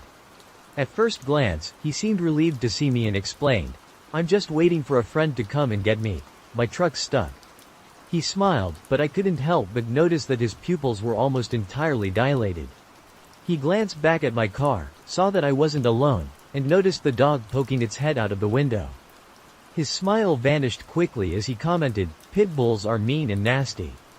With that, he turned away and climbed back into his truck. I returned to my friend and suggested, "Put this in reverse and use any driving skills you had to get us out of here." We backed up my poor, 95 Cadillac, which really wasn't suited for dirt roads, and made our way back to the main road, feeling a wave of relief. Ed and I decided to take an alternative route home, but to our astonishment, the same man was parked along that road. He stood by the roadside, smiling and fixating his gaze on our headlights. We were on the brink of panic and pressed the gas pedal to the floor for the remainder of the drive home. I have no idea how he managed to reach there before us or what his intentions might have been, but I am grateful I wasn't alone. Back then, I was a rather naive college student. Although the presence of the pit bull likely deterred the man, the dog unexpectedly turned on my friend a few months later, causing her significant injuries. It had been a well-behaved dog its entire life, and I know she was a responsible owner, so I suppose it's an instinctual thing with pit bulls. They can become aggressive without warning. This incident occurred when I was 11 years old. At the time, I lived in an apartment on a street where construction was constantly underway. Naturally, they often tapped into the electrical supply, causing frequent power fluctuations. Consequently, the streetlights were often ineffective, especially during the winter months when evening descended into pitch-black darkness. This detail is significant, so keep it in mind. From what I recall, it was a weekend, and I was supposed to stay at my friend's house. For an 11-year-old me, this was an exciting opportunity, as I had been overwhelmed with schoolwork all week. I was to spend what I believed to be Friday night at her house, sleep over, and then spend the entirety of Saturday at her bungalow, returning home that same evening. The experience was further enhanced by the fact that her parents had in an event they couldn't avoid. My friend's parents entrusted us with the responsibility of staying alone in their two-story house for the entire 6 hours they would be away. Back then, the prospect of spending a whole night alone with my friend was thrilling. 6 uninterrupted hours of games and movies on their enormous TV. However, as it turned out, my friend had other plans in mind. I reached her house just before 8 p.m., and it was already quite dark outside. Her parents had waited for my arrival to inform us about emergency contacts, dinner, and other essential details. They also reminded us to bring their 4-year-old Labrador inside because the weather was turning bad, and his kennel had a few loose panels that leaked when it rained. This detail is crucial to remember. After they departed, we watched a few cartoons, had dinner, and relaxed in her living room while playing cards. That's when my friend Sid came up with the brilliant idea of exploring a fenced plot of land a few hundred meters down the street from where she lived. There was no construction underway there, so the area was mostly overgrown with plants and weeds where it wasn't covered in debris. We brought the dog inside, attached him to his long chain that allowed him to roam within limits, grabbed the keys, and left the house for a quick 10-minute walk. By this time, it was around 10 p.m. in hindsight. This was the point where we still had a chance to avoid the encounter that followed. Yet, being curious and daring kids, we ventured on regardless. Our arrival was uneventful, and we proceeded to climb over a wall that stood about 2 meters tall. Fortunately for us, the wall wasn't difficult to scale. The wall had crumbled in several spots, creating convenient holds that allowed us to climb over it. Once inside, Sid suggested that we position ourselves a few meters apart and remain in place until one of us became too frightened to continue. We faced each other and began walking backward until there was just enough light to discern each other's general silhouette. After what felt to me like a solid 10 minutes, I noticed Sid hunch forward, her eyes wide, and begin walking toward me. She seemed to be moving rather quickly and in a somewhat reckless fashion, leaping over rocks at a daring pace and even getting snagged by some thorns along the way. As she reached me, just as I was about to laugh and tease her for being scared, she urgently told me to get up because she needed to feed Shaggy. I was perplexed since her parents had already filled his bowl with food, and he had a self-operating water dispenser for when he was thirsty. But when I saw her face, I must say I had never seen her look so pale, like she had encountered a ghost. Without questioning her, I agreed, and we made our way back over the wall, albeit in a tense and hurried manner. The instant my feet hit the ground, Sid grabbed my arm and immediately began sprinting down the street. To put things into context, she held my arm with such force that I had a bruise for 2 weeks.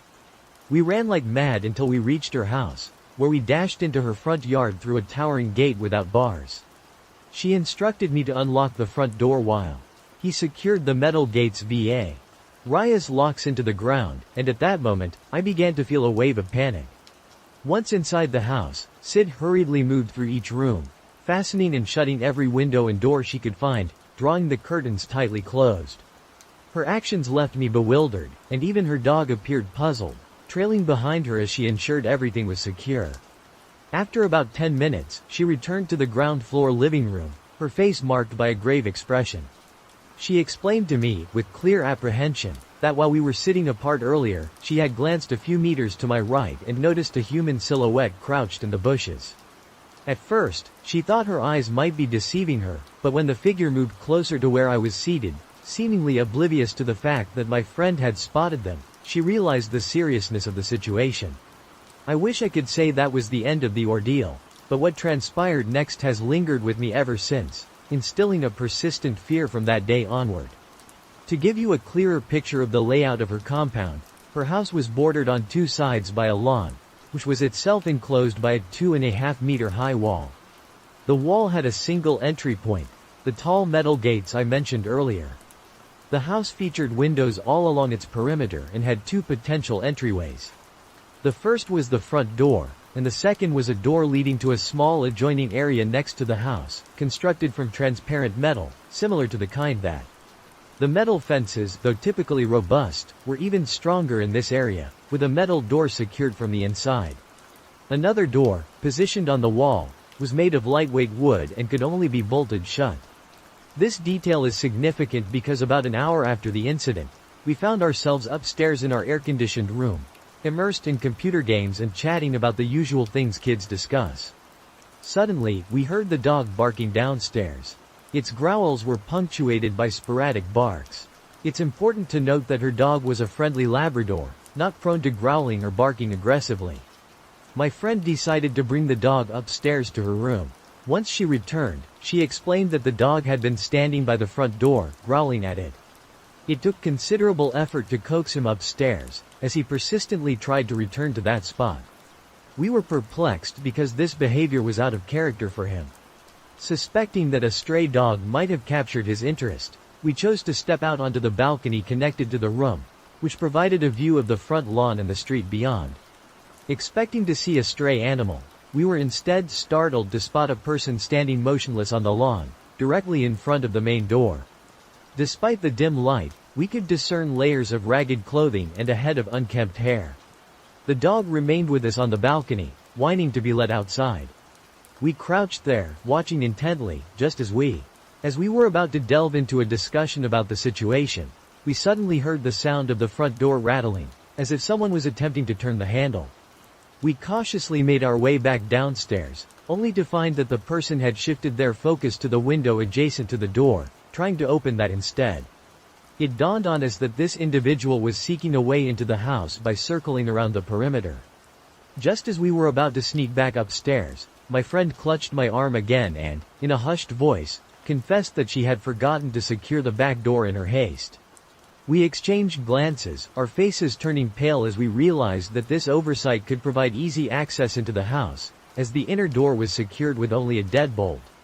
At that moment, we heard the windows at the rear of the house rattling, indicating the intruder was making their way back toward the front. Fortunately, the back door was situated a few meters from the front entrance, and we were fortunate that the intruder had opted to circle around the opposite side. She instructed me to stay by the inner door with the dog while she stepped outside to bolt the metal door securely. She then advised me to shut the door as soon as she returned and, if she were caught, to release the dog and close the inner door as quietly as possible to avoid revealing my presence. In our state of terror and with no time to argue, I stood guard at the inner door while she hurried to the outer door, fumbling with the lock before re-entering the house, moving as swiftly and silently as she could. We closed the inner door, and at that very moment, we heard the sound of a commotion outside. The outer door had slammed shut with a harshness that jolted us. Had she not gone there at that precise moment, we might have been left with no other option than to hide inside her house. He had managed to find his way in after persistently trying every door and window, a task he undertook with a disturbing intensity and force. As he busied himself with this, we managed to slip back upstairs and onto her balcony to check if he had finally left. We stood motionless at the foot of the stairs, straining our ears for any sign of further activity.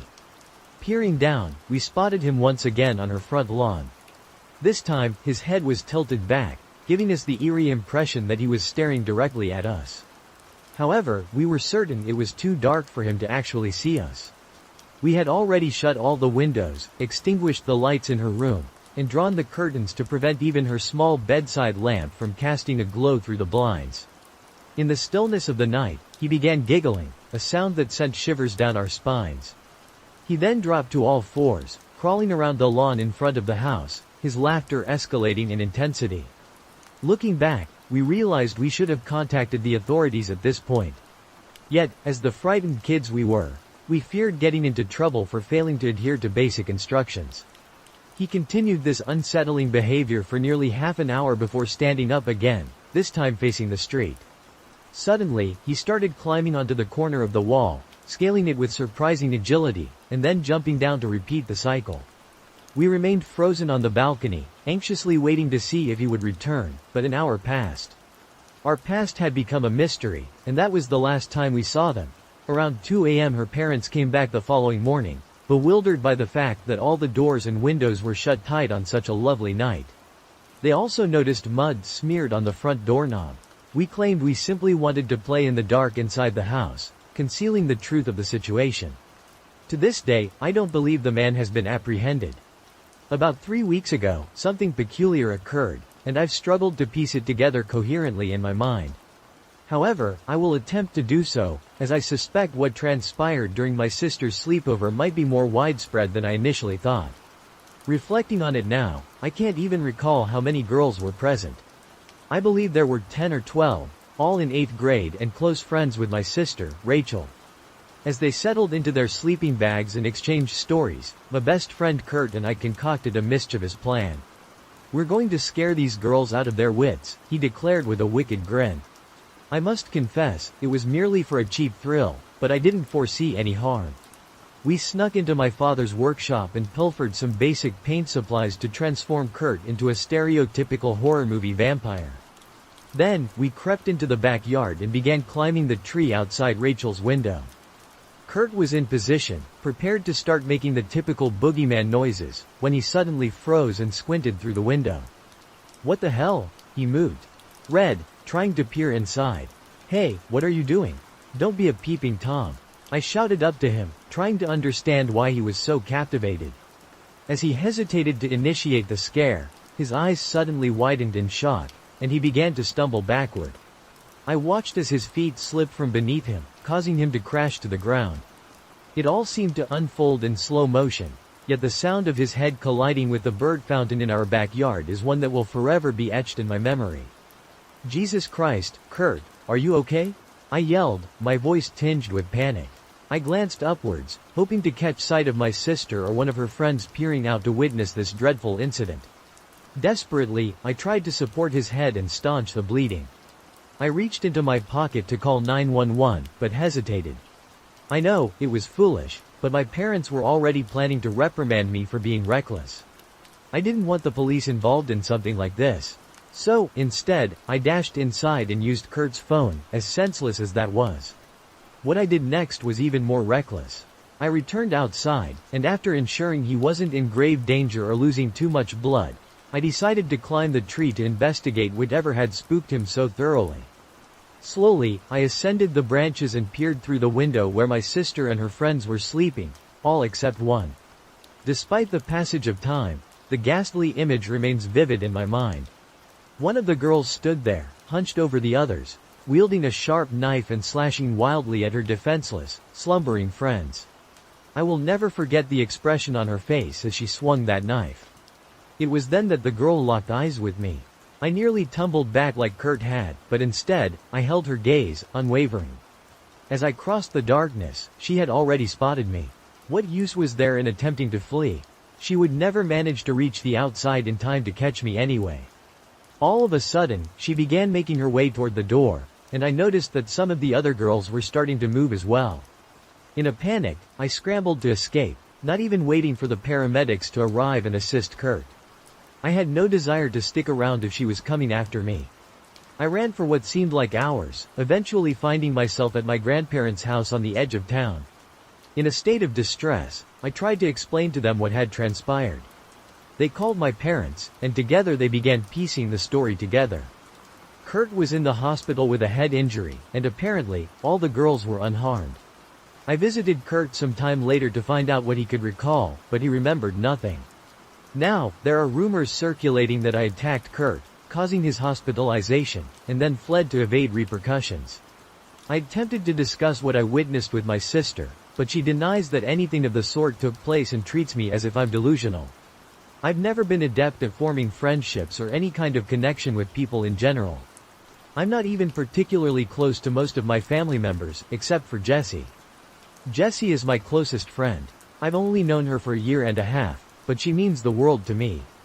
She's the sole person I can confide in, the only one who truly comprehends me. I've never spent the night at anyone else's house other than my own, and even when I am supposed to stay at a family member's place, I become anxious and they have to call my parents to come and pick me up. The consequences of my anxiety often lead to my parents having to cancel all their plans, which has resulted in them harboring some resentment towards me.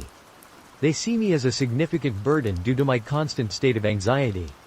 When Jessie invited me for a sleepover at her place, I had never been to her house or anyone else's, for that matter. I was thrilled at the prospect, yet apprehensive, fearing my anxiety might spoil both the sleepover and our friendship. Though I knew I was likely overthinking the situation, the fear remained. Jessie kindly gave me some time to mull it over, and I eventually decided to go. When I informed my parents, they were quite taken aback but chose to allow me to go, recognizing the rare opportunity for me to form a lifelong friendship. As we arrived, the car rolled up a sprawling driveway leading to an even more expansive house. It was enormous, akin to a mansion, and undoubtedly the largest house I had ever seen. My parents and I approached the front door, which towered at twice the height of my father, who stood at 6'7". There was no doorbell. Instead, an impressively large silver knocker adorned the center of the door. I knocked, and Jessie answered. Upon seeing me, Jess's face lit up, and her smile broadened as she immediately leaned in for a hug. Her parents followed behind her, each wearing a warm, welcoming smile. Jess's father was as tall as my own, embodying the quintessential dad look, much like her mother. The whole scene felt almost surreal. Jessie then gave me a tour of her massive house, which took about an hour in itself. Afterward, we made our way to Jess's bedroom. The room was enormous and overwhelmingly pink, with every single object drenched in shades of pink. After spending some time in Jess's room, indulging in games and devouring candy, her mother entered the room.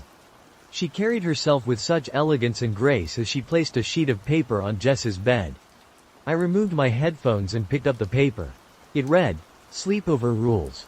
Follow these guidelines to ensure you have a safe and enjoyable sleepover.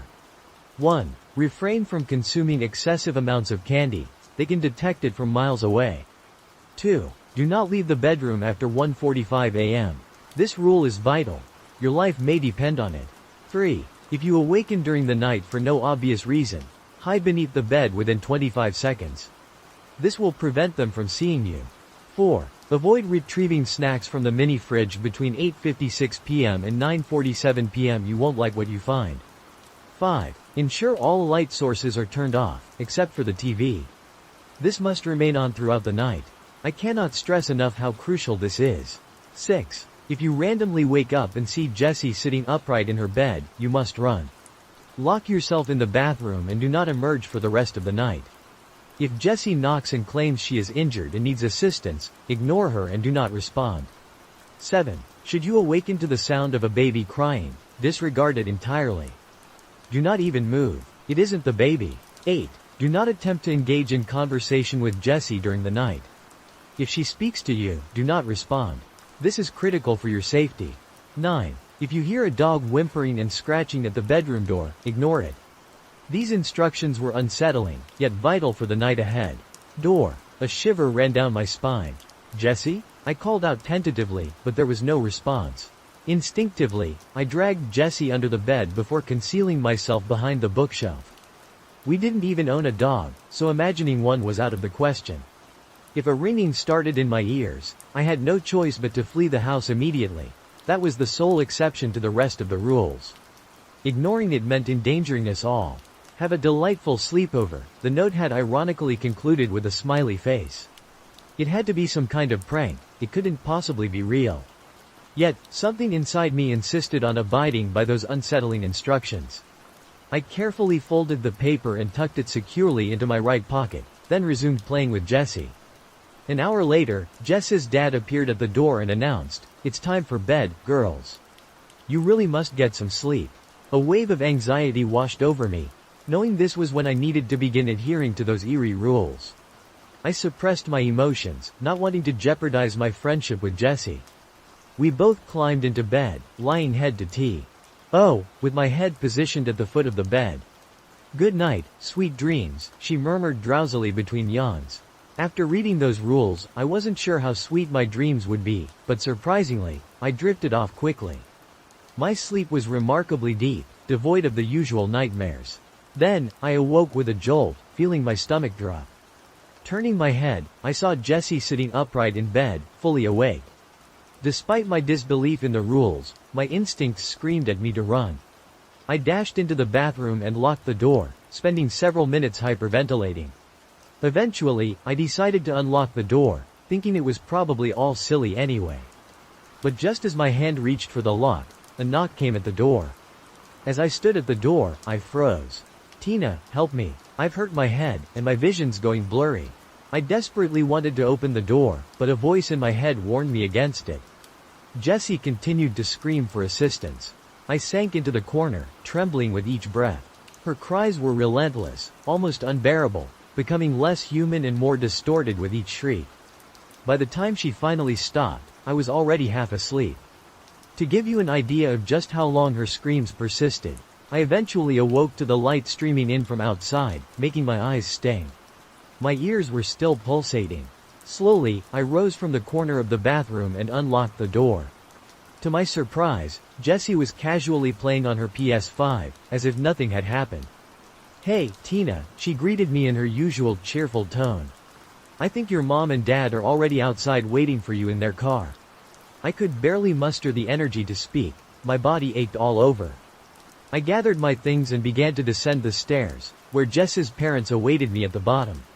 "Your parents are outside waiting for you," her mother said with a warm smile. How had they arrived so quickly? It was only 4 to 9. I glimpsed the open door and saw my parents' car outside. Relief washed over me at the thought of finally leaving this place. Jess's dad escorted me out, and I climbed into my parents' car. The sight of their smiling faces filled me with an indescribable sense of relief. As Jessie and her family waved goodbye, I drove away. "How was the sleepover, sweetie?" my mom asked. I was about to respond when a notification popped up on my phone, a message from my mom. It said, "I was just sending a message to find out what time you wanted your dad and me to pick you up from Jess's house." I glanced up at my mom, who was driving, and then at my dad, who was giving me a knowing smile. I suddenly remembered I had left the TV on and felt a wave of nausea as if I had forgotten something important. "Did you forget something?" my dad inquired. I've always had a strong friendship with one of my cousins, Cole. We're the same age, and while we aren't exactly inseparable, we have always gotten along wonderfully. We were often seen together, both at school, where we always seemed to end up in the same class throughout elementary school, and outside of it. When we were 12 and in 6th grade, I was hanging out with Cole on a Friday afternoon in late May, excited for the weekend ahead. We ended up at his place since he lived nearby. At some point, my mom called to inform us that our grandpa was in the hospital. Although the situation with our grandpa wasn't expected to be life-threatening, he was being kept overnight for observation. Both my parents and Cole were planning to stay with him and grandma at the hospital, as my mom and her sisters were the only siblings living nearby. I was informed that it was perfectly fine for me to spend the night at Cole's house, with Cole's 15-year-old brother, Hunter, in charge while our parents were away. This arrangement was quite agreeable for us. I got along well enough with Hunter, who was never the overbearing older cousin that some of my other friends often complained about having. We had decided to order Piz and spent the evening enjoying each other's company, goofing off. Around 9 o'clock, there came an unexpected knock at the front door. Cole went to see who it was, and my curiosity was piqued about who might be visiting at such a late hour. Observing from a distance, I saw two older men standing at the door. They claimed to be from the city, investigating concerns about low water pressure reported in the neighborhood.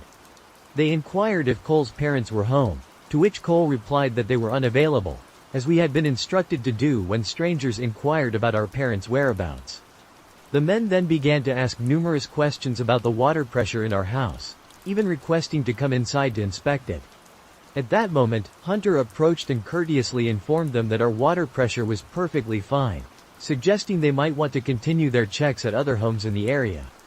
The men seemed hesitant to leave but eventually walked away when Hunter started to close the door. Once the door was shut, we exchanged glances and shrugged, not thinking much of the encounter. We returned to our playful antics until it was time for bed. Cole and Andre shared a bedroom, and we all decided it would be better for me to sleep there with them rather than on the couch, so we could chat as we drifted off. Hunter kindly fetched a sleeping bag from their camping gear for me. Once inside the bedroom, they changed into their briefs, and I was reminded. Cole had casually mentioned to me a while back that they had begun sleeping in just their underwear. Since I hadn't initially planned on spending the night, I hadn't brought any overnight essentials from home. However, not feeling inclined to sleep in my clothes, I also stripped down to my briefs. Although a bit self-conscious, I reminded myself that we were all guys, and I was confident they wouldn't comment or judge. They climbed into their beds, and I quickly settled into the sleeping bag. After chatting for a while about various topics, we eventually drifted off to sleep. Early the next morning, I awoke with the need to use the bathroom. I quietly emerged from the sleeping bag and went to take care of business. On my return to the bedroom, I heard a noise coming from the family room, which was located on the opposite end of the house from the bedrooms and the specific bathroom I was using. At the time, I didn't give it much thought, assuming it must be either Cole or Hunter. However, upon re-entering the bedroom, I realized both of them were still there. Trying not to panic, I roused them and explained that I thought someone else was in the house. They quietly accompanied me, and as soon as we stepped into the family room, we saw the two guys from the previous night. It was unmistakably evident that they were in the process of robbing the place. One of them began advancing toward us, brandishing a menacing knife. Without hesitation, the three of us dashed to the front door, somehow managing to unlock and open it, and we dashed outside and, as luck would have it, a police officer happened to be driving by at that exact moment. We quickly flagged him down and informed him about the two intruders in the house. The officer promptly called for backup, and within a few minutes, several other officers arrived. They proceeded to enter the house, and after a thorough search, they apprehended the two individuals. The police deduced that the two men had likely entered through a window in the laundry room, which had a broken latch. They had probably chosen this house because, although it wasn't unoccupied, they might have realized that there were no adults present. They likely assumed that if we discovered them, we would be easier to handle than adults. To add insult to injury, while we waited outside as the officers searched the house, some neighbors came out to see what the commotion was about. Among them were some kids who attended the same school as Cole and me, including a few from our 6th grade class. It was during that time that the three of us realized we hadn't had the opportunity to get dressed, so we found ourselves standing outside in plain view of everyone, clad only in our briefs, for what felt like an eternity before we were allowed back inside. When we returned to school on Monday, We had to endure quite a bit of snickering, stares, and mockery over the following weeks until the school year ended for the summer. To understand my story fully, you need to know a bit about trespassing laws in our country. We don't have any, as long as you are respectful. The landscape is non-destructive, allowing you to stroll over any hills you fancy and, in my case, set up camp on any beach you choose, provided you leave the environment as you found it. I adored camping as a child. Our family would venture out multiple times each year with a large group of my parents' friends and their kids. On average, there were about 10 of us at any given time, which presented a bit of a logistical challenge since we always journeyed to this one incredibly secluded beach along the coast. In reality, we weren't the sole visitors. There were always yachts anchored just off the shore with people aboard, and other campers dotted the beach. Most of them also had children or were teenagers, so it wasn't a rowdy party scene. Rather, it was a casual family holiday destination. There was even a small building equipped with toilets and showers nearby, despite the location being in the middle of nowhere. I suppose the local council had realized people were tired of relieving themselves behind bushes. We embarked on a trip there in the spring of 2011. I remember this because I had gotten my dog in the winter of 2010, after selecting her that November. I adopted her from the shelter as a birthday present to myself, having paid her adoption fee. She will play a crucial role in this story later on. Let me introduce you to Parmesan. Parmesan came into my life as a 6-month-old puppy rescued from a dog-fighting situation. We're not entirely certain of her breed, but my best guess is a Lurcher Staffy mix. She is wonderfully good-natured with people and most dogs, but you absolutely do not. By the time of this camping trip, I had been with Parmesan for a few months. She had never joined us on a camping excursion before, but in my family, it's a given that dogs accompany us on such outings. We all crammed into the car, and she tagged along. Unusually, none of our family friends could join us, so it was just me, my sister, my dad, and my mom. I didn't mind much, as I wasn't particularly close to the other kids. I preferred playing with my dog, and I still had my sister for company. The journey lasted nearly 6 hours, and since we departed later than we usually do, though I can't recall the reason, we arrived at sunset. It wasn't the ideal time to set up a tent, but we had anticipated arriving to find other campers already settled, with campfires lighting up the beach. Surprisingly, the beach was deserted. Despite this, my parents began unloading the car and attempting to pitch the tent. They asked us to retrieve some of the lighter bags from the car's trunk while they directed a flashlight at the sand to see clearly. Before getting out, I rolled down the car window for Parmesan, as it was unusually warm for that time of year, and I wanted her to have some fresh air. I always made sure to look out for my furry little companion. As we stumbled around in the darkness on a secluded beach, the atmosphere felt rather eerie. The single road leading to this beach was circular and included a bridge over the water, allowing you to circle around the beach like a giant loop if you wished. I wasn't really focused on the road. Instead, I was busy complaining about how tired I was, just like any kid would. After about 15 minutes of my father struggling to secure the tent into the sand, my mother asked if he had noticed a car driving around the area. It had passed by several times. My dad, somewhat dismissively, gave a nonchalant shrug.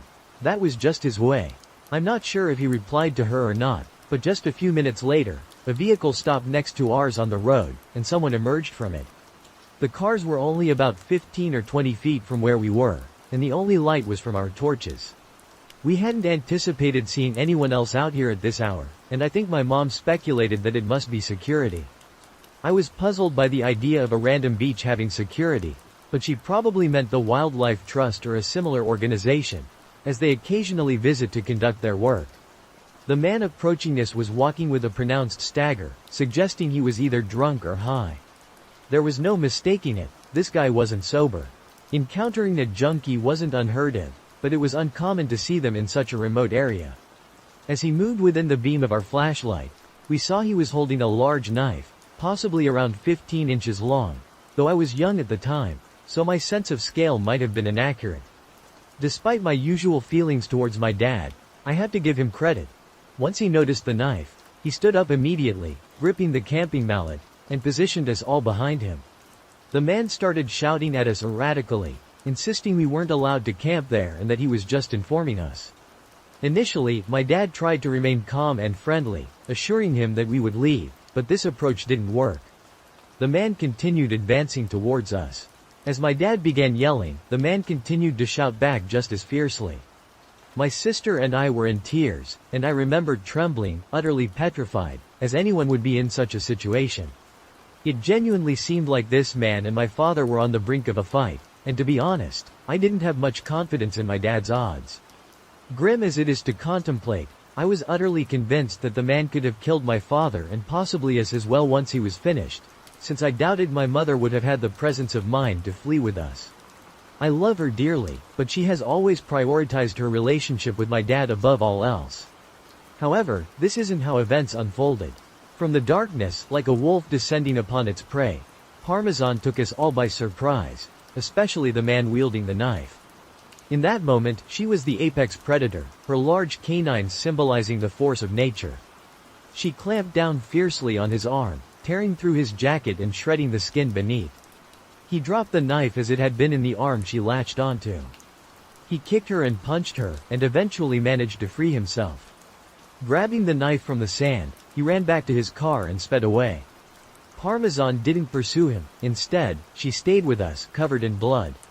As quickly as possible, we gathered our belongings and returned to the car, all of us clearly shaken by the incident. I glanced over at her, and she seemed okay, though the car's window was much more open than I had left it. We believe that when the shouting began, she must have placed a paw on the gap I had left for her, as it was an old car with manual windows. It wasn't an electric button, but we think she managed to press it with her paws, pushing it down just enough to slip through. This is not where my tale ends. We were all quite frightened, and since we had a dog with us, we couldn't book a hotel for the night. My parents decided to drive home so we could all feel secure. However, we first had to head into the nearest town to refuel, as the gas tank was running low. During this time, I tried to clean Parmesan up a bit. I had always adored dogs, but what she had just done for me was astonishing. As we drove into town, we encountered a gas station, but it looked closed. My dad drove closer and leaned out the window to get a better view of the sign. My mom asked him what on earth he was doing, and he explained that he was trying to see when it opened. My heart sank as we noticed a man with a knife, parked in the corner behind a van, so we hadn't seen him at first. He was sitting on the hood of his car, using some tissue paper to clean up his arm, which appeared to be in bad shape. Without stopping to refuel or looking elsewhere in town, my dad drove right out of there. He decided to head to the next town, but this area was too isolated, and the nearest town was 60 miles away. We realized, as we started driving, that we were going to run out of fuel. "That's fine," Dad said. "We have coverage. They'll come to get us at home or at least somewhere acceptable for the night, which is better than staying in the last town." After driving for maybe 5 minutes, lights flashed from behind us. Another car, the same car, was following us. The man had been tailing us for quite some time, and it became clear he was aware that our fuel supply was dwindling. The following 30 minutes were among the most harrowing of my life. Everyone, including myself, experienced a complete emotional breakdown. I could see my parents trying desperately to maintain their composure, attempting to shield us from panic, but we weren't small children anymore. We were in our tweens, fully aware of the peril we faced. Dad switched off the radio to conserve fuel, and the man pursued us relentlessly for 55 miles before finally veering off onto a different road. Our fuel gauge hovered perilously close to empty, and for the last 10 miles, we were essentially running on fumes. Though I'm not a firm believer in divine intervention, if there is a higher power, that was undoubtedly a moment of providence. Once we arrived at our destination, we filled the tank completely before continuing our journey home. My sister and I fell asleep in the car afterward, only waking up once we had safely reached home, thankful that nothing more severe had transpired. After catching up on some rest, my mom contacted the police via a non-emergency line to report the incident. They never followed up with her, but the woman she spoke with mentioned that they might in the future, as the man matched the description of a suspect wanted in connection with a murder charge. We never found out if he was indeed that individual or just a random lunatic. As I mentioned, the authorities never followed up. So, what can be gleaned from this experience, aside from steering clear of the deranged man on the beach? For me, it's the realization that I cherish Parmesan. She's still with us, as old as the hills. Twice as grizzled as one might imagine, one of my mom's friends often quips. I'm not sure why she acted the way she did that day, and I can't pinpoint her reasoning. What I do know is that this unfortunate puppy was born into a situation where she faced abuse and neglect, only to be rescued and taken to a shelter. There, her mother and siblings all found homes before she did. Despite the cruel treatment she endured from people, when I took her home, she forgave but never forgot. There's a saying, I never trust a person who doesn't like a dog, but I always trust a dog when they don't like a person. They have an innate ability to understand human body language, and I believe she must have sensed the danger we were in. I paid $78 for Parmesan's adoption fee, which is a substantial amount when you're a child, but it sends shivers down my spine to think that if I hadn't been so determined to get a dog, I might not have survived. I want to clarify that this story might seem like the plot of a 1980s horror movie and may be quite lengthy, but every word of it is true. Were it not for being 5 miles from cell reception and the way the story concludes, there would be a police report to confirm it. I try to camp with my friend twice a month now that I have a reliable vehicle to take me to some of the more secluded areas of our state. We planned a camping trip for the past weekend and chose a fairly isolated spot we had visited the weekend before. The previous weekend, we hadn't seen another soul within a mile of our campsite. On Friday night, we set out. The story unfolds on a Saturday night around 9 p.m. The sun has long set, and the moon has yet to make its appearance. The darkness is absolute, except for the flickering light from our campfire. Suddenly, a man's scream pierces the night. We listen intently, exchanging anxious glances and silence. Initially, we hope it's just someone intoxicated, having a bit too much fun. However, it quickly becomes evident that this is no joyful party exclamation. It doesn't even sound like he's injured. The scream is filled with despair, anger, and torment. Allow me to remind you that it's 9 p.m., pitch black, in the middle of nowhere, a good 5 miles from the nearest cell phone signal. We hadn't encountered anyone for hours. The screaming persists for what feels like an eternity but is probably only about 5 solid minutes. We are at a loss as to what to make of it and begin to feel overwhelmingly paranoid. We gather anything that might serve as a weapon and try to rationalize the source of the screaming, all while keeping a vigilant watch on the forest surrounding us. After about 10 to 15 minutes of fear-induced paranoia, I nearly topple from my seat as a flashlight and lantern gradually approach our campsite. I greet the stranger with a simple, "How's it going?" before he even steps into the light of our fire. He responds quickly but in a monotone, asking if we could do him a favor. "That depends on the favor," my friend and I reply, sitting in unison, obviously on edge, clutching our makeshift weapons. The stranger then asks if he could linger by the fire for a moment, given that there were 2 of us. Just us and only him, with our array of weapons collected from around the camp within our reach. We decided to let him stay after a brief moment of uncomfortable silence. I then asked him what on earth was happening. He proceeded to explain that he had been camping down the trail with his friend, who had suddenly snapped and attempted to kill him. "Wait, what?" I exclaimed, even before the thought fully processed in my mind. "Is that the screaming we heard earlier?" The man slowly nodded, staring blankly into the fire as he began his tale. "We were just hanging out. We arrived earlier today, and my buddy just lost it. He started yelling and wouldn't stop. Then, he attacked me. He lunged at me, and I told him to back off and calm down. But he kept coming after me, and it got pretty violent. I'm sure he was going to kill me, so I grabbed my car keys and a flashlight, and I ran. I don't know what to do. He chased me, and I still don't know what to do. We don't have firearms or anything, just a hatchet." My friend and I exchanged a look of sheer astonishment, and then a dreadful realization hit me. "Wait, he chased you? So he's on his way here?" The man just nodded slowly in response, and, as if we were in a terrible horror movie come to life, we heard screaming about 30 to 40 feet from our camp, down the main trail. "I just want to talk," was what we heard him shouting. I had never in my life heard a man scream like that. I had never heard anything like it. A flashlight and my buddy holding a sturdy branch, just in case things took a turn for the worse. The man was shivering uncontrollably, his eyes wide with fear and his clothes damp with sweat. He seemed disoriented and desperate, pleading for assistance with a voice that now cracked with exhaustion instead of madness. Earlier, his scream had been a piercing wail, almost painful to the ears, and filled with a deep, unhinged resonance. The way he uttered the stranger's name oscillated unpredictably between drawn-out, musical tones and abrupt, staccato bursts. When we realized the danger, we extinguished our lights, fell silent, and listened intently. Remarkably, the deranged man overlooked our campsite and continued his frenzied march along the trail, his screams echoing into the night. Eventually, we spent hours in conversation with the unnerving fellow, the sound of his cries gradually fading into the distance. We learned that each of them had ingested between 4.5 to 5 grams of mushrooms. Gary's companion, a colleague of his, had remained stable for 3 hours before suddenly losing his grip on reality. It appeared as if he believed he could harm Gary and usurp his pleasant experience. The terrifying cries continued to recede for over 2 hours until it was 11 p.m. By then, the moon was beginning to rise, and the temperature had dipped below 30 degrees Fahrenheit. The night was cold, and the man had neither a jacket nor a flashlight, according to Gary. My friend and I were far too intoxicated to safely navigate the icy, snow-covered roads to reach cell service, requiring a drive of 2 to 3 miles on the highway after leaving the trail.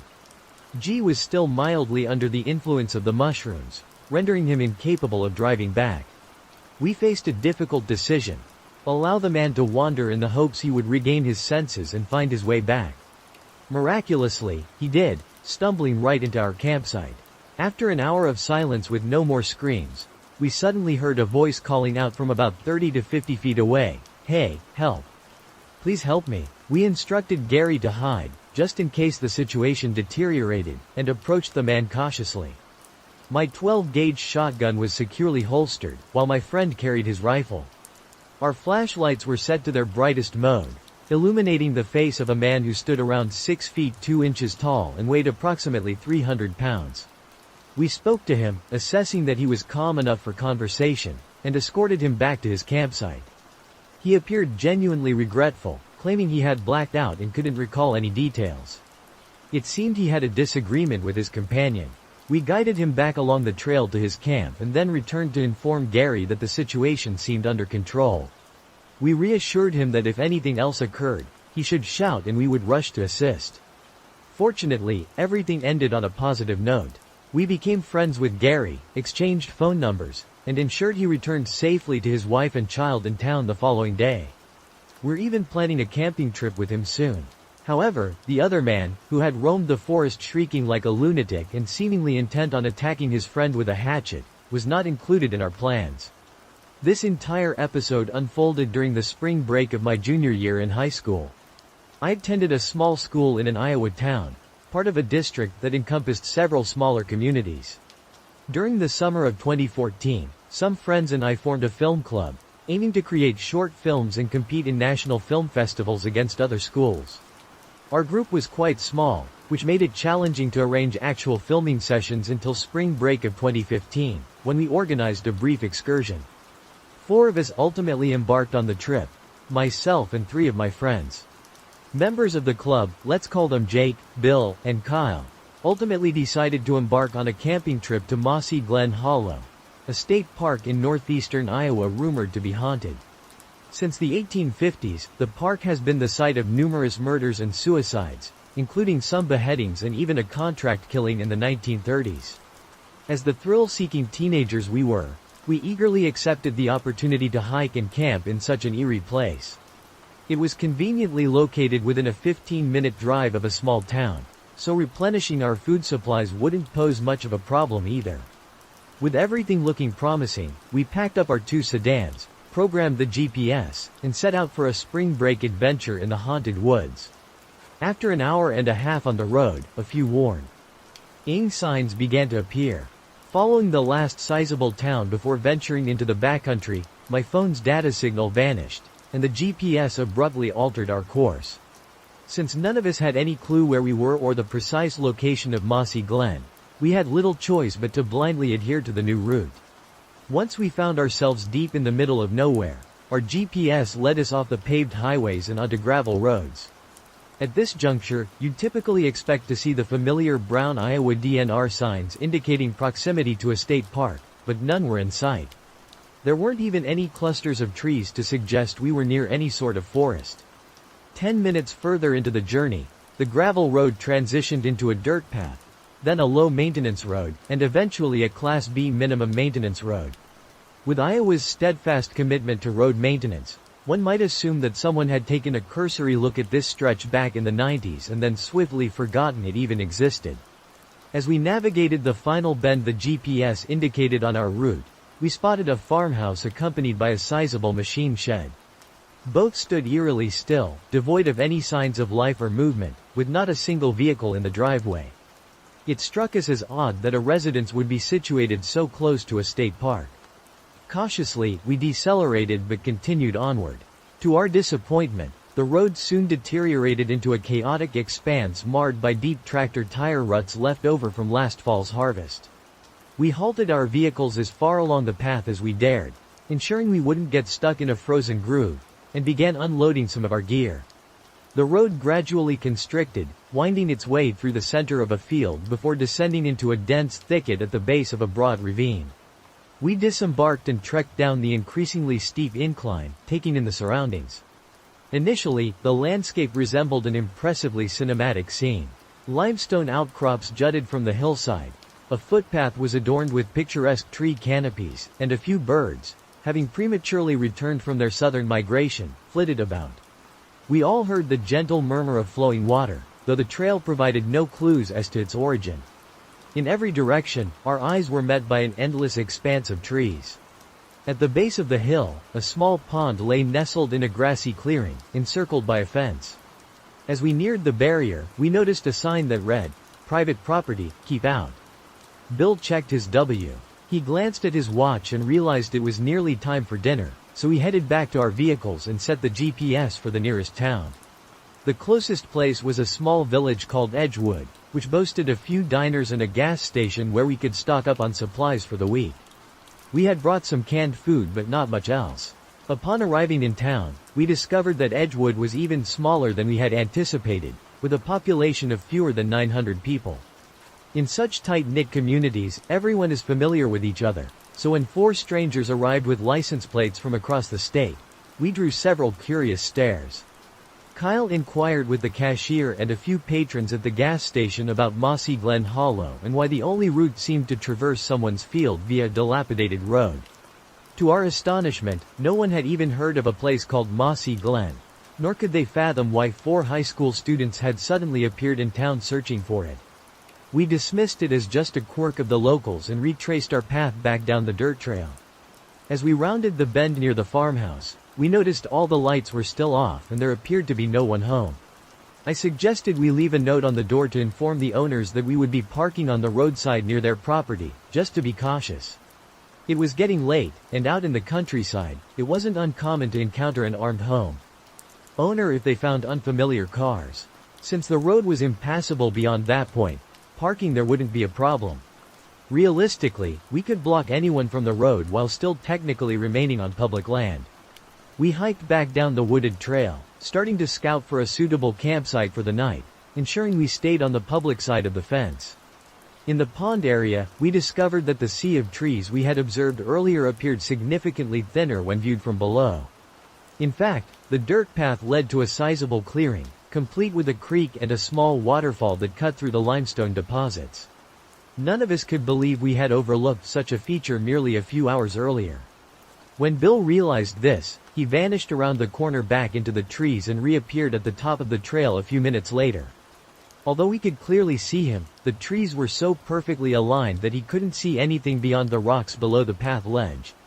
As we continued further up the creek, we noticed rocks conveniently placed at ideal distances apart, allowing us to step over them without disturbing the water or surrounding stones.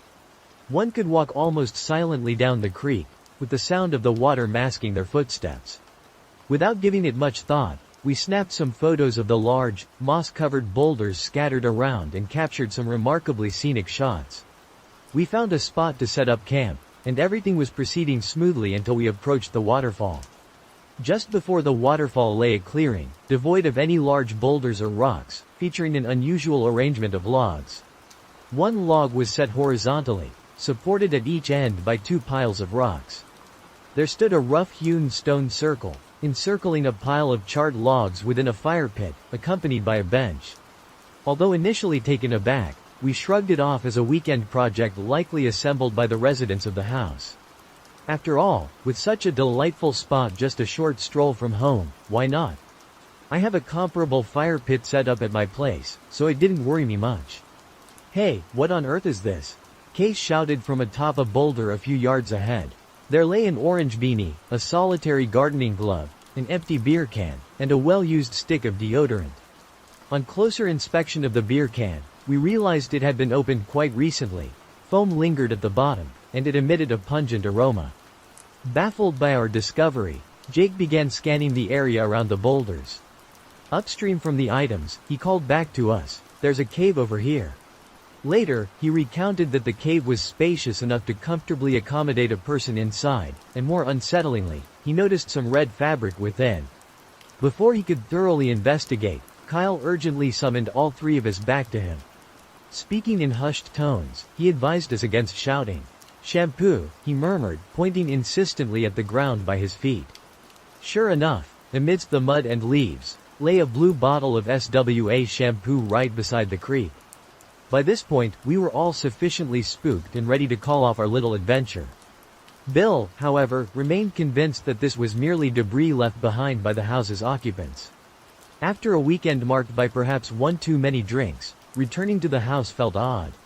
Certain details just didn't align in my mind. There's one crucial aspect I've neglected to mention until now. The previous day, this part of Iowa experienced a heavy downpour, exacerbating the muddy conditions on both the road and the trail. With the mix of wind and rain, any items resting on the rocks would surely have shown signs of dampness, unless they had been entirely displaced.